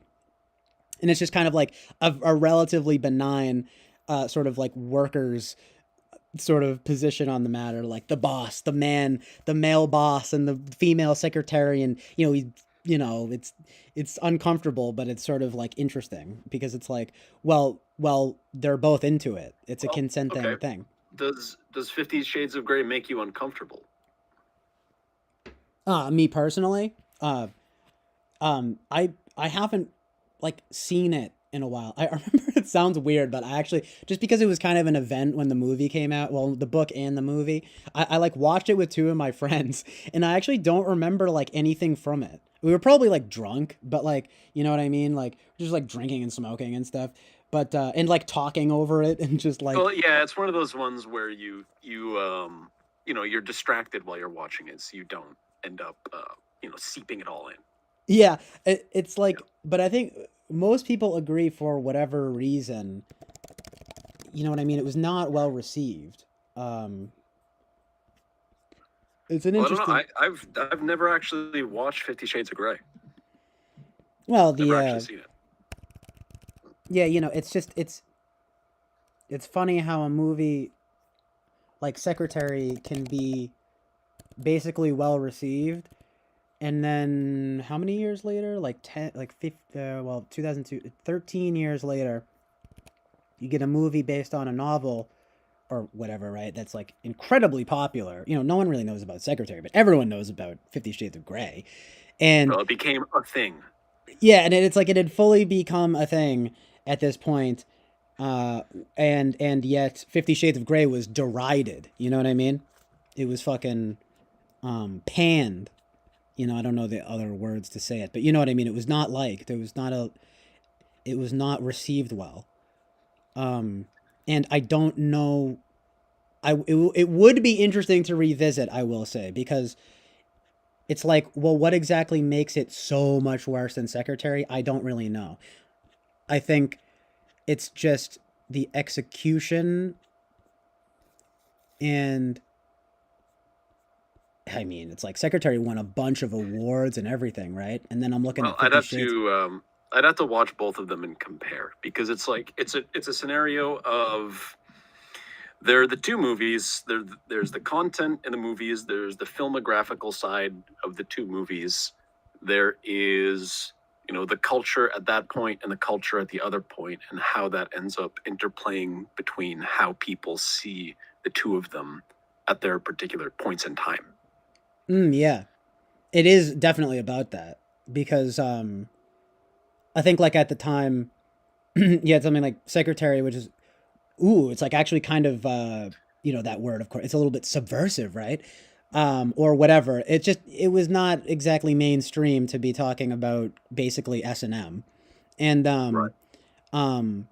what is essentially, And there's also I guess S&M. there's that as well. There's if the movie Secretary hit it big and was this huge thing that everyone was talking about, Right. would it would it have been received in the same way that 50 Shades of Grey was? Yeah, exactly. Like, the critical reception part on Secretary is surprisingly short, but it's like there's, uh, but I'm more interested in seeing what it is about 50 Shades of Grey that people were so. I think it's the mainstream aspect, dude. I mean, I really think that Okay. that's what you were kind of saying too. I don't. I think people. First of all, 50 Shades of Grey started off as apparently Twilight fan fiction. Which is just cringy on its own, right? But it's hard for me to like. Karma's Pimp says how it's tame. I don't know what. Yeah, Eric, I do have live chat going. I just need to keep making sure to check back to it. I think Eric was saying something. Oh, thanks, ago Eric. about The movie apparently thing. That's you good. need to apparently you need to keep the mouse cursor on the window or that particular window, and then it will update or keep updated constantly. Oh, you're right. Yeah. If you just keep the mouse on it. Yeah, you're right. Okay. That is the. I noticed that on a stream. I was rewatching a bit of my stream recently, and I noticed it didn't update, so I got to do that. Anyway, that's what I'm saying though. I don't remember anything from 50 Shades of Grey. It's pretty tame. I think, I mean, it is just really funny though. There's barely anything here. I should probably just pop up the windows or something, because it seems like there's nothing here about critical reception on the Secretary page. It approaches the tricky subject with a stealthy tread, avoiding the dangers of making it either too offensive or too funny. And it's just it's a romantic comedy with a kinky twist, and but then you go to the 50 Shades one, and it's the pacing is sluggish. The dialogue is laughable. The pacing is sluggish, and the performances are one note. Well, are they? That's what I'm wondering. You know what I mean? It's it's daytime soap. Saying it's strictly daytime soap performances. It's blah blah blah. People really hating on it, and I really think that it's probably because. Well, first of all, it's probably not that great, but it's also probably the mainstream element, Well, yeah, I mean, when something is more mainstream, people will be more aware of it and thus more critical where there's fair criticism to give. Yeah, if something slips between the cracks more, there aren't going to be as many eyes on it pulling it apart. Yeah, exactly, because I'm sure if more people saw a Secretary, they'd be like, what the hell is this? I mean, it's weird, you shouldn't be doing that and whatever, right? But it's those criticisms that were made weren't oh, this is gross and horrible and bad. That's true, though. Were all, the dialogue sucks. That's true, though. Pacing sucks. They do seem to be valid critiques because, I mean, I remember the Secretary, the characters in the Secretary are very, vivid. Although you should watch it and review it. Fuck yeah. Who? What?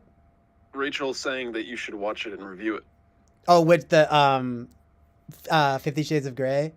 That'd be a cool thing to do, actually. Do a a video essay where you talk about your comparison of Secretary and 50 Shades of Grey. Yeah, that would be cool, right? Because it's actually sort of an interesting topic in the sense that you have this indie comedy, right, in 2002 that basically covers the same subject matter and is praised. And then you have a mainstream drama that tackles it 13 years later and it's panned, And it's why is that, right? I'd love to like figure that out. I think it does come down to that it's like Secretary feels more like a subversive comedy, whereas 50 Shades of Grey just is kind of like a like bad porn. You know what I mean? It's kind of like like bad softcore porn, you know? It's softcore though. It is very tame. I will say. You would think that from what you hear about this that it's like some crazy graphic thing and whatever, and it's not at all. I don't remember anything from it. You know, it's like this is actually something that I've chatted about with Winston's mom before. Where Really? we're talking about this and being like, you know, they're really they don't put much thought into friggin' porn, do they? No, right. That's the hilarious thing about porn. It's like if you're gonna make a movie like that, you might as well just make it straight up a porn or a porno, and Yeah. You could provide have like an actual, you know.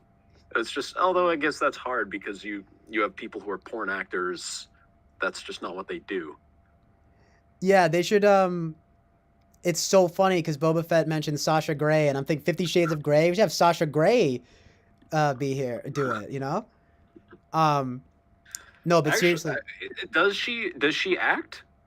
she does. That's the thing that is you didn't know that? That's funny. That's one Okay, of the there things. you go. She has wound up she is like sort of known for her turn, you know what I mean? From porn to acting. Right. And in a way I applaud her because, and I'm not joking, because like she has truly bared all as a porn actress, and to make the leap into quote unquote real acting, having that I mean, look at how they treated Jennifer Lawrence, you know what I mean, after her nudes were leaked and everything, and people were like, oh, she's a slut. And Harvey Weinstein, you know, ew. I'm just saying, I kind of respect it in a way. I mean, it's porn, okay? Let's not get carried away, but it's like, but I kind of respect that she's like willing to, she's like, yeah, I did that, and now I'm moving on to acting. Of course, that becomes an interesting conversation because I don't know if you can guess already, but she's never exactly been acclaimed as an actress, but she does make, interesting decisions. Like she was in Soderbergh's The Girlfriend Experience, which apparently is not that good, but it at least, you know, tries to be artistic or whatever. You know, she's got her finger on the pulse. No pun intended, right? But she's like, you know, she knows what's up. You remember that picture that I got that from Boba Fett actually. She's like she's reading a book like existentialism from Dostoevsky to Sartre. Like she's one of these. Right. I think some critic, funny enough, speaking on literally her porn, was saying she's noted for her like unusually intellectual approach to what she does, and I thought that was funny. And that's kind of. I mean, yeah. Go ahead.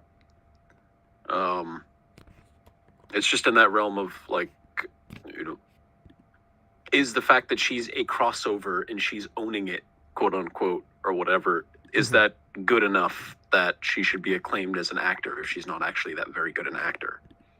Right. That's why. Nice. Eric says Rachel says that movie is good. Actually, The Girlfriend Experience. I kind of want to watch it. Like it's kind of yucky that if someone is a porn actor, they end up being limited to being a porn actor because they've been a porn actor. Yeah. And this that just doesn't sit well with me. Yeah, and I know what you mean. I do agree with that. I mean, I think there should be a freedom of choice in that regard. Like, you know, there doesn't. It's like, well, I think the penultimate example of that. I hate to, you know, just like reference another movie, like as opposed to something in real life. But do you know the movie Boogie Nights? No. I think that is like a really excellent. It's a really good movie, honestly. Even though it's about like the 70s porn industry, and it's got just like an all-star cast. You get Paul Thomas Anderson directing it. It's like only his second movie, which is insane. because it's literally has Mark Wahlberg in it as the like as Dirk Diggler is his porn name. And but you actually get like this like sincere approach in the movie that it's like all these like people who are just trying to find a community, you know? And one of the like in a lot of ways it's people have pointed this out. It's not like the most groundbreaking movie because in a sense it's all about his rise and fall, you know? Because of drugs and, you know, excess and everything. But there's like a very penultimate scene where, do you know Don Cheadle? He's like the black guy actor. He was in like Hotel Rwanda and stuff. He's pretty good. He's one of those guys he's kind of, you know, acclaimed. But he plays one of the most likable guys in the movie. He's just this guy that like wants to open like a stereo store, and he's got a girlfriend and everything. And they go to the bank to try to get a loan so that he can start this place. And he really knows a lot about like sound systems and like he's a skilled guy. But the bank turns him down for the loan, right? Because he was a porn actor. And there's this whole I always think of it where it's Don Cheadle being like, I'm an actor. You know what I mean? He's like trying to like preserve his honor, you know? And it's kind of like the amazing truth and reality of like, well, no, you're not an actor. You're a porn star. But it's kind of sad though, right? It's like, well, the guy got denied a fucking bank loan and he can't move on to do something. I know it's just a movie, but it's symbolic of like the greater thing of like, whether it be transitioning over to acting or trying to do. Well, the thing that Boogie Nights does that's interesting is that like Burt Reynolds is like the porn director, and he is trying to make what he's doing like art, you know? And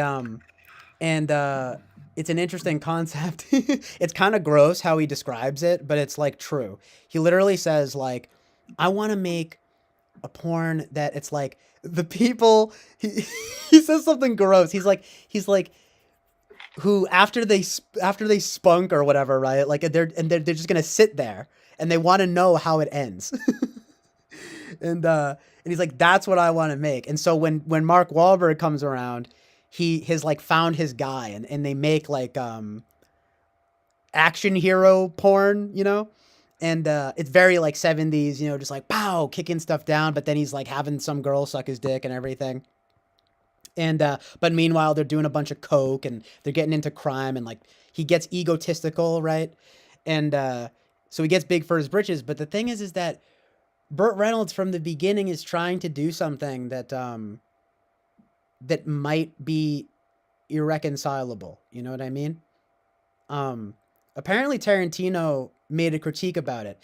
And this is the last thing I'll say about it. It was funny to me because I felt like Tarantino got it while at the same time totally missing it. Because he does this a lot. Like he did with Joker. I mentioned that. But he was like, you know, one problem, and he's like friends with PTA, like whatever. But he was like, you know, one problem I have with Boogie Nights is that Burt Reynolds' character, when they make the you know, the cop or whatever, the porn that is their big hit or whatever, he says something like, this is the best work I've ever done. And see, I'm saying it literally is. But Tarantino took it totally literally and is all like, oh, but he wouldn't say that if he was like really trying to make art and stuff. I'm like, duh, that's the point, because you can't. Do you know what I mean? I'd be interested what you think about that though, Jonathan. Sorry, I was distracted with something else that Eric had said here in the chat. Oh yeah, hold on, let me look at that. It's the statement that he made.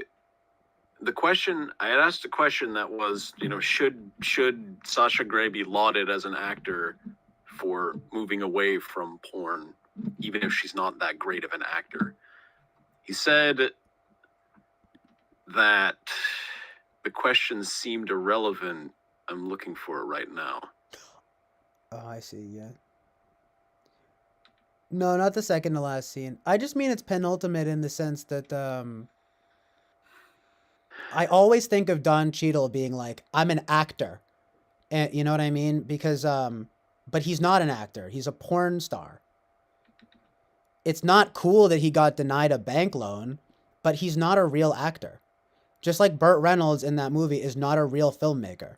That's why Quentin Tarantino misses the point by saying, oh, if he was really serious about making art, then he wouldn't have said that. No, that's the point, because they're not making art. They're making porn. Feel me? He's trying to do something that's kind of impossible. You know, he wants people to be going to porn for art, which they don't, you know? It's interesting though, because like in that movie in Boogie Nights, they all have these oddly kind of admirable aims, you know? Like, they want this community, they want the respect, right? And they want all these things.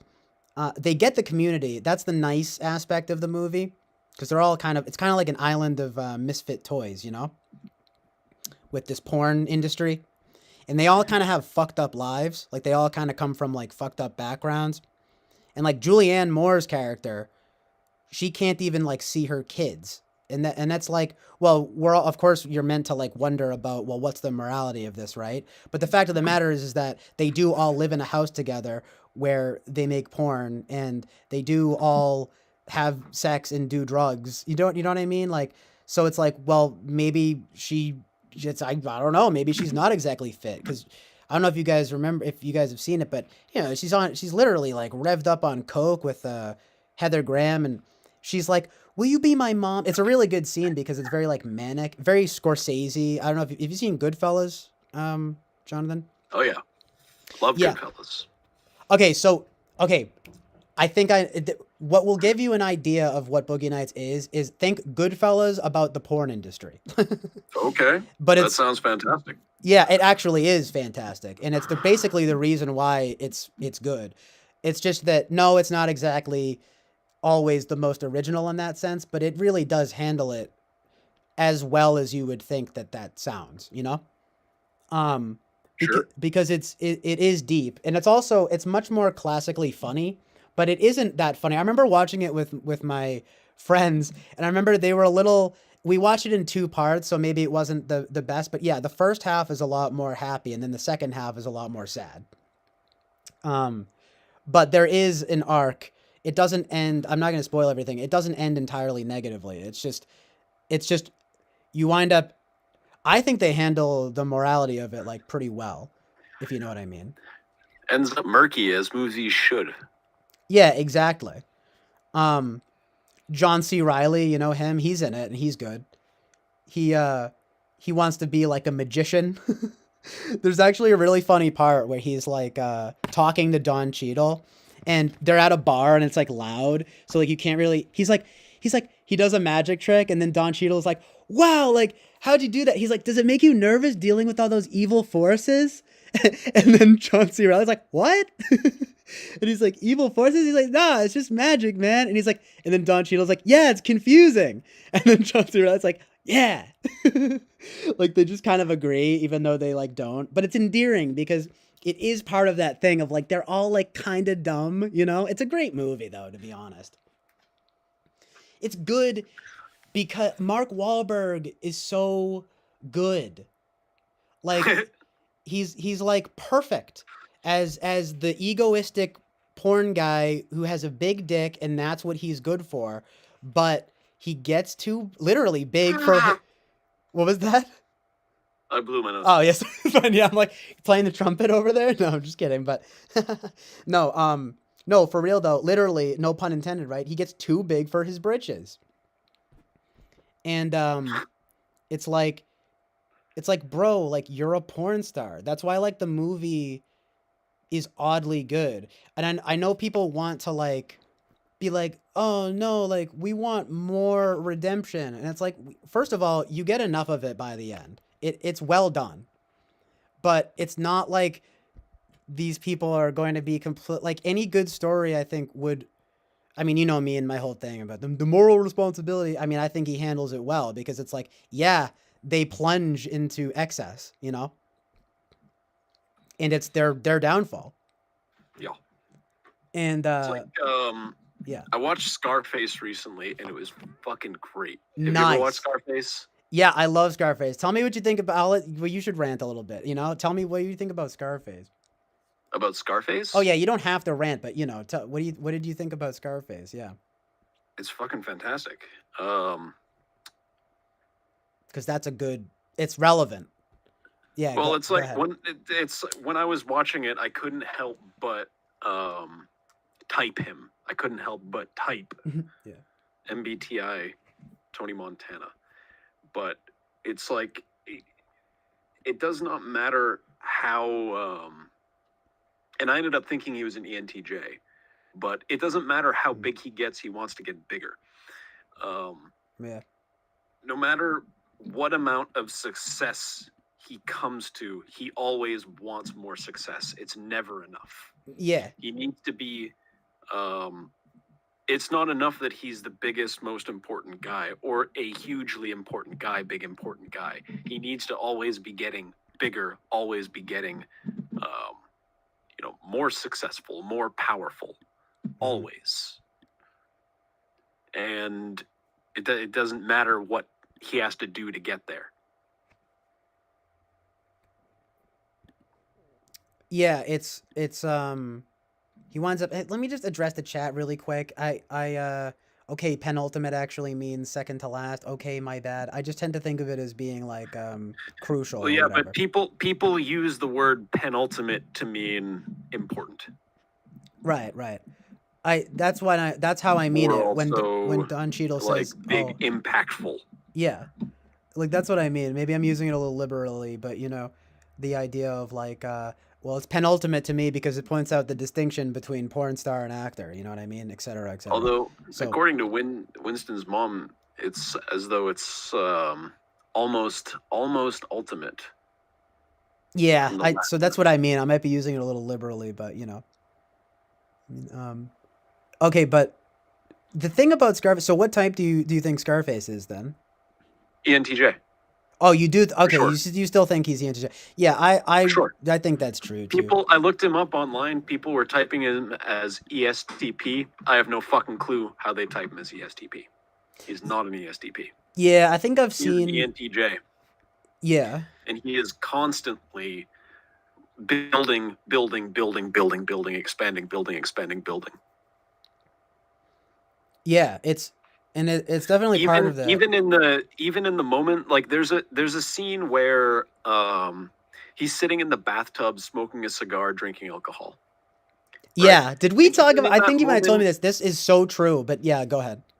Even in that moment where he's sitting comfortably in the bathtub, he is fixated on. He's watching TV and he's fixated upon the politics of the time. Yeah, he's bitching and whatever. Even while he's sitting in comfort. That's a good point. It's political too. I only watched it once recently too. Well, he's talking about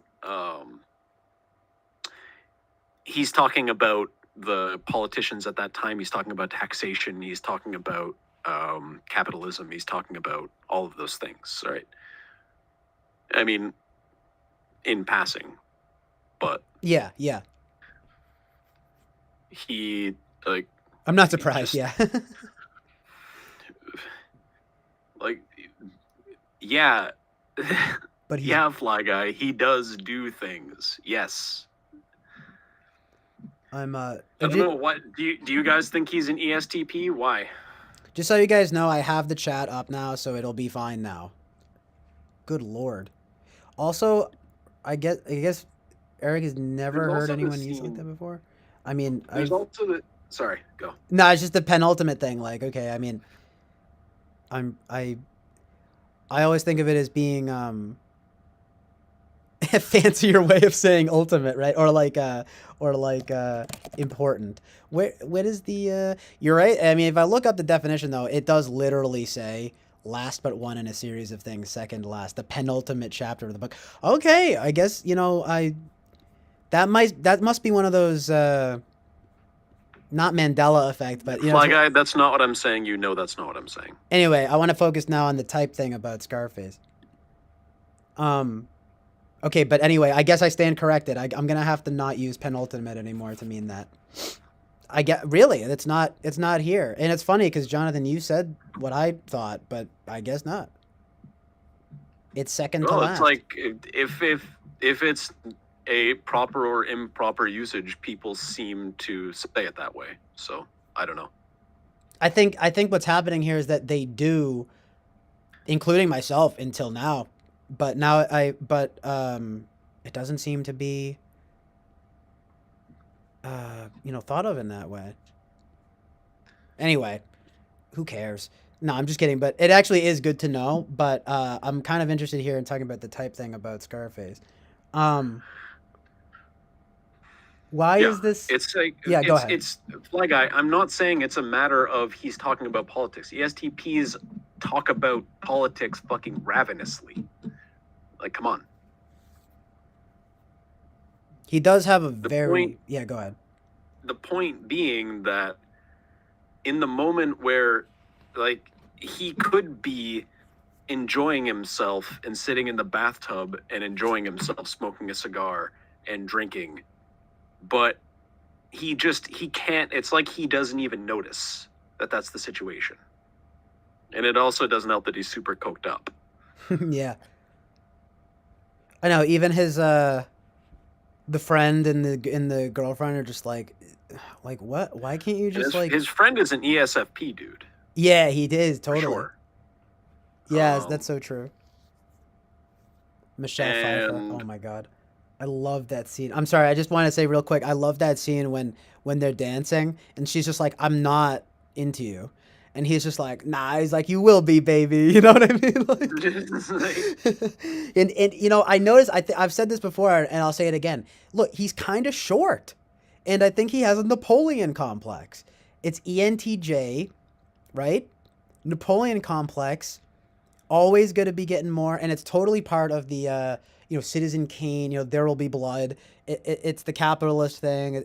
It's very true. Like what you're saying about it's never enough. And whether or not we could debate about the Napoleon thing, but it's just like, it seems to me that it's an endless conquest. It's never enough. That's the whole kind of critique.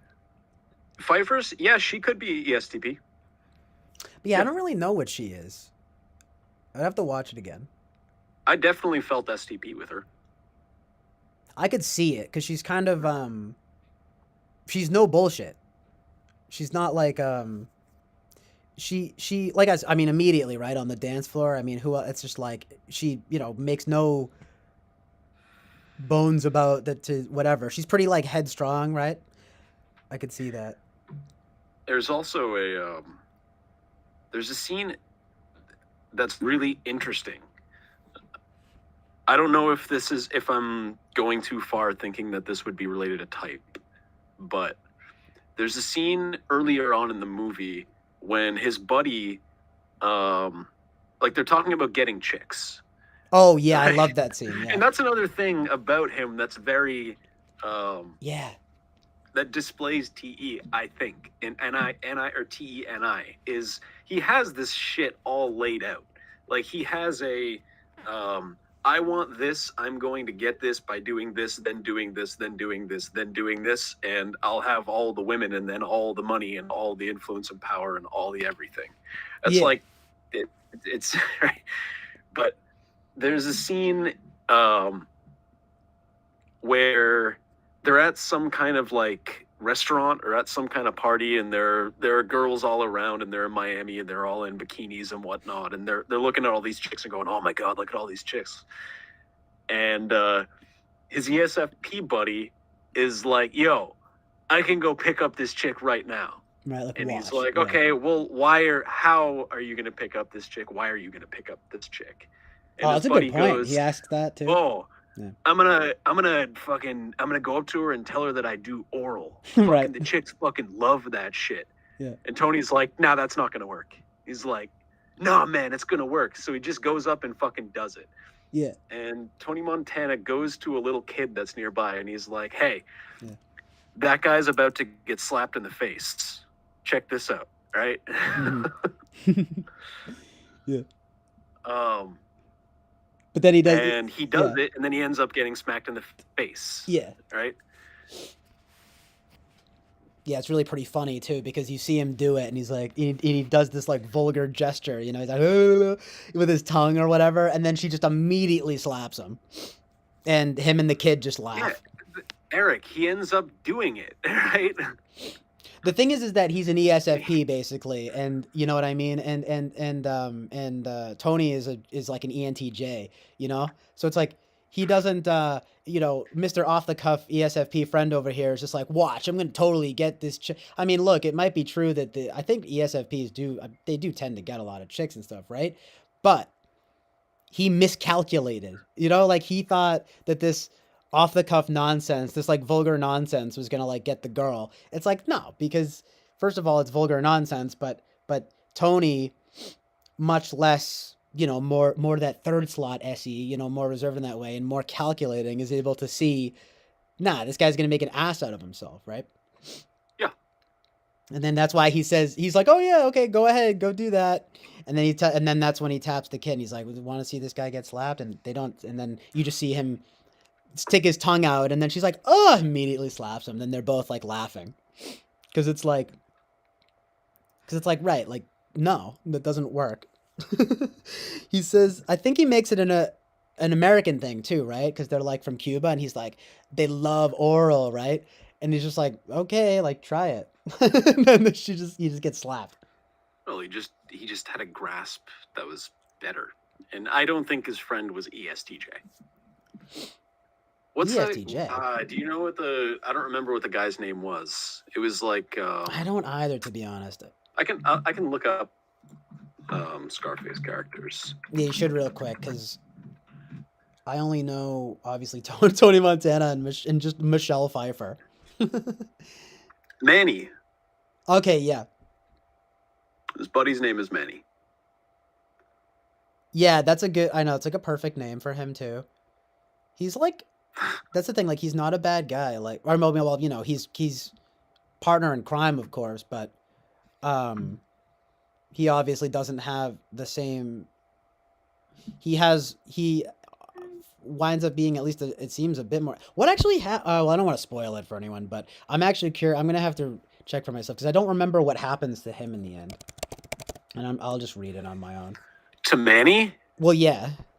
That's an important. I'm not gonna reveal that. Yeah, no, it's fine. I'm gonna read it. What happens to Manny is a big fucking deal. Yeah, because like I'm pretty sure. What the?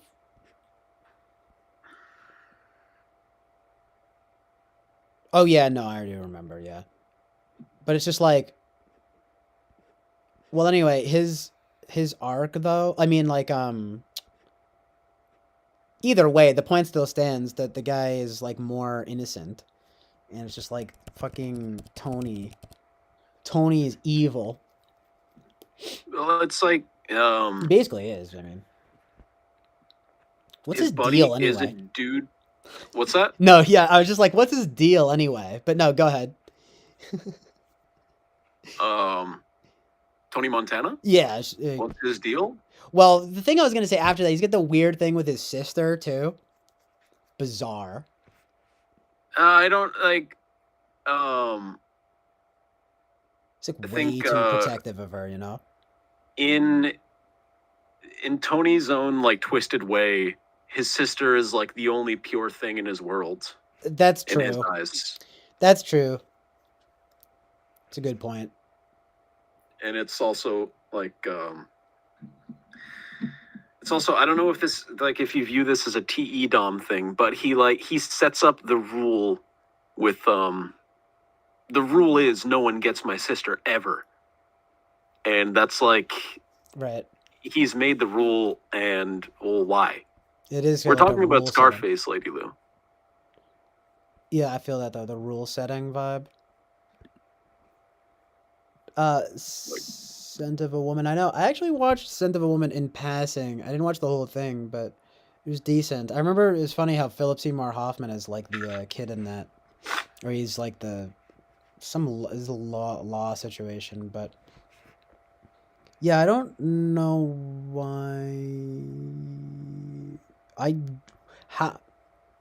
How would the friend be? I don't see him as being ESTJ at all. And No, because he's not in the STJ. He's in the ESFP. yeah, no, I mean, I feel like I could see that. I mean, he just has like that attitude about him. Like, I could see an argument maybe for Tony being ESTJ, but he's way too. I could see Tony being ESTJ more than I could see him being ESTP. Oh, really? Yeah. I mean, technically, he has. It's the thing that makes him basically ENTJ is just that foresight, right? He's got a lot of foresight. He's pretty calculated. You know? Eric points it out. He was doing a lot of cocaine. Yeah, exactly. And it twisted him. That's always what happens in these movies, isn't it? And of course, as he does more and more coke, as he gets his hands on more and more coke, he becomes more and more erratic. Yeah, that's literally like Goodfellas and Boogie Nights too, by the way. In fact, That's what coke will do to people. yeah, funny enough, one of the things in Boogie Nights is towards the middle of the movie or so when Mark Wahlberg is really falling off, he gets coke dick. And that's the problem, you know, because he's a porn star, and he can't get hard, but then he acts like a total egomaniac to the Burt Reynolds guy. He's like, I'm ready to fuck, I'm ready to shoot, and he's like, well, I'm not gonna shoot you in this condition, and he's like, what do you mean? He's like, you look like shit, and then he's like, I'm a fucking star, you know. He's like, it's really good. But dude, coke just fucks everyone up. Do you guys remember in Goodfellas? I fucking love the whole sequence, right? I don't want to spoil anything, right? But because it's, you know, pretty important later. But when they're switching between like 10 different songs, right? And he's on coke and he's like thinks he's being followed. And then he's going to his girlfriend. He's like narrating, right? He's like, well, so first I had to go and I got to pick up the coke from like so-and-so. Then I had to go and then they show this actor that I actually like, who's the little brother. And he's like, I'm stirring the sauce. You know, he's like, they're cooking. And then there's just a million things that he has to do. And he's walking with, you know, the girlfriend, and they've got shades on and they're just coked out. It's like, shit is hitting the fan.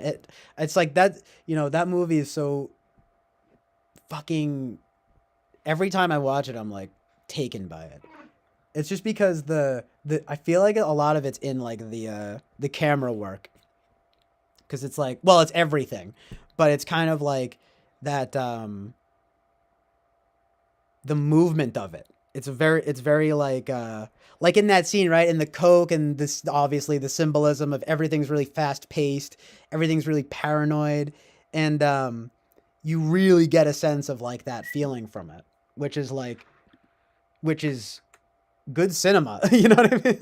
That is good. That's really good cinematography. Yeah. You know how they show, there's one thing, I think, I might be confusing it with Boogie Nights because again, they are pretty similar. They're you know, that there's like shots of like kind of going up from the sniffing, and it's like 3 times, you know? And it's just like, oh, doing a lot of coke, you know? Cocaine is just it's a hell of a drug. Yeah, exactly. Right? It's so true and good though, because it induces, or you can only imagine, right, that in a situation like that, it really induces a kind of like mania and like paranoia, and like it's pretty much the last drug you want to be like strung out on when you're a criminal, basically. And it's like it seems to, you know, it's a big trope. You know, Scarface, they do that, obviously. I mean, that's literally the name of the game in that movie, right? He's like he's a coke guy, coke empire. But in Goodfellas and Boogie Nights, that's more cursory. They are just doing coke while doing crime. You know what I mean? Well, not necessarily. Well, porn technically. Well, it does turn to crime in Boogie Nights, but you get my point. There's no like coke empire going on. It's just the common thread between those 3 movies, funny enough, is that a lot of the downfall comes down to coke use. Yeah. Right, because it literally fucks you up. You get manic and crazy, right? It's like, Goodfellas is funny though, right? Because of course, I think it's not that big of a spoiler if I mention it. It's just well, his parent, he's kind of, I'm not going to spoil it, but he's right to be paranoid, basically. Let's leave it at that. But that's why it's so good, because it's like, should he be paranoid, or is it's like, you know, you're kind of like, well, is he coked out, or like, are they really after him? I mean, good Lord, by the end of that movie, it's really pretty sad, right? I mean, I'm not going to spoil it, but it's like the relationships between him and all these people, like, it's just like they are all fractured because of the life of crime, you know? There ain't no real, you know what I mean? We ain't got no real friends, you know what I mean? It's hardcore. I mean, there is, of course, there are aspects of the movie that get into the family situation. It's so hard to talk about without spoiling, of course. Well, Winston's mom basically just mentioned it here. I also want to say on Scarface being ENTJ and not ESTP, Tony Montana successfully plans all out from rags to riches his whole deal and successfully executes it. Yeah, he basically does from like the very beginning, right? Yeah, like he has a plan and it makes total sense. Yeah, it's no joke. That guy, the F. Murray Abraham character, though. Ah, man, I gotta rewatch it because, like I said, I only watched it once, like a year and a half ago or something, which is kind of surprising that it took me so long. I watched Goodfellas when I was like a young teenager, but that's always been an all-time favorite. Scorsese and De Palma actually were friends, and they're comparable for sure. Like Scarface is probably De Palma's best, you know. And a lot of people think Goodfellas is Scorsese's best.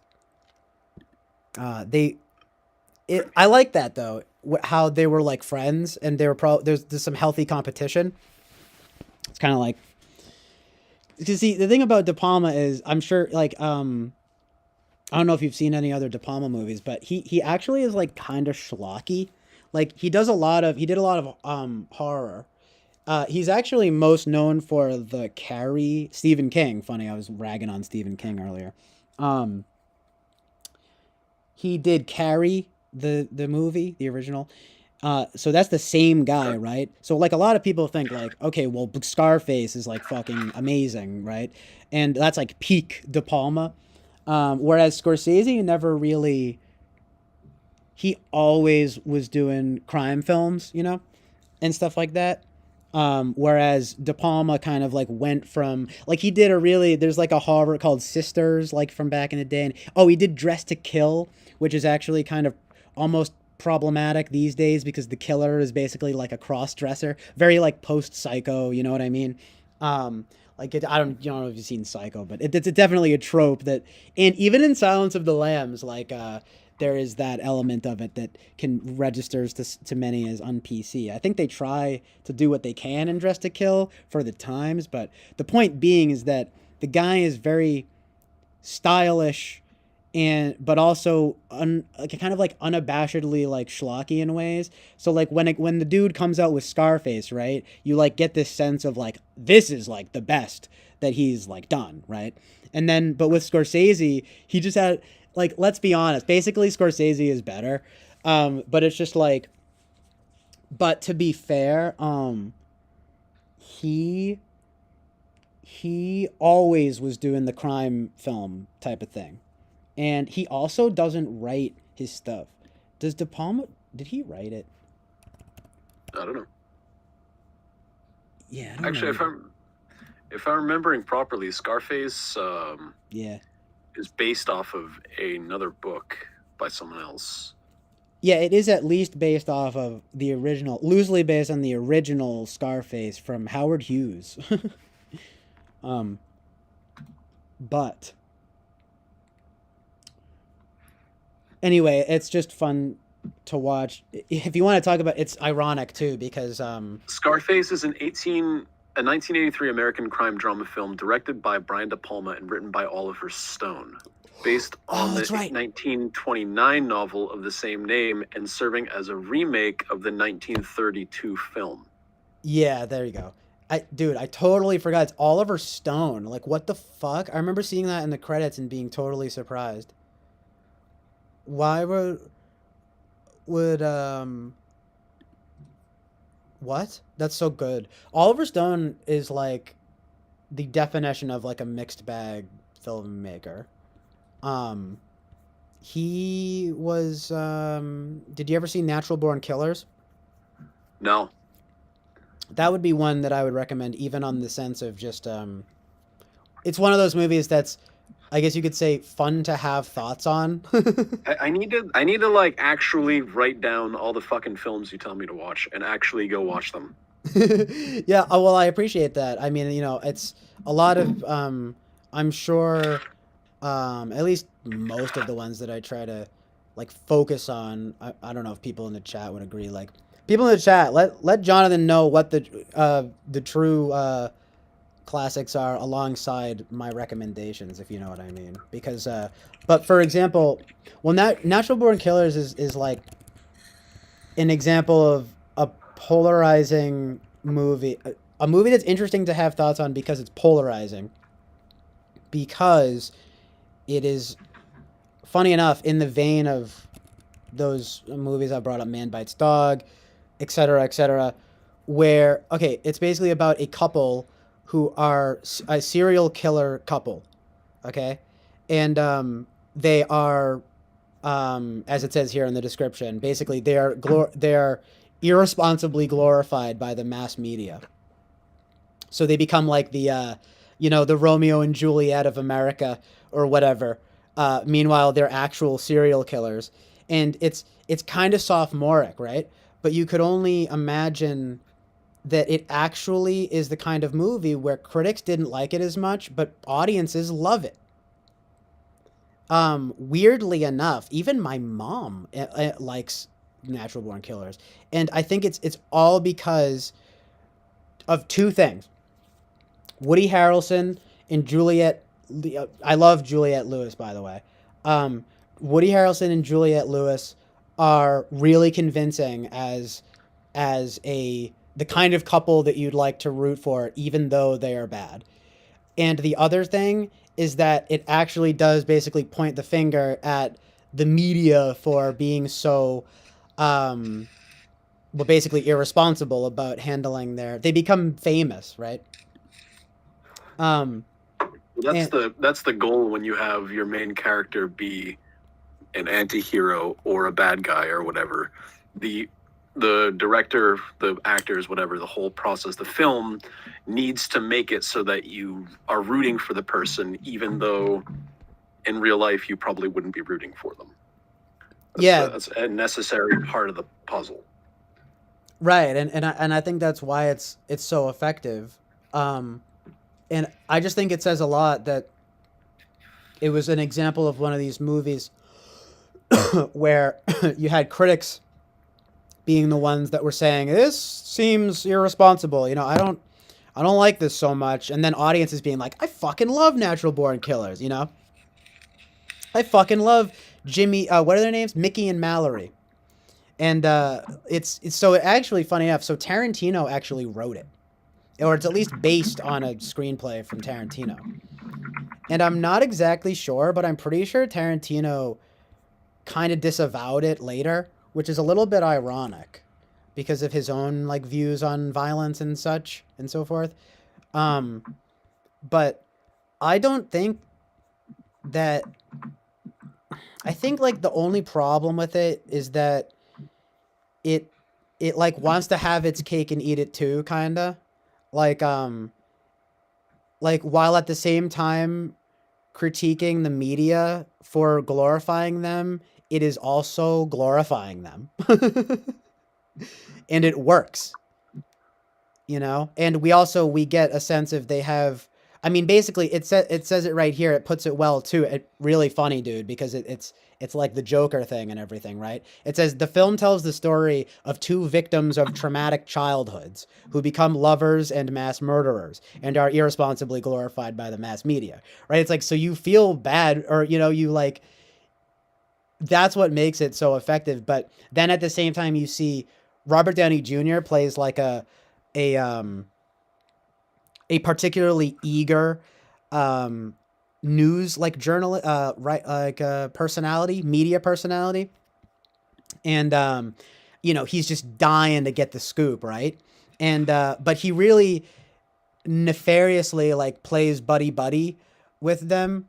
But the film actually winds up being kind of congruent in that regard. I won't spoil it, but it's like, make no doubt it's about it, he is sleazy, it's like all of his intentions are getting ratings, and all he wants is, he's like, fuck yeah, I'm gonna get an interview with Mickey and Mallory, et cetera, et cetera.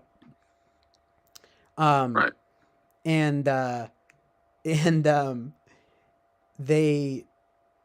it's obvious to everyone, even themselves. It's actually really funny because he's kind of a sycophant to the couple, there's a really telling scene like later in the movie where it's, funny enough, very related in a weird way to like Man Bites Dog and stuff, where it's, essentially the whole thing of the media becoming complicit in the violence to the point of even participating in it. And I won't spoil it, but that's basically the point. And it's just kind of like, nah, dude, like fuck you, almost fuck you even more, right? Like to Robert Downey Jr. Then the film is really good at portraying that, or at making you feel that way, right? Where it's almost like you're more mad at him. You almost think that he's more sleazy than the mass murderer couple. Feel me? It's funny. I don't know if it's true. That's a good plot. Yeah, it's really clever. I'll write this down.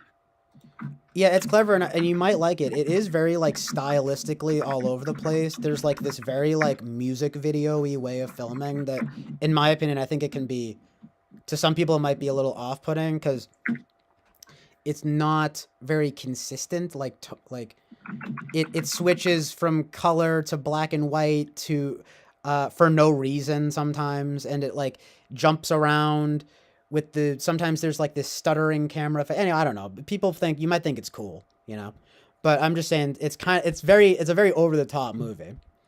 But such is the film though, right? I mean, it's fitting.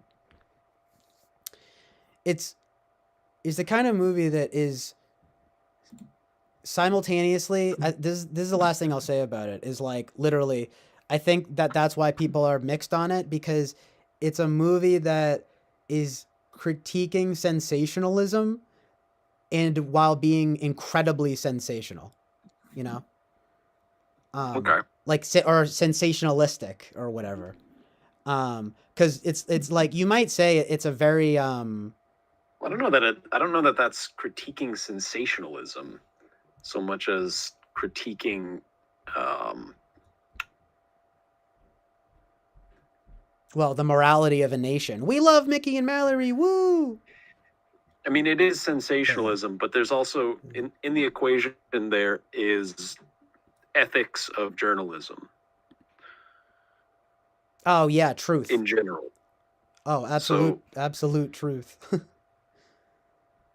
Like sensationalism, it's like expansionism of,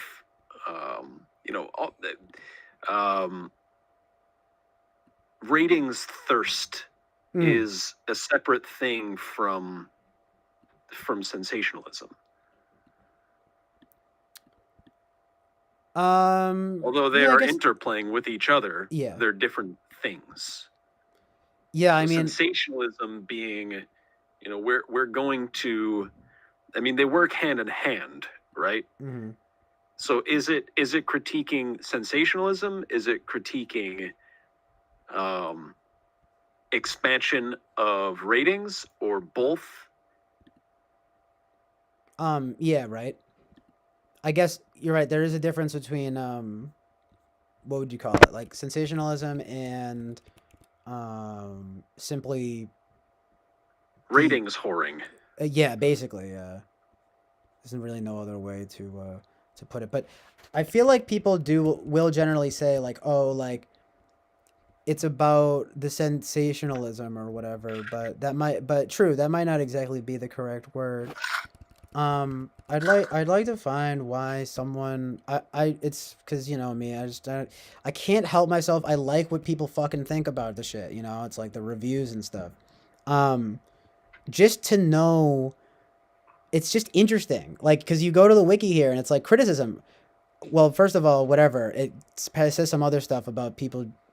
Like generally, it did fairly well, but like criticism though. Like major part on criticism.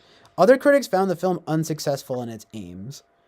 So they say much of the criticism centered around the perception that the film was not effective as a satire and its message was muddled.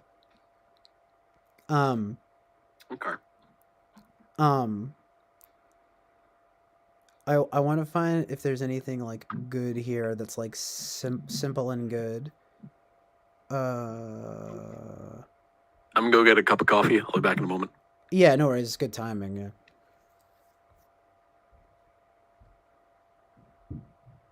I might want to do that too. Let's see what's going on in the chat. By the way, guys, I actually will keep up with the chat in the tab. The thing I don't like about the OBS chat window is that it does this really annoying thing of like,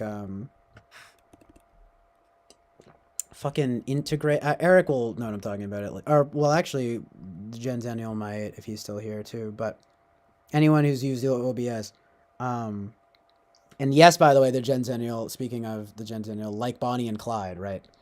That is the metaphor. It's not even so much Romeo and Juliet. It's Bonnie and Clyde, right?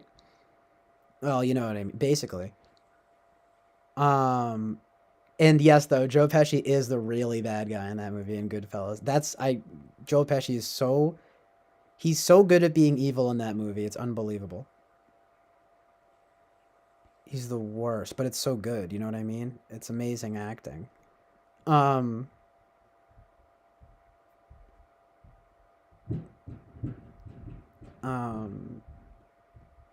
But yeah. Oh, well, I like Talk Radio though. Talk Radio is pretty good, and that was Stone's first movie. Ugh, don't mind me. I'm kind of a headache. Someone's fucking. It's like my sister or someone's burning sage upstairs. I'm so fucking sick of this sage burning. It smells bad. Okay?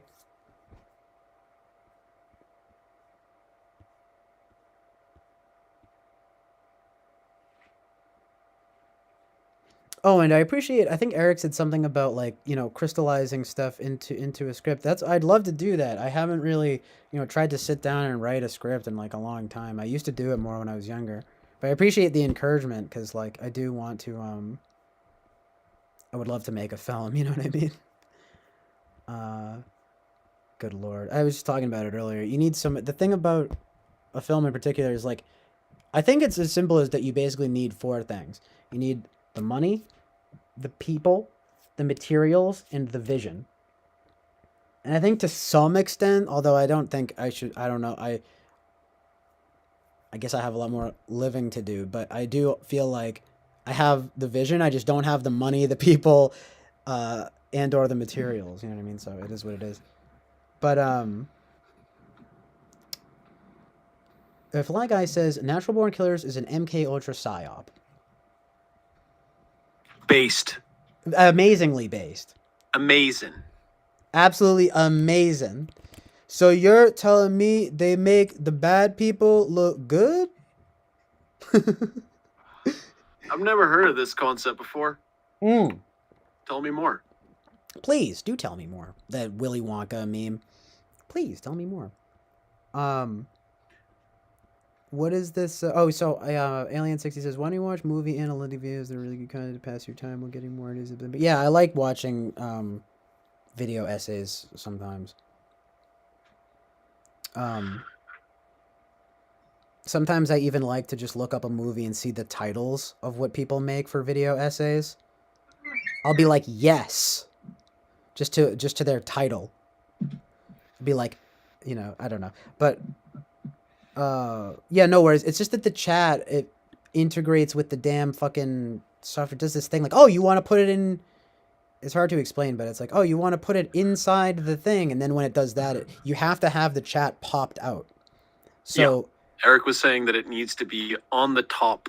It needs to be on the top layer, and you need to have the cursor over it. I think he was saying. Oh, thank you. And thank you both. Hold on.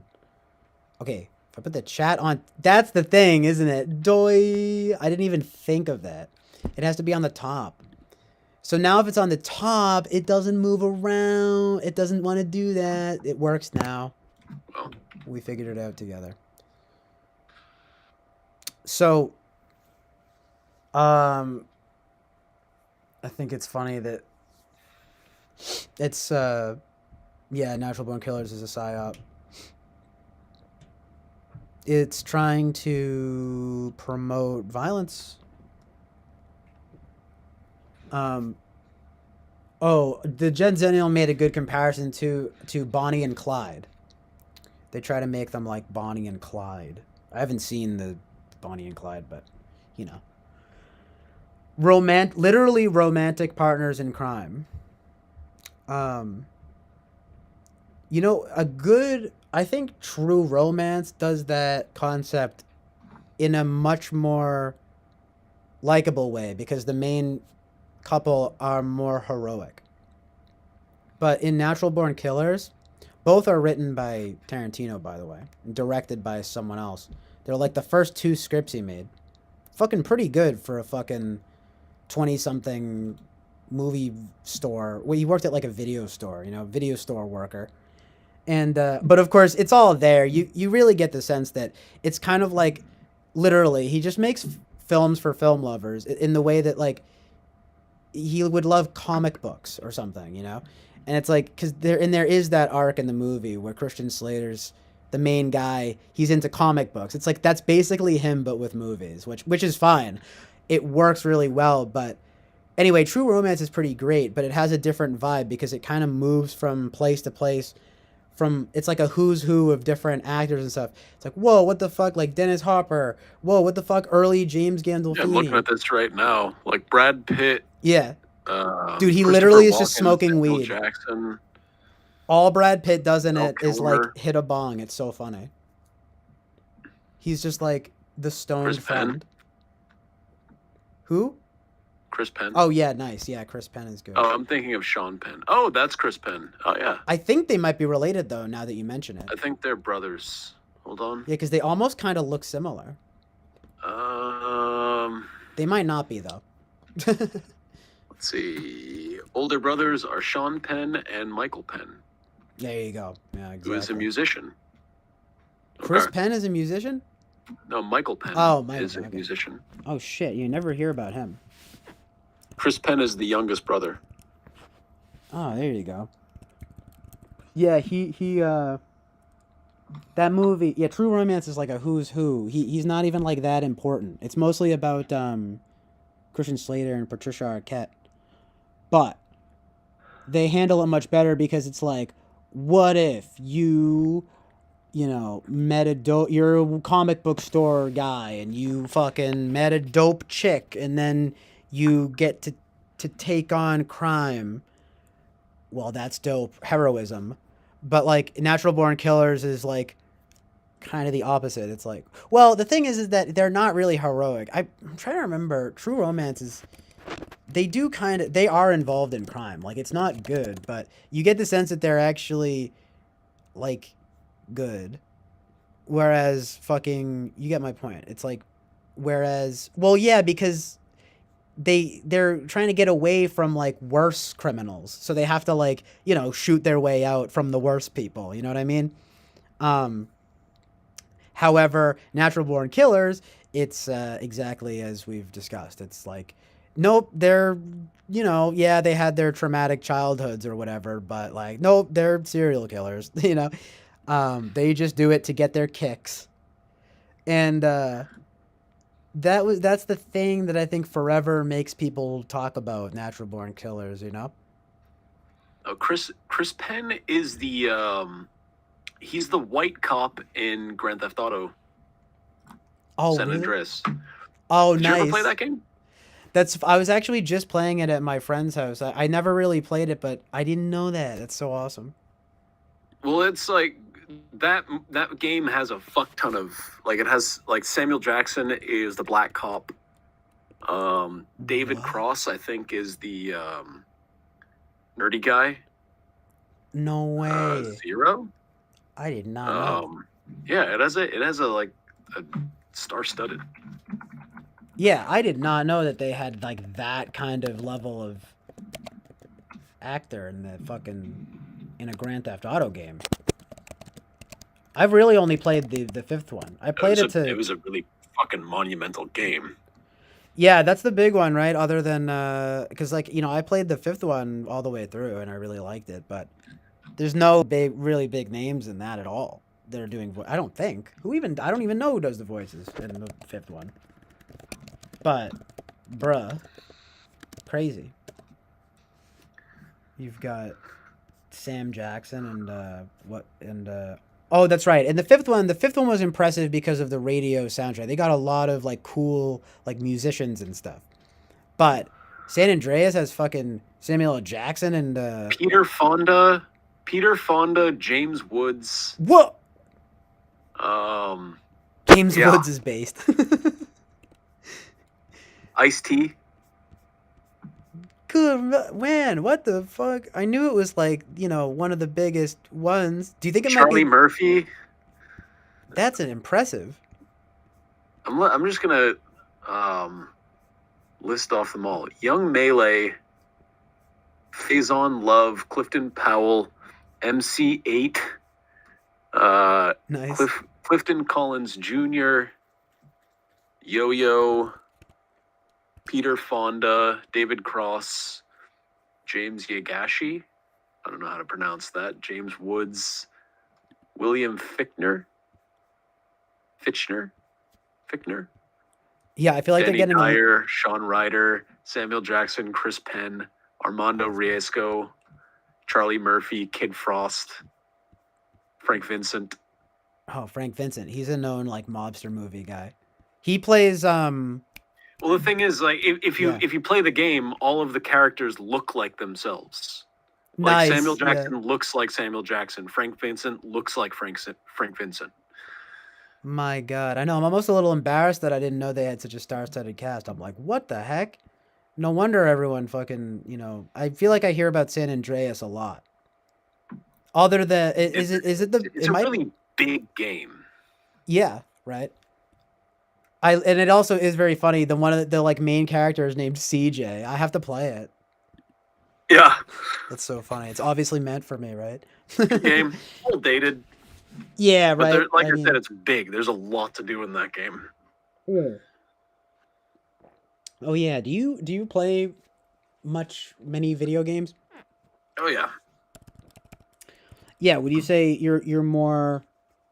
But it's like I'm not like a gamer. Like I don't play like new games. I play like old games that I like. Nice. Like Yeah. I play the same games that I've always played when I play them.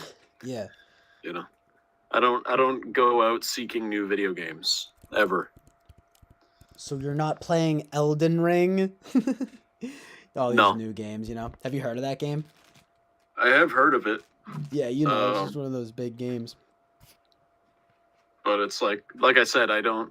Even when I was a kid, I almost never had like current games. I would always get them either like a few years after the fact.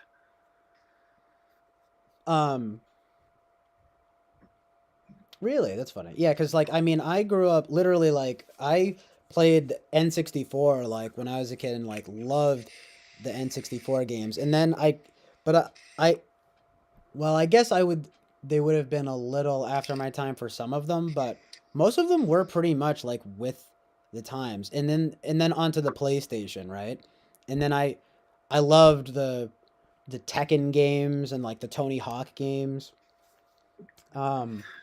But other than that, no, it's like I never really developed into like I'm not a gamer at all, but do you feel I just feel like because I still think that like The Legend of Zelda Ocarina of Time is like the best video game ever. You know what I mean? You know what I mean? Like I mean, I certainly played it. I don't think it's the best video game of all time. it might be for me. A lot of it is like the music and like the style and stuff. I'm actually I'm one of the weirdos that thinks that Majora's Mask was better than Ocarina of Time. Oh, that's sort of understandable though. I mean, it's kind of like so good. It's kind of like the Radiohead OK Computer and Kid A argument. That's like that because that one is more out there, right? Like I haven't listened to. no. Have I listened to Kid A? I've listened to OK Computer. Oh, I've okay, listened to nice. Pens. Yeah, I didn't know if, but is Majora's Mask is like more out there though, right? It is more out there. It's Yeah. darker, and it has this mechanic where The moon is scary. No, but go ahead. moon is scary. Yeah. But it has a mechanic where, like, you have the Song of Time, and that controls the game clock. Amazing. And you Sorry, I have couldn't help 3 myself. days to beat Go the ahead. game, Mm-hmm. and it's impossible to actually do all of the things in the game. So you have to go back in time over and over and over, at least probably 30 times. So you end up reliving the same day in like a Groundhog's Day kind of way. Yeah, amazing. I remember But like, the characters are all really fleshed out and shit. that's pretty good. I remember being young and playing some of it. I think the thing was that I never bought it, I only rented it. That was when you would rent games from like Blockbuster and stuff. And like I would only ever play it for a bit and I would just be like what's going on? Even though Ocarina of Time was like that though too. Like cuz I was really young and so I looked at walkthroughs and stuff. But like fucking Majora's Mask though. I remember being like cuz I think that's what it is, right? It's the time concept where they that's the thing. Like you said, what a lot of people experience when they play that game, which is they first pop it in and they don't know that there's like a list of things that they have to do to be able to advance in the game. Oh yeah, right. So I'd just be walking around. I'd be like, "This is kind of cool, but I don't know. I can't do anything." Like, but yeah, you have to figure out the objectives. It's not that hard to figure out what you have to do, though. No, I'm sure it's like I would play it nowadays and I'd figure it out. You can figure it out the shit that needs to get done. Yeah. Just because there's a limited amount of space, and if you pay attention, you'll like if you go around and talk to the people like you do in an RPG, you should be able to kind of figure out what's up. Yeah, right. I remember because like now it's funny because I mean I was really young. I must have been like literally maybe like 7 or 8 years old playing it, and I was like, I would just be. Am I right that it's sort of at the very beginning? It will like go to the moon or the clock or whatever, and then it goes back. Like, and then it's just like, and I'm like, what the fuck? I'm here again. I was like, I just didn't know what I was doing because again, I've never really been much of a gamer anyway. But like nowadays, I'm sure I'd be able to figure it out. But I just remember being like, for whatever reason, I think it was that time mechanism thing. I'd be like, what? I'm like stuck in this place. It would like reset, right? So like, I would just be like, oh, can't figure this out. Cool game, like coolest vibes. But so I would always rent it. And then it would be like, I'd have it for like 3 days and just like fuck around on it. And then be like, I don't know what's going on. Nowadays though, I'm sure I'd be able to figure it out, Well, it's like I have a similar. It's like if I were to play one of those games now, when I was a kid, I could just pop Legend of Zelda on and just dick around in it. Yeah. Yeah, that's mostly. I couldn't do that today. Oh, really? Why? Just like. I wouldn't just dick around. I'd be like, okay, there's an objective here. Let's do the objective. Yeah, I figured, because that's why. Well, I think that was what was so good about the Zelda games was that you could do both. But at the same time, yeah. Well, I remember experiencing that as a very young kid being like, okay, but I'm not it's kind of deep when you think about it, right? But it's like, okay, I'm not progressing. Like this game, right? Like the game like no, Well, it's just like you what it can't comes down to is that yeah. if you dick around in that game, there isn't that much to dick around with.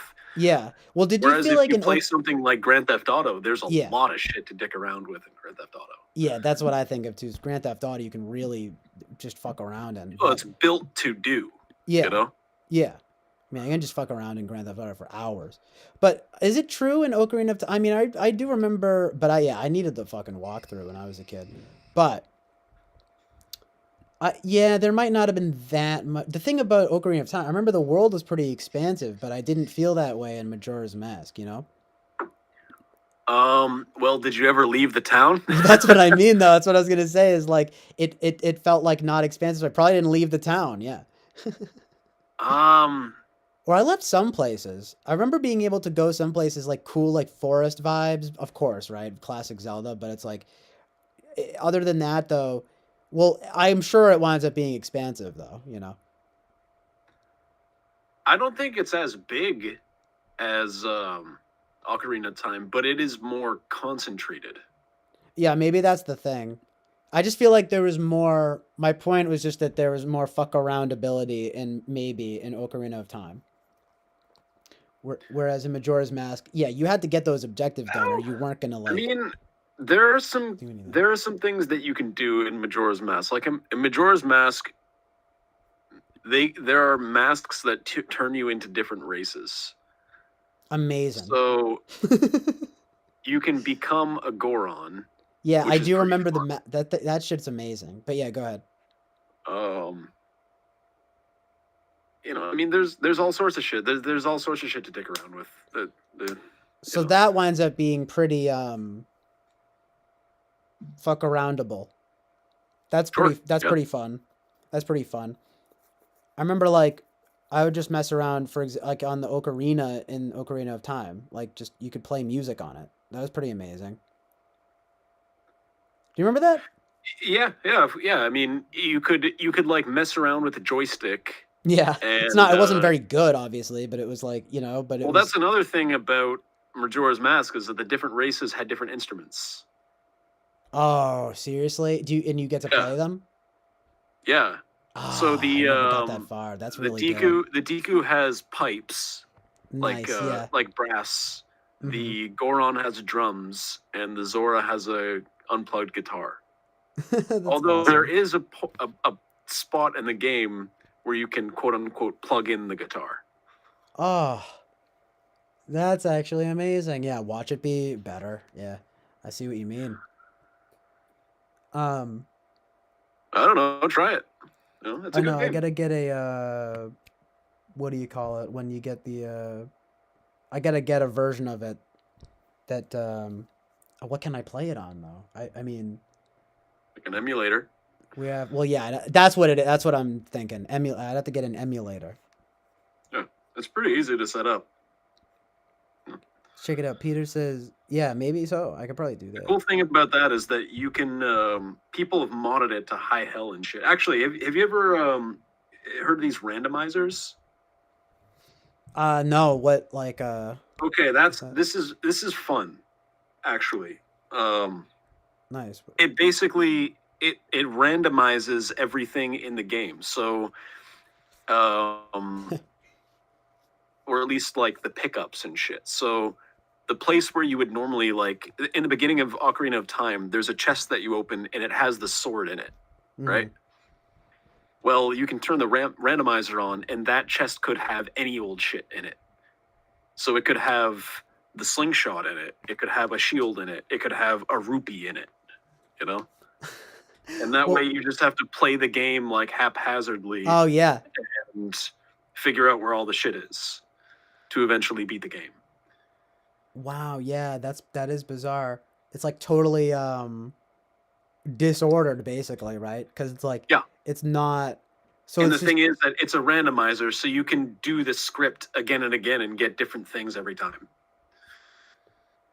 That's weird. Yeah, because so there's no like linear So, oh, okay. So you just have to go to like random chests and stuff. Yeah. That's interesting.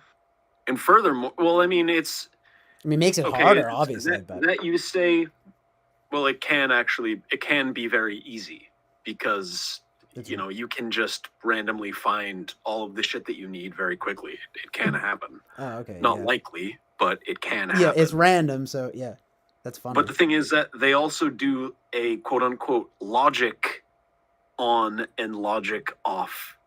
So if logic is on, then there is a linear path that makes sense as to what you would have to do orderly to be able to actually beat it. And then you can turn the logic off, which would make it potentially unbeatable. Yeah, right. Like you just fucking forever. You'd have to like do glitchy shit. Yeah. Because the thing is that there's all sorts of glitchy shit that you can do in the game. With the programming, you mean? Yeah, like you can like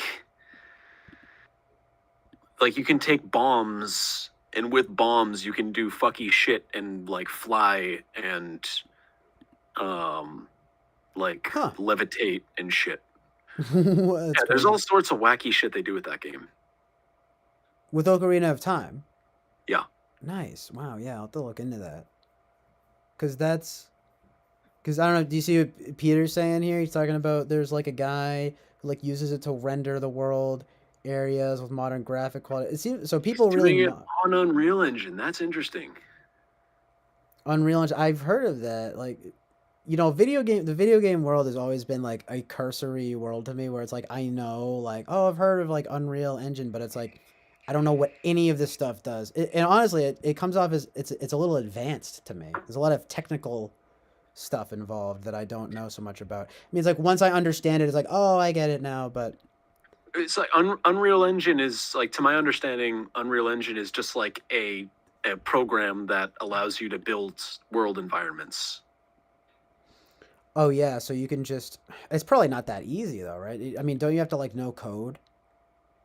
I don't know how to do it. Unreal Engine, Amazing Engine. Yeah, hold on. I just want to like close some tabs it's here. Like, I remember seeing this thing. I don't remember if I found it on my own or if Peter showed it to me, but it was these guys were remaking the Death Star trench scene with I don't remember if it was Unreal Engine or not, but like modern CGI stuff, they remade the Death Star run and they made it like way better in not very much time. From the actual movie? Like what? Yeah. Oh, yeah, okay. they were taking the scene, the Death Star run scene, and they rebuilt it with one of these world builder things. Yeah. Oh, okay. That's pretty cool. Yeah, it's a lot of that. And it looked pretty damn good. Yeah, it's just like modern CGI animation shit. Yeah, it's kind of like if it looks good, like that's cool, Of course, there's the whole argument of, well, we want to original, keep the original form and all that. But I kind of think, well, I mean, at the same time, though, if it looks good, I mean, it looks good, right? Well, yeah, I mean, it's like, I don't see any problem with it if it makes the movie better. That's what I mean, like. Do it, and especially if it makes things easier. And especially if it allows you to do things that would be nearly impossible, or you would need some like crazy idea to actually do it. It's like, do you know how they did the Death Star trench run in that? Like, do you know how they actually filmed that? No, actually, you can drop some knowledge on me, some film knowledge here on me for this. What they did is they took toy ships, like toy battleships and shit, and they linked them all together to make sets. Oh wow, yeah, okay. And then they had models that they were filming and whatnot. Like it's actually really interesting. Like miniature sets, though, right? I mean, but they look big, basically. Well, yeah. That's amazing. No, yeah, right. That's cool. Of course, But I'm it's sure. like that took like fuckloads of time and effort versus they could have done it in minutes with, some kind of program. That is true. I wonder. It's just a matter of like, okay, we have this technology. Why would we go through this effort? Well, yeah, I guess the question being, okay, like if the quality winds up being genuinely better, like, Well, that's not a quality argument. That's just a fucking doing it argument. Like the process, the logistics of it. well, yeah, but like, the effort, the craft, right? Of course, Yeah. not saying that there's not like validity in just the crafting through a program. I'm just saying if it's easier, well, you can obviously understand it. It's just not like it's just, yeah, it's probably, maybe it's easier, but it should be easier and better, if you know what I mean. Like, Well, I would say it is. Like, if Yeah. you go back and look at the old Star Wars films versus the modern Star Wars films, like, there's they look, definitely an increase in the aesthetic, yeah. That's the key thing to me, because CGI just, it like has to be done well, because I And cannot. it's not like they don't put in effort. Like, Yeah. and like the things that they put effort in on, like, I remember hearing this I forget what film this was. I want to say it was Avatar. Like, Oh, they yeah, put yeah. a fuckload of time into getting the girl's hair to be just the way they wanted it to be. That's that's interesting.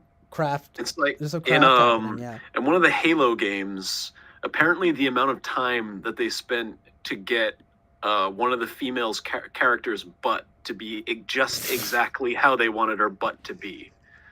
Well, it's just like frivolous, but I get what you mean. Yeah. So it's like it's There's a not a matter of sculpting. lack of effort necessarily. Yeah. They're literally like sculpting with this, software, but I get totally. So And also, with that, it's like they wanted her to be hot, but they didn't want it to be all about her being hot. Like, they wanted her to be attractive, but just so attractive. And yeah, fair enough.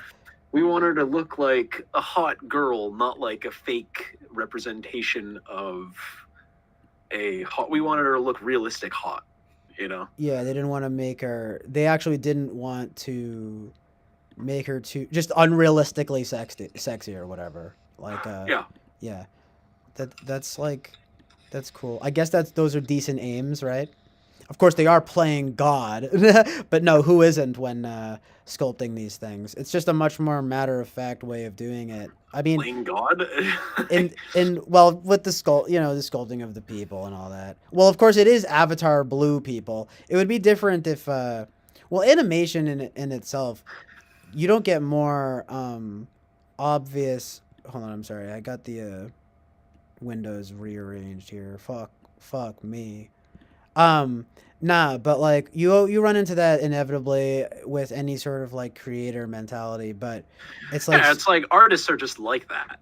Where yeah. they want every little bit to be super, super, super perfect, exactly how they want it to be. No, yeah, I'm like 100% like it's like you do that inevitably with pretty much any art. I think it's just like that with like programming and I wouldn't be any graphics and different. such. Sorry, what? I wouldn't be any different. It isn't necessarily, but like it is very like hands-on, like digital altering and so forth. Like there are some things, if you were going to be all practical, that you just wouldn't be able to do, like sorry, but you're gonna just have to find the right actress, right?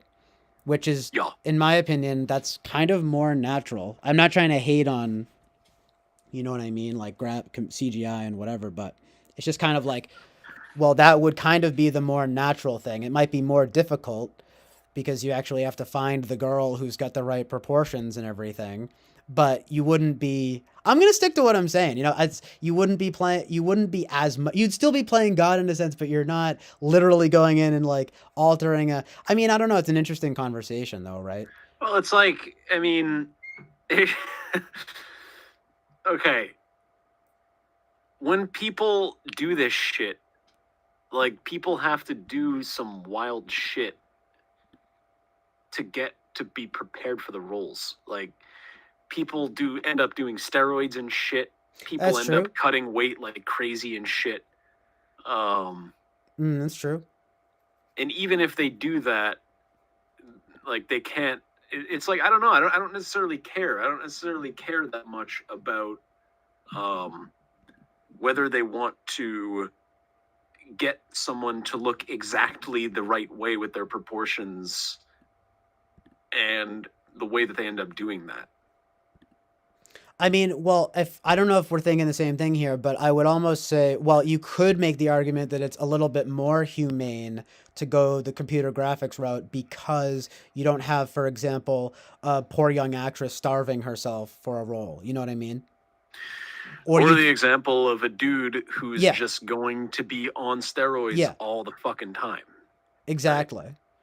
You're not fucking killing yourself for a role, you know? You can just, you know, make this thing on the computer, you know? So that's a good argument for sure. And I do agree. Look, you do wind up like running into that with any creator mindset. It's just sort of like, you get so hands-on with like the digital aspects of things where it does, I will say, it does freak me out a little bit though, the sort of like hyper realistic type of thing. I mean, it's like, sure, okay, Yeah. you're not like no, it's maybe not the same because you could say this, you could say, oh, well, like doctors play God, right? Or whatever, right? I mean, but they try to at least save lives. It's a much more, that might be the ultimate hands-on thing, right? But Well, I mean, okay, if you want to go that route, yeah. God put all the pieces here for there to inevitably be people who can do what doctors do. Yeah. And I'm not disputing that. I guess what I meant to really get at though is that if you want to think of it in terms of like a video game developer versus a doctor, like it's like a much less it's a much more victimless crime. You know, when you have a video game developer just, you know, making a hot girl, or you know what I mean? Like it, you know what I mean? Like that, it's like that movie, Weird Science. I never saw it, to be honest, but it's like literally they make a girl and even that's different though, because she's real life. They bring her into real life, you know? Right.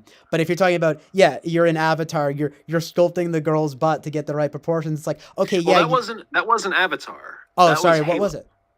That was the game Halo. Oh, my bad. Oh, you know what's funny? I was So actually they just- have yeah, go ahead. have a character in Halo who she's an AI, right? Oh, that's funny. But she has like a hologram that is her.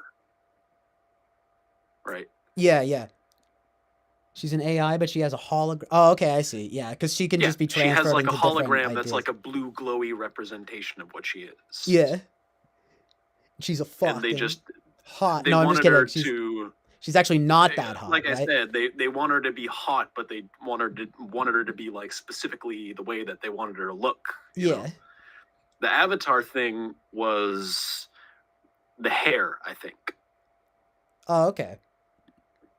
Yeah, fair enough. Halo, it's actually funny. I was also just playing that at my friend's house, or apartment, because he has an Xbox over. That's why, so we played some GTA San Andreas and some Halo. Halo's pretty dope. I need to play more of that too. Which Halo? Oh, that's a good question. I actually don't know which one. Was it all on the original Xbox? It looked like he was trying to hook it up to like an emulator too, but I think it was the real thing because it looked really good. I asked him, I was like, GTA San Andreas. I'm like, is this remastered? And then he said, yeah. He said, yeah. So I think it must have been running on a something, right? The thing is, I think I'm like, it looks really I think good. that they have a version of GTA San Andreas that's on original Xbox and on 360 and on Xbox One. So. Oh, because you know, I have an Xbox One upstairs, so that might actually work. Yeah, you could play Yeah, you could play GTA on that. Oh, that's awesome. I'm gonna have to play San Andreas now. That sounds pretty good. It's a good game. It's a really good game. Yeah, really? Would you say it's among the all-time greatest? Oh yes. Nice. Yeah, that sounds fair to me. And that is going to be a very popular opinion as well. Yeah, right. That's what I mean. I can imagine that. Oh man, yeah, that was it's a good topic though. I forget what I was gonna say, but I like that. It's interesting. The developing thing, the video game developer. Oh yeah, that was my little thing, my little spiel about how it's like, yeah, okay, like, you know, making a hot girl in a video game is different than operating on someone's heart. You know what I mean? Like, so I guess you could say, well, it's not exactly. I mean, it's like, would you rather have someone we want your tits to be bigger for the fucking part. So will you please get plastic surgery? Right. Or we could just fucking edit it after the fact and make your boobs a little bit bigger. Yeah, exactly. That's a good example. Yeah. Because there will be times where it's like that. I mean, it's again, it might be kind of frivolous or something, but like that could very well be part of the specification. You know what I mean? Or are we going to get into what part of a oppressive system to body shame us into the size of our breasts? Yeah, exactly. You could do that with anybody. I mean, like you know, the other thing of men getting all buff and all of that, you know. That's a good example to counter that.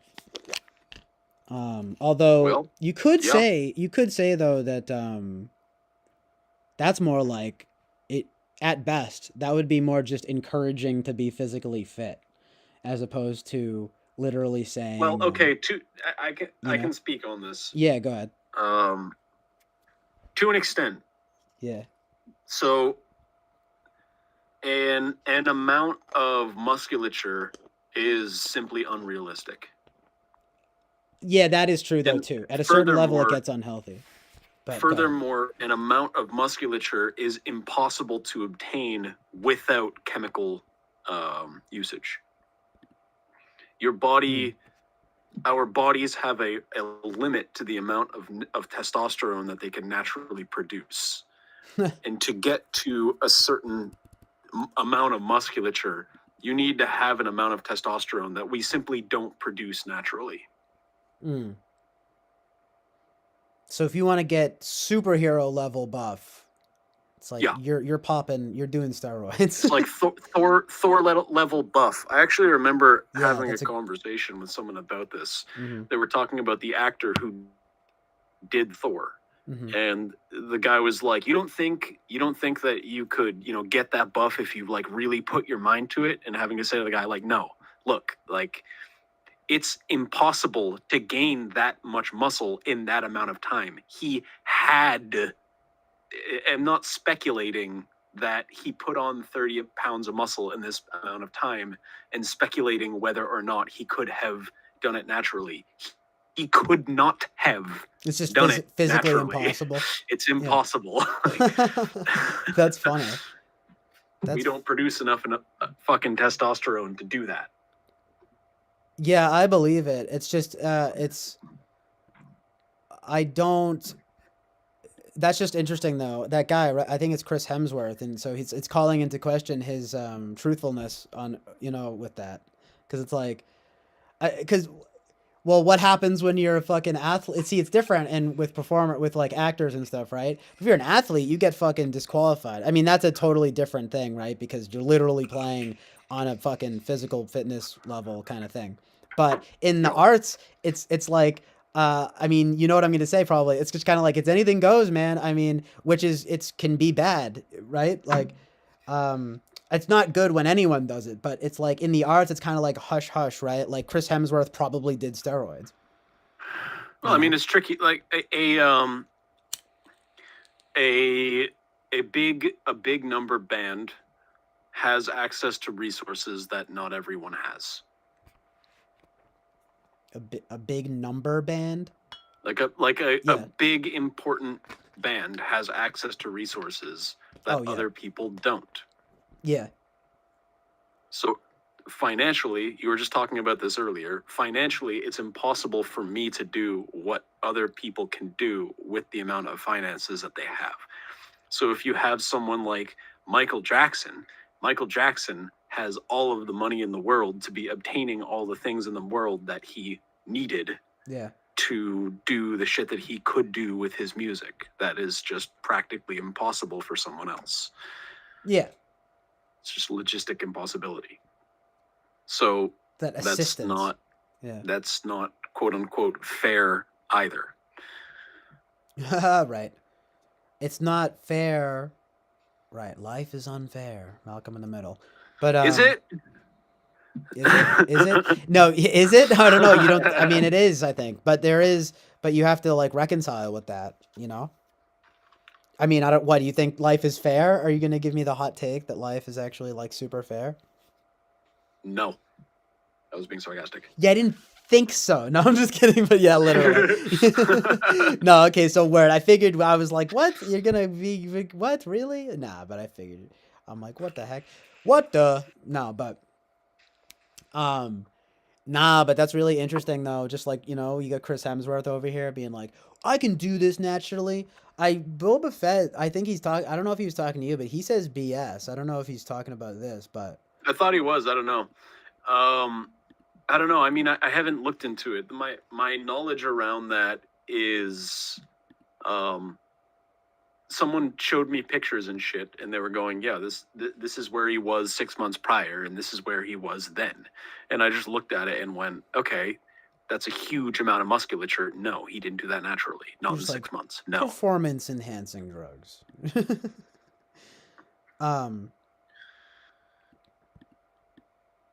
I'd like to see. I'm gonna look it up real quick. Chris Hemsworth. It's like a Tim and Eric parody of his name or something. Chris Hemsworth. Unless I was given before and after. Unless I was given false information, like unless it was more than 6 months, I don't know that he put on an amount of muscle that, like, ceiling cap was impossible to attain naturally. What I had stated was the amount of muscle he gained in that amount of time was unnatural. In that amount of time, okay. Yeah, because there are two things there. There's the amount of musculature that our bodies can actually, at a limit, have. And then B, there is the amount of time it takes versus the amount of testosterone. Yeah, interesting. Hold on, I'm going to pull this up because there's actually an article here. It's like, what I think Chris Hemsworth took for steroids, or for Thor. Hold on. Like what steroids I think he took. And it's like, yes, no. Alien 60, I wasn't saying that life is fair. I was joking. He was joking, people. Relax. No, so funny. What did he say? But when he's he's like getting deep about it. That's funny. When you say life is fair, do you mean? Well, it sounds like what he's asking for is definitions. Yeah, it's like, don't worry, I'm not committed to that position or whatever. Like, it's not real. You were being sarcastic. Like, but I mean, we can engage with that. So it's fun, right? It's fun. Let's do it. If you were to consider life to be fair, how would you define that? Or to be unfair. So if you were to say life is unfair, how would you mean definitionally? Yeah, that's a good question. Always comes down to these very basic answers for me. It's like, inequality and inequity, but what do I know? I don't know,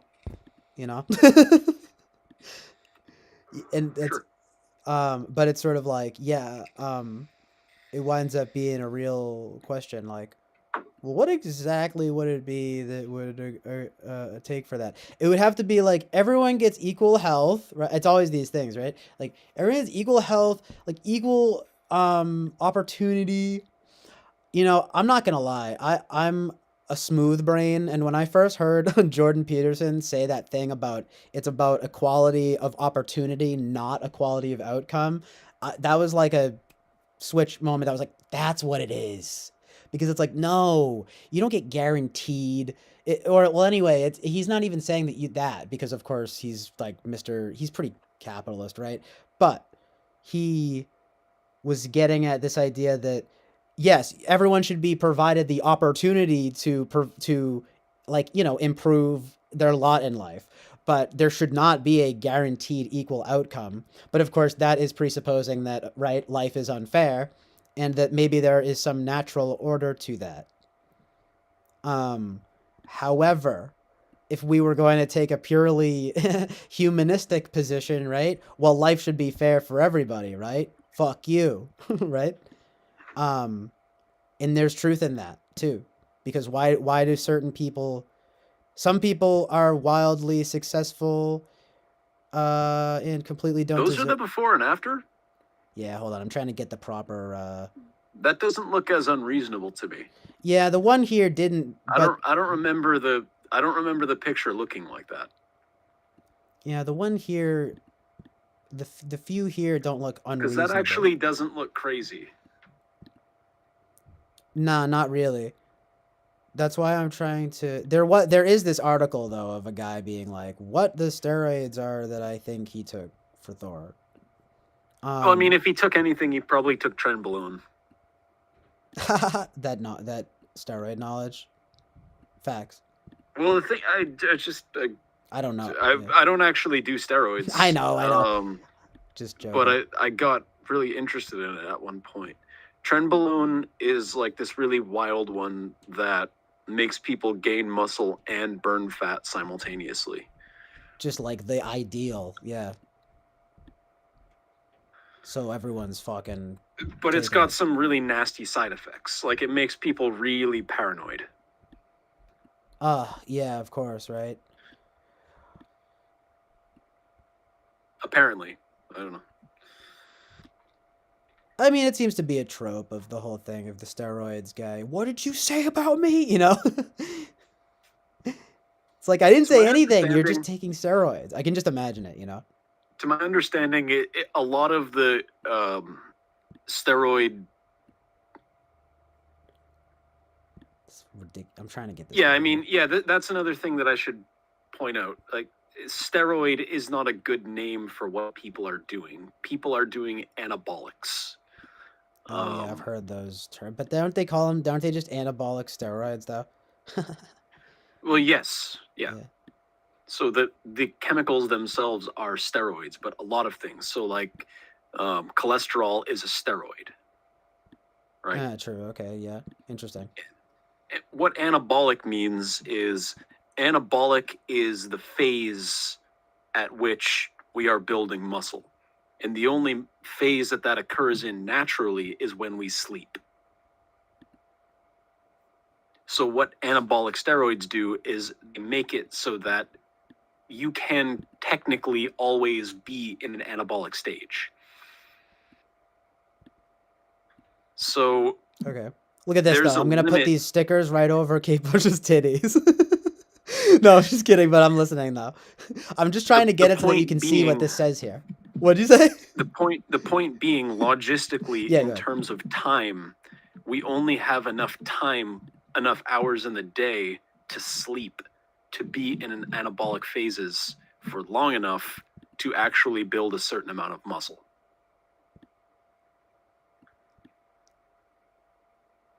This guy's convinced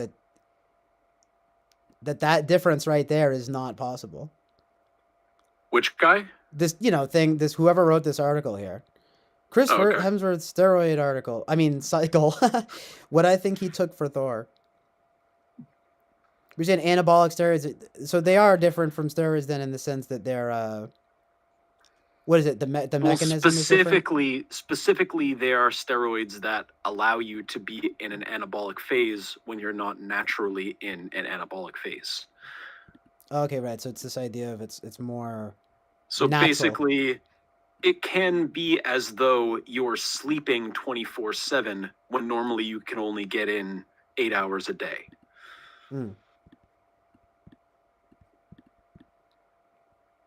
Just fucking cramming in. So what exactly are the anabolic? Is it just a chemical? It's just chemicals, basically, like in your body. Just fucking. How does it work? What is the anabolic? I'm sure if I look it up real quick, I can just find it. But yeah, actually, Genzenial, from what I'm seeing now, it looks like he could have done it. Although some of those pictures look different. I remember the picture that I remember seeing back then. I remember looking at in particular and going, "No, there's no fucking way he did that naturally." There's one here, like the top few here, like okay, this one is like not that different. But that one there, that looks pretty realistic. Yeah, that one does, but this one, like he was already pretty muscly before. He could have cut some weight. Of course, this one isn't that also unrealistic. Also put on either. a bit of muscle within 6-7 months, and that's pretty realistic, I would think. Yeah, do you think even but that's this just one? that picture there. Even this one is pretty, yeah, like that one there doesn't look that crazy to like me. it's I remember it attainable. looking severely different. I remember Thor looking a lot bigger than that as well. That's just a different guy. Why is this? Just like that's Chris Pratt. Chris Pratt had a pretty big transformation though. Yeah, I don't know. I can't seem to find it, but anyway, I get the idea. I'm sure you saw something that it probably way like overplayed it or something. Well, look, he's fat. What's going on here? He got fat and then he got thin. Well, yeah, I mean to get muscly, you want to be intaking calories. Bro, he was on these fucking steroids. I don't know what that is. This one here is weird, but of course... Oh, he wore a fucking suit. He wore a fat suit.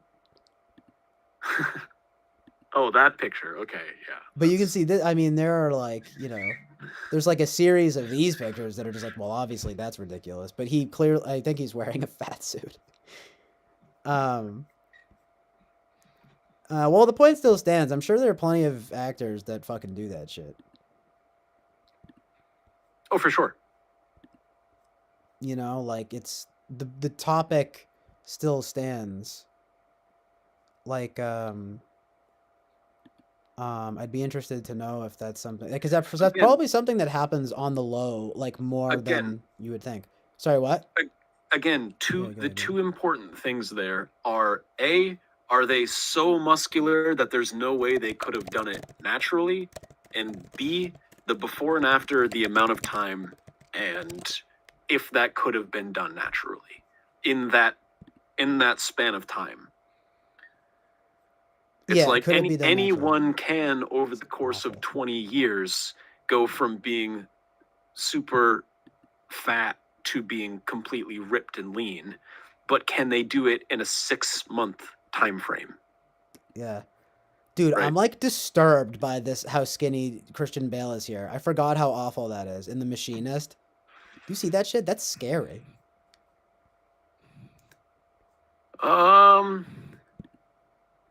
If I could see his arms a bit better, because he's definitely a lot bulkier on the right. See, that one looks a bit more dramatic. Well, you mean this is the one I'm talking about. Yeah, I'm talking about Christian Bale. But I don't know if he he looks. That's an unfair comparison right there. He method acted the fuck out of this. I never watched it, but I didn't realize how fucking disturbing he looked like that. But look at that. They're back to back in this article. Chris Hemsworth, Thor. They're like, well, that's a significant body transformation. I'm like, yeah, but look at fucking number 2, Christian Bale, The Machinist. I'm like, oh, fuck. And then Chris Is Pratt. that actually real? Is that a fat suit, etc.? Okay, that's a fat suit. Well, this fucking Christian Bale must have fucking done near killed himself to make this shit. But as far as the other stuff goes, I mean, like, well, the thing that you have to remember is that you can have all that muscle, but oh, sorry, have a bunch you of can't fat even see over it. I'm sorry, I don't know if you could see it. So, like, the really egregious ones are when you see someone who is obviously not having an amount of musculature on their body that suddenly gets, like, if that person already has musculature on their body and gets more musculature and loses fat, that's actually realistic, naturally. But if someone goes from being skinny and not that muscular to being super ripped, that's probably not natural within a certain time frame. Yeah, for sure. That's why it would be interesting to know more about how, just to find examples of where, like, that really is unrealistic. See, like, if you go back to that last photo. Yeah, what do you think about this? Look at that. Amazing. Again, I don't know do you know the time span? That's because it's just, if you just say before and after, okay, how before and after? Are we talking like a year, or are we talking 5 years? Because 5 years, well, there's possibility that someone could go from that emaciated to that level of musculature.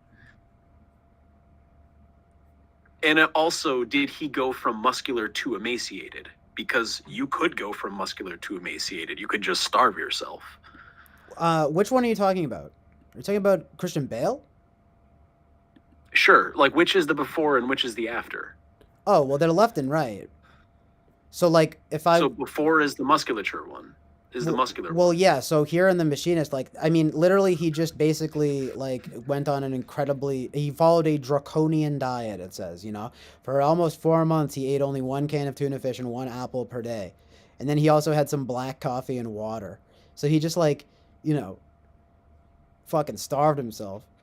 Over 4 months, and by Genzennial.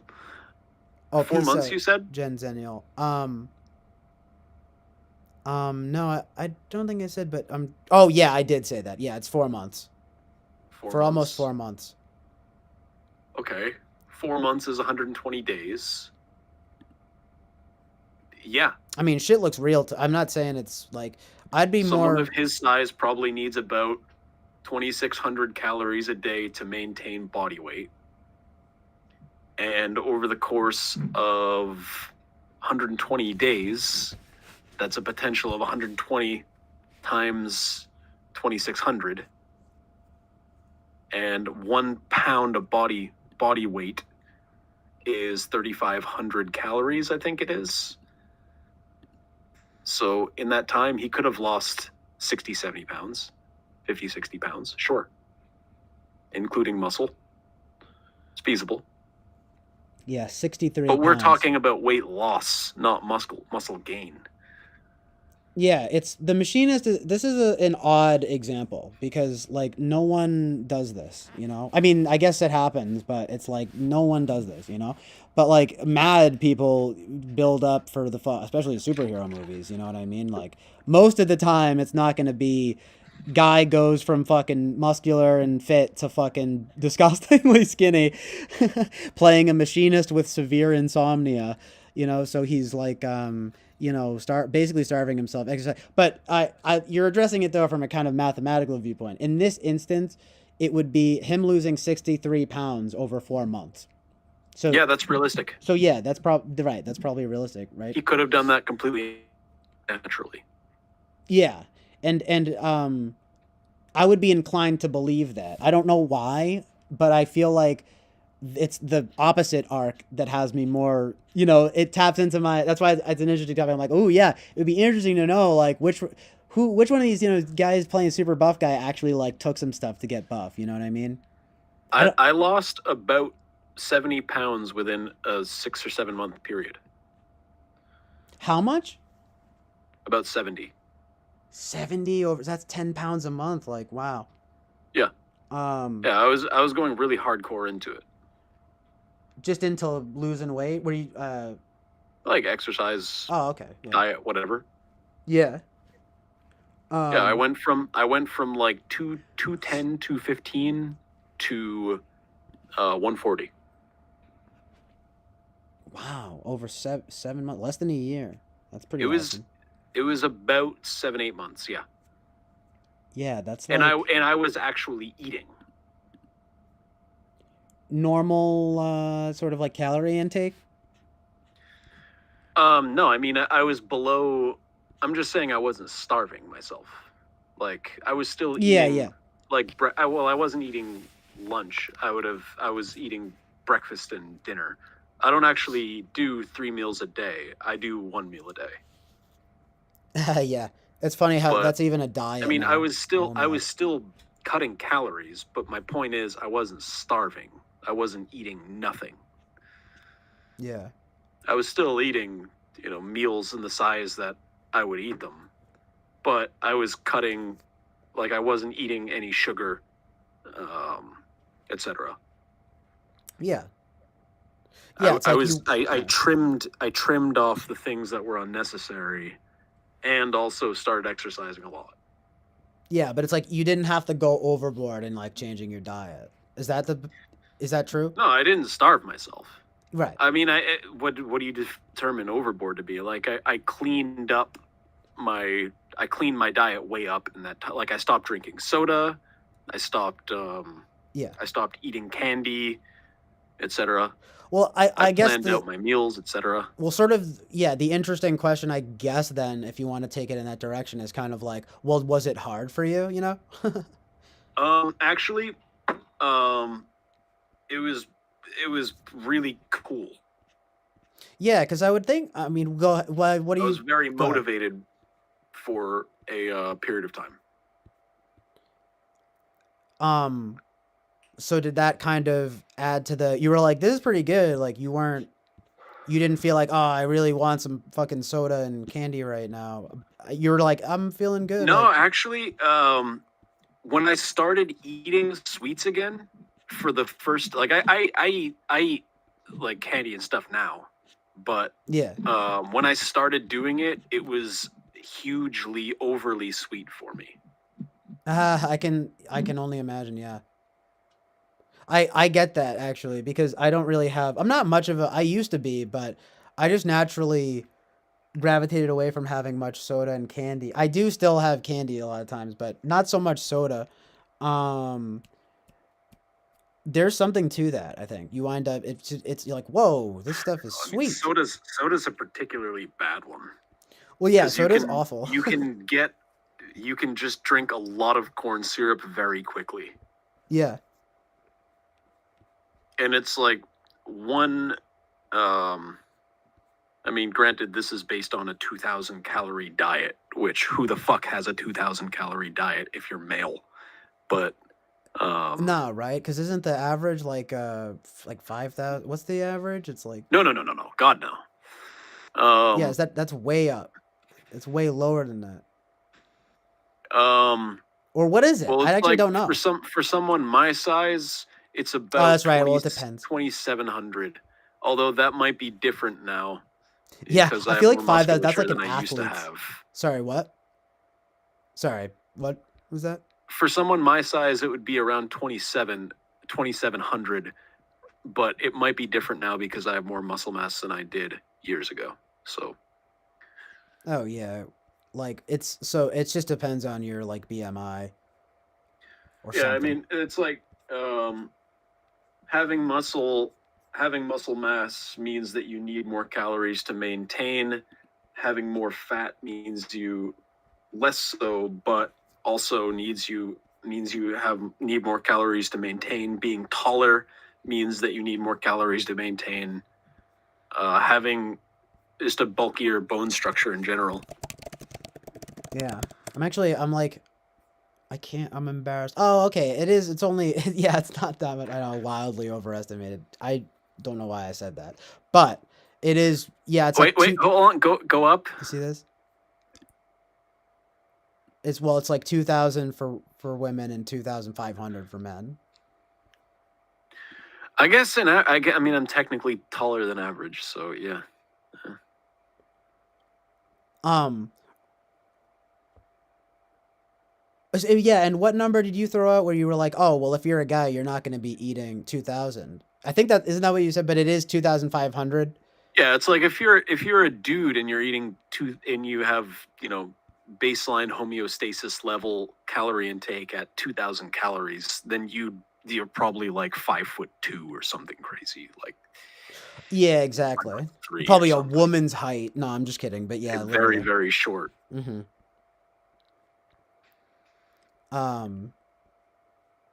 Right. Oh yeah. How tall are you? I'm about 6 feet even. What are you? How tall are you? About the same.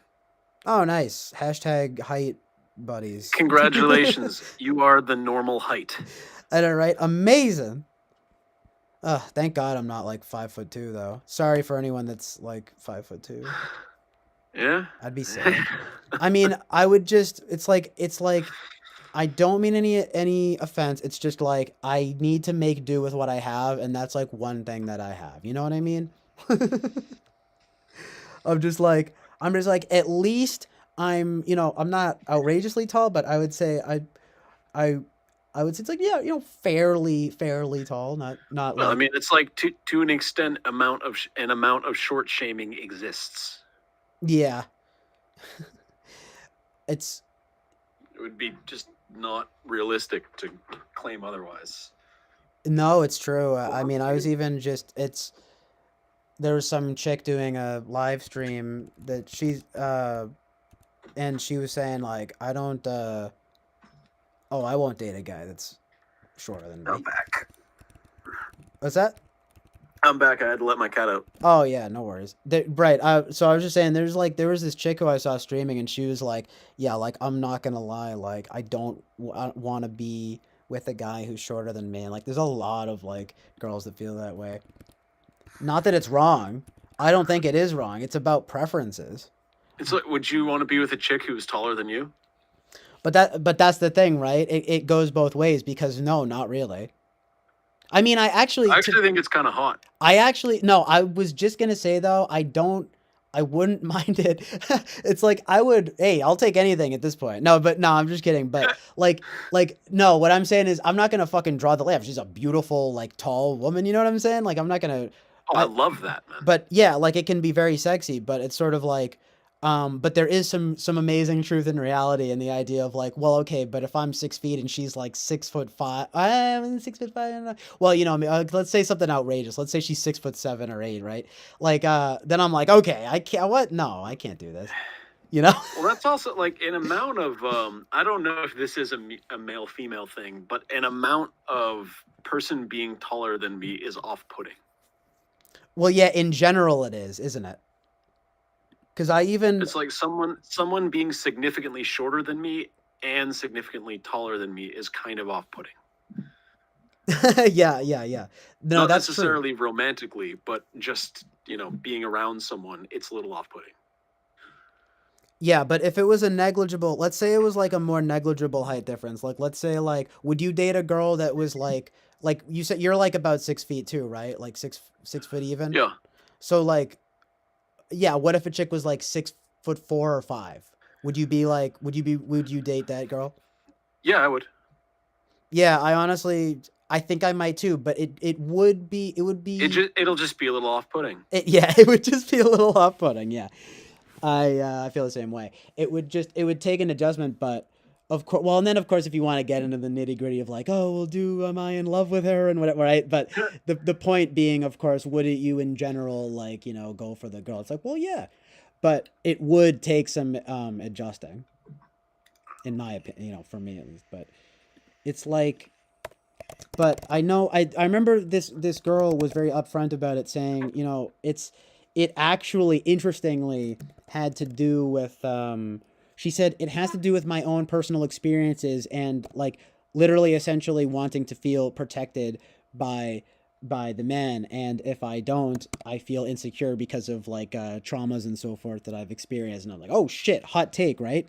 And that actually is some amazing truth in reality, because it does come from that, I think, wanting to be protected or whatever.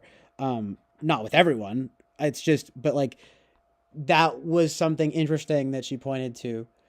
where I was like, oh yeah, I guess like that must be what it is for a lot of people, for a lot of women.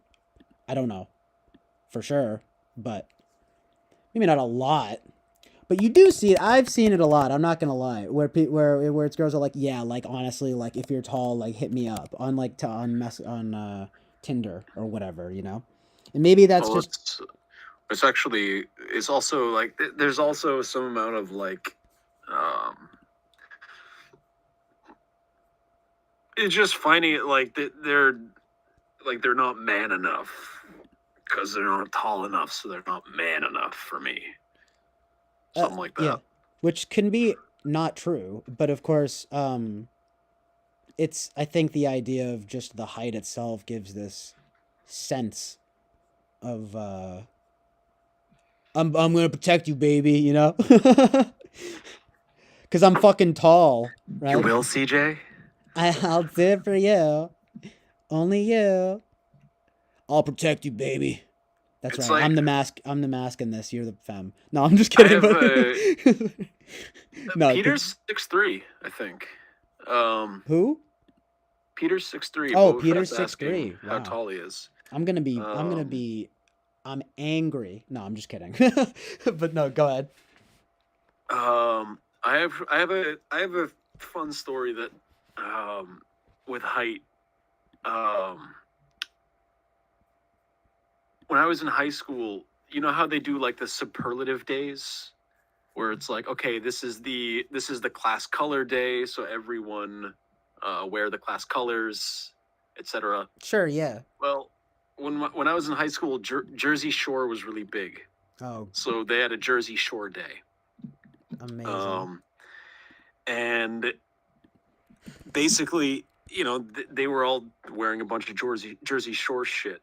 And I was in a class, and I was walking to the trash barrel in the class, and just as I was walking to the trash barrel, this girl was walking in, and I threw whatever it was in the trash, and I looked up at her, and she was eye to eye with me, which I'd never noticed before. And I kind of had this like, oh shit, you look hot. Whoa. And I go to her, I say to her, like, have you always been this tall? And she kind of like, she pointed at the heels and she was like, oh, it's Jersey Shore Day. I'm wearing, 4-inch heels. Right, yeah. And I kind of said to her, like, hey, you should do it more often. I know, right? Did you say that? Yeah, I said it. Nice, yeah. Well, I'm sure, did she take it? Well, she probably did. I mean, it's, it's a compliment. Yeah. Well, yeah, of course, right? It's like, hey. I mean, you look. I look like good, the way you look. Well, right? fuck you. Yeah, exactly. I know, right? Yeah, that's something. I'll admit that's the movies talking or something. You know what I mean? But it's like nah. It's like yeah, it's a perfectly nice compliment. You know. I see what you mean too. So. Because it's also weird if to me at least, it winds up also being a little weird for girls like way too short too, right? Like, I don't know. It's just not really that attractive to me, generally speaking. Like if you're a dwarf, no, I'm just kidding, but I don't know. I'm height shaming. But you were like, oh shit, high heels. Isn't that funny though? Because why do women, Jordan Peterson, I'm like, why do women wear high heels? To make themselves taller. They're gonna make, isn't that is kind of funny. Thanks. Though. And I spent all night thinking about this. I spent weeks thinking about this. Now, why would a woman make herself look tall? I'm not doing a good Peterson right now. You do a pretty good Peterson though. Jordan Peterson on high heels. Go. No, I'm just kidding, but you should do it. Well, what does he say? He would make, it's like makeup or something, So it's like, why would a woman, wear, what is it? High heels. Yeah. Like, why would a woman wear high heels? Yeah. Like, what's the purpose? Right. Like, what's the evolutionary? You go ahead. She'd do it to make herself look taller. Yeah, there it is. Hurt yourself and make yourself look taller. Yeah, it's in that. You get that cadence down. That's pretty good. Well, you know, it's really just, you know, it's not that difficult, really. Ooh, that was good. Yeah, difficult. Difficult, really. Difficult. You need to flip the L a little bit, but not too much. I did it too much there. It's a bit overkill, but it was the point was taken. It was enunciated. No, that is Peterson though. But it is interesting though. Why would, if you're gonna go by the typical dynamic, right, of like, oh, the man's gonna be taller. Well, yeah. Why do women wear high heels? What even is that? I actually have no idea. It accentuates their length. Their length. Yeah. It actually does though, doesn't it? It makes them look more powerful. It makes them rise in the dominance hierarchy. Yeah. It says, I'm a powerful woman. And also, because they're taller, it means that they stick out more in the room. Fuck yeah. It means, no, I like that. He's really saying it like he stumbled onto some truth in reality. And you know, there's a lot of meaning in that. There's a lot. It's very meaningful. Mm-hmm. So fucking true, Jordan. It is meaningful. I fucking hate that women do that. No, I'm just kidding. But like they make themselves stick out in the room. Yeah. Crazy. I mean, it probably does have something to do with that. It actually probably does. They're just a larger person, so they draw more attention to themselves because they're larger. From an evolutionary perspective, it's like we're inclined to pick the woman that's taller. No, from like, you know, from an evolutionary perspective, you know, like you tend to read pick into the about like, because he says like all the time. He does a lot. You know, it's like, especially. I notice. It's like I do it too, but I almost feel like I do it more since I started watching Jordan Peterson. It's fun though. Certain ways of speaking, it's weird, and it's like I don't even mean to do it, but there are certain ways of speaking that if like I kind of relate to it or something, I will or I like it or something, I might tend to adopt it even if I like don't mean to. It might be kind of an Enneagram 9 thing. I don't like to admit it because it kind of sounds like I'm like stealing traits from people, but it's almost like slang. So okay, something that Jordan Peterson says that I picked up on, it's a little embarrassing, right? But he says generally speaking a lot. And I actually really like that because it says so much, you know? No, I'm just kidding, but it's like you're going too hard into it there. The generally no, the with impersonation you just did after you did that. It was too forceful. Yeah, it was. It's there's a real Canadian like genteel quality that he approaches, that it's not overbearing. It's very like, well, actually it's actually very thoughtful, and I've considered it. I got to work on it. But no, what was I saying? Or the traits. Yeah, like he'll say these things like where I'm like, I like that though, kind of like generally speaking, and like you know, it's like like, you know, it's like you tell about it, and I don't know if I never paid attention to it until I heard him say it. But that's a weird quirk that I will admit I'm not sure if I was saying, you know, it's like before or after. I'm just going to be real about it. I don't know if I was saying that before or after watching Jordan Peterson. But to segue into something easily, because you could just say anything, right? Like I'm talking about movies or whatever, and I'm like, you know, it's like fucking Pixar. You're comparing Scarface to Pixar's Wall-E or something. You just go, you know, it's like Wall-E is kind of a tragic figure in that sense too, or whatever. You know, you can just say any old thing. I mean, it's like Wall-E is actually kind of a tragic. He's a tragic figure. Yeah, right. You know, it's like, it's true. It's true. So you could just say any old thing after that. You know, it's like peanut butter does tend to be one of the most liquidated. What even is this peanut butter? What is peanut butter anyway? You know, it's like I spent weeks thinking about this. I fucking love that shit. Dude, I fucking love that shit. because it's kind of relatable, you know. I don't know if you noticed that. It's again like it's almost a secret shame, but there'll be like mannerisms or like things that I'll pick up on in people that might be somehow relatable or something that I wind up like integrating because I like it so much. Like even the fucking Jesse Lee Peterson saying amazing, right? That's shaped by like two things though. I like the Well, it's I mean, you intentionally go out of your way to say amazing, like Jesse Lee Peterson. yeah, like I do say it in the way that What that you're he talking about is unintentionally picking up people's, cadences and shit. Yeah, that's maybe a little more intentional, and it's also an amalgamation of I've mentioned it before, kind of niche, but that guy from Rate Your Music who always says like amazing this, amazing that, like anything, and I really like that because it's just like I kind of I find it like endearing in some way, being like easily amazed, you know, amazingly chill film, you know what I mean, like amazing film.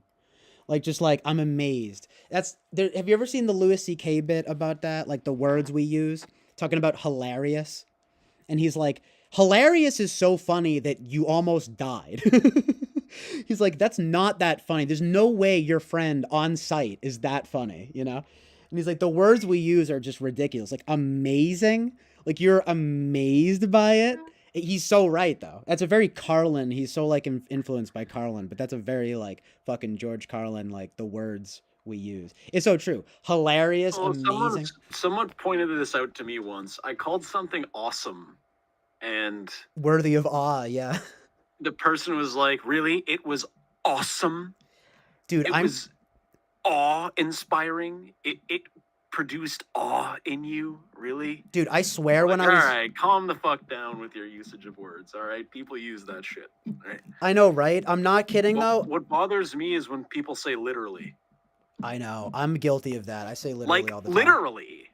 I hate that. I try not to do that, but I do say literally a lot. Especially to drive a point home. Especially when it isn't literal, right? Yeah. It's factually not literal what they're saying. You're literally doing this to me. No, you're saying that I'm figuratively doing that to you, and I'm not figuratively doing that to you. So no. Like, it's like when Michael Smith says that typing people or whatever wrong is like raping them. Literally. That is literally rape. And then there's when people just say literally. No, literally. It's a nothing statement. It's just they're just accentuating what they had just said. Or you could be like, I don't know. It's like throwing the baby out with the bathwater. Literally, like that's a metaphor. Literally, it's literally demons. Okay, it's literally Trump is literally Hitler. That's like that's the best one. I love that one. Literally, this is literal, and it's any metaphor. He went through a person change operation, and he got himself a can of concentrated Hitler soul. That's right. To take the soul of Hitler and put that into his own body. Into a man? It's unbelievable. To make himself into literal Hitler. Into literal Hitler, as opposed to figurative Hitler.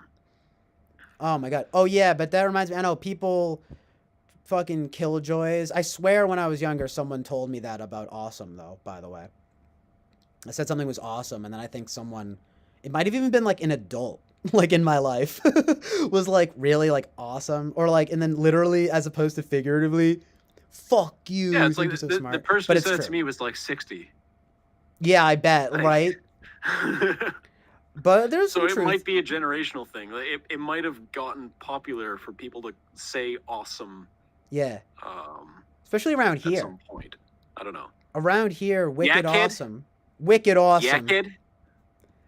Dude, fucking... Like wicked. Like wicked. So, wicked...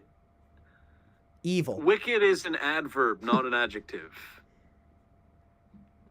Oh, yeah. So you really shouldn't be using it that way. What the fuck?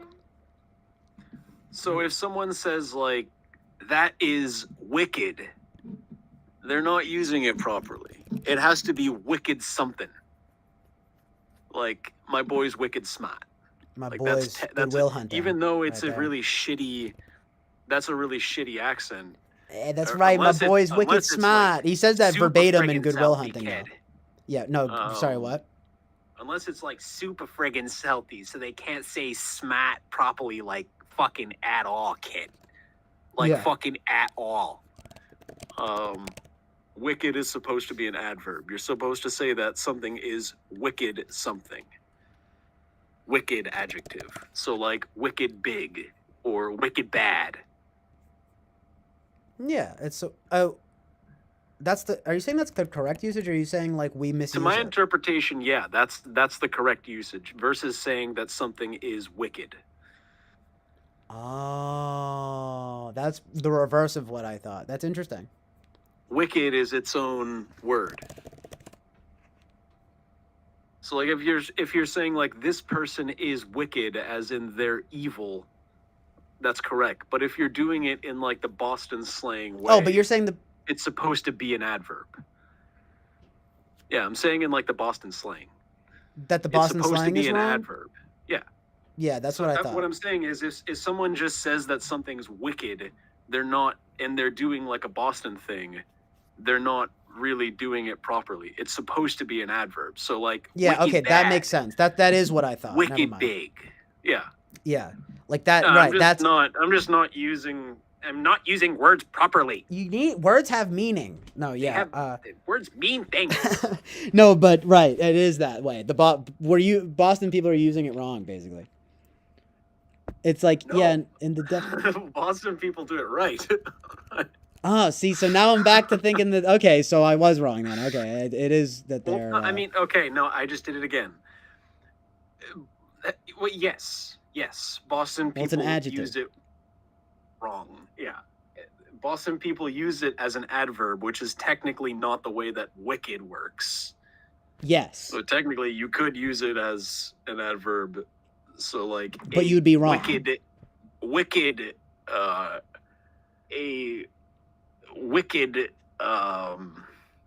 wicked awesome.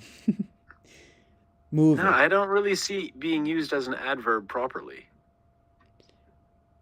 Because that would be. Oh yeah, that's its own thing, Boba. Wait, let me see what's going on in the chat here. I'm just looking at the definition here, right?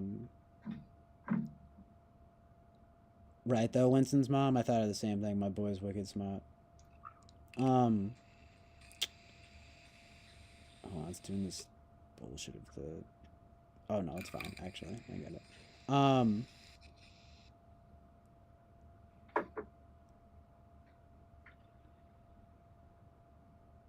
Oh yeah, do you notice Kami9 says, I'm pushing 6 feet and short dudes love me. Yeah. Amazing! Wait, so if Kami9's still here, I'd like to know, just as an aside, like, so, would you go for these guys, you know? No, I don't mean that in any way. I'm just saying, like, I'm just wondering if you would go for the short guy, though, you know? Because you'd be about me and Jonathan's height, so you'd really be like the same height. But like, I'm wondering, like, you're gonna go for the guy who's 5'5"? It's like a friend of mine she's 6 foot and her husband is like 5'6", like 5'7" or something like that. Yeah, not. That's approaching problematic. No, I'm just kidding, but you know what I mean, like. But it's not too much. But the thing is, she don't need no fucking protection. She don't need no man. No, I'm just kidding, but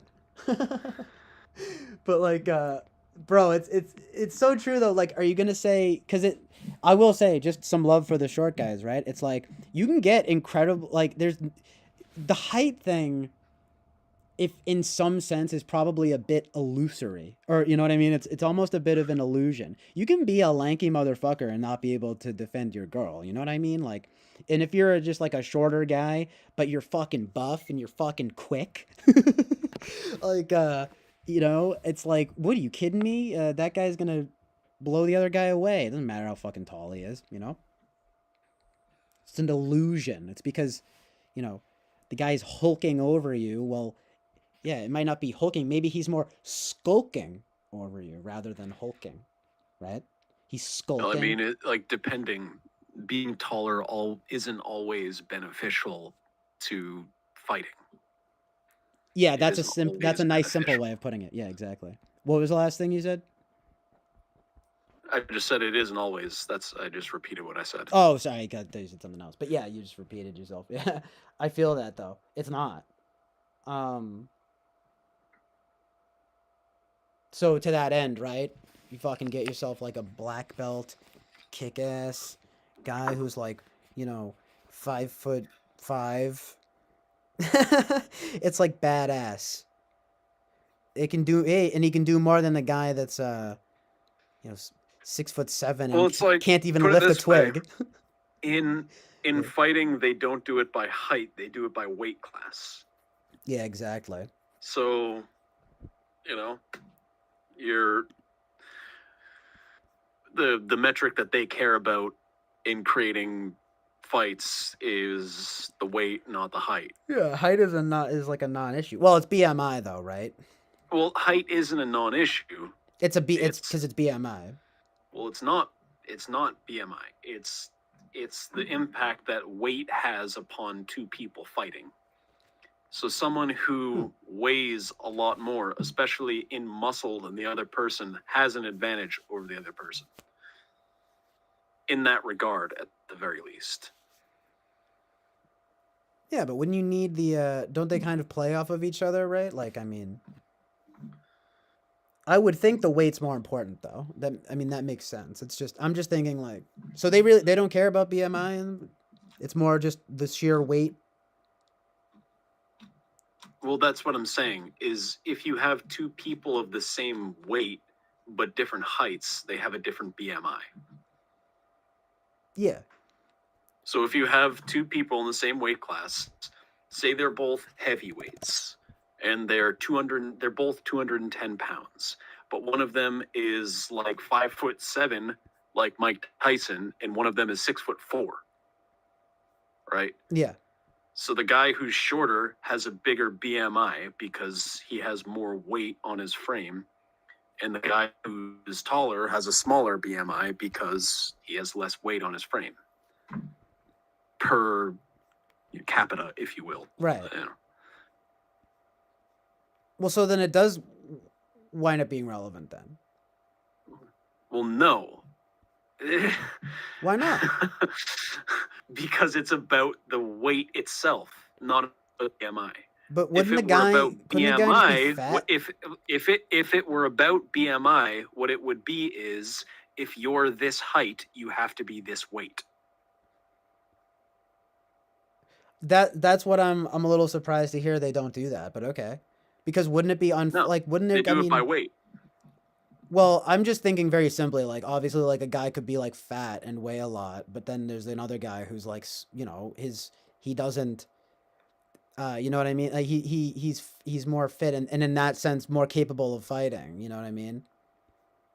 It would just depend, like I suppose, but they just do it by weight though. I believe it. I mean, because it's more. Yep. I think it's more important. It is more important than the height.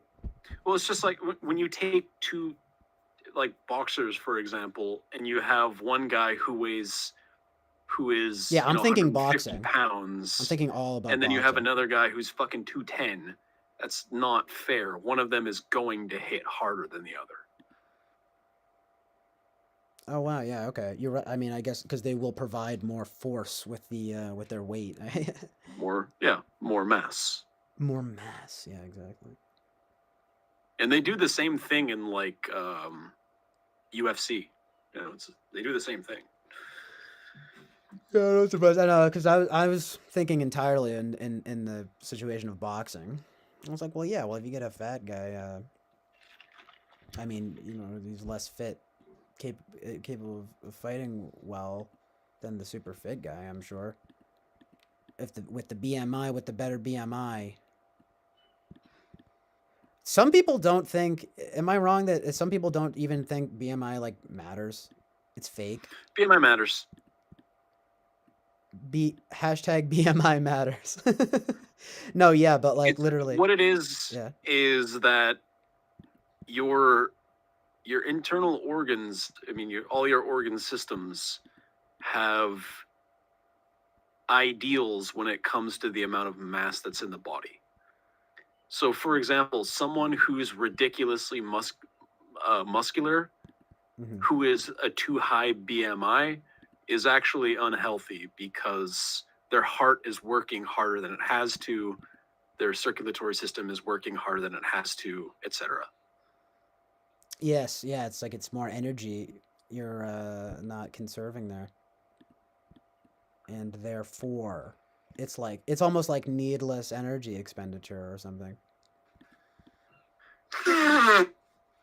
Well, it's not a matter of needless energy expenditure. It's a matter of like your body has limits. Like it has optimal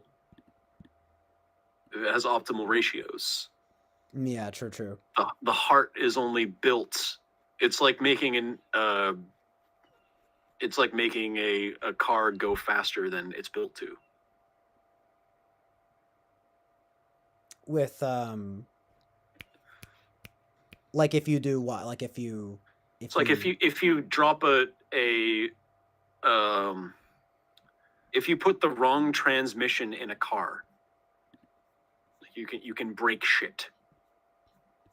If you make an engine that is built to go really fucking fast, really a lot of power, and you put the wrong transmission into it, you can destroy shit. Yeah. So like what would be the analogy there? Like if you put too much weight on a body, you can destroy your heart. Oh yeah, exactly. So it's like but it is sort of, well, yeah, and you're not built for that. Yeah, I see what you're saying. You just Bye, Winston's mom. The human like frame. But yeah, peace out, Winston's mom. Thanks for being here. Appreciate it. I'll probably I'll probably stream for a little while longer, and then I mean, yeah, I'm not gonna do the thing where I say I'm gonna stream later. But maybe. Yeah, you can tell me to get fucked whenever you like. Oh yeah, no worries. Well, I was digging the conversation for now. How long are we? Well, well into 10 hours or something. Hold on. 10 hours? Yeah, almost 11 hours. Yeah. Oh wow. 11 hours basically. Probably shouldn't go on for too much longer, else you're risking the file corrupting. Yeah, exactly. I think it's about 12 hours where it starts to do that. And I'm like, I don't wanna let that happen. Yeah, because that's some major bullshit when that happens. I don't know why it does that. Now I almost wonder if I should start a new one, but see, I don't want to end so abruptly. I don't know, because I feel like if I start a new one, I don't even know if I feel like streaming more. But at the same time, like I want to keep the momentum going. But whatever. What was all I going to say? Oh yeah, well also by the way, I mean I think we can go just a little bit longer without the file corrupting, but it's true though, I don't want to push it. Now I'm starting to be cautious. I think it's 12 hours though that it maxes out. Anyway, Kami9 says, I have dated shorter, a few that were 5'7". I do prefer taller. My last BF was 6'7". Wow. That's tall. Yeah, that is very tall. Word though, yeah, that basically answers what I was saying. Peter says, it's because the M in BMI means mass, and it doesn't matter what constitutes making up said mass. Yeah, that's just a matter of... I very specifically said someone who's... Yeah, you said mass. Very, very muscular. Yeah. So if someone is, we might think of it intuitively as, oh, that guy or that girl is so muscular, they must be so super fit. But if they have like 30 pounds too much muscle for their body, it's actually very bad for their heart. Oh yeah, so even the muscle thing is bad. And yes. For the heart too. It's not just fat, huh?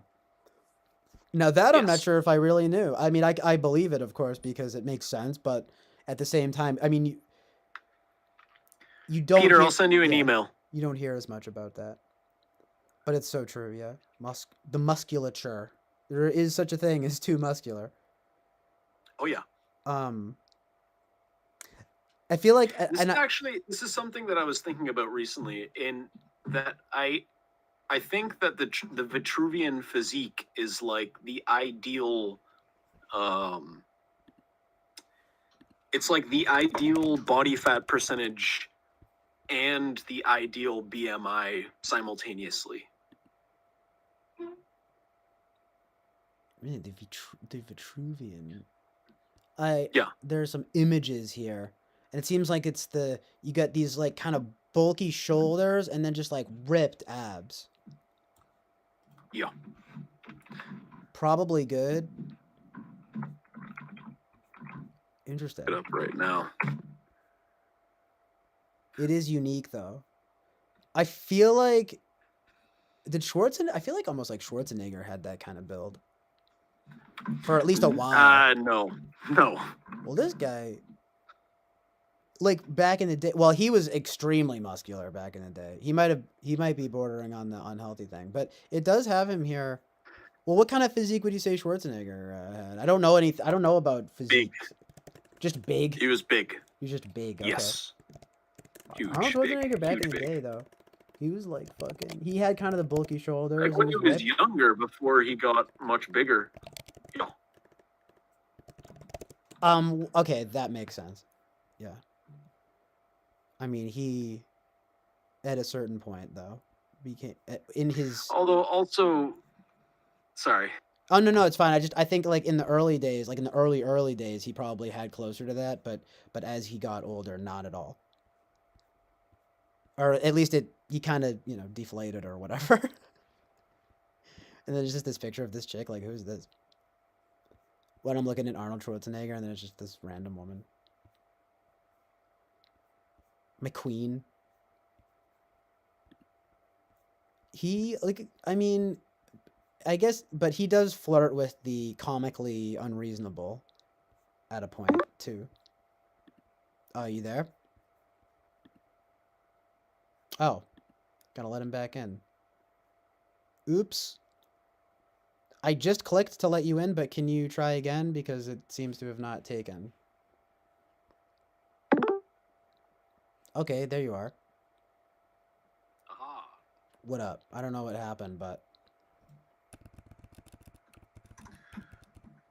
Am I echoing? No, I am echoing. not for me. You're echoing for yourself? Is there an echo in the chat? Oh, no, it stopped. Okay, never mind. Oh, okay, good. What was I saying? Oh, right. So I feel like that Schwarzenegger was like almost comically unreasonable in terms of his physique at a point, though. But he's still. I mean, like. So it's not so much ideal, or if you know what I mean. It's more like unreasonable, Like Arnold's, like, I'm looking at him here, like, for shows and shit, bodybuilding shows. Like, he was a big fucking bastard. Yeah, it's like muscly, showy. Yeah. Predator, though. Like that amount of muscle is not good for him. I'm looking at pictures right now. That's a large amount of muscle. Oh god, this one here is gross. Oh, I don't have it up probably, but that one's just like gross. Like, dude, you look bad. But like yeah, it's one of the funny things. Ugh, I know, right? Too much of anything just looks weird. Yes, that's the facts. Yeah, this looks fucking weird. Look at this one. How does a person even look like that? Is that someone else, or is that Schwarzenegger? That's him, apparently. Doesn't it almost look altered? Like, hold on, you can't see it that well, but move the text. He just looks ridiculous here, kinda, to be honest. He looks like a damn trapezoid. You look like a damn trapezoid over here. It's like a fighting Pokemon. Yeah, like it literally some kind of like choke. yeah. That's absurdity right there. But you know, I mean, like he clearly toned it down after a while. Literally, no pun intended. Well, how does he look? How does he look nowadays? What does he look? I mean, I'm sure he's nothing now, but it's like, I'm sure he's still fit, but not like that insane level. Cause he was a bodybuilder like first, I think. And then I got into acting, and now I'm a politician. Yeah. It's like I do everything. Now he's just like an old man. He's Zeus. I mean, depending upon the picture that you see. Well, right here he's literally Zeus. So.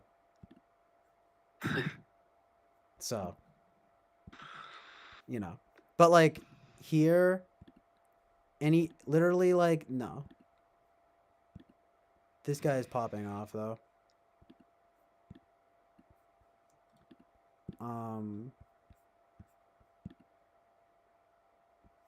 Whoa. Amazing. Like make this the background on my phone. Just like him as Zeus. For a Super Bowl commercial, I guess. Didn't see it. Period. Anyway. Amazing male physique.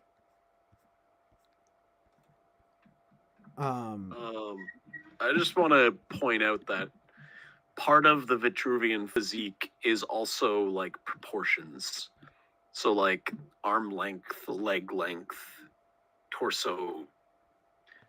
It's like it's not just the amount of weight and amount of muscle, right?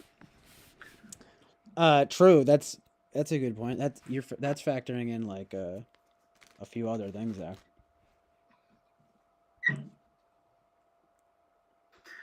It's like I don't know if like I don't know if the Vitruvian physique has the Vitruvian man. I don't know if it mentions quantities. I don't know. I wish there was like a wiki on it, but it seems to be mostly a sort of like fitness bodybuilding community topic. Where does Vitruvian come from? I'm curious. It's like a golden ratio sacred geometry thing. Oh, okay. So that's what that comes from. Oh, the Vitruvian Man is a drawing. Oh, right. Yeah. The classic. That's Da Vinci. Yeah, exactly. It's Da Vinci. It's rare that I hear that's what it's called, right? The Vitruvian Man.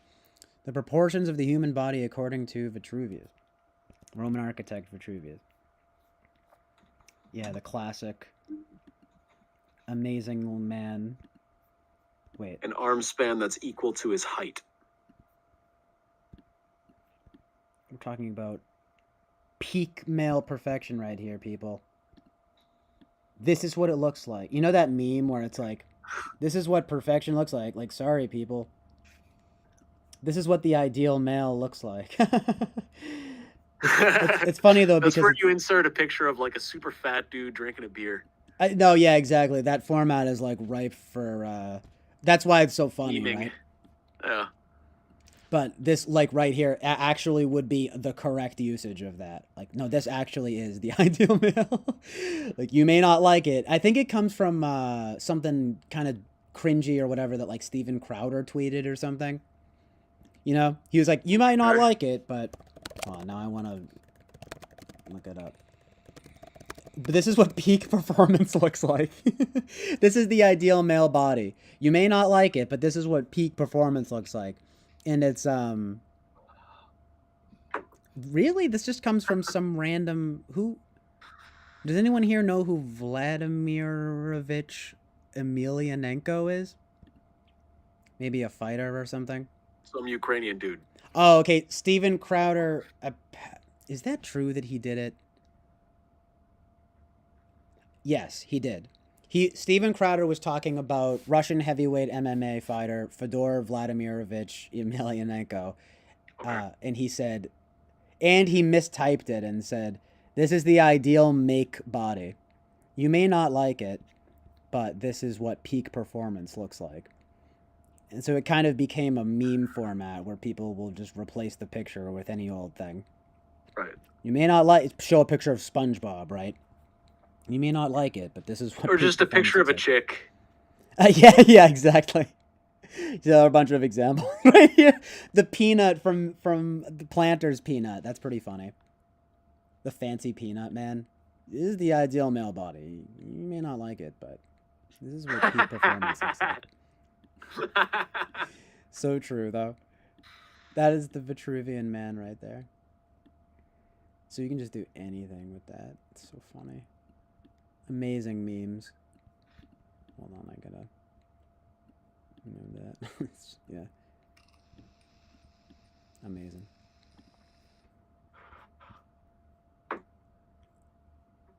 Nice, Peter.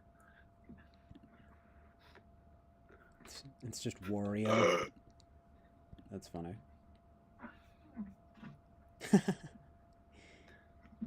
You gotta say CJ, did you ever like wrestling? It's funny. I never got into it or watched it, but when I was younger, I had this weird, funny thing where I made up wrestler names for like everyone in my family. I don't know why I don't know why I did that, but it was a thing. But no, I never got into it. I don't even know where that came from. Like I don't know why I did that, but I never got into it. Did you? Yeah. Really? What? Just like WWE and stuff. I mean, when I was young, the thing is, it sucks now. Yeah, I'm sure. I mean, so, it's gotten worse. It's terrible. Yeah, when I was young, like WWE, ECW, it was WWF at that point. Oh, right, yeah. It used to be cool. It used to be cooler, at least. I mean, it didn't start sucking when it was WWF, or when it was WWE. It started sucking when, it... became it, it's entertainment, well, isn't it? That's what it is. Is that what it is? No, it's complicated, like... WWF. For a lot of reasons. Well, probably because it got more fake. Well, it's cheesier. It's already cheesy, but it's even cheesier now. Yeah, I can imagine. It's soap operas for men. if you want a really good take on it, Jim Cornette. Jim Cornette is a great place to look. Oh, nice. I haven't heard of him. Is he like a comedian or something, or no? Author? Jim Cornette is a former wrestling manager. Oh, nice. Yeah, I just assumed. I'm like, I thought there might be some take on it from a comic. He podcasts now. Oh wow, he's an author and podcaster. And okay, what is there a specific video I could watch that's like Jim Cornette? I'm not gonna recommend you a bunch of fucking videos. It's like, it's a rabbit hole that I went down a few years ago. Oh yeah, there's a lot. Like, yeah, I hear you. But he's entertaining as hell.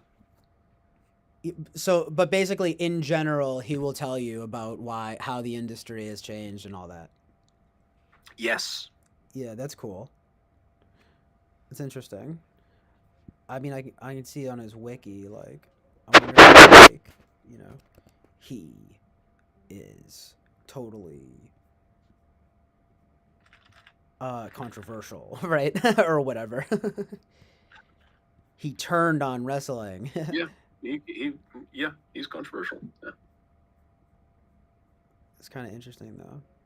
He's just like, I don't give a fuck about... He speaks his mind more than many would like. Yeah, just like, dude, stop. You're going too hard. And it's all, like, if he Like, he has a history of having beefs with people and being vocal about them. Yeah, I can see here. I mean, oh my God, he has been described by Cenk Uygur as a fire-breathing progressive, because he says, He is. Yes. yeah, because he says stuff about people. He like winds up going in the hard opposite direction, if you know what I mean. Like he's almost like pulling an eye for an eye or something, because it says here some pretty crazy stuff. Like he called Sarah Palin a useless twat. He called Trump President pig shit, and he said, I mean, he called Melania. This is kind of awful, I think. So That's the thing. That he will speak his fucking mind, and politically, yeah, he's left progressive. yeah, and he's atheist. Boo! No, he's everything. What the fuck? But you know, in a way, I can begrudgingly respect the you know, fire breathing attribute. Like it's just like, hey, at least he's fucking, you know. I mean, that's mean though. Calling Melania melanoma, that's kind of funny, but just calling her the first cunt, that's tasteless. Ew, you know. Jesus. And but he advocates for gun control. That's another thing. Yeah, that's a bit much, right? He, I mean, yeah, speak your mind, right? But still, it's like, my God. What? Because he advocates for gun control? No, not just that. No. More like just the vulgar. It reminds me of a little bit like some of the crazy, like Trent Reznor from Nine Inch Nails, like said like crazy stuff. He was like, you know, I don't know if my feelings on it have changed that much, but like I remember when I at least first read what Trent Reznor said about it, I was like, well, at least he's not pulling any punches. He's not like saying like, I don't like the mean words that Trump says. He's saying like, I think he's a fucking pig. Like, you know what I mean? Fucking, you know what like he said all this vulgar shit, you know what I mean? And it's just kind of like, part of me, I'm kind of like, well, nowadays I'm thinking like, well, that's unnecessary. But at the same time, it's like, well, he's committed. He's this Jim Cornette guy. He's more outspoken than I. What's that? He's more outspoken than I am. Yeah, like... And I've been outspoken before. Right. Yeah, and it's almost like... I guess I can respect, in a way, the not pussyfooting approach of just being like, Sarah Palin's a useless twat. You know what I mean? Like, like it's because it's kind of like, I'm kind of like, well, it's like, hey, that's mean. Everything. Sorry, what'd you say? Yeah. The cadence and everything. Right? Yeah, exactly. Like, it's kind of just like, it's kind of like, yeah, you don't hear that as much. I mean, it's like, that's, yes, fire. I think Cenk Uygur was correct. He's like a fire-breathing progressive, you know? It's not Cenk. How do you pronounce, what is it? Cenk? It's like Jenk? it's like a ch, it's like a chj kind of thing. So it's like I'm gonna keep calling him Cenk. No, I'm just kidding, Cenk. but that's funny though, because I could see that being wrong. Yeah, it's Cenk. It's Jenk. like Jenk. Yeah, Jenk. I see it here. Yeah. Ah, finally. I'm like, oops. Good thing I don't like use his name a lot. I'm not talking about, I'm going around in the streets saying Cenk Uygur all the time. People don't even really like know who that is. It's only people who like like me calling Sinead O'Connor Sinead. Ooh, ouch, yeah. Okay, whatever, fine. Use an Irish example too to make it double. Which I've done. But yeah. Sinead. Well, you know what's true Sinead. about that? There's one that took me even a while, which it's Siobhan. And it's Siobhan. So the Gaelic fucking Irish, Siobhan. My own heritage Irish, I'm like, what the heck? I don't even know that shit. So that would be my excuse. I'll be like, forgive me, I don't even know how to pronounce fucking Gaelic names, dude. Yeah. You know what I'm saying? That shit's ridiculous. So anyway, it'll be Siobhan, right? But it's Siobhan, like Siobhan. And then that chick Saoirse Ronan. Siobhan. I love her. Yeah, Siobhan. Hello, who's Siobhan here? Like, exactly. Actually, it's Siobhan. Yeah, exactly. Ban. Saoirse Ronan, though, my girl. But that took me forever. I'm like, Saoirse Ronan? Sour Sow. Conjugate. Ridiculous. Soursha. Okay, and then you get used to it, right? Oh, Soursha, and then you hear like the Irish in it too. Ah, yes, Soursha Ronan. Have you ever watched The Life of Brian? That's like the one I need to watch the full thing. That's the only Python that I haven't seen like the full thing. Good. I know it's supposed to be really good though, and of course I've seen the ending. You know, always look on the bright side of life, of course. I actually don't care for the ending that much. You really? No. Does it feel? Why not? It just kind of happens, and it's kind of cheesy, and Yeah. You didn't think it was well handled or something? it just felt a bit cheesy to me. I have to give it the full watch because I love Holy Grail, and I actually really like The Meaning of Life too. If I never gave Life of Brian the full watch treatment. Meaning of Life is a. Well, it's a mixed. That tends to be the one that people. It's more of a mixed bag. Yeah, people tend to. That's the one that's kind of. I like it, but it's more of a mixed bag. Yeah, I think that's like the true. That's just like objectively true. Even without having seen the full Life of Brian, it's like yeah, everyone, you know, fucking. Because Meaning of Life is more like a big variety program. It's a kind of like the. It's a little bit more like the show, but it's more absurd in that way. Whereas Life of Brian and Holy Grail actually follow like a. No, I mean they're structure. movies. Meaning of Life isn't really a movie. Nah. In the same way that they're movies, you know. Nah, exactly.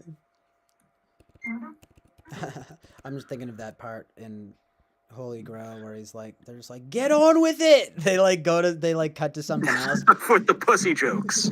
Yeah, exactly. I'm really surprised this even made the final cut. Yeah, they do a lot of really funny stuff that's kind of ahead of its time. That's like kind of like meta, like intertextual stuff, like, Meaning of Life even is so good when he just that long bit of when you like follow John Cleese for a while and he's just like what are you followed me for? Fuck you after a while. Cause he's like, I'm gonna show you the meaning of life. That's not John Cleese. Come with me. That's Oh, is it Graham? Is it John Cleese? I thought it was John, because doesn't he does a pretty good like butler type of guy. Is it Graham though? It might be Graham. I don't think it's I think it's I always forget this guy's fucking name. It's Eric Idle maybe. It's the French waiter. It's Eric Idle. Yeah, but I don't remember if it's John Cleese that did it. Yeah, no, you're right. It's Eric Idle. Is it Eric? Yeah, it is. I thought. Yeah. Yeah, he's just like, you wanna find out? And he's like, well, follow me. You just follow him for literally 3 minutes here. And then at the end, he's just like, what are you following me for? Fuck off. You don't like it? Well, fuck off. Yeah, exactly. Yeah. Good. So good. Like that shit's clever as fuck. There's Monty Python, like it's nerdy as fuck, but then there's some stuff that's just like there's a lot of stuff in it that's just good. It's so formative. Just stupid stuff. It's like the Ministry of Silly Walks and stuff, like silly. You ever the skit Argument? Yeah, the one where he goes to an argument clinic, like basically. It's John Cleese. It's smart stuff, Well, it's all like, it's just like meta in a way of like the argument that they're having is about what a formal argument is. Oh yeah, I gotta put that one on real quick. Well, this isn't an argument. This is just that we're just making contradictions. No, we're not. Yeah, exactly. Yeah. It's really funny. No, we're not. I need to put this on real quick, if you don't mind. Watch the argument bit here, because it's been a long time. Put it on. I'm gonna go take a leak. Nice, because I actually want to get a coffee, but I do want to just watch some of it though, at least. There you go. It's £1 for a 5-minute argument, but only £8. See, I don't know which one is better to play, because... Yes, sir. I'd like to have an argument. What's the difference, you know? I'll just play the longer one in case I miss something by not playing it.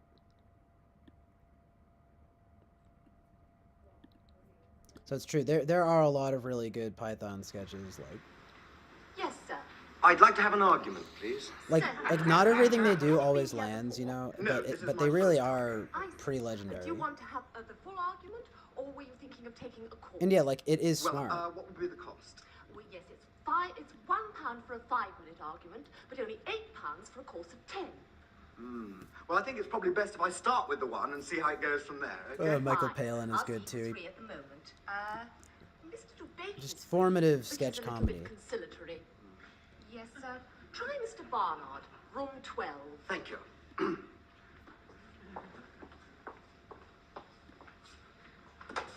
What do you want? Well, I was told outside. Don't give me that, you snotty-faced heap of parrot droppings! What? Shut your festering gob, you tit! Your type makes me puke! You vacuous, toffee-nosed, malodorous pervert! I came in here for an argument! Oh, I'm sorry, this is abuse. Oh. That explains it. Yes. Oh, no, you want 12A It's next actually door. funny. I though. see. Sorry. Not at all. No, that's all right. Stupid git.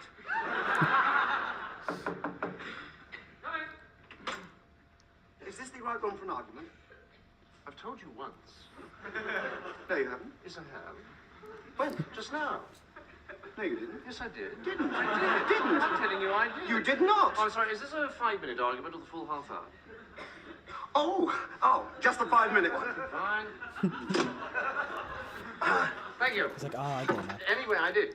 You most certainly did not. Now, let's get one thing quite clear. I most definitely told you. You did not. Yes, I did. You did not. Yes, I did. Didn't. Yes, I did. Didn't. Yes, I did. No, this isn't an argument. Yes, it is. No, it isn't. It's just contradiction. No, it isn't. Yes, it is. It is not. It is. You just contradicted me. No, I didn't. Oh, you did. No. You did just then. No, nonsense. Oh, look, this is futile. No, it isn't. I came here for a good argument. No, you didn't. You came here for an argument. Well, an argument's not the same as contradiction. Can be. No, it can't. An argument is a connected series of statements to establish a definite proposition. No, it isn't. Yes, it is. It isn't just contradiction. Look, if I argue with you, I must take up a contrary position. But it isn't just saying no, it isn't. Yes, it is. No, it isn't.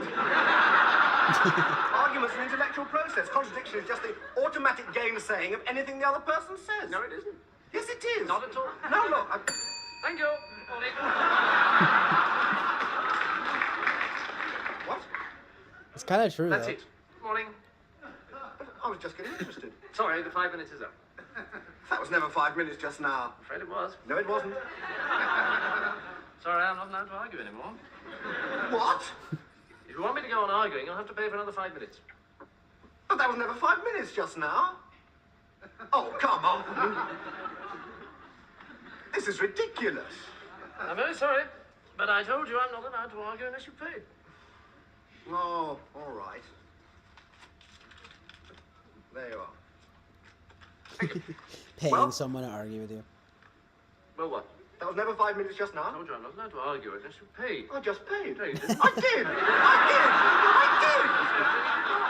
Look, I don't want to argue about Well, that. I'm very sorry, but you didn't pay. Aha! Well, if I didn't pay, why are you arguing? Gotcha. There you have it. Is that? If you're arguing, I must have paid. Not necessarily. I could be arguing in my spare time. True. I've had enough of this. No, you haven't. Oh, shut up.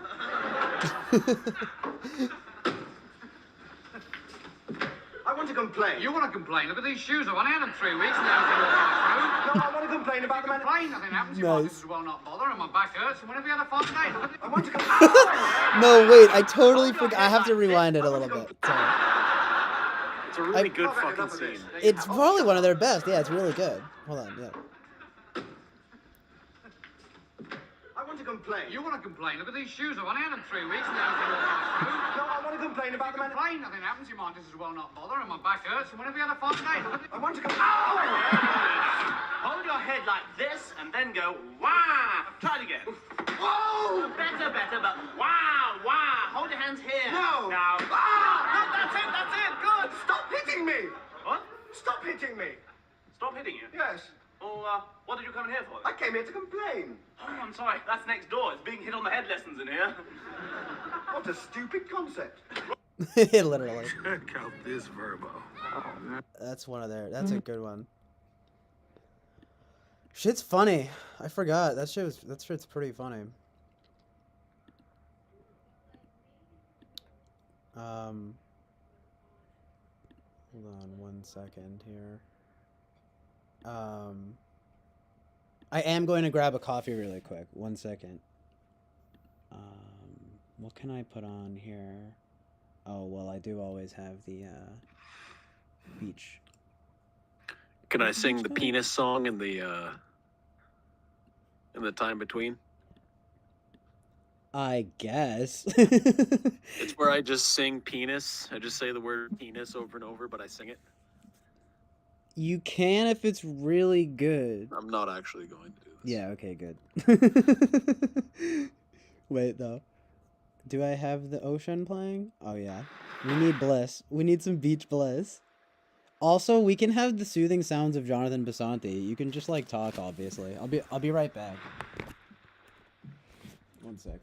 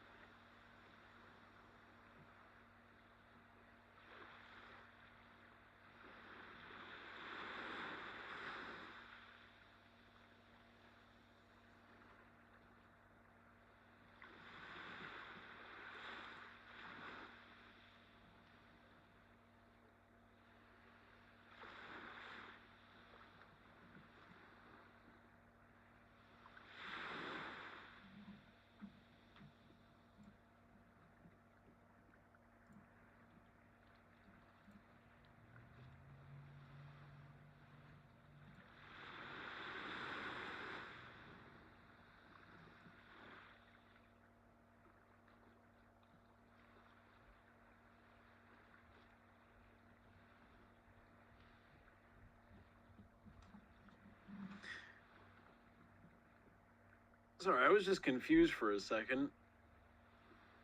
I didn't realize that I've been alone all this time. Sorry about that. What's up? What's up, Peter? What's up, Boba? Alien 60.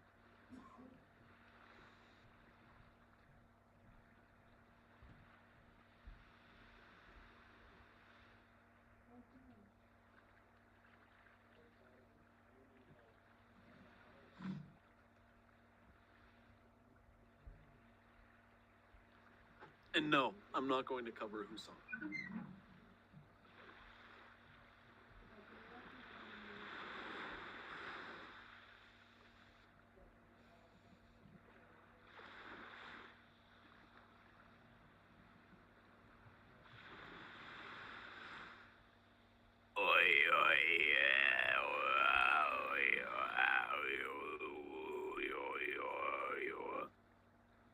Is that good enough for you?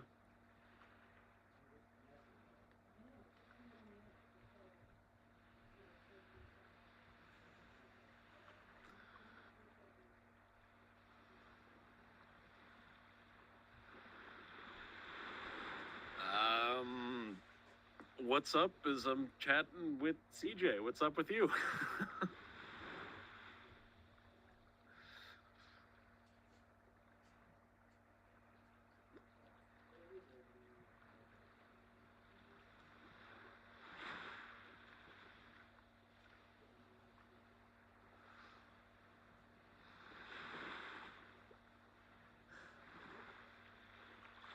You still want to talk about the life is fair? Okay.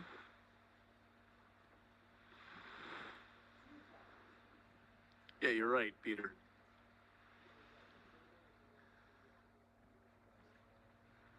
That's Kate Bush.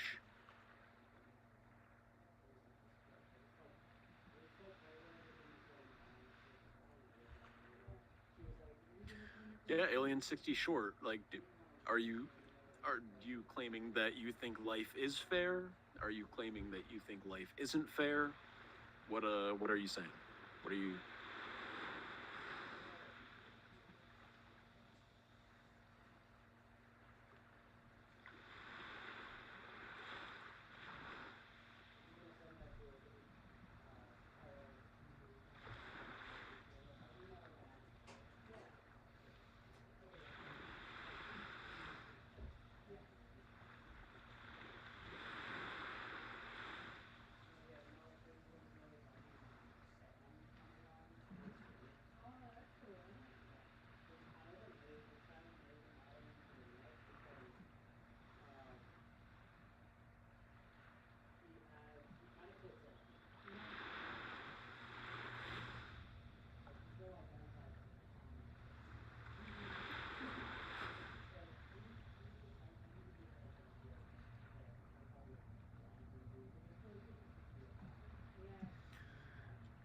I have to scroll down.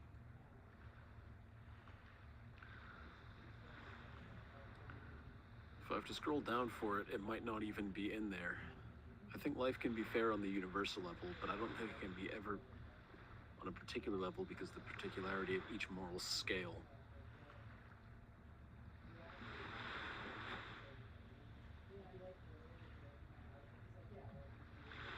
Life is fair because no one has the ability to disturb its laws of nature, so it's fair for everyone in this matter. No one has the access to change reality, I think. Generally, life will be fair on the universal constant aspect of it that don't change despite of anyone, so it has to be defiantly fair on those aspects.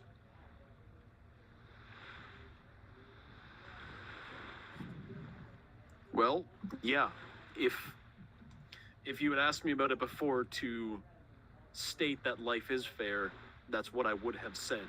So, yeah. I don't disagree with you in that regard.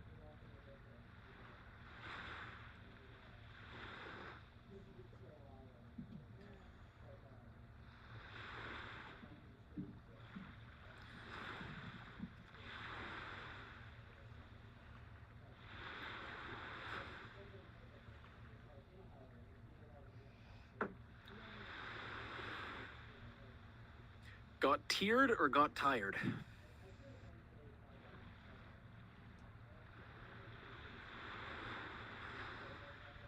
What does that even mean?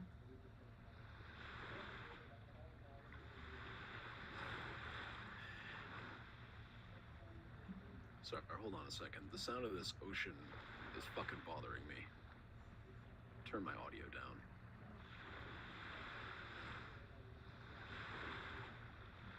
Yeah, I did read it backwards because I was scrolling back to it, but yeah, I got what you were saying. I don't need to read the particulars about it because I already know what you're saying.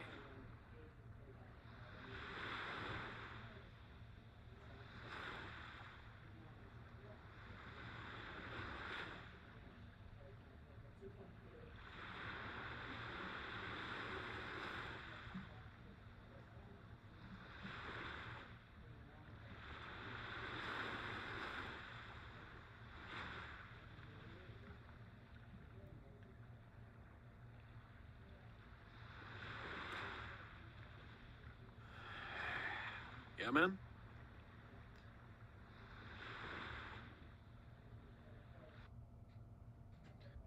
They had savers remorse, and I did too. I mean, sure, I paid less for auto insurance, but I worried the coverage was good enough.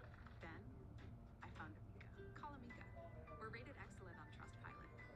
Get your quote now.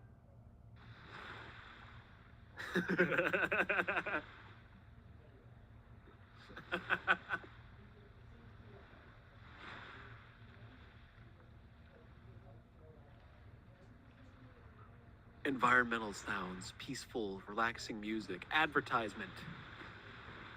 I saved this much money by switching to Geico.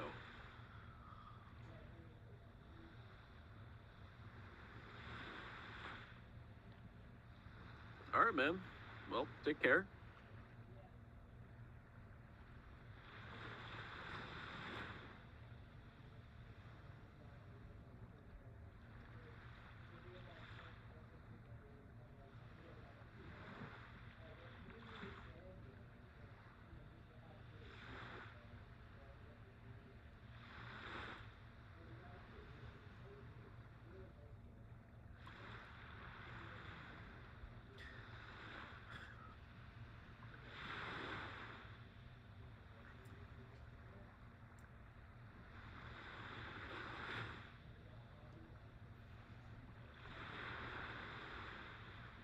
But Boba, basically what Alien 60 is saying is that the laws of nature don't discriminate. Is basically what he's saying.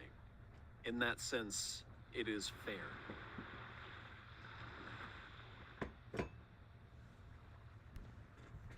So, dudes. It's your boy back at it. What are you guys talking about? Holla at your boy. It's your boy. You know those like I DJ think tags and Alien stuff? 60 went to bed, but No. he was talking to me further about his he was arguing that life is fair. Oh, nice. That's a hot take. That's what we love here. Well, I get where he's coming from. What he's saying is basically like life is fair in the sense that the laws of nature don't discriminate. Okay. Okay. Interesting. That's true, I guess. Kinda, sorta. Yeah. It is true though. But it's just, again, which is why he said, you know, how do you define fair? Because if you're going at it from that angle, yes, it's fair. But that's not really what we mean when we say, is life fair or not?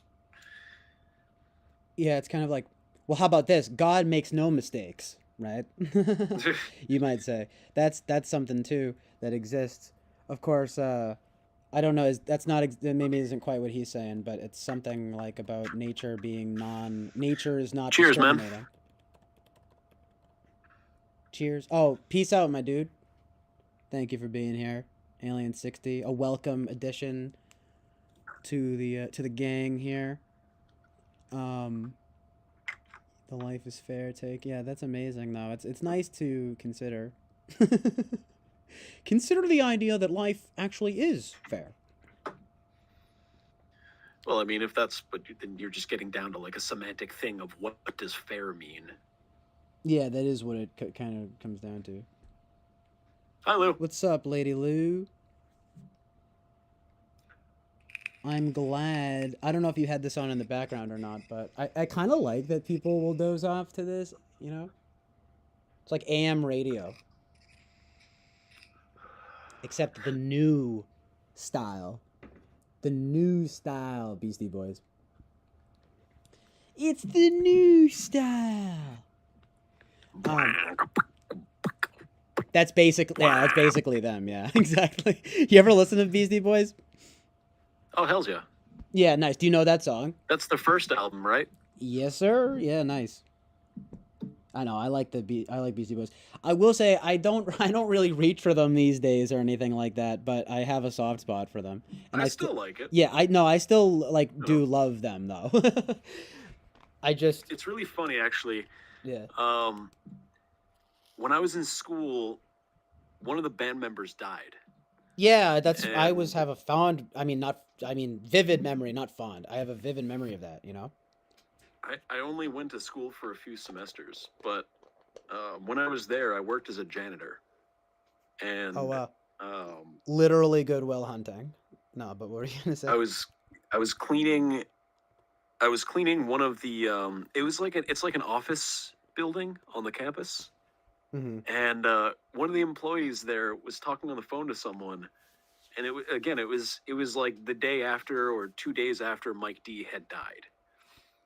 Yeah, MCA, yeah. She was chatting on the phone with someone, and people out there have this it's in North Adams, and people out there have this they have this kind of accent, like it's the northern cities like Buffalo, New York.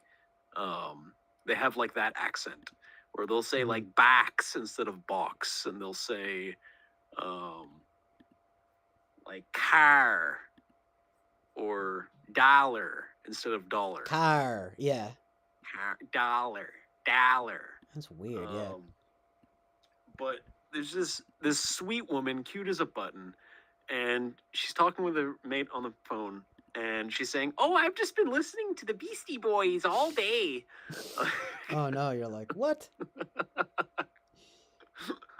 Get out of here. And it was just a funny pairing of, you have this cute, adorable woman listening to the fucking Beastie Boys. Yeah, they're not. It'd not be exactly even what you better would if expect. she was like, "I've been listening to like fucking technical fart metal all day. Technical fart. I've been listening to Mind Rape all day because their lead singer died." Mind Rape. Mind Rape. Is that a real band or something? No, I just made it up. It It might would be a be. band. It probably I don't know. is. Yeah. That's hilarious. Oh God, but no, Beastie Boys always had. They never were like super vulgar though or anything. You know what I mean? It's just bombastic, It's not what you would expect. Was she like an older lady? She was probably in her like 40s, 50s. Was this a while ago? Yeah, well, so it doesn't matter. The point is, it's just funny because like my mom is how old? She's going on her. Well, late 40s. She's in her late 40s, and like and she likes the Beastie Boys. My dad likes them too. I mean, I think it's a generational thing, I think it's like the Gen Xers and stuff. They still, but it comes off as sort of unexpected nowadays or something. You know what I mean? Like, it's just kind of like, really, Beastie Boys? I'm like, well, yeah, well, that's what we're gonna see more and more of is like these funny, like sort of funny pairings of people. That I mean, that's just the way it works. It's like, right. Grandpa probably listened to like jazz, right, or like big band music or something like that. Yeah. And for us, it's gonna be like, Grandpa, what did you listen to when you were a baby or when you were a boy? Right, just like fucking Megadeth, Lil Wayne, no, just like fucking. Lil Wayne. I don't even know, right? Fucking what's her name? The wet ass pussy chick. Jeez, yeah, exactly. So bad. Like Cardi B or. Cardi B. Awful, yeah. I never even really liked Nicki Minaj. Anal cunt. Yeah, I know that band. I know that group. And back in my day, we was an anal cunt. Back in my day, we used to listen to anal cunt, and we used to jump around into each other. We'd jump around and make all sorts of noise. buddy of mine used to do heroin and slit his wrists. It was like, Grandpa, that sounds fucking hardcore. It was. Yeah, y'all are a bunch of pussies, you little farts. Yeah, exactly. You guys don't even Damn, leave the Grandpa. house these days. Listen to G.G. Allen, you know? Fucking, my God. I never even got into him or, you know. But that's definitely part of that, Nicki Minaj, yeah. Nicki Minaj. Saying it like that. Yeah. Ugh, I mean... Just the worst. But I mean, nowadays it's even worse. Megan Thee Stallion, like, she just is the other chick on the WAP song. Is it? Yeah, just You another. ever heard the song "Smell Yo Dick"? Oh yeah, I remember that. From Tosh.0 at least. They're like,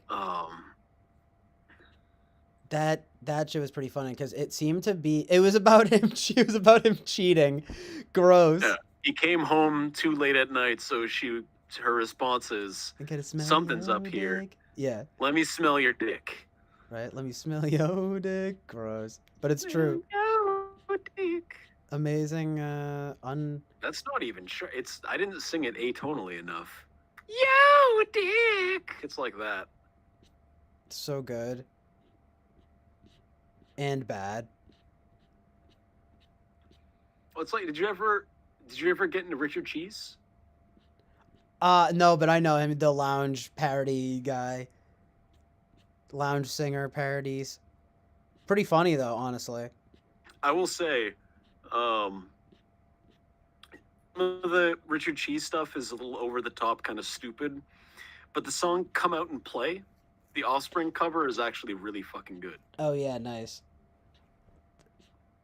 Let's look that up real quick. Cause I get the vibe. I mean, I know his vibe, and it can be. I could see it maybe being kind of good sometimes. Yeah, it's like that. It's actually a song that I'll listen to just to listen to. Like, it's good. Yeah, like there are instances where a lounge cover might actually be good. Like, hold on, let me see. Dos, tres, cuatro, cinco, cinco, I seis. can already, yeah.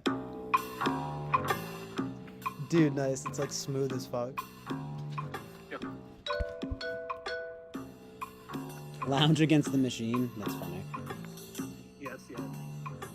You gotta keep them separated. Like the latest fashion, like a spreading disease.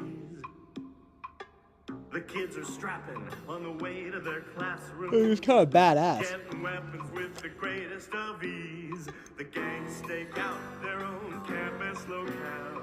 And if they catch you slipping, then it's all over, pal. If one guy's colors, Like, it's still funny, but yeah, it's kind of they're good. gonna bash it up, bash it up, bash it up, bash it up. Hey, man, you're talking back to me. Take 'em out, you gotta keep 'em separated. That just makes me want to listen to the original, though.